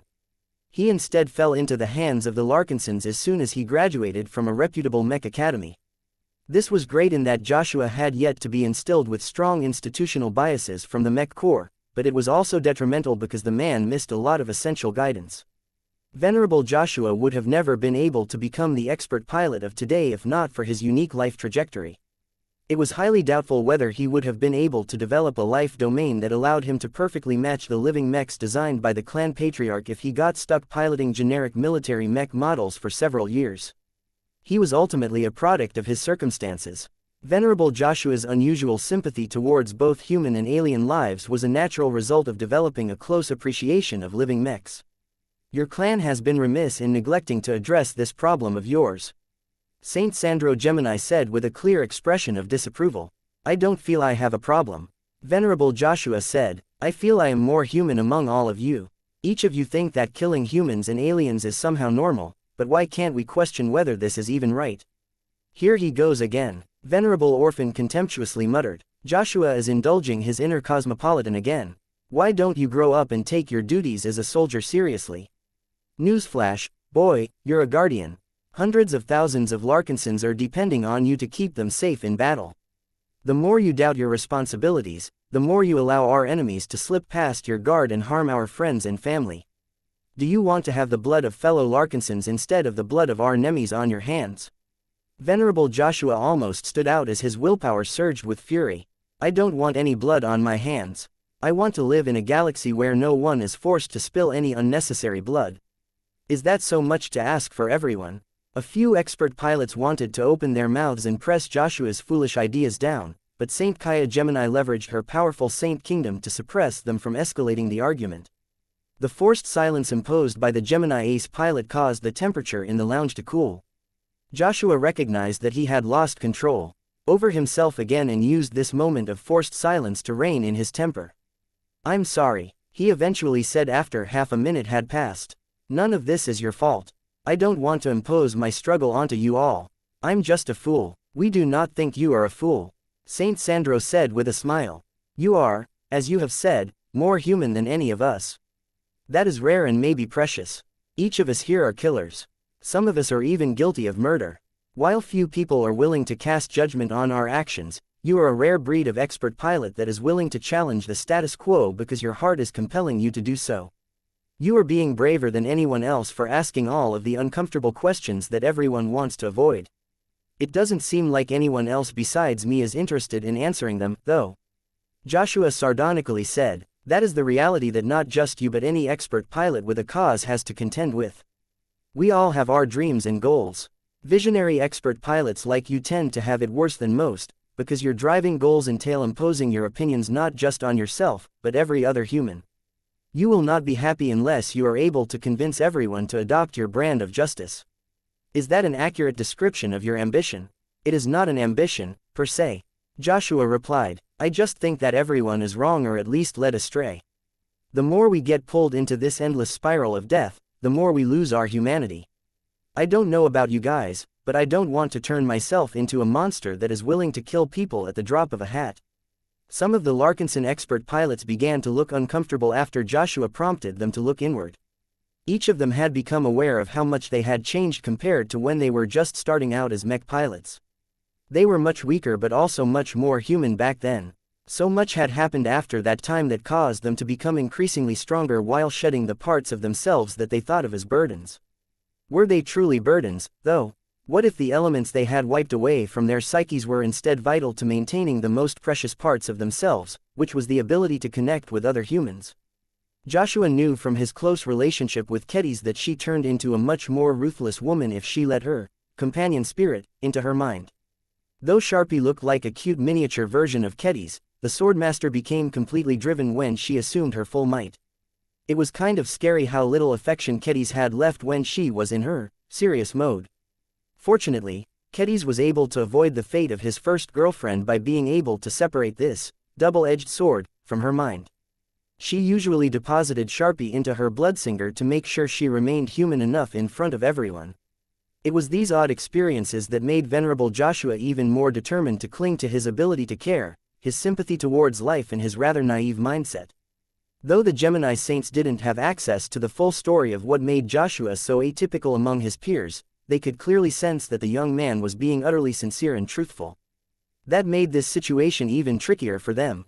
The two ace pilots preferred not to confront this serious and problematic issue, but they were duty-bound to render assistance, and they were not about to shirk their responsibilities. Saint Sandro Gemini raised his palm, quieting the low discussion that had erupted after Joshua made his outbursts. You have a decision to make, Joshua. You cannot stand at the crossroads forever. Your growing doubts will consume you and sap you of your strength if you continue to procrastinate. You need to make up your mind and follow your chosen course to the end. If you are not willing to make the hard choices, then you will eventually lead yourself to a dead end where your prospects are bleak. Many expert pilots have stopped advancing because of this. Saint Kaya Gemini added, many of them are highly skilled and effective in battle, yet their resonance strengths have ceased to grow. Why is this the case? It is because they subconsciously recognize that they are no longer fighting for the right reasons. They are essentially lying to themselves, and you all know that this is a death sentence to expert pilots such as yourselves. As soon as you have chosen to go down this path, you must always stay true to your heart. Failing to do so will disqualify you from attaining any further greatness. These explanations were quite insightful. While many of the gathered expert pilots understood at least a part of what the Gemini Saints explained, they never thought that lying to themselves could lead them to sabotaging their own growth. Many of the expert pilots became a lot more introspective all of a sudden. The ones who the Gemini Saints had called out earlier were especially concerned about the possibility that they were lying their way to a dead end. This outcome alone made the entire tutoring session worth it for the Larkinson clan. Both of the Gemini Saints smiled as they saw that their words had the intended effect. Unfortunately, the only expert pilot that was still not out of the woods was Venerable Joshua. Let us share a small story with you all. Saint Sandro Gemini spoke in his calm and sagely voice. Once, there was a pair of Mech pilots who belonged to a family that was unusual to say the least. Just like the rest of their relatives, this pair of pilots chose a way of life that is highly controversial to the rest of human society. The pair of Mech pilots had to endure constant abuse and recrimination throughout their career. Saint Kaya Gemini continued, just like the rest of the family, the Mech pilots who did not fit in with the rest of the galactic crowd were confronted by a constant stream of critics who hurled abuse in their way. Some even chose to challenge the pair in Mech duels. Saint Sandro looked more intense. The two Mech pilots did not falter. They won a number of duels but also lost a few. Not every battle can be won. What is important is what they did after every loss. Did they lose heart in their way of life and gave up on it? No, they did not. They picked themselves up and used the shame of defeat to boost their training. After that, the pair of Mech pilots began to win more and more duels and battles. They even managed to advance to expert candidates and subsequently expert pilots through their efforts. Now that they had achieved a powerful and respectful rank, the pair of newly minted expert pilots thought that all of the insults, mockery and challenges would cease at that point. They were wrong. They endured the same abuses all over again, but this time it wasn't regular people that tormented them, but fellow expert pilots from other groups. Duels are generally frowned upon at this level, but that does not mean they do not happen. The pair of expert pilots were forced to fight for their honor, their conviction and their family more times than they wished. They even became embroiled in larger battles where their entire family was in danger. Much of this happened because other people as well as the expert pilots among them could not tolerate a life philosophy that was different from the norm. Saint Sandro sighed. Those were trying times. The pair of expert pilots were forced to lead their family to one region after another. They could never stay in one place because they tended to attract more hostility from the locals the longer they imposed their existence on them. The losses were great, but the expert pilots never wavered. They fought for what they believed in even when it looked as if the rest of human society vehemently rejected their existence. Saint Kaya Gemini smiled. Eventually, the pair of expert pilots prevailed. They fought for their beliefs and their family so many times without wavering in their purpose that they have done the improbable. They succeeded in advancing to ace pilots in quick succession. Although this has exposed their family to an entirely new level of threats, they have always maintained their confidence that they will be able to gain the strength they need to fend off all of their challenges. They have to in order for them and their relatives to survive. As for their former enemies, particularly the expert pilots who survived the battles against their family, Saint Sandro Gemini smirked. Each and every one of them have failed to keep up. The vast majority of them have grown into stagnant and bitter expert pilots who learn too late that their attempts to divert their own failings by ascribing them to others has contributed to their lack of progress. They had become so consumed by their mechs, their piloting skills, their material needs and most importantly their vanity that they did not notice that they had been lying to themselves the entire time. Learn from their failures. Learn from their short-sightedness. Learn from their ignorance. The greatest strength of an expert pilot is not their willpower nor their skill. It is their heart. Saint Sandro solemnly placed his palm against his heart. Saint Kaya smiled towards the expert pilot that provoked this discussion. Out of all of you, Venerable Joshua is the only one among you who is more honest to themselves. Do you know what this means in our eyes? He is the most promising candidate to become an ace pilot in the future. We have witnessed too many expert pilots who have become too caught up in compromising their ideals in order to fit in with the rest of human society. We may be soldiers, but we are not slaves. There is a difference between the two. We hope that you do not fool yourself into accepting other people's shackles. Chapter 4542 Critical Thinking. So that is why you have been so subdued the past few days. Kedis raised her eyebrow. All of this happened to you because you listened to a simple story that is clearly a biased retelling of the history of the Gemini family and their famed ace pilots. It is a true story. Venerable Joshua insisted. You are letting a single source of information change your entire outlook towards your life and career. Don't you think you are being way too serious about this supposed lesson? Then what else am I supposed to do? I was blundering around in the fog for a long time, sometimes without knowing that I had gotten lost. This is the first time that someone shone a beacon for me. If I can follow the light, I can get out of this fog of confusion and regain my clarity. The female swordmaster stared at Joshua for a few seconds before she decided to take pity on her husband. She reached out across the table and placed her calloused palm on his hand. The warmth of their contact seemed to bring them closer together. I'm sorry that I couldn't help you more. I would have wanted to lead you out of the fog myself if I was more capable. It's not your fault, Kedis. You are around the same level as me. You don't have the experience and insight of a pair of ace pilots. Those Gemini saints have gone through a lot more ordeals.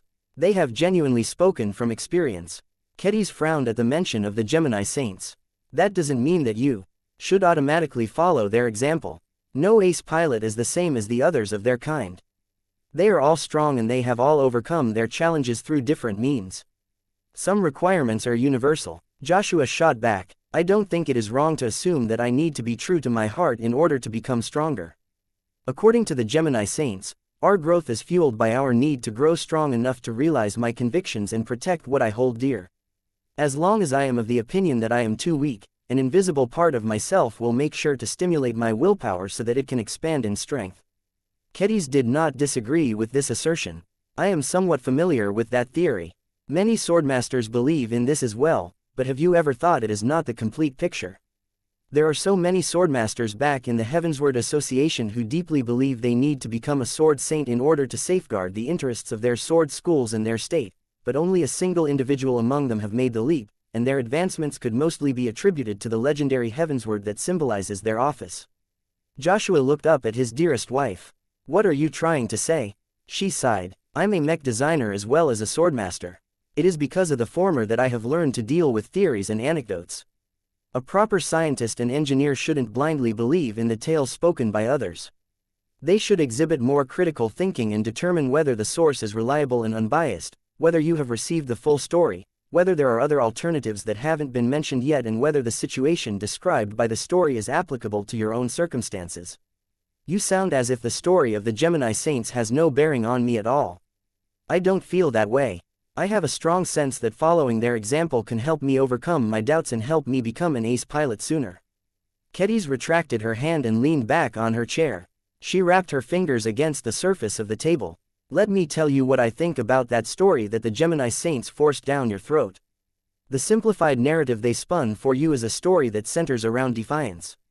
It is a tale where the protagonists continue to get stronger and have all of their wishes come true the more they fight against the status quo.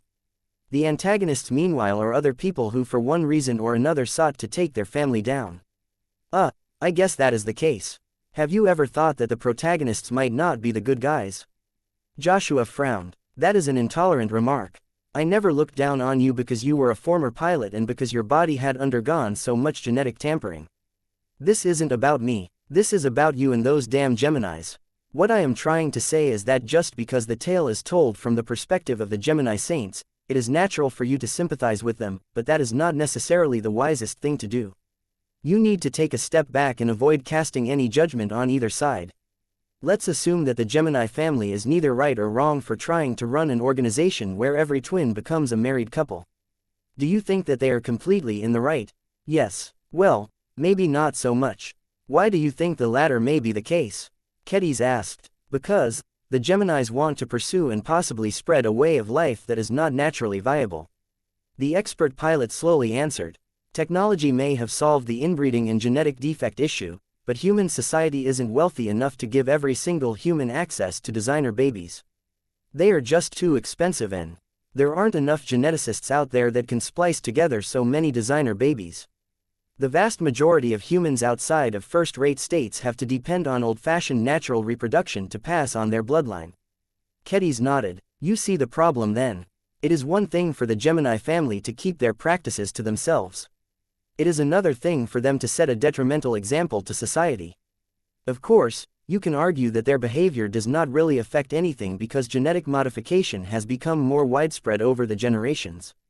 I am infertile myself due to my genetic treatments, so I have no choice but to resort to designer babies in order to have kids. Both of them looked at their children. Their two adorable kids were cuddling together as they watched a cartoon drama. So what is it that you were trying to tell me, dear? Joshua asked. Oh, my point is that the Gemini saints gained their power from making lots of enemies. They drew strength from their defiance, but have you ever thought about all of the expert pilots who did the same but fell in the process? There is a concept called survivor bias in science, Joshua. Kedis told him. Deriving your conclusions from successful outcomes will lead to a distorted conclusion of reality. If you have done your research, you should be able to find many more tales of defiance that have ultimately led to doomed outcomes. I won't bother to pull from the galactic net as we can draw from plenty of examples in our lives. Take Vess's demented cousin for example. What has become of Venerable Ganso Larkinson when he turned his back against Vase, the Larkinsons, the Bright Republic, and ultimately his own honor? He's dead and his cause remains unfulfilled. What has become of Venerable Relia Foster and her quest to take revenge of Vase and the Larkinsons for, I don't know, stuff? She died and can no longer protect her precious Vija kingdom. I can take out more examples, but I think you get the point. Kedis said. These are but a few illustrations where expert pilots became so full of themselves that they committed to fights that were clearly stupid but didn't bother to think whether their decisions were sane enough. Keeping my sanity is exactly why I am struggling right now. Sometimes, I feel like I am the only sane and normal person in the clan. Everyone just automatically thinks it is okay for us to deploy our mechs and use their awesome power to crush humans and aliens who weren't necessarily doing anything objectionable. So what do you want to do about it, Kedis growled. If you take your lessons from the story of the Gemini saints, then I am afraid that you will make the conclusion that the best and maybe only way to stay true to your heart is to follow it without any regard for the consequences. This means that you will turn yourself into a superidiot who only cares about trying to spread peace among the stars. That doesn't sound like a bad conviction to me, Joshua remarked. Others won't be kind to you because of your intrusive ideals. She hissed. In a reality full of fighting, none of the reigning powers want to put a stop to the conflicts. People will especially react poorly to you when you begin to spread a cosmopolitan message. You will make enemies, Joshua, lots of enemies. The Geminis also attract a lot of enemies no matter where they go. Their family is still going strong. This is different, Joshua. A message of universal peace and cosmopolitanism is much more dangerous. You might very well invite attention from the MTA or the CFA. Once that happens, you're dead. Poof, you're gone. At best, your wife and children will be left alone. At worst, we will go with you in order to snuff out any chance that we will want to take over your banner and continue your mission. Saint Sandro and Saint Kaya told me that we shouldn't be deterred by fears and what-ifs. They believe that strength can only form from staying true to your heart. Kedis wanted to wring her stupid husband's neck. That won't help you if you are dead. Have you ever taken the time to think critically like I told you? Now, I am sure that those two ace pilots didn't lie to you or tried to lead you astray, but is this truly the best way for you to go forward? What they proposed is nothing but a high-stakes gamble. Sure, your chances of advancing to ace pilot may be 100%, but if that comes at the cost of lowering your chances of survival to 0.1%, is it truly as good as you think? Venerable Joshua looked shocked. Now that you put it that way, maybe I was overlooking a few details.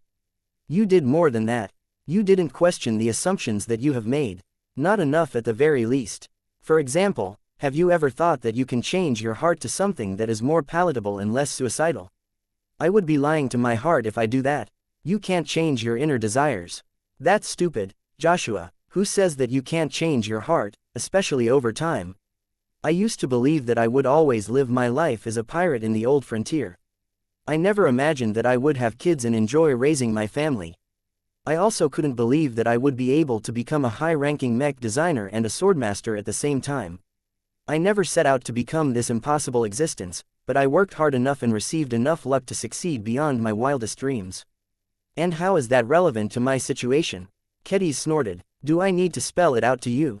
My heart has gone through many changes to the point where I am frequently forced to readjust my goals. That hasn't stopped me from becoming stronger. What we need is a goal. Any goal will do as long as it can motivate us into becoming stronger. I have big dreams, but I have no chance in hell to make it happen unless I become a sword god. I do not need to think about it too much. For now, I have much more modest and realistic goalposts in mind. Those are enough to drag me forward. The best part of this is that I can keep my head down and avoid making enemies that I am not equipped to fight. Oh, I see. Joshua became enlightened. I never thought that your approach would work so well. Granted, I have yet to become a sword saint, so I cannot say whether my approach is completely correct, but at least I won't make too many enemies for myself and our clan. Pursuing your dreams is all well and good, but don't do so at the cost of unduly compromising the safety of your family and friends. Don't forget that you also have a duty to protect us all and keep us safe. Kedis had uncomfortably reminded Joshua of his other major commitment. From the moment you decide to make a selfish decision and give us all up in order to impose your cosmopolitan on an unwilling society, you will implicate me, your children and the clan that you have vowed to guard with your life. I can think of no better way for you to betray what you hold dear in your heart. The expert pilot glumly lowered his head. You are right, I have overlooked too much stuff. Their example isn't really applicable to me as their family fully shared their ideals. That is not the case with me. It's funny, really, family always comes first in our clan, but I was about to violate this principle because I became too enamored by the tale spun by the Gemini Saints.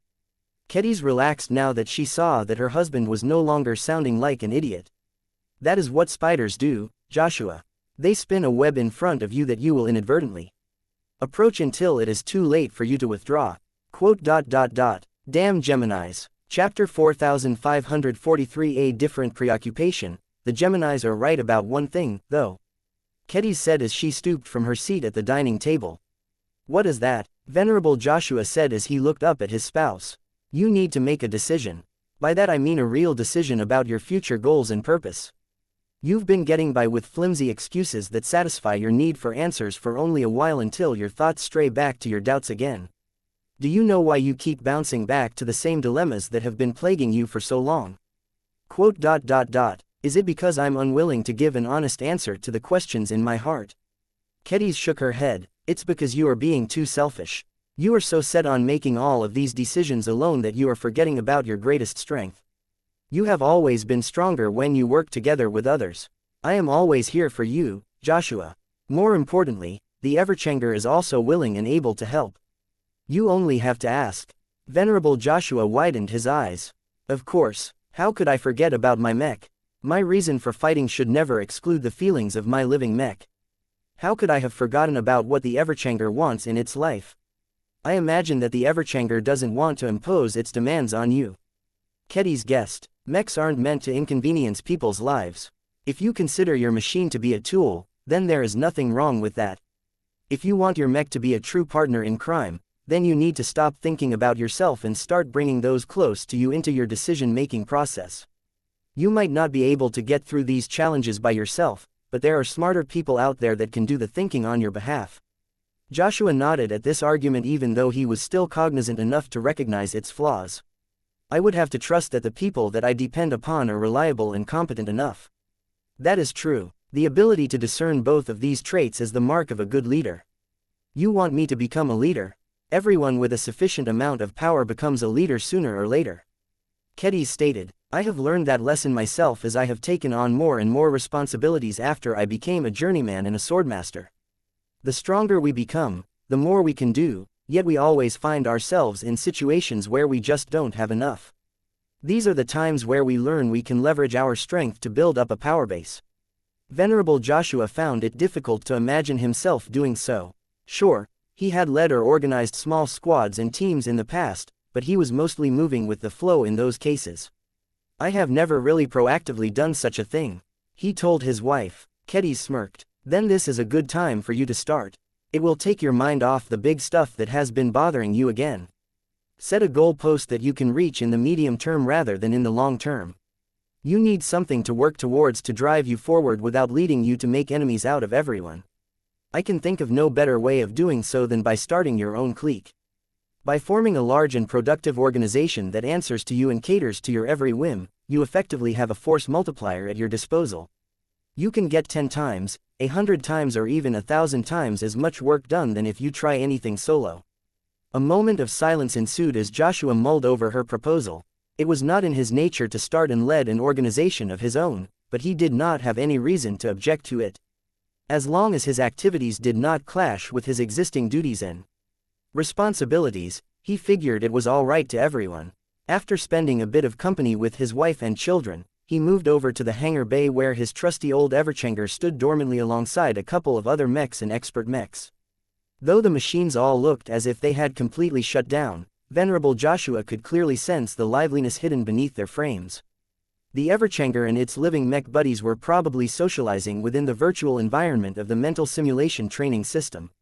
Although the Patriarch originally created the MSTS to serve as a much more accurate and realistic training simulator, it also served as an excellent base for many other intricate functions. Dedicated research and development teams were constantly developing more and more functionality to the spiritual platform, although Joshua had heard it was difficult for the developers to make any direct alterations of the MSTS. As soon as Joshua activated a command that automatically caused his expert mech to open up an entrance to the cockpit, the Everchanger pulled out of the MSTS and greeted its battle partner. Joshua. The speakers boomed a masculine synthesized voice. You are back again. The fleet is still engaged in FTL travel, so there are no patrols on the agenda. Can't I pay a visit to you because I wanted to hang out with you for once? You are not JANNZI. You rarely did so in the past, and you have stopped spending your free time with me after you have become a father. Your children have a much greater demand for your attention. Joshua grew warm as he appreciated his battle partner's concern. Thank you for your understanding, but that doesn't mean I should neglect all of my friends. Kedis is dropping Kirian and Myra off at daycare at the moment, so we have plenty of time to talk. The eyes of the Everchanger briefly flashed. I can tell you have a serious discussion in mind. Your mood and willpower indicates as much. I had a good talk with Kedis and a few other people. I've been thinking about my reasons for fighting again. Again. You were doing fine in the past months. I thought you wouldn't have a relapse in at least a year. The fact that even his living mech thought that Joshua would backslide again did not make him happy. Maybe you're right, but I attended a therapy session with the Gemini Saints of Swords. They forced me to confront the issues that I had supposedly solved but not really. It turns out that I can't dodge my problem by deciding that I should stand up for our clan first before anyone else. It's a lazy cop-out that won't get me far enough. That is likely correct. So why have you come? I've tried to figure out a more effective way to keep me going, but I haven't been able to figure out anything by myself. Kedis has tried to help me out, but she told me that since I am so good at working together with others, I should turn this into a group project. She told me it would be a good idea to bring you into the loop since you know me so well. Your wife is right. The two talked a bit more until the Everchanger understood exactly what Joshua needed. The mech fell into a brief silence as it began to process a lot of data. Okay, I have a suggestion. The Everchanger spoke. Hit me. Joshua said, you want to make the cosmos a better place, right? You want as many intelligent humans and aliens as possible to stop fighting senseless wars against each other and start holding hands while living in complete harmony with each other. Yeah, that is basically it. Joshua reluctantly admitted as he readied himself to ridicule. It probably sounds crazy to a mech that is designed to become an ultimate fighting machine.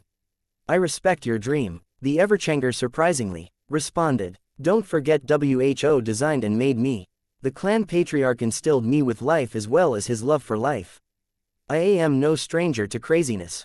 You may be mad for trying to fight against the status quo that is universal as far as I am concerned, but what does it matter? Mech pilots must strive for something, and your goal is at least on the noble and benevolent side. Joshua felt touched again. His expert mech continually conveyed its support and approval towards the pilot. Thank you for that, but I need more than a few words of encouragement. I know, I wasn't finished yet. Your wife has made a number of good suggestions, so much so that it got me thinking. Since your ultimate ambition is too far away and you can't figure out any more immediate goals to work towards, why not help others fulfill their dreams in the meantime? You can choose to fight and work on behalf of others as long as their goals align with yours. You can start by using your influence and your clout to help me and other living mechs. We have been loyal members of your clan for such a long time, yet we only received basic accommodations up until this point. There is still a long way to go before we feel that we are fully fledged members of the Larkins clan. This was going too fast for Joshua. He sat up straighter on his piloting seat. You want me to advocate for living mechs? Why me? I don't know a single thing about politics. That has always been obsession for Janzi and the young man trailed off as he realized why the living mechs couldn't count on those two individuals anymore. A pulse of sadness and regret flowed through the Everchanger. The Shield of Samar had big plans in mind. The living mech already scheduled another meeting with the chief ministers in order to debate on its proposal to set up new ministry. It had been trying to get the leadership to change its stance on this issue for years, and it had come closer than ever to convincing you stubborn humans to make a clear gesture of support. A gesture of support. The Shield of Samar might have been able to become the first non-human minister of the Larkins clan. You don't know how much this means to us. It would have been an inspiring sight to all of our kind. By elevating a living mech to an executive position within the clan, you humans would show that you truly treat us as individuals. This sounded like an extremely radical and dangerous course of action to Joshua. Even he knew enough about the Big Two to know that putting ice in leadership positions was a great taboo in human society. He fully understood why the current leaders of the clan had tried to push this issue aside. Yet, was it right for the clan to deny living mechs true representation? Sure, their daily lives had improved remarkably after the clan finally became aware that living mechs also possessed complex desires, but it was clear that a lot more needed to be done. Joshua began to warm up to the idea. In fact, he embraced this responsibility. I think I might be able to work with this. It's just, what is it, Joshua? Isn't this supposed to be Janzi's job? She has more free time than any other expert pilot, and I know that she was really passionate about this stuff. I thought she would have liked to take over the mantle from her late expert mech. Janzi is too lost in her trauma to undertake such a responsibility. She still needs help, and as long as that is the case, she is in no condition to help others. Besides, my fellow living mechs and I believe that we are better off if you are the one to lead this initiative. Why, everyone likes you, unlike Jannzi. You have a much better chance of getting your demands met as you do not have a habit of pissing off the people WHO hold most of. The reins of power. Quote. That's true. Chapter 4544 Advocacy. Meow tilde. Oh hey, Lucky. Is your tummy still full? I brought a snack for you if you are up for it again. Meow meow. Oh, okay, I will set it down on the table so you can munch on it later. Vase interrupted his design session and pulled his split attention away from the projects he was working on at this time. His eyes blinked as he inspected the progress he had made in the past few hours. He had taken full advantage of his expanded cognitive capabilities to work on multiple design projects at the same time. He had made amazing progress in upgrading the standards of his initial Blood Knight design, implementing an organic circulatory system in the Dullahan project and studying highly advanced theories that taught him how to develop better transphasic Gauss weapons. If he wanted to, he could split his attention into even more threads, but he found that the quality of each individual task started to drop. He needed to exercise this ability more and wait until he grew stronger before he could split his attention further and get more work done. He was already happy with what he was able to do at the moment. His productivity had skyrocketed ever since he got back in the saddle. Joshua, he said as he felt the expert pilot's vigorous force of will approach his position. It is not every day that you have decided to pay a visit to me. Is there anything urgent you wish to talk about? The fellow Brighter shook his head. Not per se. I wanted to talk to you about an issue that is important to a group within the clan. Vase grew confused and a bit suspicious. Did someone put you up to this, Joshua? I guess. Just hear me out. The Everchanger wanted me to convey a request on behalf of all of the living mechs in our clan. 5 minutes passed as Joshua frankly explained the issue of expanding the rights of the Larkinson mechs. A lot of progress had been made since precocious machines like the Quint and the Shield of Samar initially spoke up, but status of living mechs still had a long way to go before they became happy. With the Shield of Samar reduced to a head and Venerable Janzi needing time to get past her defeat, someone had to carry over the torch. The living mechs have all agreed to let me speak. Please like and follow the Cultivation Audiobooks channel on their behalf since they like me so much. Vase looked curiously at Joshua. Well, they chose correctly. Dealing with you is much less stressful than dealing with Janzi or her former expert mech. Still, you haven't told me what kind of concrete actions you expect me to make. Well, the living mechs have a number of demands that they would really like to see fulfilled. For one, they want our clan to proceed with setting up a living mech affairs ministry where one of their own kind is put in charge. No, Vase immediately frowned. Not possible. The Everchanger and company have asked for this several years now. Why can't you meet their demand? Joshua pleaded to the clan patriarch. They deserve more representation for everything they have done for us. Our machines have always supported us in battle without flinching, and they will continue to serve their purpose, but that doesn't mean they are happy with their current status. They want more love from the clan, sir. Is it too much to ask for us to make them happy? Vase sighed and lowered his eyes. I don't like it either, but our hands are tied on this matter. In an ideal reality, I would have agreed to form this new living mech-oriented ministry a long time ago. I don't even have any objections towards the idea of allowing qualified living mechs to hold actual leadership positions. Just like you, I have a lot of hopes and expectations for living mechs as a whole. The best of them are growing smarter, wiser and more compassionate by the day. Then why not oblige them, sir? You should know why, Joshua. The Big Two and more specifically the MTA has a well-deserved phobia against ICE or bots that become too powerful. ICE should always have an assisting function to the humans that make use of their services. In no way should ICE ever dictate, control or govern any group of people. That is a foundational principle of modern humanity ever since a lot of high-profile screw-ups during the Age of Stars and the Age of Conquest has shown us what can go wrong with unrestricted automation. Our living mechs aren't ICE. Joshua passionately argued as he put his emotions behind this issue. They are truly alive like you and me. We can both tell the difference. Many of the fears that our race developed about ICE don't apply to living mechs. Vase shrugged at the expert pilot. That may be true, but the rest of human society won't see it this way. All they will see is that we have stuffed a highly sophisticated AI into our mechs and foolishly granted them the power to turn against their human overlords. If the masses are the problem, then let's educate them all. We can do that, right? We can, but a marketing campaign alone won't be able to reverse millennia of AI phobia. It takes much more than that to initiate a broad cultural change across a large section of the population. The only thing we can do on our end is to build up acceptance for living mechs within our own clan. Then why aren't we doing that, then? Joshua asked. Appointing a living mech to a ministerial position won't bother anyone else. It is not as if we are trying to replace the Star Emperor with the Quint or something. Vase made a cutting motion with his arm. Quiet, don't joke around with that sort of talk. Lucky and I have done our best to make this design lab as bug-free as possible, but that doesn't mean that nobody can eavesdrop on us. It is best not to say anything that would give people the impression that we are trying to topple the head of the new Rubarth Empire. Oh, I'm sorry, I should have been more careful with my words. Venerable Joshua apologized. My point stands, though. Why should we bother with public opinion when the way we run our clan doesn't have anything to do with them? You have been pushing the limits many times. What makes this different? Vase crossed his arms as he leaned back on his chair. Who told you that? The living mechs. They keep in touch with each other. They witness quite a lot of stuff actually, either directly or indirectly through their mech pilots. That had disturbing implications. Vase furrowed his brows as he realized that his living mechs might be rather liberal in sharing confidential secrets with each other. Those mechs need to learn how to handle sensitive information. That's one of the duties that the new ministry can undertake. Joshua deftly argued, no clear authority aside from their own pilots is telling them what they can or cannot do. I know them well enough that they won't listen to any human figurehead. Either you or one of their own kind will be able to boss them around.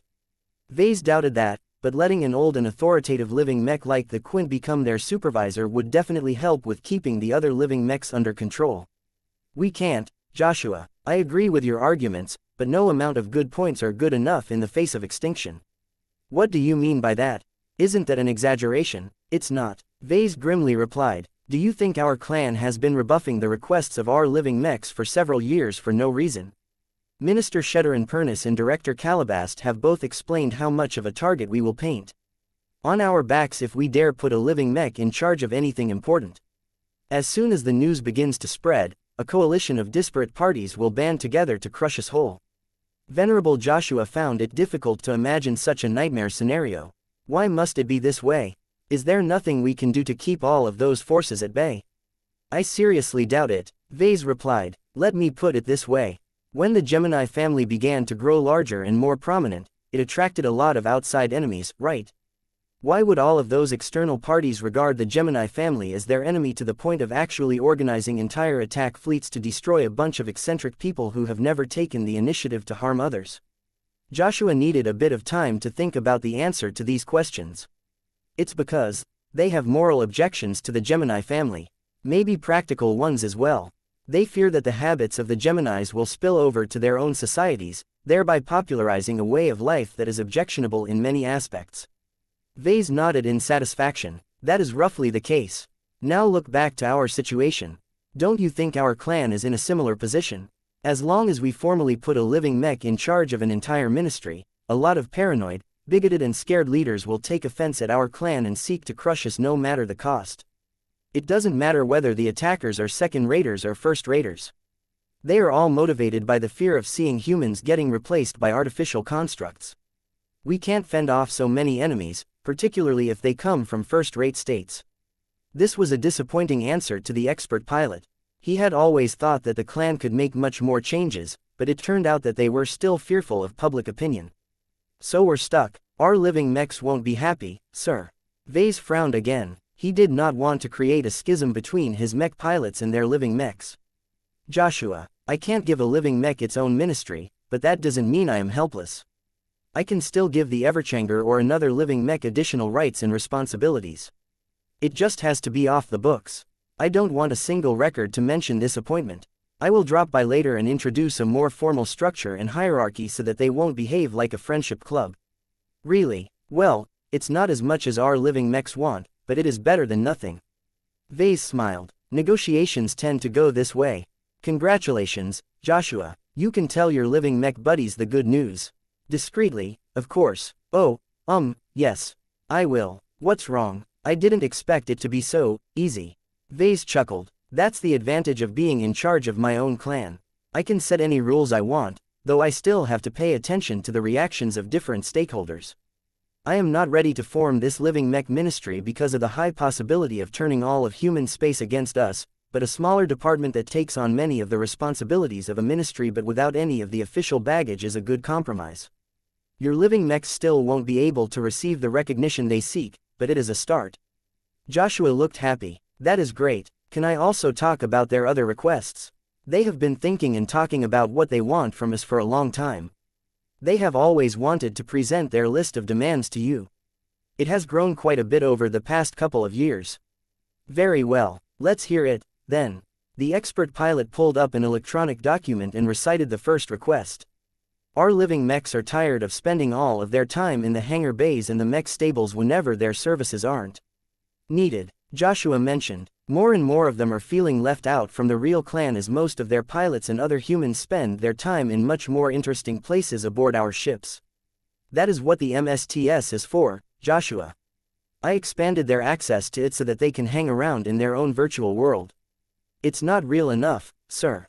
You and I both know that there is a big difference between spending time in reality and spending time in a false virtual environment. Mechs have the same need for real human interaction and human activities. They want to stroll through our parks. They want to play with our cats. They want to attend theater shows. They want to cheer on their favorite mech athletes in a busy mech arena. In short, they want to enjoy a more authentic living experience. Vase became speechless for a moment. Joshua, yes, sir, you do know that mechs are tall and heavy mechanical constructs, right? Leaving aside their immense mass, their sizes are way too high for them to be able to do all of those activities you have mentioned. That is why the living mechs want you to hook them up with human-sized avatar machines. Joshua shockingly revealed, they want to become a part of the family, sir. Quote. Chapter 4545 Blurring the lines. The proposal to set up a ministry of the clan that was supposed to be headed by a living mech was radical, but also old news. Vase had already evaluated it from many different angles with the help of his advisors and decided not to take the risk. This was an exceedingly dangerous action and could antagonize a lot of people in the Red Ocean. All of his relationships with the MTA wouldn't be able to prevent the enormous backlash against his clan. This was because he was certain that there were a lot of factions within the Mech Trade Association that would be eager to make an example of his clan for daring to put intelligent machines in charge.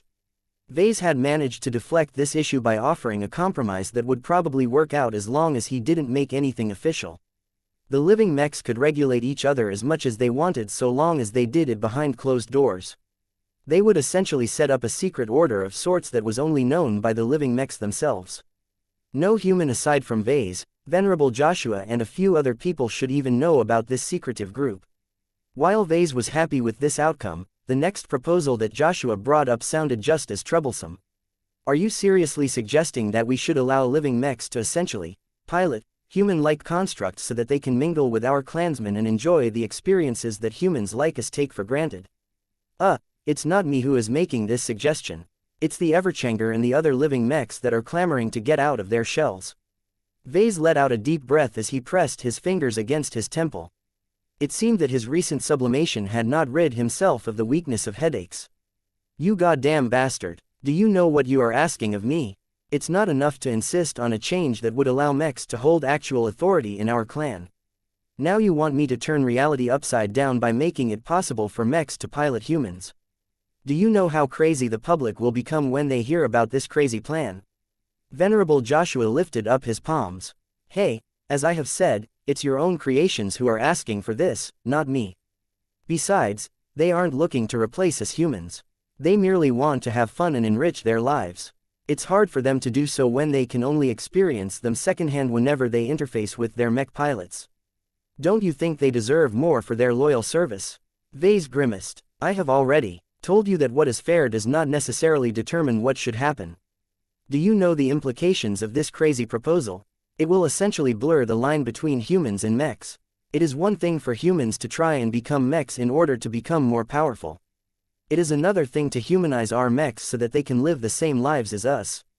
Aside from all of the existential questions that this might provoke, this will most definitely be a slippery slope where machines like the Everchanger will request ever more human privileges. Who knows whether they want to gain the right to procreate one day? Why shouldn't we allow them that right?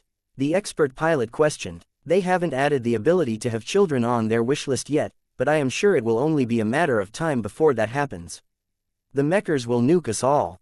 Vase despaired. It took a while for him to calm down from his emotional reaction to this crazy proposal. Although Joshua sounded quite persuasive, Vase was way too jaded to allow his sympathy towards living mechs to sway his feelings. He was a leader. He had to juggle between many different interests. This matter was way bigger than the Larkinson clan. He could not allow his irrational impulses to put him on the path of destruction. No, he told Joshua, I'm sorry to say this, but human society is simply not ready for this. It doesn't matter if we keep it within our clan. People from the outside will see a dangerous development and will preemptively plot to destroy us without giving us a chance to prove that our actions are safe. Give our living mechs a chance. I truly think that they need to experience what humanity is like. Not only will this make them happy, but building up their own experiences will also help with their growth. Isn't that what you always wanted to see? Maybe this is the secret to helping them evolve to the next stage. That was an interesting theory and one that resonated with Vase. It may very well be true, but that didn't mean that all of his other considerations suddenly became invalid. He had restrained the use of his transcendence glow and his other controversial inventions because of how much of a target they painted on his back. This was no different in his opinion. Everything that threatened his life and career had to be restrained until he became strong enough to endure the backlash. Vase firmly shook his head. No means no. I have already issued my judgment on this matter. Even if you somehow manage to convince the chief ministers to go along with this insane plan, which I heavily doubt will be possible, I will veto the proposal. I am highly aware of what the Mechers think about issues such as this. I made sure to study stuff like this in the past in case I inadvertently put my existence at risk with my initiatives. The MTA has always been clear that mechs are tools that exist for the benefit of mankind. It is best not to do anything that comes close to challenging this long-held stance. The expert pilot looked frustrated. He found himself unable to articulate any arguments that would be convincing enough to work. This was not a surprise as he was not a trained diplomat or negotiator. Meow meow. It was at this time that Lucky lazily flew over to Joshua and attempted to pull the pilot out of his depressed mood. Joshua smiled and held the cat. He stroked Lucky's head as he thought of how he could return to the living mechs without crushing their dreams. Meow. Lucky squinted in pleasure as the cat rolled around. His exterior metal plating smoothly brushed against Joshua's grasp. The touch of all of that metal triggered a strange idea in his mind. Wait a second. Joshua looked down at Lucky and studied the gem cat with an appraising gaze. Meow. You're a genius, Lucky. Meow. What are you on about, Joshua? Look. The expert pilot held out Lucky as if he was presenting a lion cub. Instead of connecting living mechs to avatar machines that resemble humans like you and I, you can put them inside cat bodies instead. If mechs such as the Minerva and the Everchanger begin to hang out with clansmen in the form of mechanical cats like this, no one will be afraid that killer machines will seek to subvert humanity and take over our civilization. The mech cats will simply be too cute. Quote. Of all of the ridiculous ideas that Vase had heard as of late, this was certainly the most ludicrous of them all. There were so many holes in this altered proposal that he didn't know where to begin. No, Vase repeated his rejection. A little change like this won't change anything.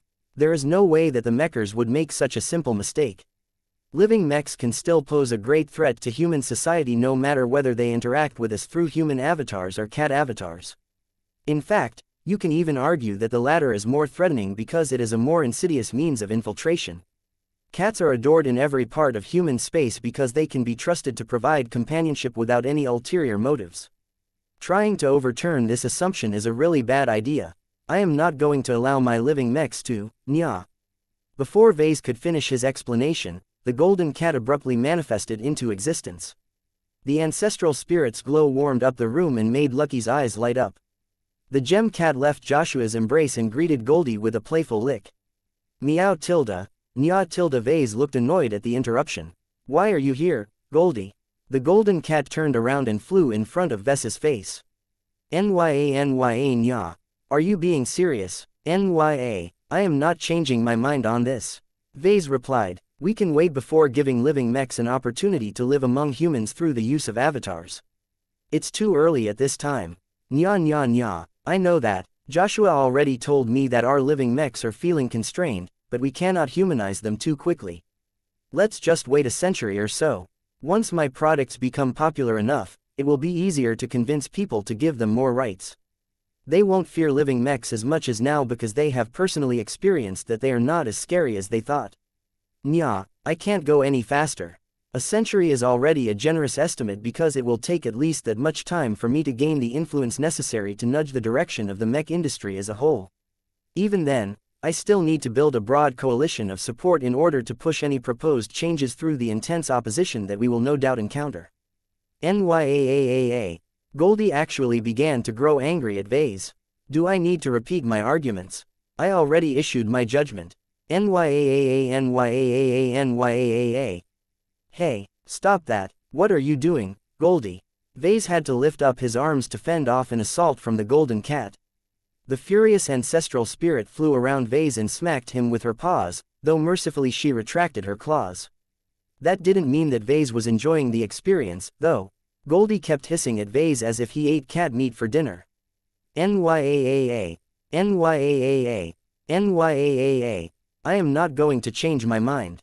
Nya, go away, Goldie. Go bother someone else. Nyaa. Nya, okay, I will do it, Goldie. I will give a chance for our best and most important living mechs to live among our clansmen in mechanical cat avatars. Is that what you wanted to hear? Nya. Goldie calmed down and retreated from her angry state as soon as she got what she wanted. She lifted her head in a smug manner as she basked in her victory. Over Vase. You are being very impudent, Goldie. Vase glowered at his own creation. Our clan is supposed to be run by humans, not a spiritual entity who became too uppity for her own good.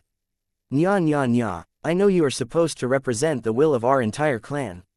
That doesn't change the fact that letting an ignorant mob decide all of our policies is the height of folly. Nya, don't worry, I'm not going back on my word. That doesn't mean I am going full throttle on this crazy plan, though. It is best if we limit the number of candidates and treat the initial attempt as a trial. More importantly, I also need to design cat avatars that can actually connect to our living mechs. I don't even know where to begin with developing a brand new control interface. This was definitely a challenging side project, but a part of Vase was already interested to see what was possible. Nya, nya, nya. Vase waved his arm towards his active design interface. Don't expect me to deliver a working project quickly. I still have lots of other projects to catch up to, and I haven't even completed all of the blessed weapon upgrades either. Give me time to think on how to design these cat avatars. Nya, what's in it for you, anyway? What is your agenda, Goldie? Nya nya, oh, I see, so that's your angle. Very illuminating. Chapter 4546 Sick Leave. Hey Janzi. Did I come at a bad time? The Janzi that Joshua and most of the Larkinsons were accustomed to seeing in the past looked a lot different this time. She looked a lot gentler and less intense this time as she assumed her role as a mother to a young but growing son. Mercer Larkinson gurgled in joy as Janzi served him a meal fortified with all of the nutrients a growing boy needed to optimize his growth. After she leaned down to kiss her baby on the cheek, she turned to Joshua and gestured to her visitor to sit down next to the dining table. Why have you come? Janzi asked as her slumbering force of will began to surge in activity again. It was as if she took offense at the intrusion of another expert pilot into her abode. To her credit, she kept her posture relaxed as she stepped away from her son and moved closer to her ex-boyfriend. I tried to call you over the comm, but you weren't accepting them. I tried to send text messages to you instead, but I feel like they have fallen into a bottomless cliff. Venerable Janzi smirked and lifted her arms, making sure to show off her wrists. That is because I have stopped wearing my comm and closed any other form of remote messaging. Huh, Joshua looked astonished. He couldn't wrap his head around why someone who lived in this age would cut themselves off like this. Why would you do that, Janzi? What if someone needs to convey an important message to you? What about your duties? I have no duties, not for the time being at least. Well, after my recent talk with the Gemini Saints, I realized that I wasn't doing much aside from moping around. I can't mourn for my shield of Samar forever. This is why I decided to accept the advice given to me and proceed to reset my life. I informed the Hall of Heroes that I wanted to go on a year-long sick leave and suspend all of my mech piloting duties. Joshua grew concerned. You went on sick leave. What about your training sessions? Your piloting skills will backslide if you don't exercise them enough. There are also the shieldbearers. What will all of those hopeful night mech specialists do now that you are no longer around to guide and tutor them in the hopes that they can become the next generation of expert pilots? The female pilot sighed as a part of her melancholy came back again. I was doing no good to anyone in my previous state. I am disabled, Joshua. You don't know what it means for me to lose my expert mech. The Shield of Samar was more than a good friend or a cherished family member. It was akin to my other half or my close twin sibling. I don't know how to live without having its constant presence by my side anymore. I needed a break before I got any worse. If it's like that, then maybe you have made the right choice. Joshua admitted, sometimes, it takes courage to step away. Exactly. I truly feel bad for putting down all of my existing responsibilities. It will be okay, though. I made sure to arrange alternative learning channels for the shieldbearers. They not only have subscriptions to a personalized virtual tutoring service, but I also made sure they could train with Venerable Linda Cross at least a couple of times every month. As for the rest, well, nothing I was working on was time sensitive. It shouldn't matter too much if I delay my work for a year. It was difficult for expert pilots who valued duty so much to set aside their responsibilities to the public in favor of attending to their own personal needs. She needed this, though. She would do no good to the Larkinson clan and the many people who she cared about if she emotionally broke down. Being an expert pilot did not make her immune to these kinds of issues. They were in fact more serious than ever because of their amplified strength and willpower. So what have you been doing during this time? Joshua asked. I tried to be a better mother for my son. I walk around and chat with ordinary clansmen. I tried out a few hobbies. I started a small garden. I tried to reconnect with my humanity. Well, whatever you are doing, I think it is working. Joshua said in an encouraging tone. You were a lot more abrasive in the past. Don't get me wrong, I respect you for standing up to your principles and beliefs. It was just that you were so absorbed with your crusade that it was hard for anyone who disagreed with you to like you. I'm glad to hear that you are working to explore your humanity again. I always thought that was important. Janzi sent an evaluating glance at him. That is your greatest strength and your greatest fault. You have too much humanity, Joshua. You don't seem to have any problems with getting along with people, but I have always noticed that you can't seem to settle on a solid goal or purpose. Joshua nodded. Hey, I guess our relationship was never meant to be. We are too far apart from each other. Even though we are both working to rein in our excesses, I don't think we would ever be compatible with each other. Both of them had moved on and hooked up with other people. Enough time had passed for them to get past their breakups. They could even look back at their past relationship with nostalgia. Janzi eventually grew serious again. I don't think you came here because you wanted to check up on me and talk about old times. What is the reason for your visit? Despite your attempt to pull yourself away from your duties, I still think it is important for me to fill you in on what I have accomplished after taking over some of your duties. Venerable Joshua told his fellow expert pilot the recent progress he had made concerning the treatment of living mechs. The woman looked surprised when she heard that Joshua actually managed to convince Vase to make actual concessions. That blasted cousin of mine had been stonewalling me for several years. Janzi said through gritted teeth. Her force of will started to get inflamed. I don't know what you have done to change his stubborn mind, but it was about time for him to get a spine and take a step in the right direction. It's a shame he didn't go far enough. Joshua nodded in agreement. I've already conveyed the results to the Everchanger and company. They're disappointed, but they will make do with the concessions that they have received. They are already in the process of setting up a secret order that will remain completely unnoticed. It is meant to operate silently alongside the other institutions of the Larkinson clan. The living mechs even picked a name for it. They decided to call it the Anima Order. The other expert pilot furrowed her brows. If this Anima Order is supposed to remain a secret, why are you exposing its existence to me and in front of my son no less? Joshua made a dismissive gesture. It's okay. Once you have recovered from whatever it is you are suffering from, I'm sure you will go back and resume your old duties.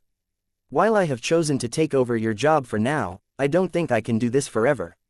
As for your son, I'm sure he can keep a secret, isn't that right, Mercer? The young boy who had almost finished his breakfast porridge giggled in response. I will, Uncle Josh. What a clever boy you are. Your mother has raised you so well. Janzi shook her head in disapproval. The only reason why she didn't make a bigger deal out of it was because her own son was involved. Besides setting up this Anima Order, you also mentioned that the living mechs have also gained the right to walk among our clansmen in the form of mechanical avatars, right? That's right, Janzi. The goal was to give living mechs an opportunity to experience human life firsthand. It was important for them to be able to connect themselves to human-sized robotic avatars. They don't really care whether the avatars are made to look like plain metal robots or highly realistic androids that are indistinguishable from actual humans. Instead of that, they got cat robots. Joshua chuckled a bit. Yeah, that was an odd proposal from me. I just saw Lucky doing his thing and came up with the idea somehow. Vase originally didn't agree with this absurd idea, but Goldie showed up and beat him up until he relented. That caused Venerable Janzi to become more attentive. The Golden Cat intervened in person. Yes, tell me exactly what happened back then. Give me as many details as possible and give me your interpretation of Goldie's messages. Oh, okay. Venerable Joshua went into exhausting details as he described how the meeting unfolded. Janzi continued to maintain a critical expression as she parsed the information that she received. Don't you think this situation looks suspicious? In what way, Janzi? I'm not surprised that you can't see it. You aren't as detached to the event as myself. The female expert pilot said. Let me explain my theory to you. First, do you think it is a coincidence that Lucky just happened to stay close enough to you for you to put cats at the forefront of your mind? Do you think that it is a coincidence that you just happened to tie our living mechs to mechanical cat avatars of all things? Do you think that it is a coincidence that the Golden Cat broke her long-standing policy of non-interference and spontaneously appeared to coerce our very own clan leader into making a decision that he originally did not want to make? That, I've argued against Vase so many times and almost never managed to extract any concessions from him.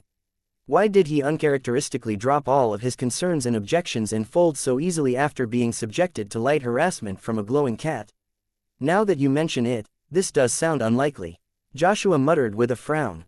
What are you getting at, Xianxia? Are you suggesting that Goldie deliberately pulled all of our strings so that we would turn mech cats into a reality? Xianxia crossed her arms. It could be a coincidence, but I find it hard to believe. Don't you think that it is concerning? That the Golden Cat is no longer content with staying in the background? It looks to me that she has become more political, and that concerns me. It is all well and good if she happens to support the same initiatives as us, but what if she opposes other items in our agenda? I think your fears regarding her are overblown. Goldie is the invisible heart of the Larkinson clan. She is connected to all of us. She pretty much embodies the collective will of all of our clansmen. That is what Vase originally designed her to become, but who knows how much she has grown since then. What if she has matured to the point where she is starting to have her own ideas on how the clan should be run? Isn't that a good thing?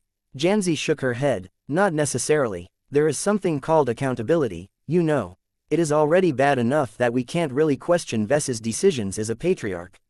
What will we do if the Golden Cat becomes just as bad? Casting doubt on her is impossible. Do you know why? Because she is so cute and beloved among all of our clansmen. The Golden Cat is a god to our fellow Larkinsons. Xianxia answered. Questioning her is no different from questioning a god. Doing so in the middle of the clan will only get us crucified. Quote. Joshua was shocked. He found it difficult to look at Goldie in a negative light. Xianxia. Yes, Joshua, aren't you exaggerating a bit too much? I see that she has got to you as well. Chapter 4547. The verdict. Venerable Xianxia had a lot to think about after she concluded her meeting with Joshua. To learn that the Golden Cat blatantly intervened in an important policy matter caused her to develop all kinds of concerns. It didn't help that the Golden Cat maintained an invisible connection to her. Most Larkinsons were not strong enough to notice this, but expert pilots such as Xianxia could clearly sense the vast and growing network that tied every Larkinson together. It was how the clan could always root out spies and recognize people who didn't belong in their company. Though the so-called Larkinson network was probably the most important element that enabled the Larkinson clan to grow so rapidly and become so successful in a short amount of time, Xianxia had never put much thought on its potential risks. Although the Golden Cat came across as an innocuous spirit that was friendly towards any Larkinson, this did not change the fact that she was created by Vase, a mech designer who she did not have a high opinion of. His habit of taking risks and making impulsive decisions that were driven by his emotions regularly had a tendency to backfire on him and his clan. It would be bad if Xianxia was forced to regard Goldie as one of Ves's many failings. There was nothing much she could do about it.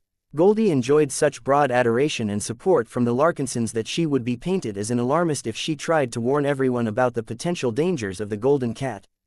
The only conceivable solution she could come up with was to influence Goldie's positions by changing the collective opinions of enough clansmen. If Goldie was not completely out of control, then she should abide by the will of most of the members of the Larkinson clan. This will be an uphill battle, Xianxia acknowledged. It was anything but easy to sway the opinions of the masses.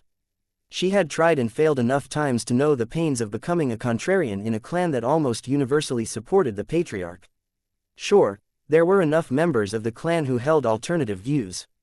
The Pernices, for example, were not exactly fans of all of the expeditions and battles that Vase tended to embark upon. Yet no matter whether it was herself or the Pernice family, neither of them possessed the gravitas or reputation to appeal to the clansmen.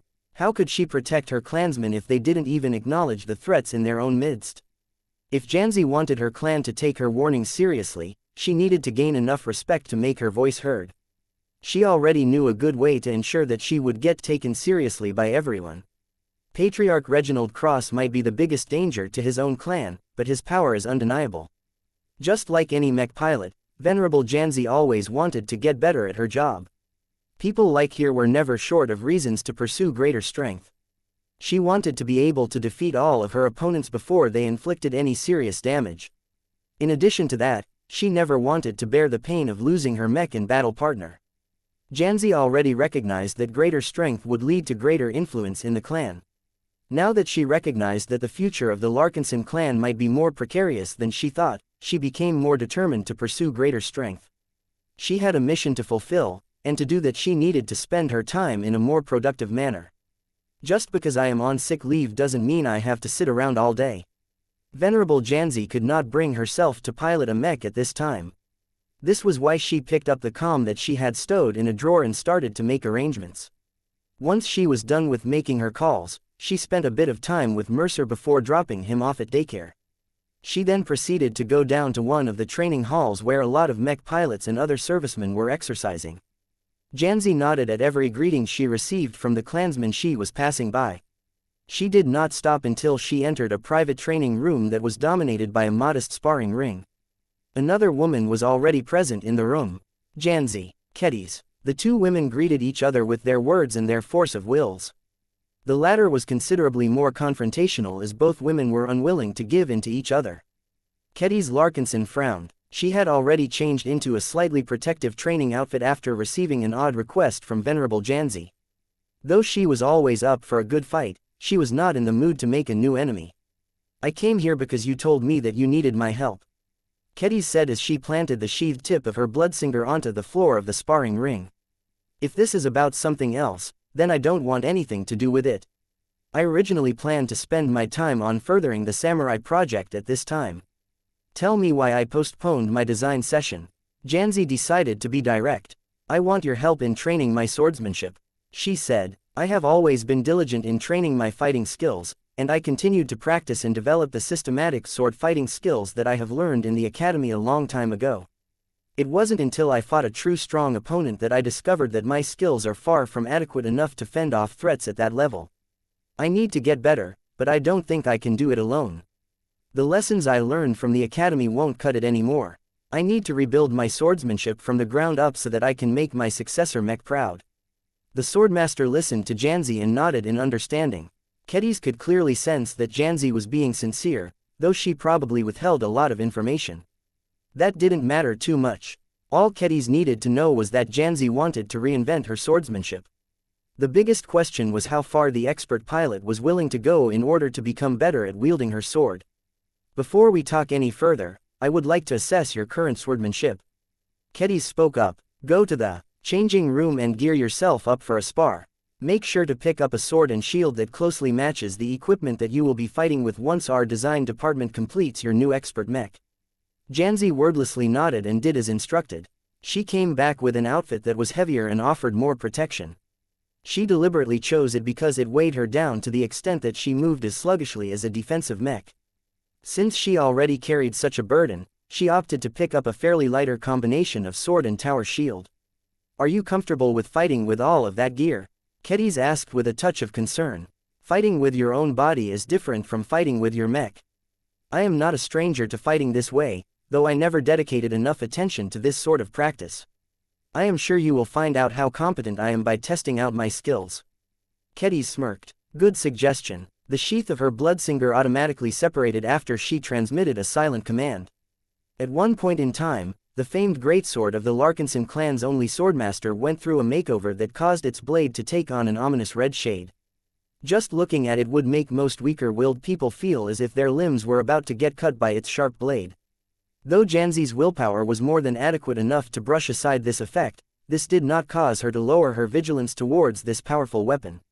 I am afraid I will not be able to show you the extent of my fighting skills, the expert pilot said. The quality of our gear is too far apart. Your sword can cut right through my sword and shield. Kedis smirked but shook her head. That won't happen during this bout. I have no interest in bullying you with my equipment. My bloodsinger will only cut when I command it to. Treat your sword and shield as if they are as tough as the equivalents of your old expert mech. Very well, start. Just as Xianxia expected, Kedis wasted no time and immediately went on the offensive. Her strong physique, her light and inadequate protection and her exquisite skill meant that it was much more appropriate for the sword maiden to take the initiative. Xianxia on the other hand planted her feet on the floor and braced her shield so that it could easily deflect the opening sword strike. Clang! Before Xianxia could even hope to launch a counterattack with her sword, Kedis had already spun away in one fluid motion. Since it was stupid for Kedis to attack a heavily armored opponent from the front, she circled around and attempted to strike Xianxia from the rear. The expert pilot was already turning around to meet the next attack with the edge of the tower shield. At the same time, Xianxia was able to launch her own strike much faster, prompting Kedis to back off and approach at another angle. This intensive exchange went on for a few minutes. Despite all of the calories that Kedis was burning due to her frequent motions, she enjoyed this exercise as Xianxia was always able to keep up with the assault. As the two women struggled to land a solid hit on each other with their swords, another struggle took place on an invisible level. Xianxia's protective force of will began to clash and grind against the unyielding sharpness exuded by her opponent. Although both of their extraordinary aspects were roughly similar to each other, there were still a few important differences. For one, Kedis was a swordmaster who excelled at personal combat. Her force of will resonated excellently with her bloodsinger. The two almost seemed as one as the bloodsinger swung and struck as if it was an extension of its wielder. Venerable Xianxia on the other hand could only fight at her best when she was piloting a mech. It was a lot more awkward for her to find herself alone and without any support from a living and intelligent partner. The practice equipment were made of dull lightweight alloys that felt quite foreign to her despite their familiar shapes and dimensions. Though her excellent training and adequate combat experience quickly allowed her to grow familiar with them, that didn't help much in her attempt to retaliate against Kedis's attacks. Once Kedis was satisfied with seeing how Xianxia was able to cope with fast-moving opponents, she abruptly changed her fighting approach. The swordmaster seemed to gain a lot of mass and momentum. She began to move a lot more ponderously as she struck Xianxia head-on with slow but powerful strikes. Clang! Xianxia began to struggle in a different way as Kedis struck with overpowering blows that came at angles that were surprisingly tricky to block. The expert pilot occasionally found her body reeling from the heavy impacts. She spent so much time on regaining her footing that she found herself unable to launch a single serious counterattack despite the fact that she was enduring fewer attacks than before.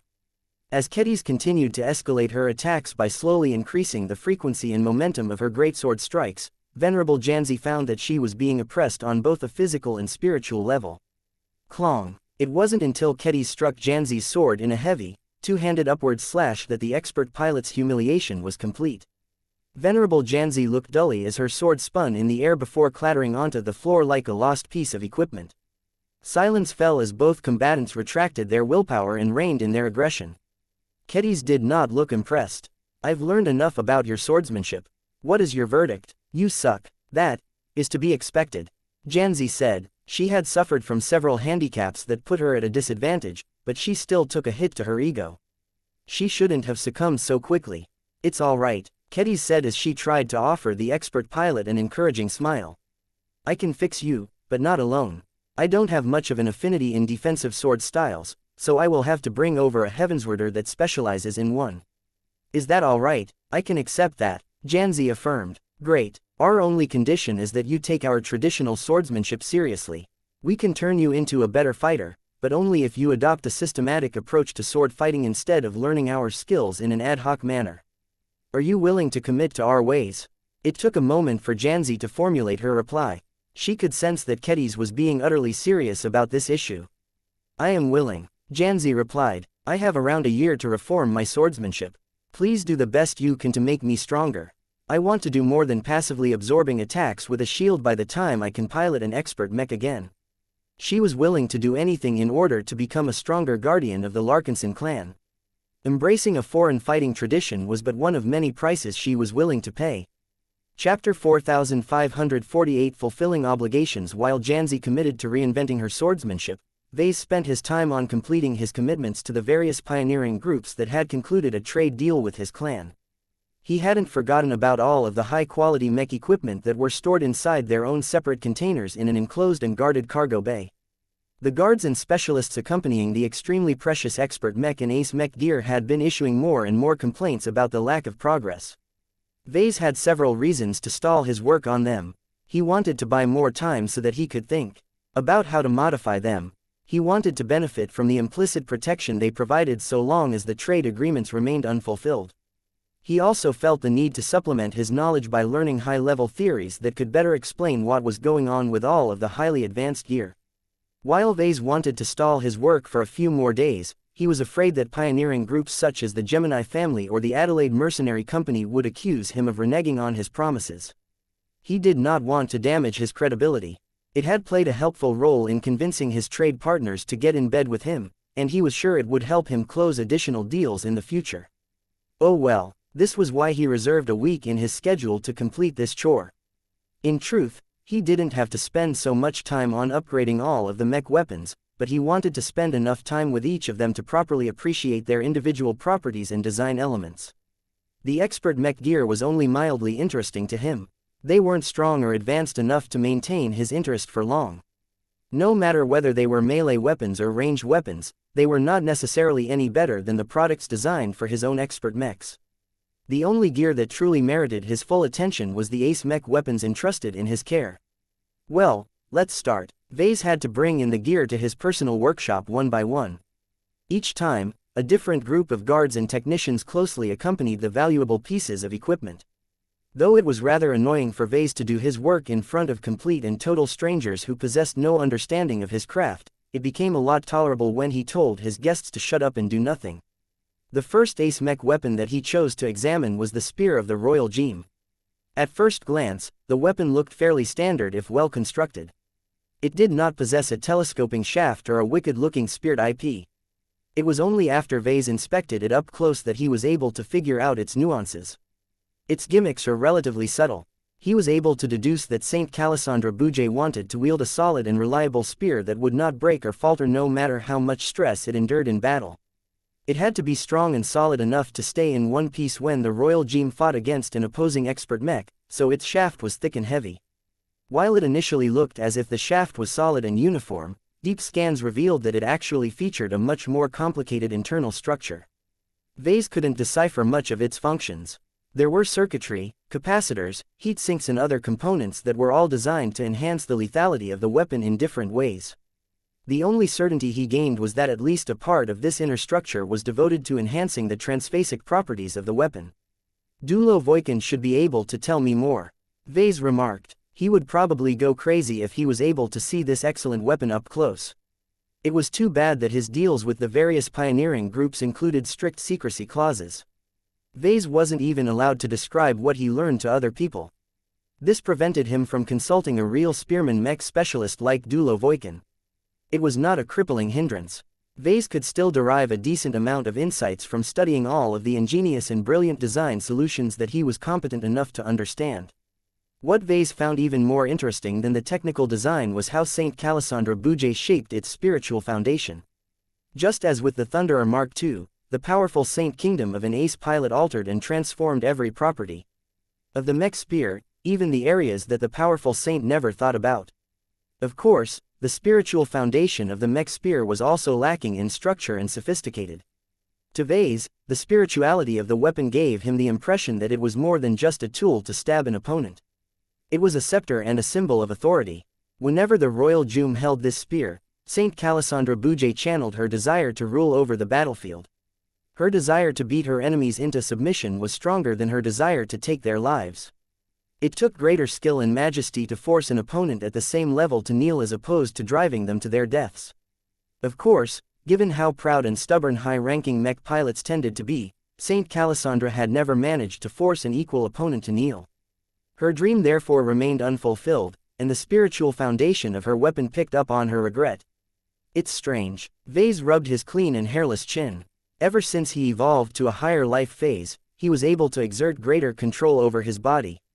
Something as simple as commanding his face to stop growing a beard only took a single thought. He no longer had to order a shaving bot to keep his face as smooth as a baby's bottom. His eyes lingered at the enormous spear that resembled a tree trunk when he was in close proximity to the weapon. The mech spear and by extension the Royal Gem was designed with dueling in mind. It would have fit right at home in the mech arena if ace mechs were allowed to fight in public exhibition matches. Though Saint Calisandra Bouget had lived a long and fulfilling life, her love and passion for combat remained as strong as ever. This presented Vase with a difficult decision. Saint Calisandra is too confident in her own strength. She won't be able to tolerate an equal partnership. This meant that she might not be able to work well with the Phase King. It also meant that she would not be able to treat her living weapon as a valued battle partner. Saint Calisandra is another patriarch Reginald. He concluded, if this was the case, then it was not appropriate for him to adopt the same approach that worked so well for the Larkinson army. Vase started to frown. I can't turn it into a traditional living product, then. I don't want to make this spear alive only for it to become a slave to its master. This meant that he had to turn it into an empty shell that Saint Calisandra could seamlessly occupy with her powerful Saint Kingdom. He couldn't come up with an alternative solution. Once he figured out a plan, he proceeded to go to work. He began to modify the shaft of the spear by adding additional decorative elements to it. They hardly interfered with the technical performance of the weapon, but made it look a lot more regal and imposing. As Vase gained more ownership of the weapon through these modifications, he was able to exert more influence onto the spiritual foundation of the weapon. While he slowly started to use his touch to make the weapon alive, he also leveraged his formidable spirituality to prevent any distinct and coherent personality and consciousness from taking shape. He did not want to kill a life that he had just created through his own efforts, so he made sure that the mech spear would essentially be able to function as a second skin for its user. Just like the Mars, one of the few upsides to how Patriarch Reginald treated his own living mech was that Vase no longer dared to fool around too much when ace pilots were involved. Their willpower and Saint Kingdoms were so strong that they could forcefully alter the spiritual makeup of any product in their reach. Once Vase was done with his effort, he beheld the end product. The mech spear gained a vibe that was highly reminiscent of the Mars. It had come to life, yet did not react to any outside stimuli.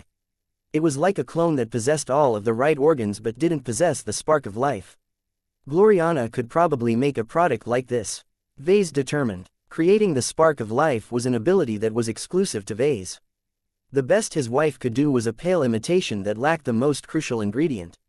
It just so happened that a hollow life suited Gloriana the best.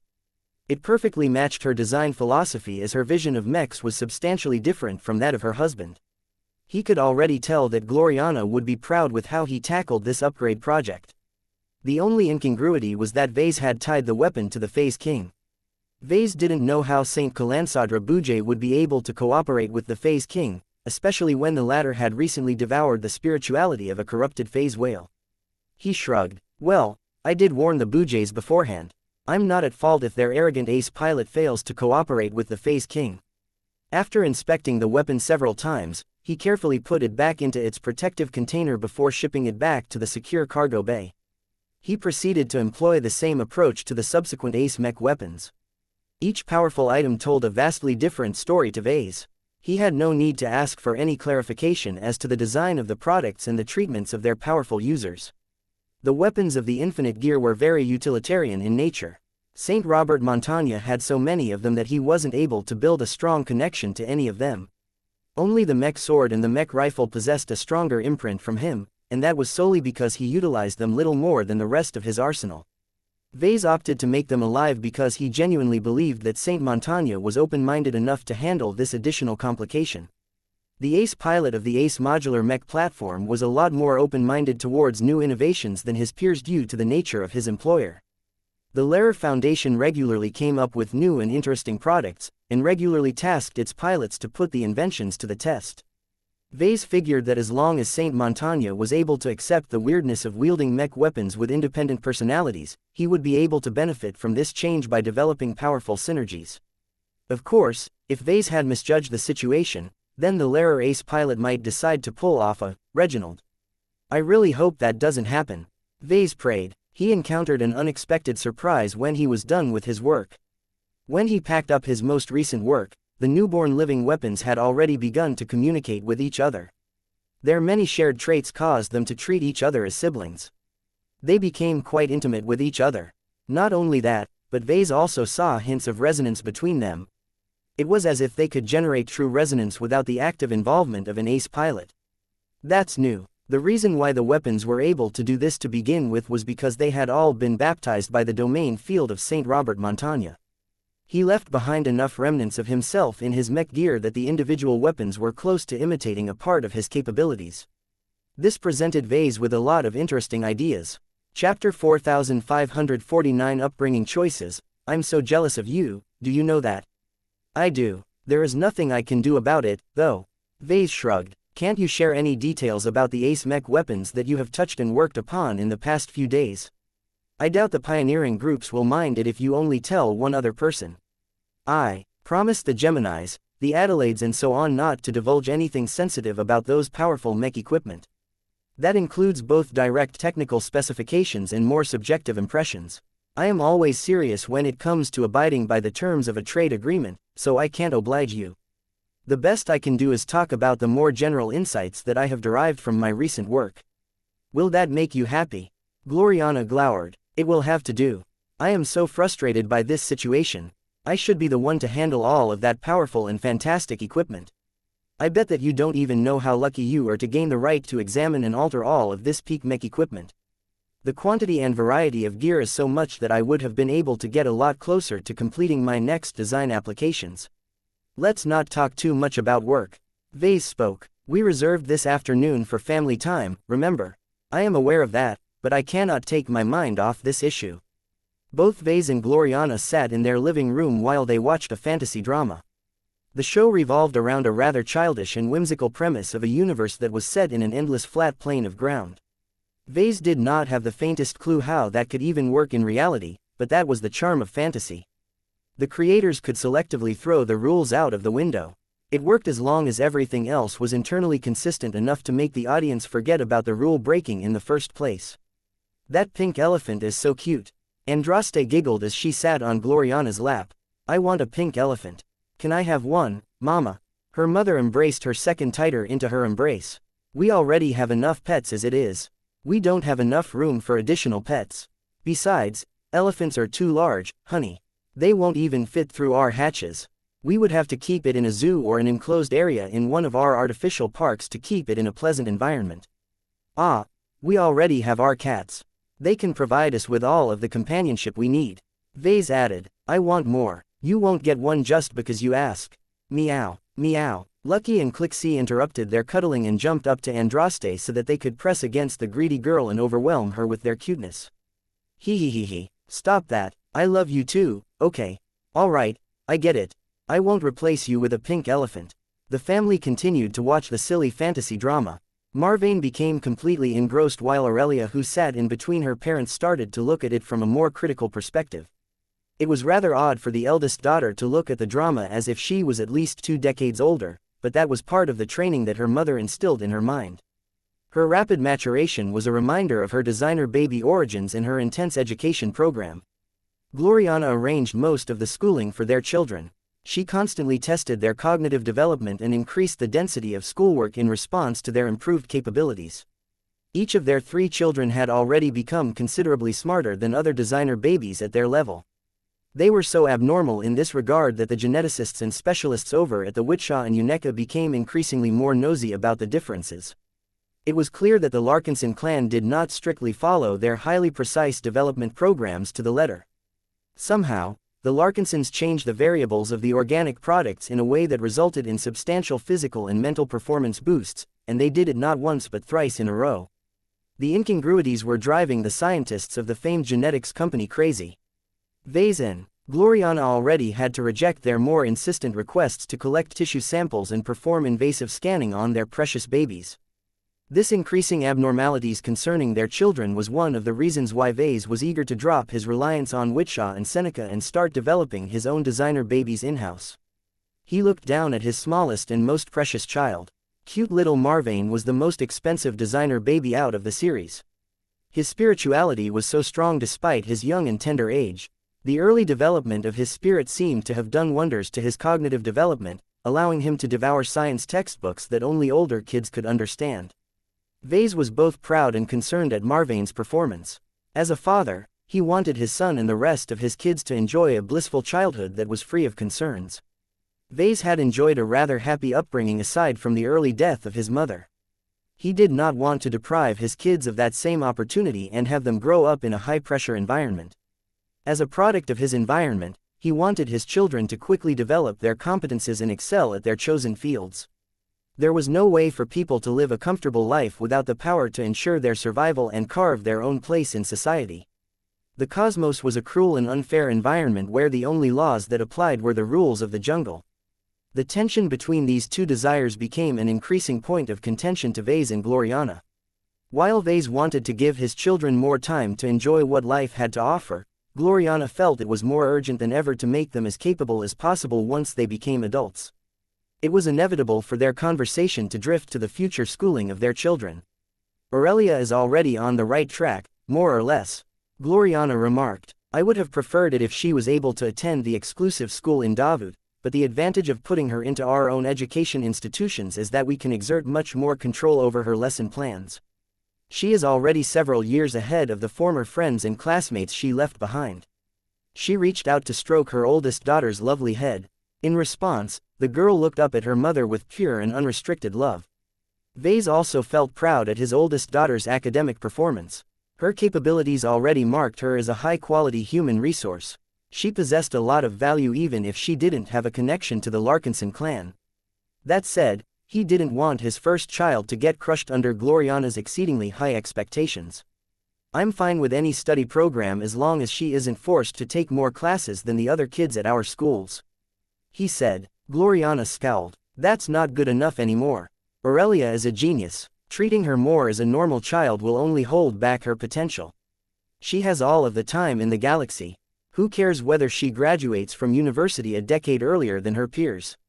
She only has one chance of enjoying a normal childhood, and I am not about to let you ruin that. I also don't want you to put her under consistently high stress. Don't think you can get away with anything excessive.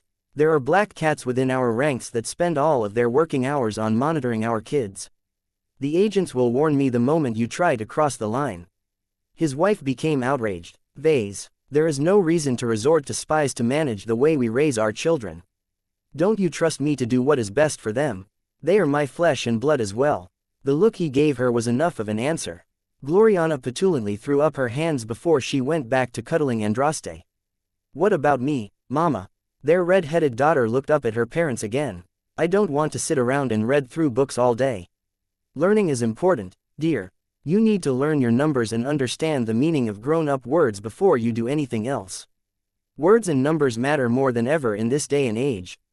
It's boring. I think that is her genetic configuration at work, Vase surmised. That, or she is just a regular little girl. Gloriana looked thoughtful. I am inclined to believe in the former. Aurelia was considerably less naughty and more controlled a few years ago. Andraste was born to become a soldier.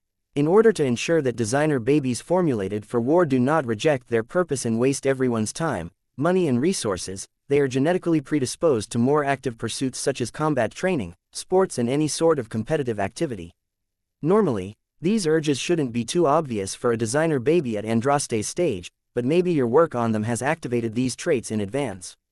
That didn't sound quite right to Vase, but then again his limited understanding of biotechnology and genetics was far from enough to understand the mechanisms of his children.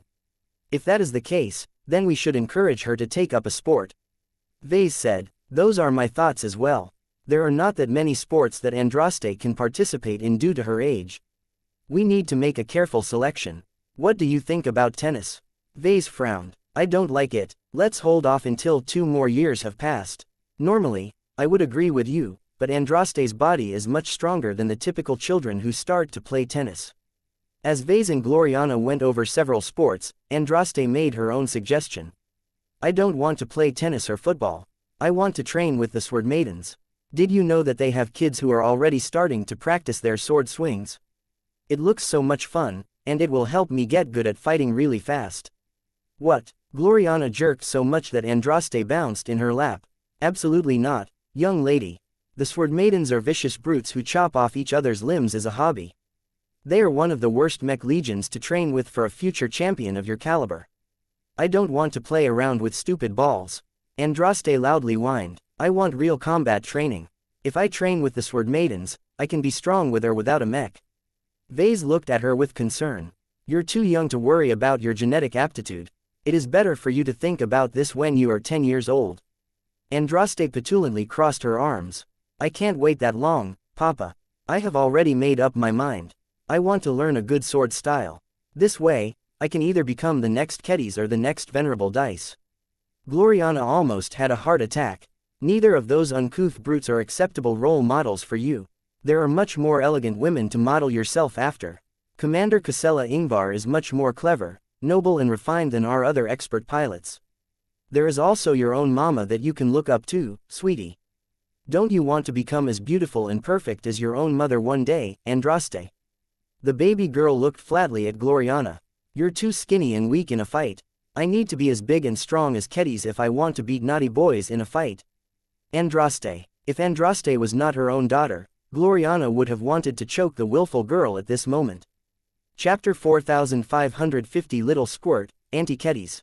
Oh hey, little girl. Andraste slipped her tiny hand out of her father's grip and ran over to the edge of the sparring ring. She pressed her cute nose against the safety screen as Kedis corrected the stance and repetitive sword motions of another woman by striking the limbs with a metal rod. The strikes were hard and brutal, but the trainee endured the hits without releasing a grunt of pain. Vase reached his daughter's position as he watched the ongoing spectacle with a bit of fascination. It wasn't until Kedis stopped her corrective lesson a few minutes later that Vase finally opened his mouth. I didn't expect to see you here of all places, Janzi. What I do with my time is not your concern, Vase. The expert pilot in question glared at Vase but did not do much more. She was awfully winded and her entire body was covered with bruises. She would definitely need to dive into a recovery pod to be ready for training the next day. When Vase looked down at his daughter, he saw that she did not get repulsed by the rather brutal training session. Instead, Andraste looked at Kedis with stars in her eyes. The little girl truly meant it when she claimed that the swordmaster was one of her idols. Vase had to admit that his former student did look particularly striking at the moment. Her tall, athletic body conveyed an impression of tightly controlled aggression. Though she had set her iconic bloodsinger aside, she looked valiant and heroic in an exotic sense as she made sure to maintain a combat-ready stance with her practice rod even when there was no obvious threat in the vicinity. The duality between her sharp mind and raw combat power made for an odd but effective combination. Even people who weren't familiar with Kedis at all would be able to tell from her aura that she was an extraordinary individual. It was no wonder why Andraste became so enthralled by Kedis.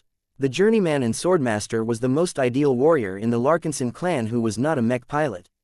As Janzi moved to a corner to internalize her latest lessons, Kedis moved closer to the newcomers and regarded both Vase and Andraste with an evaluating gaze.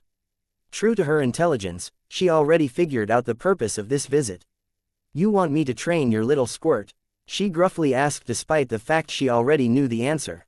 I'm not a squirt, the little girl complained. I'm much tougher than I look. Just gimme a sword and I will show you what I've got. Naturally, none of the adults took Andraste's request seriously.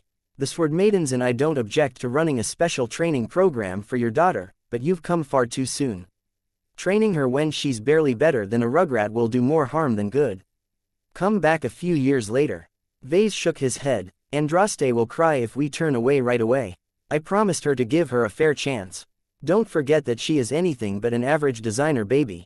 Her mind, spirit and most interestingly her body are much more special than you can imagine. This caused Kedis to take a closer look at Andraste. She already knew that Vase had subjected his own children to weird experimental treatments that caused them to develop their own miniature companion spirits. How that was even possible, Kedis couldn't begin to understand. All she knew was that Vase might be right that she couldn't judge Andraste according to common sense. The last time Andraste played with Kyrian, she already noticed that her son was having trouble keeping up with Ves's daughter despite the fact that their ages were similar. She checked her schedule and confirmed there was nothing urgent on her agenda for the day. Okay, if you think that Andraste deserves a shot, then I will see what she is made of. I still think she should be playing with her dolls, though. I don't have dolls. I have action figures. Vase held his daughter's arm and led her away. Hush, now, let's bring you to the changing room so that you can get ready. He and his daughter reappeared a moment later. Andraste had changed into a special training outfit that covered her entire body including her head. It looked like a slightly fortified vac-suit with thin but decent padding. The expensive suit also contained a host of other protective measures, but they should never kick in if everything went right. Vase just wanted them for his peace of mind. Though Andraste was not used to the suit, she adapted remarkably quickly to her restrictions. Her range of motion was still high and Andraste could easily run and perform acrobatics in the specialized training suit. She was already skipping as she passed through the entrance of the sparring ring. Her red hair was tied into a cute ponytail that specifically poked out of her suit. Come on, Auntie Kedis. Teach me how to fight with a sword. The swordmaster smiled indulgently at the little girl. I haven't even begun to teach my moves to my son. No matter how much you have developed your body, I will not turn you into a warrior just yet. Building up a proper foundation is important. I need to learn more about how your physique works before I can determine a more precise training plan. To that end, Kedis raised her arm to a large weapon rack that was placed against the bulkhead in the distance. Moments later, the smallest and lightest training rod detached from the rack and flew all the way over until it landed in Ketiz's hand. She fiddled with the weapon for a moment, causing it to become more compact and manageable for a little girl. Once she was done with the adjustments, she tossed the cute little training rod at the girl without warning. Though Andraste flinched, her instinctive reaction was quite on point. Her little hands grasped the spinning rod by the grip. Both Vase and Kedis looked impressed at this feat. Okay, I am beginning to see what you are talking about, Kedis remarked as she held her rod in a defensive stance. Andraste, attack me with all you have got. Are you sure, Auntie Kedis? You can't hurt me even when I'm asleep. I don't know any fighting styles. You know how to hurt someone by swinging a stick, right? That is all I want from you today. Okay, don't try to pull off anything crazy. You are liable to get into an accident. But, stop, Kedis barked. I know what you were about to say. You wanted to say that your protective suit will help you prevent yourself from getting hurt by your own mistakes, is that right? Andraste's little head nodded. That is exactly what will get you killed in a real fight. If you want to train as a sword maiden, then you need to develop both strength and control. I will not allow anyone under our tutelage to become a danger to herself. If you cannot demonstrate enough discipline and control to me, then I will turn you away even if you have impressed me on a physical level. Though Andraste was an overexcited girl who wanted to impress her idol with the flashiest moves she could manage, she was still smart enough to take the warning seriously. The young girl forcibly calmed herself down to the point where she had reached a more reasonable level of excitement. It didn't look as if she would ever be able to become calm and poised like Kedis, but that was pretty much a lost cause. Andraste looked up at Kedis for a few seconds before she charged forward with as much speed as her little legs could allow. She cleverly used her diminutive stature to her advantage and swung her thin and relatively rod at Ketiz's ankles. Though the swordmaster could have easily evaded this attack, she opted to deflect the attack by swiping her larger and lengthier rod downwards. Hey, that's not fair, Andraste complained as her tiny body wobbled aside due to the force exerted onto her weapon. You are smaller and weaker, Kedis said, using your wits as an essential part to winning a fight. If you cannot be bothered to use your mind, then you will get killed sooner or later. Andraste let out a cute but frustrated noise. I can be smart as well. She no longer charged forward. Instead, she cautiously slid closer before she tentatively thrust her rod forward. Though she had to get quite close in order to reach Kedis to begin with, the little girl was able to pull back in time before her weapon got struck a second time.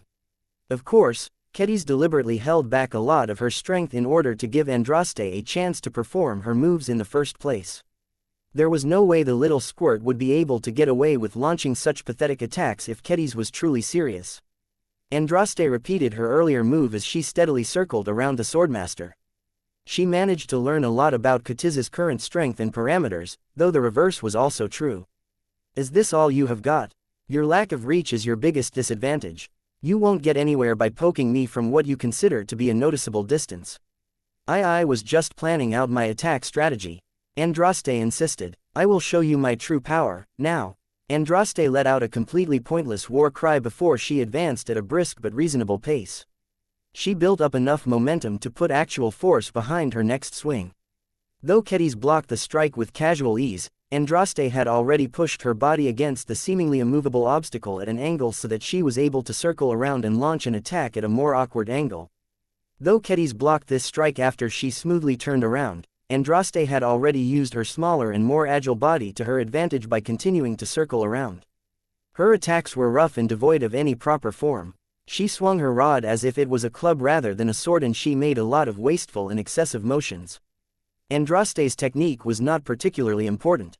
Kedis paid much more attention to the little squirt's body strength, agility, reaction speed, observation abilities, decision-making skills and other relevant indicators. Surprisingly enough, Andraste still remained a bundle of energy after several minutes of high-intensity movement. The strength of her strikes hardly dropped and her technique was improving at a remarkably impressive rate. Andraste was passively learning how to wield her rod after her opponent deftly exploited her greatest mistakes. Is that all you have got? Kedis asked. You're good for your age, but that does not mean you are ready for real swordsmanship training. This is not a game or a sport, Andraste. A real swordsman or swordswoman must be able to fight with the intent to kill. So far, I have sensed none of that from you. This is why you are not ready. How can a silly little girl understand what killing even means? Andraste grew more frustrated. She had already been enduring negative feedback for a while now. It became so bad that she no longer looked up to Kedis anymore. You're wrong. I know how to kill. Xianxia, come out and show her your new trick. Ma, a black spiritual kitty emerged out of Andraste's head and dove into her little rod. It was obvious that Andraste was copying one of Kedis's signature actions. While Xianxia was nowhere near as powerful or competent as Sharpie, both Vase and Kedis reacted with considerable shock as Andraste's little weapon became surrounded by a faint dark corona. Xianxia somehow found a way to put her recently developed death affinity to good use. Now that Andraste had, blessed, her own weapon with her companion spirit, she charged forward with greater focus and determination than before. Kedis narrowed her eyes. Before the empowered rod could come close enough to inflicting an attack that was slightly more dangerous than before, a much larger weapon struck it with such great force that it spun out of its wielder's grip. Ma, Kedis had even managed to push Xianxia out of the spinning weapon. Ouch, that hurt. Andraste looked dismayed as she turned away from her current opponent to track the flight of her weapon. That was a big mistake, but Kedis wasn't in the mood to admonish the young lady. Instead, the swordmaster turned to Vase. Andraste needs training before she kills someone, she stated. Vase tentatively nodded. Xianxia's power is too weak to kill someone outright, but she can still inflict harm on people's spirits. I would be happy if you could teach her restraint and control. Oh, I can teach her more than that, Kedis replied. If she continues to maintain her interest in swordsmanship, my fellow swordsman and I can train her to the point where she can develop her own sword style. As far as the swordmaster was concerned, Andraste deserved nothing less with the power bestowed by her companion spirit. Chapter 4551 Blood Assurances, Yai. I'm gonna be a swordsmaster. I'm gonna be a swordsmaster. I'm gonna be a swordsmaster. Andraste happily ran around the sparring ring while expressing her delight at the latest development. Her new teacher had finally agreed to train her in traditional swordsmanship. Even though Kedis quickly added that the initial years of training will only consist of light and basic foundational exercises, Andraste didn't care about the particulars. All she cared about was the fact that she was finally beginning her training to become a real warrior, just like Christine Oxton of the Terra Guardians. While the energetic little kid continued to run around in her cute little training suit, her concerned father and her resigned teacher held a more serious discussion. What were you thinking about giving companion spirits to infants? Kedis hissed. Don't you realize how much of a danger your daughter poses to herself and others? Vase grimaced at the thought. Andraste should be smart enough to know that Xianxia's new spiritual attribute is not a toy. I am also confident that she has developed a resistance towards this energy. She is one of the few people that is fully immune to a death energy wave attack. That is pretty impressive in my book. That makes it even worse, Vase. If she plays around with her companion spirit's powers and doesn't perceive any threat from them, she can direct her power towards other children without too much thought. That indeed sounded like a serious possibility. I will do my best to teach her to be more responsible with her companion spirit, but I can't do it alone. Vase said, I know a lot about harnessing energies for creation, but I am not that good at figuring out efficient methods to kill with them. As much as I want my daughter to grow up without ever needing to kill, she will be better off if she knows how to defend herself. Kedis nodded in agreement. I can take care of all of that and more. I was serious about her potential to develop a new sword style. I did it for myself after you gave me Sharpie. She can become an amazing swordmaster or expert pilot one day. Her attitude can use a lot of work, but all of her other parameters are excellent. She is the most talented little girl that I have ever met, and she is pretty much a blank slate with regards to combat. Perhaps starting off her training early is not that big of a deal. She shouldn't train too often, though. How frequently will you train her? Will you supervise her training personally or will you leave it to your subordinates? Kedis thought for a moment. She can come here twice a week. As you know, I am a busy mech designer, so I won't be able to supervise her training every time. I will make sure to assign a capable sword maiden or heavenswarder to do the job in my stead. Your kid will be in good hands, you can make sure of that. I might even bring in Kirian as well. My son isn't as strong as Andraste, but it would be good for both of our children to keep each other company during the sessions. That's a good idea. They settled a few details. Both of them agreed that Andraste needed training, though they weren't entirely sure about the details. Kedis would have to figure out an appropriate training plan later. When Vase turned his attention back to his daughter, he found that she had approached a woman who had stood quietly at the side all this time. Are you sad, Auntie Janzi? No, I am not. You lie, you were much happier before. Venerable Janzi sighed. That is true, but that does not mean I am sad. There are other emotions that are much more difficult to explain to you. My life can be better, but I am content in the fact that I am moving forward again. Oh, Vase walked up to his daughter. Don't bother an expert pilot when she is in an emotional mood, Andraste. It's rude and may even be dangerous. But she's sad, Papa. I'm not sad. Janzi defended herself. Andraste giggled in response. He. You were sad before, but not anymore. You naughty girl. Vase ruffled his daughter's hair, causing her to giggle even more. Janzi smiled at the sight. So, Janzi, you've decided to train with Kedis as well. The expert pilot nodded as she had nothing to hide. That is correct. I don't have a mech for me to pilot, but that doesn't mean I should stop training entirely. I don't want to pilot any other mech or virtual mech, so the next best alternative is to rebuild my fundamental fighting skills. I have only attended a couple of training sessions so far, but I am already beginning to see the benefits. Once you complete my new expert mech, I will be able to fight a lot more effectively than before. Vase was happy that Janzi was showing initiative again. He hated it when his assets were going to waste because they were underutilized. Expert pilots were extremely powerful but also extremely demanding combat assets. They not only needed their own personalized expert mechs to show their value, but also demanded a lot of maintenance as they could easily regress if they no longer exercised their current skills. I have a question about the Dullahan project.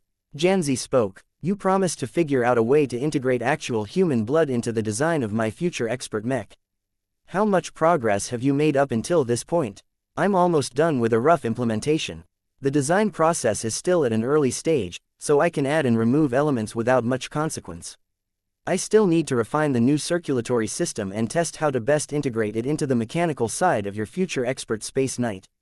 I don't want the blood to do nothing except run a circuit around the internal architecture of the machine. I might have to add additional organic components to the design in order to make it worthwhile. I do not fully understand why it is even necessary to add this in the first place. Janzi furrowed her brows. I kept thinking back on the vague and confusing descriptions you have given me, but I still do not understand how it works. Vase patted his chest with his palm. That's my problem, not yours. It is the mech designer's job to puzzle over all of the technical issues. Just trust me when I say that you will not regret this addition. The new blood pact that you can form with the successor to your Shield of Samar will bind the two of you together at a level that I can scarcely imagine. Will you test this new blood pact mechanism on another mech model before you potentially ruin my second expert mech forever? Relax, Janzi. I am already working on putting together a biomech that will serve as a proof of concept for my new empowered blood-sharing system. As long as no one suffers any accidents while piloting my experimental biomechs, I will have all of the confirmation I need to roll this function out to other mech designs. Venerable Janzi furrowed her brows. Last I heard, you were principally opposed to biomechs. You shouldn't even know how to design a mech made out of flesh and bone in the first place. People can change their minds, you know. Vase defended himself. Besides, designing biomechs is not as difficult as you think. I just had to learn more subjects than usual. This was why it took so long before I became confident enough to design my first proper biomech. I have always known that organic parts work particularly well with my design philosophy. This is just the natural progression of my work. The female expert pilot did not look convinced. If the Titan V project is an indicator of what you can accomplish by applying your specialty to organic mechs, then maybe I am better off with piloting a fully metallic machine.